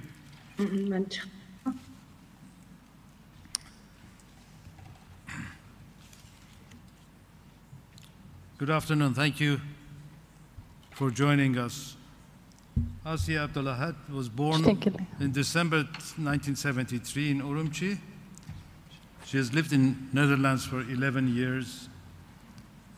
She is the source of very important internal documents of state of China. She is the one who has distributed China cables and Caracas lists. Of course, she cannot openly discuss about the sources of these leaks, but can provide you with a general idea of how these documents had reached her hand. Ms. Abdullahat. Asya, can you please give the tribunal a brief... Assalamu alaikum. Sorry, you speak in English or... Uyghur. Assalamu alaikum. Asya will be speaking in Uyghur. I will be translating.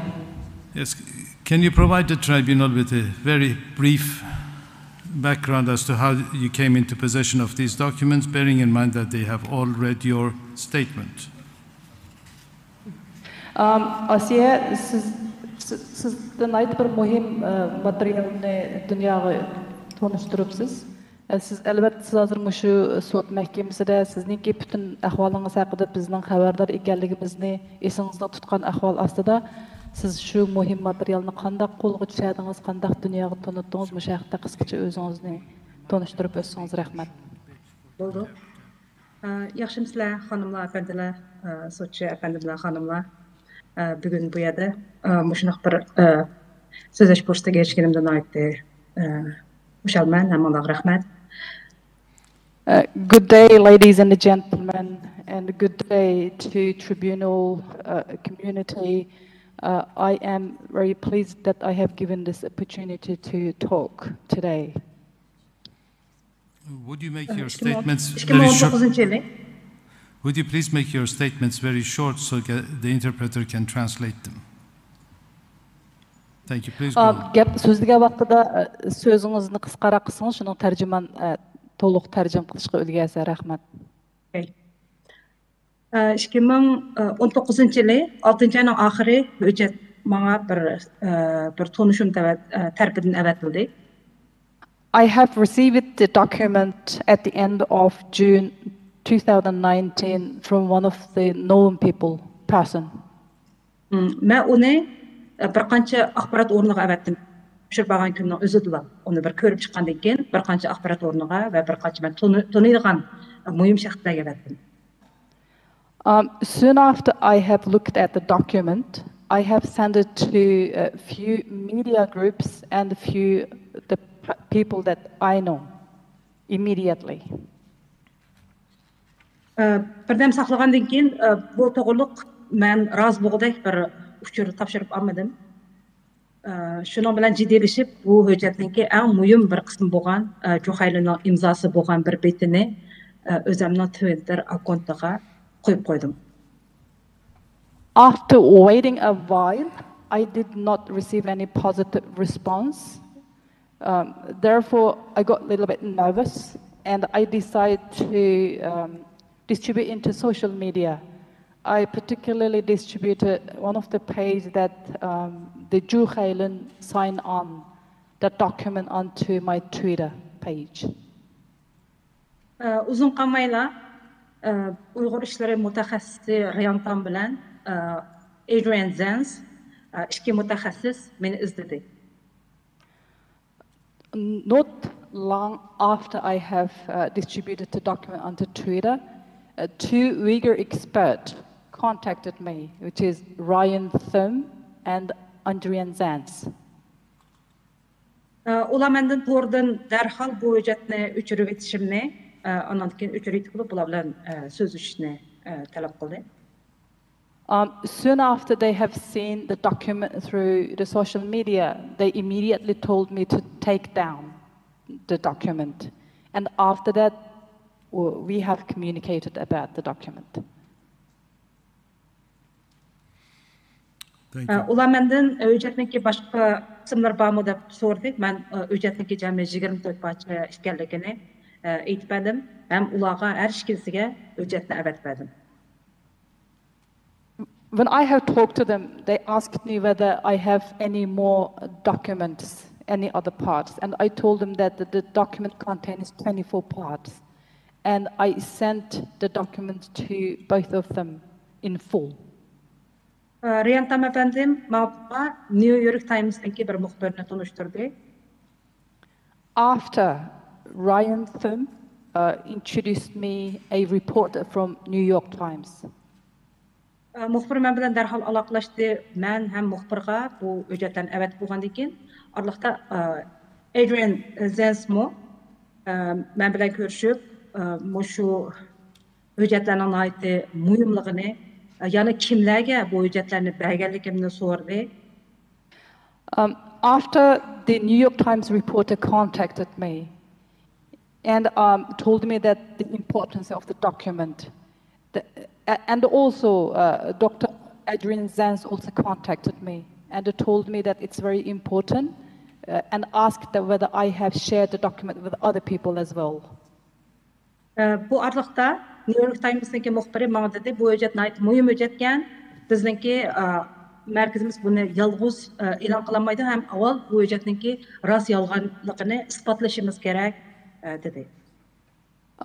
The New York Times reporter told me that this document is very important, however, the New York Times cannot publish it alone. And also they said that we have to testify the legitimacy, the genuinity of the document first. And then Adrian Zens efendi bilen bu doğruluk sözleştim. Şu New York Times'ta geldiğimde. And then Adrian Zens efendim bu New York Times'taki muhbir bilen görüşüp, onundaki bu hüccetlerini delilleş ve bu hüccetler üstü tədqiqat qilish hizmetlerini başlap ketdi. I also talked to Dr. Adrian Zans, and the Adrian Zans also communicated with the reporter of the New York Times. And from that time onwards, they start to assess the document, whether it's genuine. And from that time onwards, the research on the document began. Şunun bilen, şu hüccetni iki bir medium Adrian Zans'a bergandan tartib, taki hüccet e'lon qilingan obrajaniki axırgacha bo'lgan 6 ay vaqt ichida men nihoyat ko'p masalalarga yo'liqdim, ya'ni Xitoy hukumati tarafdan. From that time onwards, which is one of the New York Times reporter became known about the document, and Adrian Zans know about the document and start to research about the document, which is from the end of November, within 6 months' time, I have faced many threats from the Chinese authorities. Bana kelgan bu problemlar birisi şu Erkin Asya radyosuniki iki Uyghur mas'ulinin nomidan yolg'on ilxat avatish bo'ldi. Uningdagi yana Amerikadagi bir danglik jurnalistning nomidanmi bir ilxat avatildi. Yani Erkin Sidiq efendimning nomidanmi ilxat avatildi. Bu 4 odamning nomida avatilgan ilxatlarning hammasi shu hujjatni mendan so'ragan.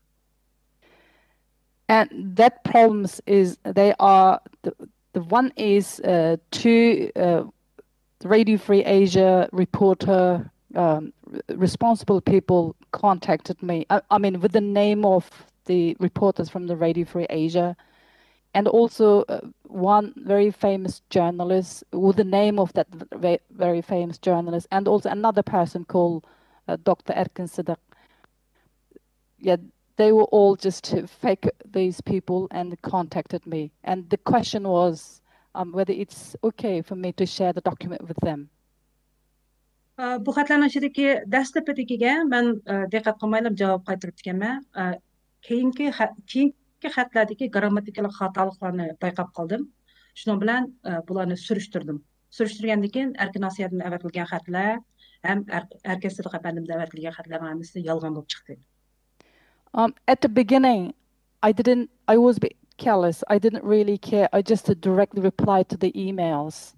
But later I have realized that, especially the email that came from Radio Free Asia reporter, was there are many spelling mistakes and the mistakes. And then from that, I kind of realized that that may not be a genuine email.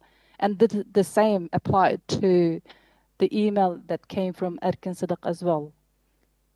Kendim mening kompüterim, elxat adresim ve barlıq sosial aloqa vositalarımның hammasi o'g'irlandi, hacker hujum uchirdi, bir kompüterim buzildi, bir telefonim buzildi. And afterwards, my computer, my email account, and my phone are all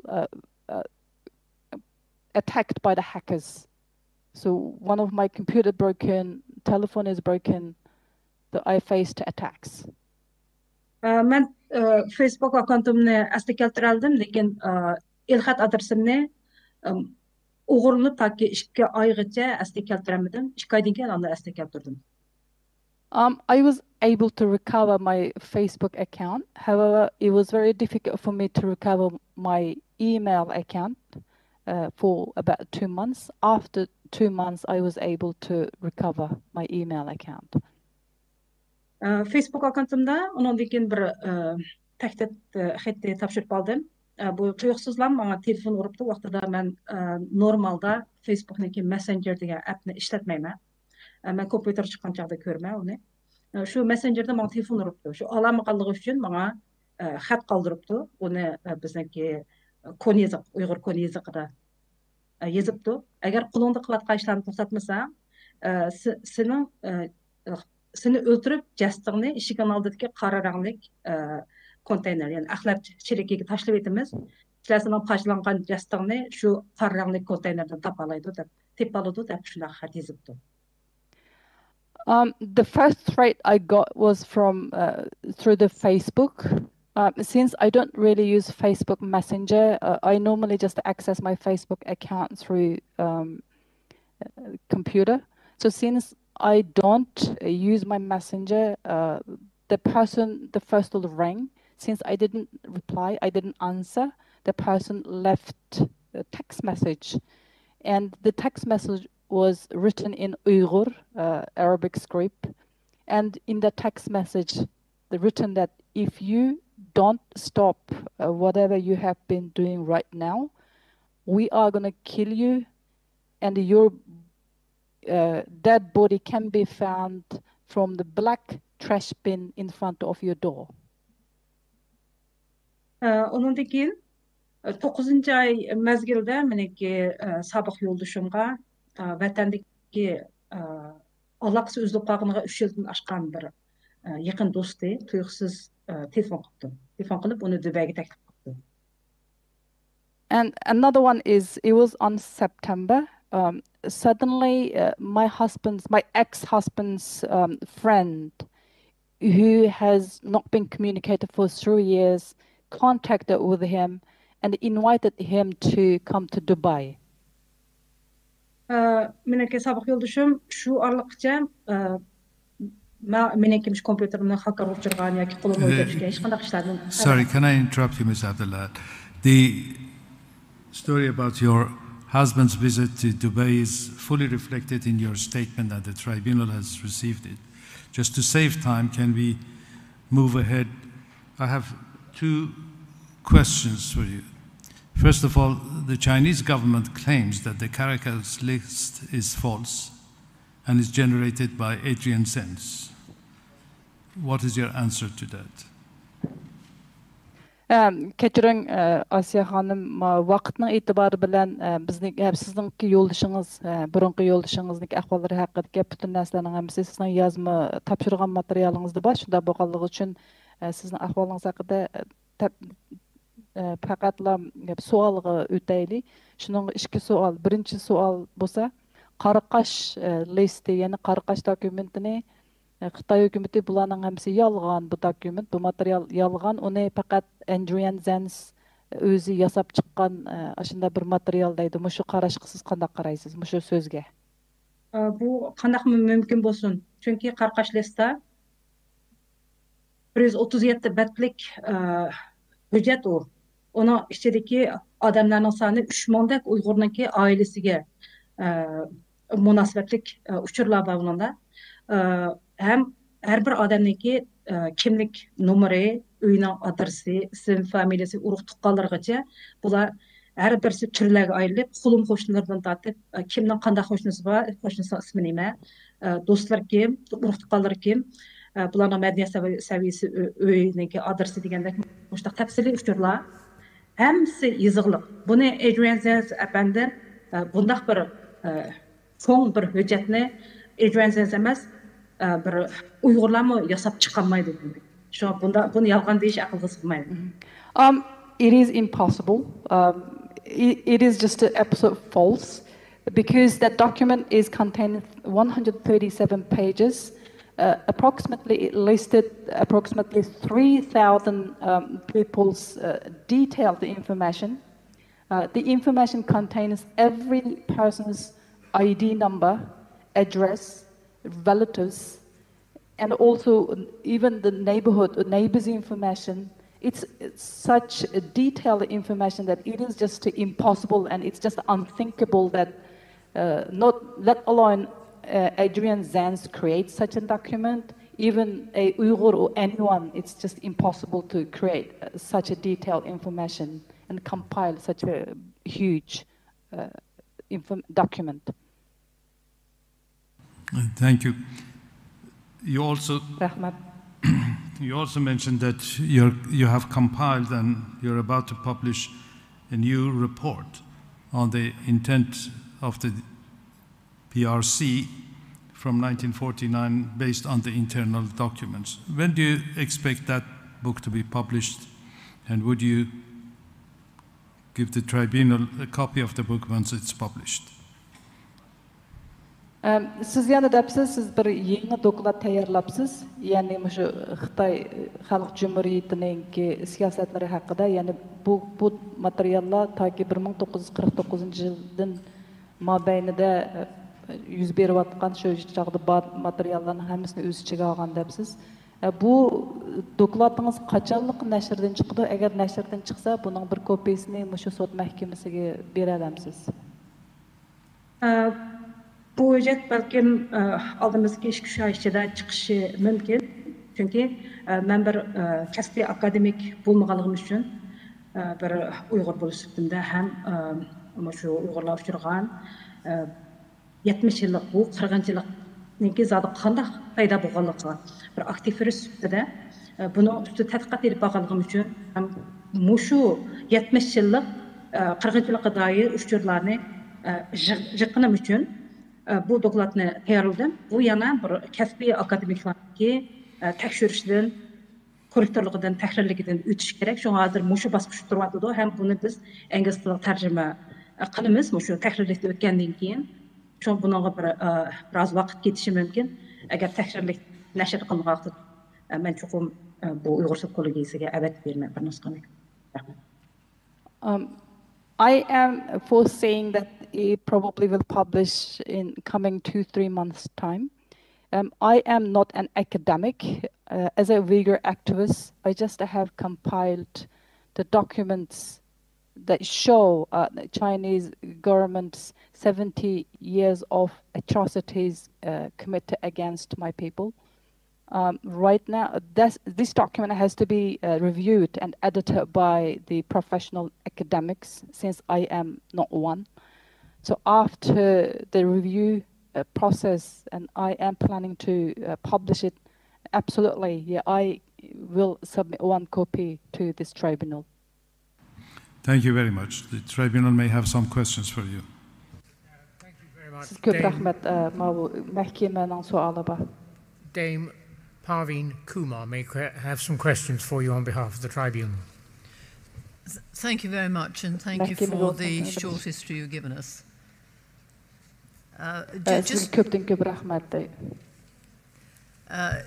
Can I just ask, what was your occupation when you were at home, and what's your occupation now? Siz vatan vaqtınızda nim kasb bilan shug'ullanatdingiz? Hozir nima ish bilan, hozirgi kasbingiz nima? Men vatanda oldida jurnalistdim, bir jurnalda ishlaydim. Kendi kasb sayohat kasbiga almashdim. Sayohat sistemasida yil ishladim. Shu vatandan men shu sayohat idorasiniki bir direktor edim. I worked as a journalist before. I was back home. And then later I worked for the tourist industry about 1 year as a director for one of the tourist company. Thank you. And do you live alone now with your 2 children? Hazır siz özünüz yalnız yaşamsınız iki balınız bile. Men 3 balam bilan yalnız yaşayman. I have 3 children. Yes, I live with my 3 children together. Thank you. Why did they choose you to send the file? Ular nemişki siz o arxivni yoki o materialni sizga avatishni tanlabdi? Meniki vatanda o'qigan kasbim Xitoy terjimoligi. Shu men 2016-yili bizniki vatan bilan aloqamiz uzilgandan keyin bu masalalar zodi qanday kelib chiqdi degan nuqtadan aytib ko'p izlanish qildim. Men izlanganlarimni o'zim bir jurnalda ishlagan inson bo'lish sifatimda bu yozuvchilikdami ozto'la xabarim bor. Shuningga o'zimning izlanganlarimni ko'pchilik bilan ortaqlashib keldim. Shunga meni sotsial medialardan ko'plab Uyg'urlar taniydi. Meniki xazu tilimning yaxshiligini, dastlabki yozuvchiligimniki Xitoy tilidagi materiallarni tarjima qilish bilan boshlanganligini hammadan bildi. Shuningga menga hujjatni avatguchimi meni shu hujjat Xitoycha bo'lganligi uchun buni tushunadi, joyiga yetkazoladi deb ishonch qilib avatgan. While I was back home, I studied translation and translation from Chinese into other languages. Since I came out from my home country, especially since 2016, our communication with our homeland completely cut off. After these incidents happened, I started to observe the situation as a journalist, as a writer as well. And I have good writing and translating skills. Since I have those skills, I shared whatever I thought, my thoughts, as well as my research and observations through social media. People who follows me on social media, they knew clearly that I am deeply involved in the writing and also translation. Another thing is definitely people would know that my Chinese is very good. And definitely they understood that I am able to understand the document because the document is in Chinese language, and it is I am able to deliver the document into the right place. I believe that they truly believe in those skills. Thank you. Do you know which department these documents might have originated from? Do you think they came from the central government? Sizce şu materyallar qaysı orundan çıqqan? Sizce merkezi hükümetten kelgan yoki merkezi hükümet asaslıqqa kelish manbai bo'lgan dokumentlarmi? Merkezi hükümetten kim bir tutash hujjatlar bo'lish kerak. Ham bu Uyg'ur Abnum rayonidan chiqarilgan tasdiqlangan degandek mana hujjat qarsak bo'ldi. Chunki uningda Ruhaylimniki ham boshqa rahbarlarniki imzosi bor, hukumat tamg'asi bor degandek. I believe it's been originated from the central government. However, it has been approved by the regional autonomous government as well, because there are stamps, signatures of the regional governors or authorities. Thank you. And can you tell us what years the information covers? Mushu uçurlar qaysi yıllarni o'z ichiga oladi? 2017-yili agar xato esim tutmasam 2017-yili chiqilgan odamlarniki uchurlari yana Qarqash noyisiniki ahvoli yozilgan hujjatda. From my memory, it covers 2017, and it covers the information of people from Qaraqash County.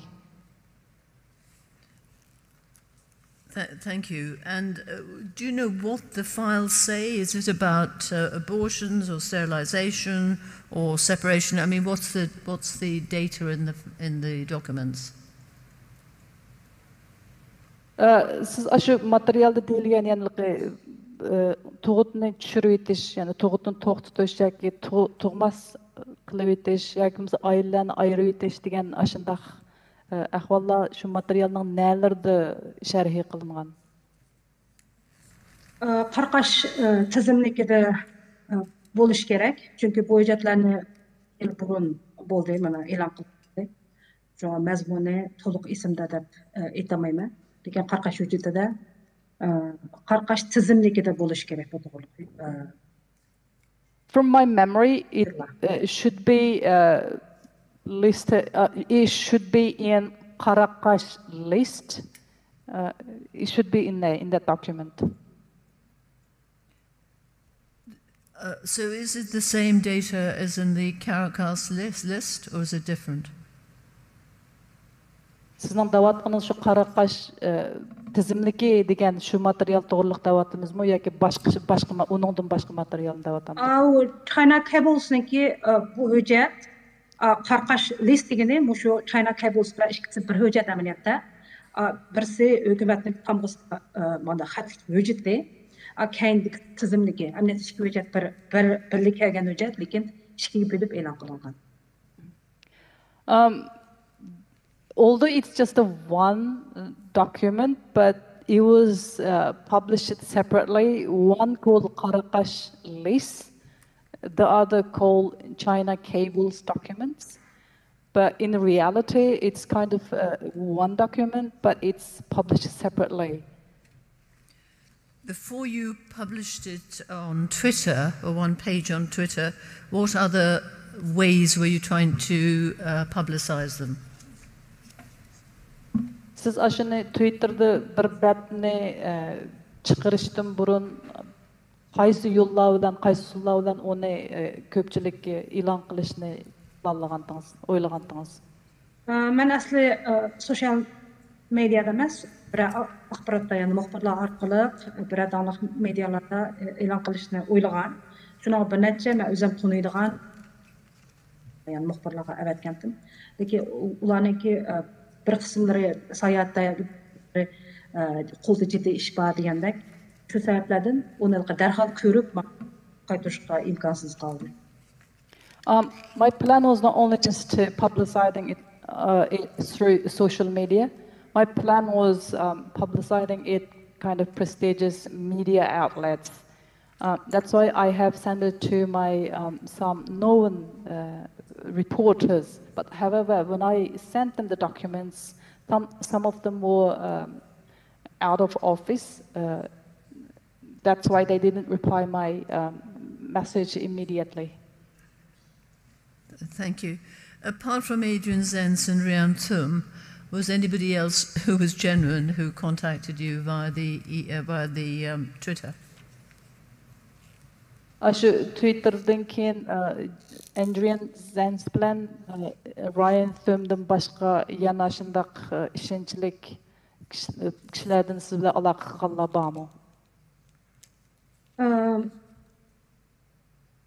24 pach hujjat e'lon qilingan vaqtida men faqat shu Adrian Zenz bilan Ryan Thum bilan aloqalashdim. Keyingi vaqtlarda Adrian Zenz bilan aloqada bo'ldim. Bu Qarqash list e'lon qilinganda haqiqatan jiq axborot vositalari meni izladi. About the 24 parts of document, I only have contacted with Adrian Zenz and Ryan Thum. But however, when it came to Qaraqash list, there were more media contacted with me. Thank you. You then sent them to the New York Times, and you said they didn't want to publish them because it was too hot, so to speak. Who eventually published the articles? Siz dediniz New York vaqtiga evetga vaqtimda ular keng doirlik cho'nkan buni nem qilib o'zimizla nashrdan chiqolmaymiz deb nima qilgandikin siz yana oxirida shu kim nashr chiqadi bu materialni kim Buni şu ICG degan xalqaro muxbirlar birlashmasi shularning nomidan chiqdi. 24 parcha hujjat shularning nomidan chiqdi. Kendiki qarqashliz har qaysi medialar o'xshash vaqtida e'lon qildi. The group called ICC published ICEG. Name? ICEG. ICEG. EG published the first 24 part of document, but the Qaraqash list was published by many media at the same time. Thank you.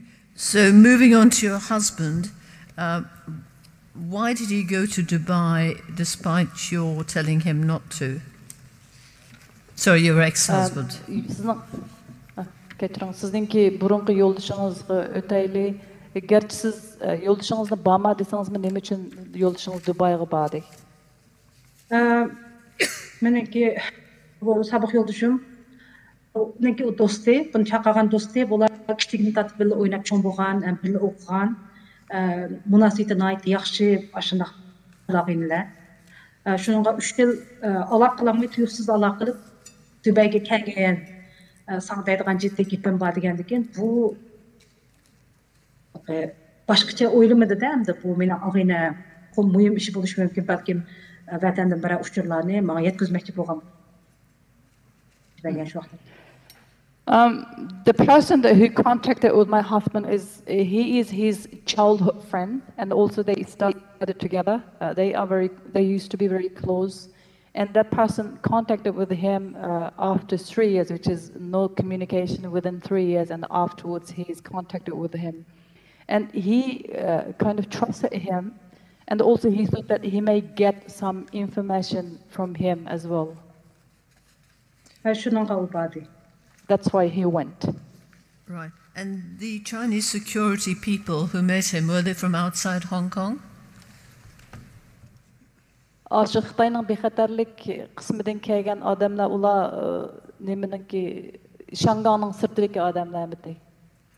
Yo'q, vatandan chiqib shu Uyg'ur do'sti bilan birga chiqib. Those security people came from our homeland with my husband's friend together. Right, thank you. So you got the USB stick, but you didn't open it. What were you frightened about? Sizlar USB-ninki nemisini olibsizlar, USB-ni, lekin uni ochmabsizlar qo'rqib. Nimadan qo'rqdinglar uni ichish? Chunki uni bergan vaqtida sen shu USB stickni Asiyaning kompyuteriga solsang, uni sep qo'ysanglar biz ham buyuraymiz degandan keyin biz uni ichida bir kontrol qilish yoki bizni nazorat qilish sistemasi bo'lishi kerak deb o'ylab shuni kompyuterga solmagan. When they gave that USB stick to my husband, and they told him that, if you just put this stick into Asia's computer, and we were able to monitor everything. So we afraid to use it or put in my computer because, soon we put it in, we will be watched or observed by them. Okay, thank you. So, you say you were a hot topic on the social media. How did Holland get to know about this? And also, what do you mean by... Sorry, let me answer that question first, sorry. Siz depsiz ijtimoiy taratqulardan aytilib bir qiziq temaga yoki qiziq bir ashundaq umumlashib qolgan ashundaq bir odamga aylandim debchi, işte aylanib ketdik deb. Mushu nima demoqchisiz, qandaq yuz berdi? Buni Holland qandaq bildi? Uni tushunmadim. Gollandiyada biz saqchaq ma'lum qilgandan keyin meniki sobiq yo'ldoshimniki boshlig'i, ya'ni idorasidagi boshlig'i bu ayol endi maqsad ko'rsatibsizlar buni chiqaringlar, bu bak cho'ng xabar. Agar chiqarmasanglar sizlarniki bexatarliginglar tahdid ichida qilish mumkin deb taklif bergandan keyin shu meni sobiq yo'ldoshim buni mediaga chiqarayli, baribir bizni bo'lib ketgandan keyin dedi. Men shunday o'yladim, chunki undan burun Xitoy hukumatiniki endi mening qo'limda bir hujjat borligini huquqim bölüdü deb men unda qarmağanlığım üçün men bu hüccetni ejrenzizga bergandimmi? Hech kimga ejrenzizga mundaq bir hüccet berdim demagan endi. Hatta shu balalarning dadasiga demagan. Keyin endi Dubayning vaqasi yuz bergandan keyin meniki o'zimni yoshirib yuradigan hech qanaqa imkoniyat qolmadi endi. Shuningga sosyal mediaga chiqishga majbur bo'ldim. Even if I didn't tell about that I have received that document and I have shared the document with Adrian Zenz and everything, despite that my husband doesn't know anything about what I have been doing, but he was still invited to go to Dubai, and we have received that stick. But after we receiving that USB stick, and we reported about what happened to the police in Netherlands. And my ex-husband's workplace and his manager advised or suggested him that, we should report about it since we probably in danger. So it's better to report because it's just a big event, a kind of big thing. So anyways, although I didn't really tell what I have done to my husband, but it's already kind of became known to Chinese authority that I have such a document on my hand. So at that point of time, and we realized that it's no point that we can keep not talk about it. So we decided to disclose all the process to the media, and that's how we became a hot topic or popular on the social media as well. Thank you. So why do you think that appearing on the social media would ensure the safety of your children? Beg your pardon, can you just rephrase? Yeah, sorry, she's written in the document that appearing on the social media would ensure the safety of her children. Could you explain why? İctimai taratqularda aşındaq görünüp bilinip ketganligingizning nemisi sizningki balalarınızning bexatar bo'lishiga kapolatlik berdi deb aşındaq yozibsiz yozmangizda. Nima uchun unda dedingiz? O vaqtida men unda demedim. Media chiqqan vaqtida shu aşındaq yozilib qoldi. Bu tarjimaga xatolik bo'lsa kerak, chunki muxbir kelgan vaqtida biz Xitoycha paranglashgan, muxbirniki Xitoycha so'z yaratgan. Lekin nima deymiz, balki mana shu so'z eshitdiki bir xatolik bo'lsa kerak. Men uni mediaga chiqarishdagi sabab faqat bizningki o'zimizni yoshirib yurishimizdan hech qanday ahamiyat qolmadi. Ham shu qarqash hujjatiniki rostligini, bu dokumentning rostligini isbotlashga bizningki shu Dubay vaqasi yana bir isbot bo'ladi degan nuqtadanlar social mediaga chiqishni qaror qilgan. I think there is a mistake about myself saying that being popular on the social media may ensure my children's safety, because when I gave interview to media at the time, I have used Chinese translator. Maybe there was a mistake in translation. But the purpose of talking to media or just going on, being popular on the social media is about my ex-husband's Dubai visit is that incident that happened after his visit is another proof that the documents are truth.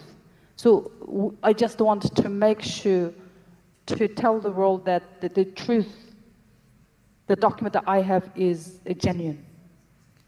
Thank you. What do you mean by red documents? Siz qizil material debsiz, red document. Bu nim degan gap, buning ma'nosi nima? Bu qizil boshliq hujjat deydi, Xitoycha xonxob. Bu hukumatdan chiqqan ustida qizil hukumatniki, masalan, Şinjan Uyghur Abdum rayonida xati bo'lsa, shu yerdan chiqqan bo'lsa, shunda xati bo'ldi. Ya'ni qizil xat, qizil tamga, buni xonxob bo'yicha hukumatniki nomerliq, manchiji nomerliq hujjat hukumatning degandek. Mana hujjatlar bo'ldi, shuni qizil boshliq hujjat deymiz. Okay. The red document means it's an official government, official document. Most of that kind of documents, on the top, the titles, the headlines, everything written in red and also stamped in red. It's authorized by the government. So we call it's red document, which is kind of another way of saying it's official government document. Okay, thank you. Last question, you'll be relieved to hear. You say you've been getting some threatening messages, and I just wonder, are you frightened of investigating it yourself, which is what you said you want to do, particularly as you've got 3 children at home? Siz depsizlikle tehdit uçurlarını aldım depçü. Bu mu sizin hazırmış ballarınız bile yaşavatkan boğan ki siz özünüzün öz aldığınızga muşu tehditlerini tekşürüş müşündək nem qılışqı ensiremsiz, qoqamsız, qoqtunuz mu müşəxdə? Qoqmadım desem hata buludu, yalgan buldu. Lekin qoquş hiç qanaq el qılamaydı. Ben qoqsam bu tehditler texilmo küçüşü mümkün. Bu tehditler meni yo'qib ketmaydi. Mening qo'rqmaganligim sababim yo'qib ketmaydi. Lekin mening qo'rqmaganligim sabab vatandagi nurg'un millionlar Uyg'urlar uchun haqiqatni dunyoga yetkazguli bo'ladi. Buning uchun menimcha bunchalik qurbonlikni berishga arziydi deb qarayman. It's going to be wrong if I say that I'm not afraid of it. I do concern and I do afraid of doing search or just protecting myself. It is concerning and frightening, but when I think of the millions of people in my homeland, for the sake of them, I think it's worth it to not afraid of and stood up. Thank you very much indeed for talking to us. We're most grateful. And can I also thank you for interpreting? Thank you very much. Thank you very much for attending the tribunal to give evidence. There are no more questions from the tribunal, and I apologize for the fact that we must have reached you later than the time you originally expected. Thank you. Köp rahmet. Mahkemenin başka sual yok sizge. Keçirin biz siz bilen belgilengen vaqtdan kechikib ko'rishganligimiz uchun uzr. Sizlarga ko'p rahmat. Thank you very much to you too. My pleasure. It's okay. Mr. Sabi, the last witness in public today is again with remote translation. Yes, sir. It's Abdul Wali Ayub giving evidence remotely. And Mr. Abraham will be... Yes. Can I encourage you, Mr. Abraham, to include in your summary as much as possible of the material in English language, because time is now short. Some of us have trouble listening to the translation in any event, and the more we can get done in English with this witness who's got a lot to say and move to the panel members' questions, the better.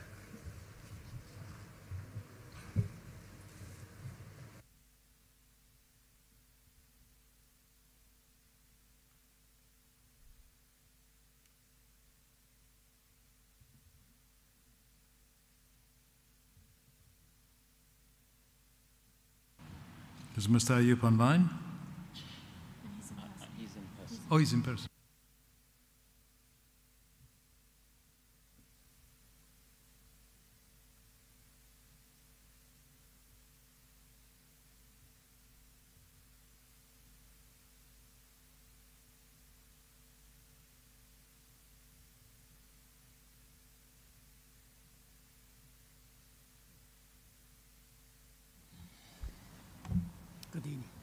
Good evening, everybody. Good evening, audience. Thank you for having me here. A male Chinese national of Uyghur ethnicity was previously a Chinese Communist Party translator in Kashgar to party chief Zhu Hailun. He promoted the linguistic rights of Uyghurs, for which he was incarcerated as a political prisoner in 4 separate detention facilities over an approximate period of 15 months. In detention, he suffered severe ill treatment, particularly when interrogated by police and/or state security officials and other prisoners of both Han and Uyghur ethnicities. The ill treatment included electrocution, sleep deprivation, and sexual violence at the hands of a group of inmates facilitated by police within the detention facility.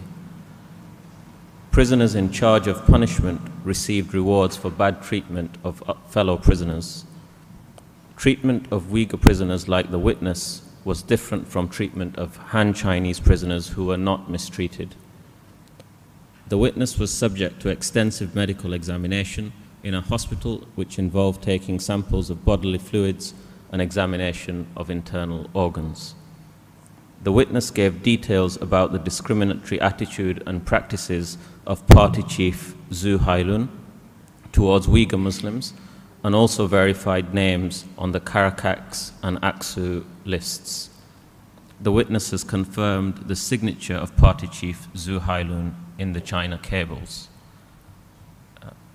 Mr. Ayub, I have a few questions for you before I hand you over to the panel. As I understand it, in your witness statement, your witness statement states that you currently reside in Turkey. I understand you wish to make a clarification about the country of your current residence. I'm currently living in Norway. Thank you. You were designated a political prisoner. Could you tell us whether that was an official designation or what you had learned as a result of being detained? It's not the official designation. Official designation is illegal fundraising, but it changed 3 times. When I got arrested, and it said like a false report the investment, and the second time is illegal fundraising. The third time it's illegally own public investment. It's 3 different accusations. But during the interrogation, nobody asked me any question about those allegations. Like every questions, every integrations, all are about like separatism and being a CIA spy and incite people to separatist activity. Was there any pattern to who were political prisoners and who were not? There is a difference between for example, first of all, the uniform. We wear different uniform. For example, that if you are a political prisoner, there is a red and orange uniform. If you are not political prisoners, you will wear the gray and blue uniform. It depends on. And when I got arrested, I wear orange uniform. And then when I transferred to Urumqi, I wear red uniform.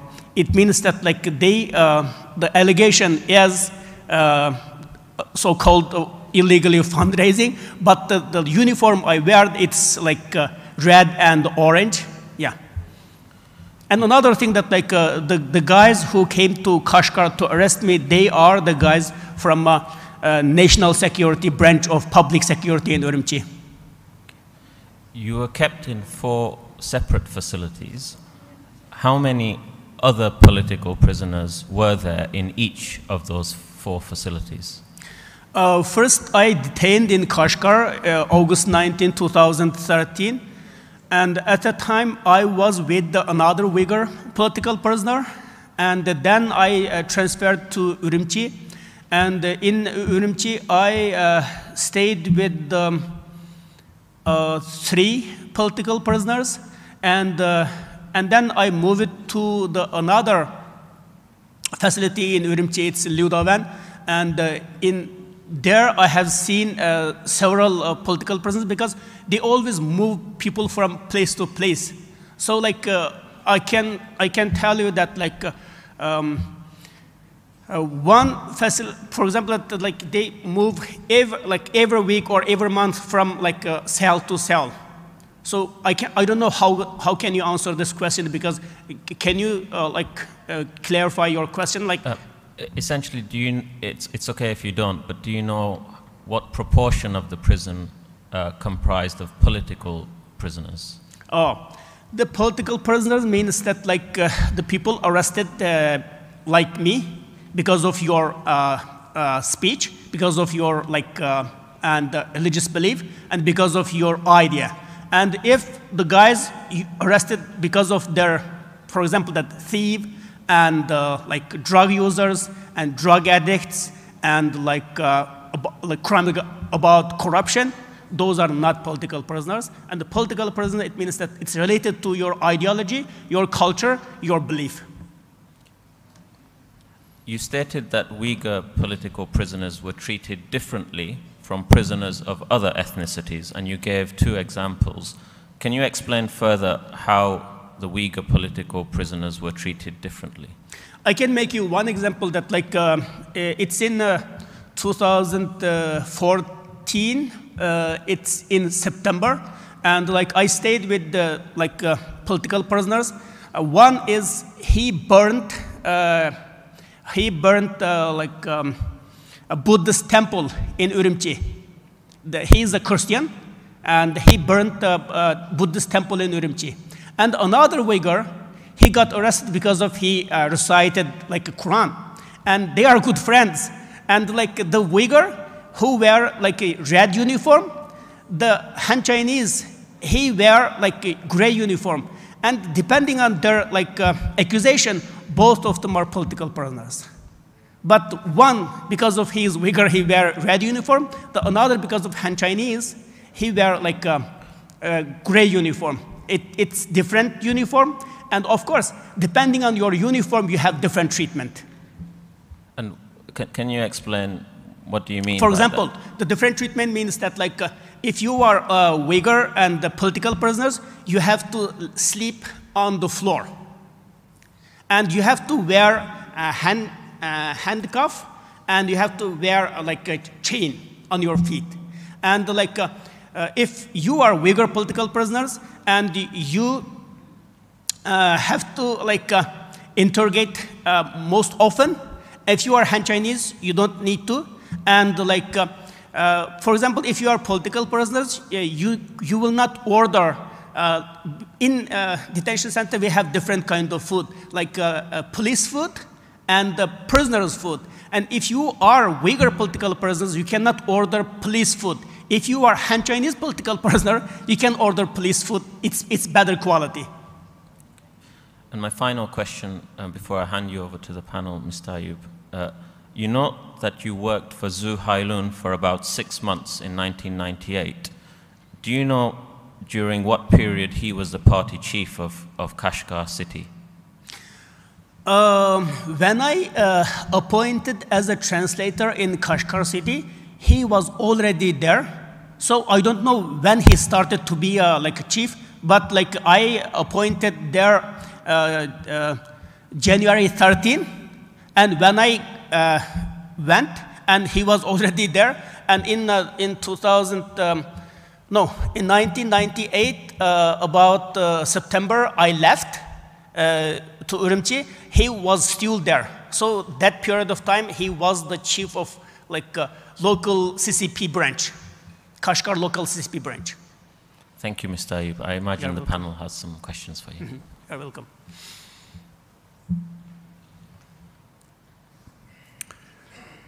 Thank you. When you were arrested in 2013, the police were investigating and alleged that you'd been engaged in separatism and that you were a CIA spy. On what grounds, if any, did they come to that conclusion? Could you rephrase your question? Sure.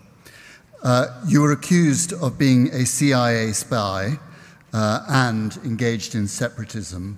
Why did they think that? It's because of I studied in the United States, supported by a Ford Foundation.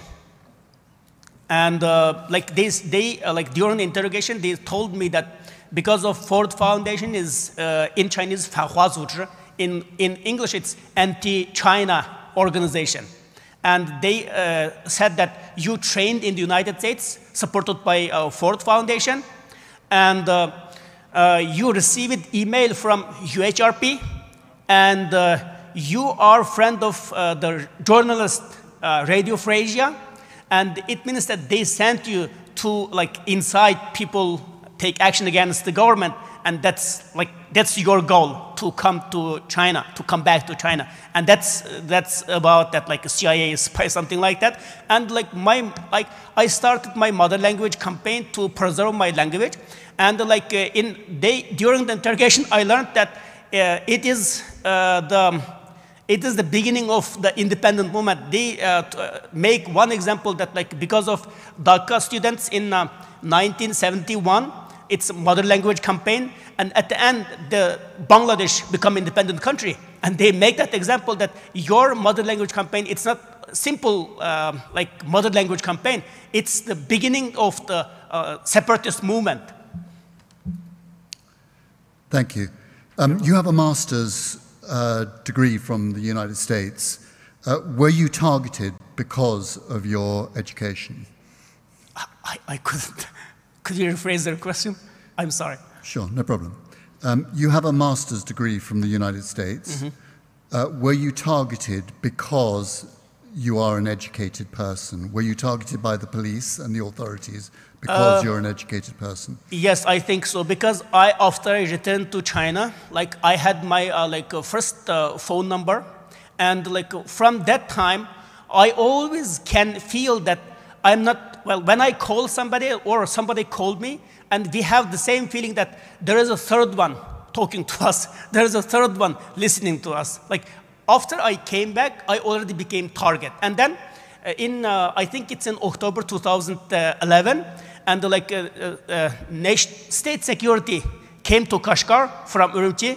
His name is Enver. He came, and another Han Chinese come, and they together interrogated me about why I came back from the United States and what I have done in the United States and something like that, those questions. Thank you. When you were on your, in July 2014, in your trial, there were 3 defense lawyers. Did they defend you? Yes, they didn't, because that trial is actually we practiced before. We have a practice, and then it's official one. During the practice, we already signed every paper, and we already answered all the questions. We recited those questions, and we recited all the answer. And then the second term, it's official one, and my family members invited, and my friends' family members invited. There is no any defense. We just play game. We just play the game. Everything is prepared. Everything is practice it. And then when my family members come, and my friends, I have another 2 friends, and they come, and it's just we play the game. For me, it's just repeating something I have done before. That's all. So from that, would you say that the outcome of your trial, the verdict of your trial, was predetermined, was already, was predetermined? Yes, it's already, we have negotiated. And I remember the names of those guys, and Abdurazak and Aygul came from the prosecution, and they came that, if you accept this allegation, we will say that you are behaving very well during this detention time. And if you say that I have nothing to do with this, legal fundraising or something like that, and we will say that this guy's during the detention, and he behaved worse, and we accuse you about separatism. Which one do you prefer? Which one do you choose? I said, of course, the one illegal fundraising or something like that, because and they said that if you accept that, we will punish you in 2 years. And if you accept, if you keep that I always keep this that I'm innocent. And if you keep saying that you are innocent, and then you will have life imprisonment, which one do you prefer? I said, no, that's the second one. Yeah. So, as you've said, you signed a 100-page document at the end of your trial. Did you read that document before you signed it? No, because we already practiced it.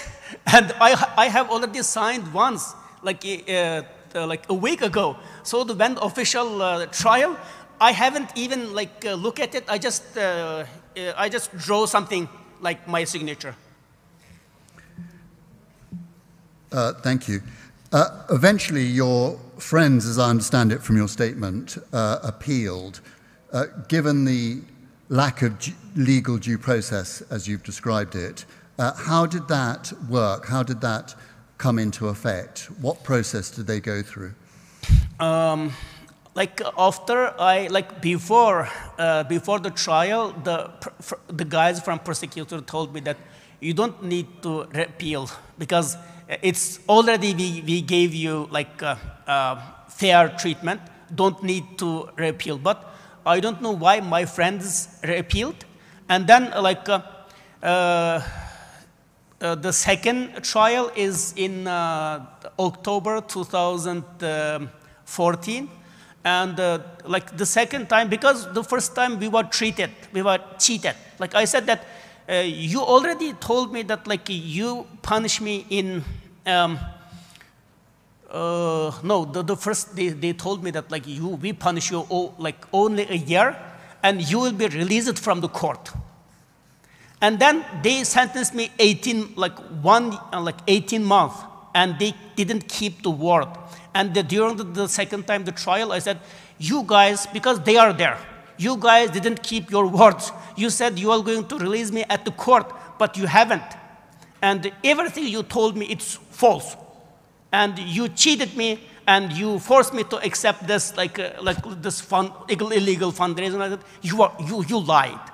And both three of us say that it's not fair. And we make an example that we stayed with the other economical criminals, and that depending on the Chinese law, if you illegal fundraising, your investors should be more than 50, but our investors is only 18, and that it's this one and this 18 months trial is not fair depending on Chinese law. We said. So, and maybe it works, or maybe what worked, and then it cut 3 months. First of all, they sentenced me 18 months, and then I don't know why they cut 3 months. I learned that when I going to release, they came and asked me to come out, and with the handshake and the chain the feet, and asked me to out, and then they told me that we release you. I said, I have more than 3 months. How can you release me? They said, you are already finished, and this is the trial, and this is your verdict, and gave me the verdict. And I learned that day, it's finished. Yeah, exactly that date. It's November 20th, and gave me that verdict. My release date is November 20th. Yeah. Thank you. You're welcome. When you were in the hospital in Urumqi, you were medically tested. Do you know why? It happened to everybody. After you arrested, at the time the interrogators told me we have to send you to a medical test and those things. I think it's okay, and for me, because they told me it is a medical test, I have never suspect there is something special reason, so I didn't terrified. I think it's because I worked as a professor in different 2 universities. I never feel that they have done something to me. Yeah, I trusted them. I don't know why at the time. Thank you. Mr. This is a difficult question for you, but in your statement you describe torture and sexual violence. Are you able to tell us more about that? If you would prefer not to, or to put it in writing, that can be done. I don't want to. It's I already I already told different media, and I don't want to tell that story. I don't want to cry. Fair enough. That's perfectly reasonable. Thank you very much. One last question. Could you let the tribunal know what Zhu Hailan's attitude to Uyghurs was in general, from your experience as his translator for a period of time? From my experience, like in 1998, when I was appointed as a translator, and like it's my first time I meet him, and it's the Ramadan time. And because of the Ramadan in Kashgar, we have like a culture that like people don't open their restaurant during the Ramadan. And then like because of that, like at that time I didn't fast, and only Juhailan and me, we didn't fast. And others like Uyghur, because others are Uyghurs, and they fasted. And then we have nothing to eat. And then we talked together. And at the time he think that because I graduated Minzu University in Beijing, and he said that I am the same level with him, like from Beijing and like from the prestigious university, something like that. And then said that you are educated, you are different. Those people are feudal, backward. Because of that, they fast. At the time, like I didn't feel like happy because of they are my people, and that's my culture. Even I didn't practice that culture, but it's my culture. So for me, it's disrogate. It's like it's not it's disrespect and it's discrimination. I said that don't say this. It's disrespectful. And then first I learned that he doesn't like Uyghur culture. It's my first impression. And second, and we I think it's in May, and we started to search Uyghur home house by house, because of we searched the books about Uyghur history and the culture, especially the book we call 3 books. It's written by Turgun Almaz. It's like Chinese government banned that book.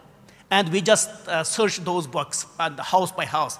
And during that time, we have a small conversation in the room, and it's about 15 Uyghurs, and he always praise himself that he is the expert of Uyghur culture and he is expert of Islam.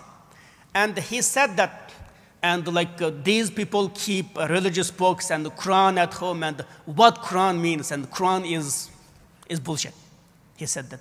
And the worst thing that he asked me to translate that. I know, because the first time I told him that I don't like discrimination, but he deliberately forced me to translate that, because he knows who am I. And then third time, after the searching house by house, and he treated us in the restaurant, and we are just eating, and he said that he provide us the alcohol, and said that some of them don't drink. They said they are a Muslim or something like that, and your God is shit. And at the time, I really wanted to punch him, but I didn't. But I still feel regretful that I didn't punch him. Yeah. Thank you. No more questions. Thank you very much. You're welcome. I think there are no other questions apart from this. What did China, state government, or CPP, or all three, seek to achieve through its treatment of you? Could you rephrase your question? What did China seek to achieve through its treatment of you? I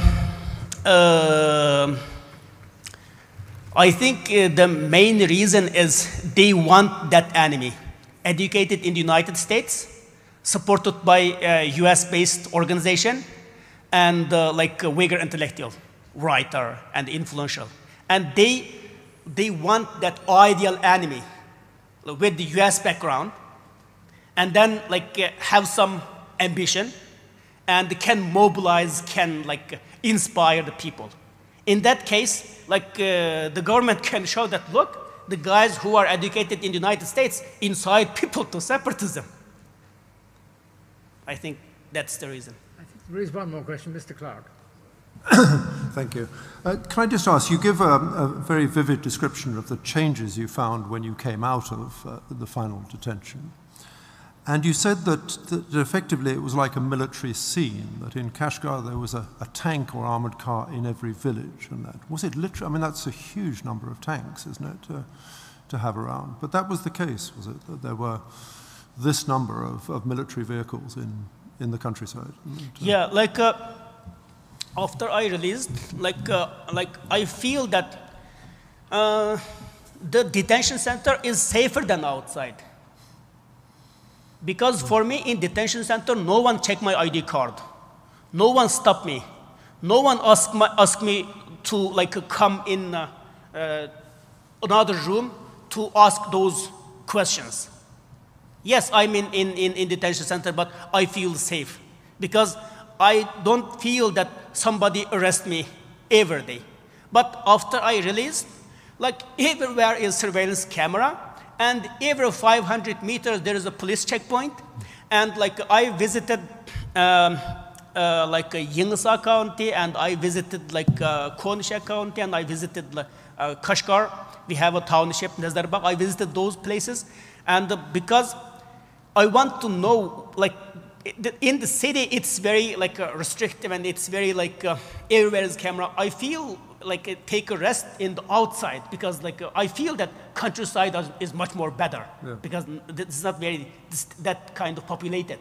And I found out that every village there is a school, 3 floors, and there is a big yard. In the yard there is a tank stop, and like all Uyghur young guys like enlisted as a soldier, paramilitary, and they have to like practice like call. It's Chinese practice, like ask guys to walk at the street and stroll at the street and like ask them to like behave like soldiers. And like I'm thinking that you have already tank and you have already PLA in every village. Why do you want those Uyghur guys just train outside asking them to call in Chinese, Yarsan? Why? What do you mean? 1, 2, 3. What do you mean by that? And I feel that, like in the city, people are under the surveillance camera. In the countryside, people like young Uyghurs forced to become paramilitary, and like female forced to dance in that school and in the yard. And just it's very ironic for me that there is a tank and there's a people dancing. What kind of dance is that? How can you dance in front of the tank? Thank you.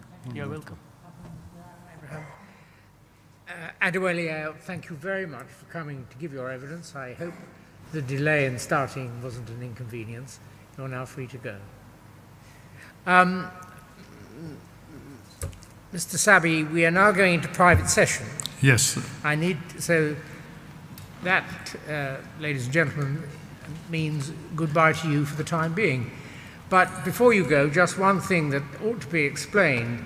Although we have no procedures, as I explained first thing this morning, if the tribunal does any work in private session, which it's going to do now, and if anything that's considered might become evidence, it will only ever be considered as evidence if it is possible to leave an adequate record of what the evidence amounts to and an adequate record of its source.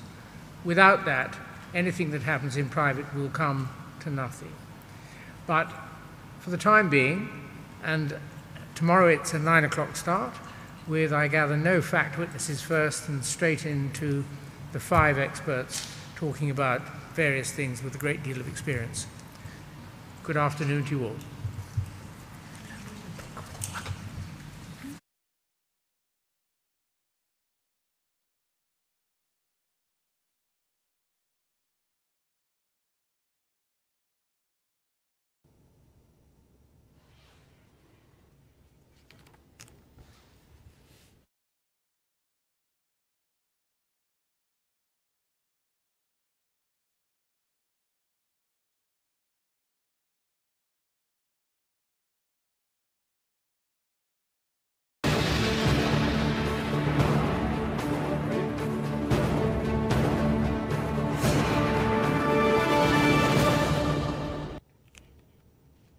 Assalamu alaykum, hörmətli görürmənlər. Görüvatqanlar Erkin Asiya Radiosu Uyghur bölümünün naq meydan taqtışı.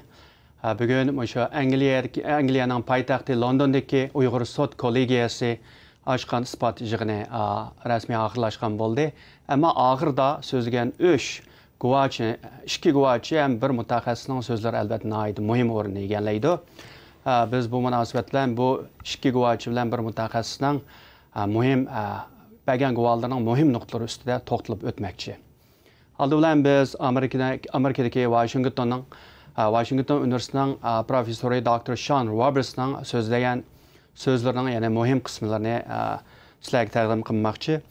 Əlbəttə sizlərmi görgəndək bu Dr. Sean Roberts həm də Amerikadakı şu Xitay hökumətinin atalmış yəni Uyğur terrorizm məsələsi gələn çağdakı bir mütəxəssisi. Məsələn Dr. Sean Roberts ötən ilin axırı Xitayning Uyğurlarga qarşı e'lon qilgan urushi degan temada nəhayət bir cho'ng bir kitobni e'lon qildi. Uning yəni Xitoy hukumatining 11-sentyabrdan keyin atalmış terrorizmni bahona qilib, Uyg'urlarni xalqaroda davlat ishi terror chiqib ko'rsatib, yəni bugungi bostirishni ilib berishga bir sabab yaratganligini nəhayət inchik misollar bilan sharhlab o'tgan edi u. Ham bo'lib shu Sharqiy Turkiston islom markaziga kelganda Dr. Sean Roberts hem de Amerika'daki birden bir mütəxəssis bulup hesabında Amerika'nın Tashqi ishlar ministri bo'lsin Dr. Sean Roberts'ın bu məsələ üstüdəki məsləhətini soraydı əlbəttə. Doğru. Yəni birisi hem de Dr. Sean Roberts'ın kitabı ötən ili 9-cu ayda nəşr olub, bir ay bula olmaylam Amerika Tashqi ishlar ministri Mike Pompeo əpəndi Sharqiy Turkiston islom harakatini, yəni bu təşkilatni terrorluq tizimlikdən çıxırıb etdi.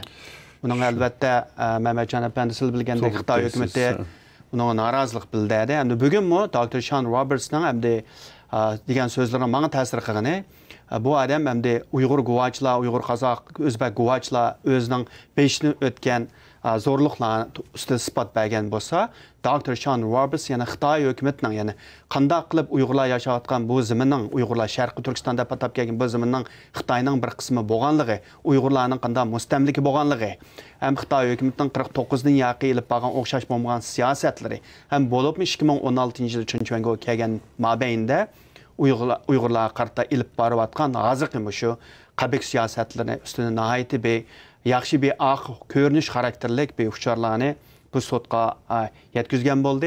Menimce bu arqılıq bu sot kiləmi bu Uyğurlarning məsələsinin faqatla bugünlan bolğan bir iş emaskan.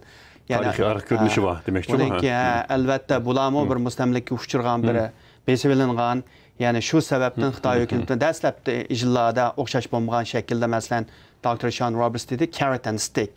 Bir taraftan tayaq, bir taraftan azraq bir sumakini taşlab beriş siyasət desək, bir taraftan Uyğurlar qarşıdısı urup durup, yəni bir taraftan Xitayğa sadıq bolğan Uyğurlarni setiliş üçün ularga azraq bir imtiyazlarni bəgən bolsa, 2016-dan keyin, yəni Çünçüngə gələn yaxı bu bütünlüy özgərdi. Uyğurlar umumyüzlük bu qattiq qo'lliq siyasətini yürgəzdi dedi. Hem əlbəttə bu sual soraş jarayonida Dr. Sean Roberts'ın hem de bu siyasetini yürgüzgen merkez mi nereden geldi degende bu adamın çıkan yakınımı asasen bu Çinçüengö keliplam öz qıvagan iş emas. Xitay hökumətini Çinçüengöni bolupmu 2 qıtımlıq Şinjan merkezdeki Şinjan yığınından keyin 2009'da bir boldu, 2014 bir boldu. Andan keyin Çinçüengöni əvətiş arqılıq merkezinin müş siyasetini yürgüzüşkə bu adamını əvətdi deb toğru yakın çıxardı. Şununla bu adamın degan sözünün iğirligine ait güçlük əlbəttə. Bugün bu yerdə oturup qoyğan ispatlarda əlbəttə bizden 2 Uyğur guvaçı Abdüvəli Ayub olsun, Asiya Abdülahət xanım olsun, bularning degan gaplarına aitdi. Orunluq hem güçlük boldu. Siz onda bolsa Məhmədcan əpəndi Abdüvəli Ayubning sizə təsir qilgan sözlərini bir şərhləgan bolsunuz. Boldu, rəhmət. Salamünaleyküm hörmətli görürmənlər.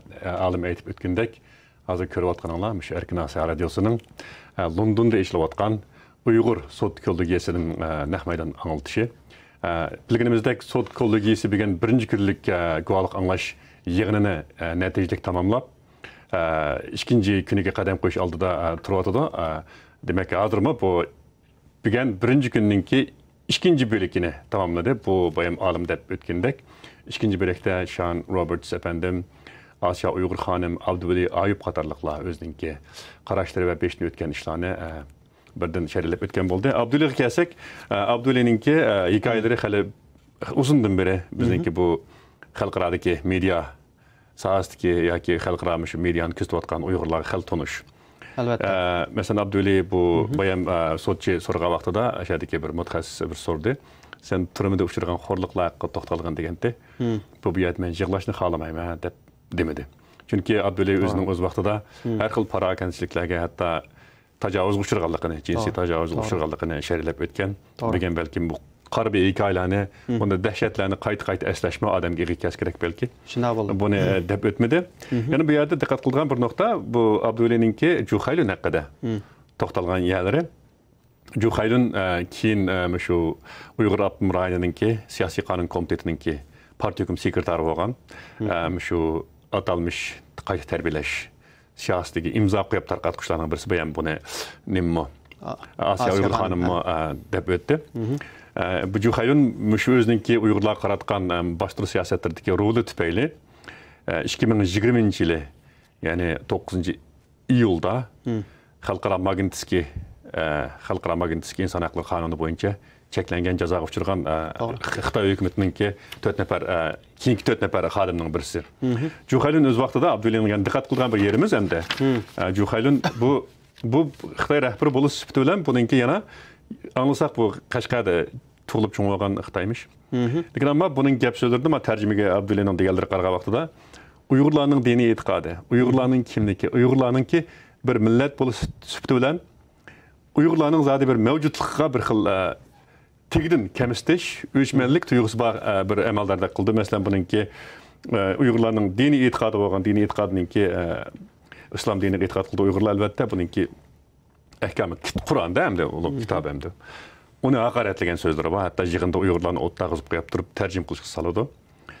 Hamda sizlarningki Qur'oninglar va Allohinglar eshitmamasi bu gapni tarjima qilish bek tez hamda. Albatta. Shu gapni haqoratlik bir so'zni eshitib haqoratlagan yerlarni ko'rdik. Demak, buningki anda bir ko'rinishi bir odam bo'lgan bo'g'achqa Uyg'urlarga hargiz rayim qilmaslik to'g'risidagi siyosatni texmo bejandil, texmo qattiq ijro qilgan bo'lish mumkinligi bu yerda ko'rinib turibdi deb o'ylaymiz. Menimcha Abdüley'mi har nuqtadan mayli o'zining beshiga kelgan nuqta bo'lsin, mayli Juhaylunninki ko'rinishi bo'lsin, hali yaxshi sharhlab o'tdi deb tushunsak bo'ldi.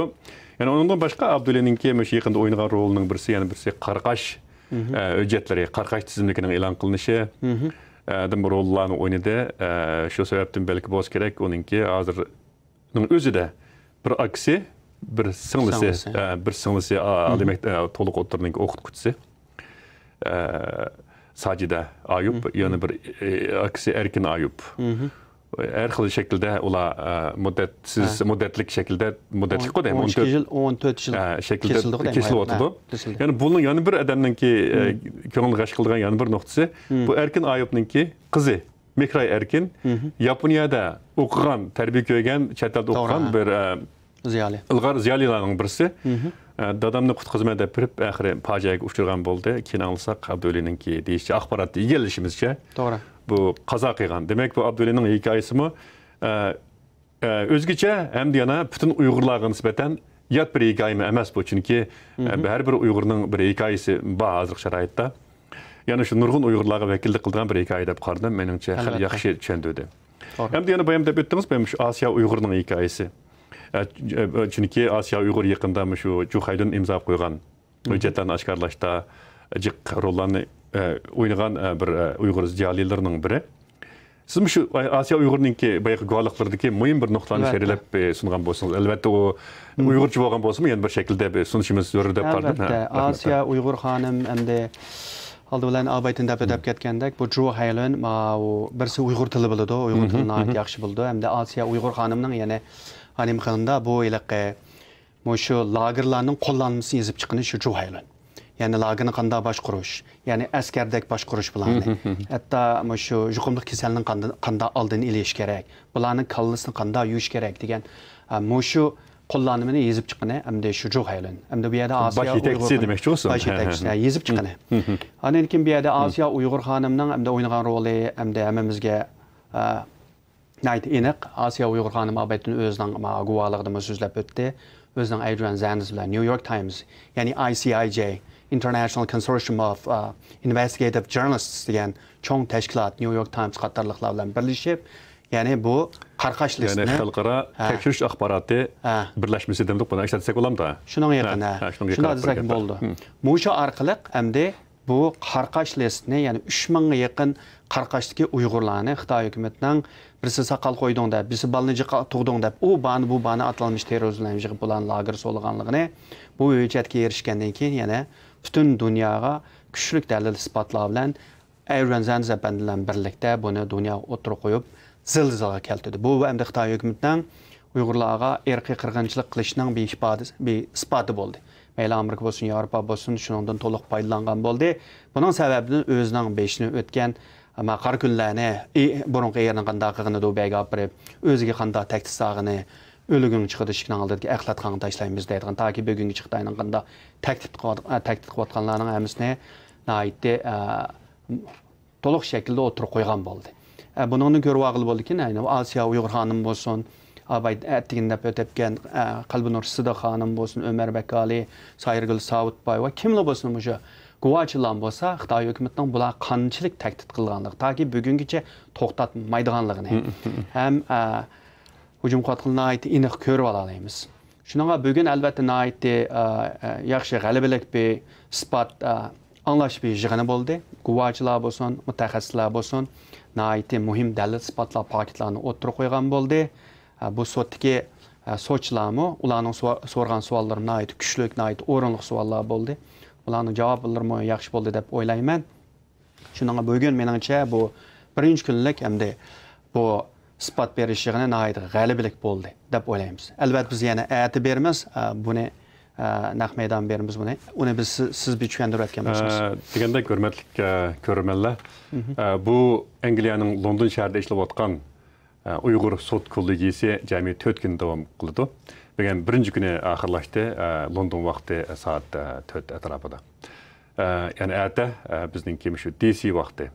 Ertəgən saat 4'te naq meydan anlatılışı yani Angliyanın vakti saat 9'da başlandı. Sizlərinki yana bu bizninki tor betimiz, sosyal medya betlerimizden Facebook, Twitter, YouTube qatarlı kanallarımızga erişip görüşünlerini karşı alımız. Bizninki bu sot naq meydanını anlatışımız izchil devam kıldı. Hem biz, alim ben ikimiz yana ertə şu bizninki stüdyoda oturup her bir bölek ahırlaşkandan keyin ma'lum bir şekilde bunu şərhlep sizlərə sunumuz. Şunlaşqa seyipimizge yana izchil erişinlerini bizge karşı bizge erişinlerini bizge küzütüp turuşunlarını karşı alımız. Ahırda yani deganlik isbot belgichilarini bir tanishtirib o'tay. Shuning bilan bugungi programmamizni oxirlashtiramiz. Degani asosan g'arblik mutaxassislar bular bu isbot bergan bo'ldi. Atlikda hamda bu isbot bergan birinchi inson bo'lsa Dr. David Tobin, Laura Murphy, Ryan Tom, Rachel Harris bo'lib, bu 4 g'arblik mutaxassis bular asosan shu uzundan beri Uyg'ur masalasiga kuzatib kelgan, Uyg'urlar to'g'risida ko'plagan ilmiy maqolalarni yozgan ham kitoblarni yozgan insonlar bo'lib, bular deganlar yana Angliya London vaqti soat 9'da, Washington vaqti soat 4'dan boshlab bular o'zining guvohligini berdi. Shunga hammanglarning shu Mehmetjon degandek bizning radioning ijtimoiy torbatlari bo'lsin, bizning o'zimizning radioning torbati bo'lsin, London vaqti soat 9'da, Washington vaqti soat 4'dan boshlab naq maydon taqtishini ko'rsanglar bo'ladi. Unda bo'lsa hammanglarga rahmat. Ət görüşəyilə. Doktor Əməyləngə köpdən köp rəhmət. Ətdə görüşükçə aman boğaysla. Xeyr xoş. Əməyləngə rəhmət. Xeyr xoş.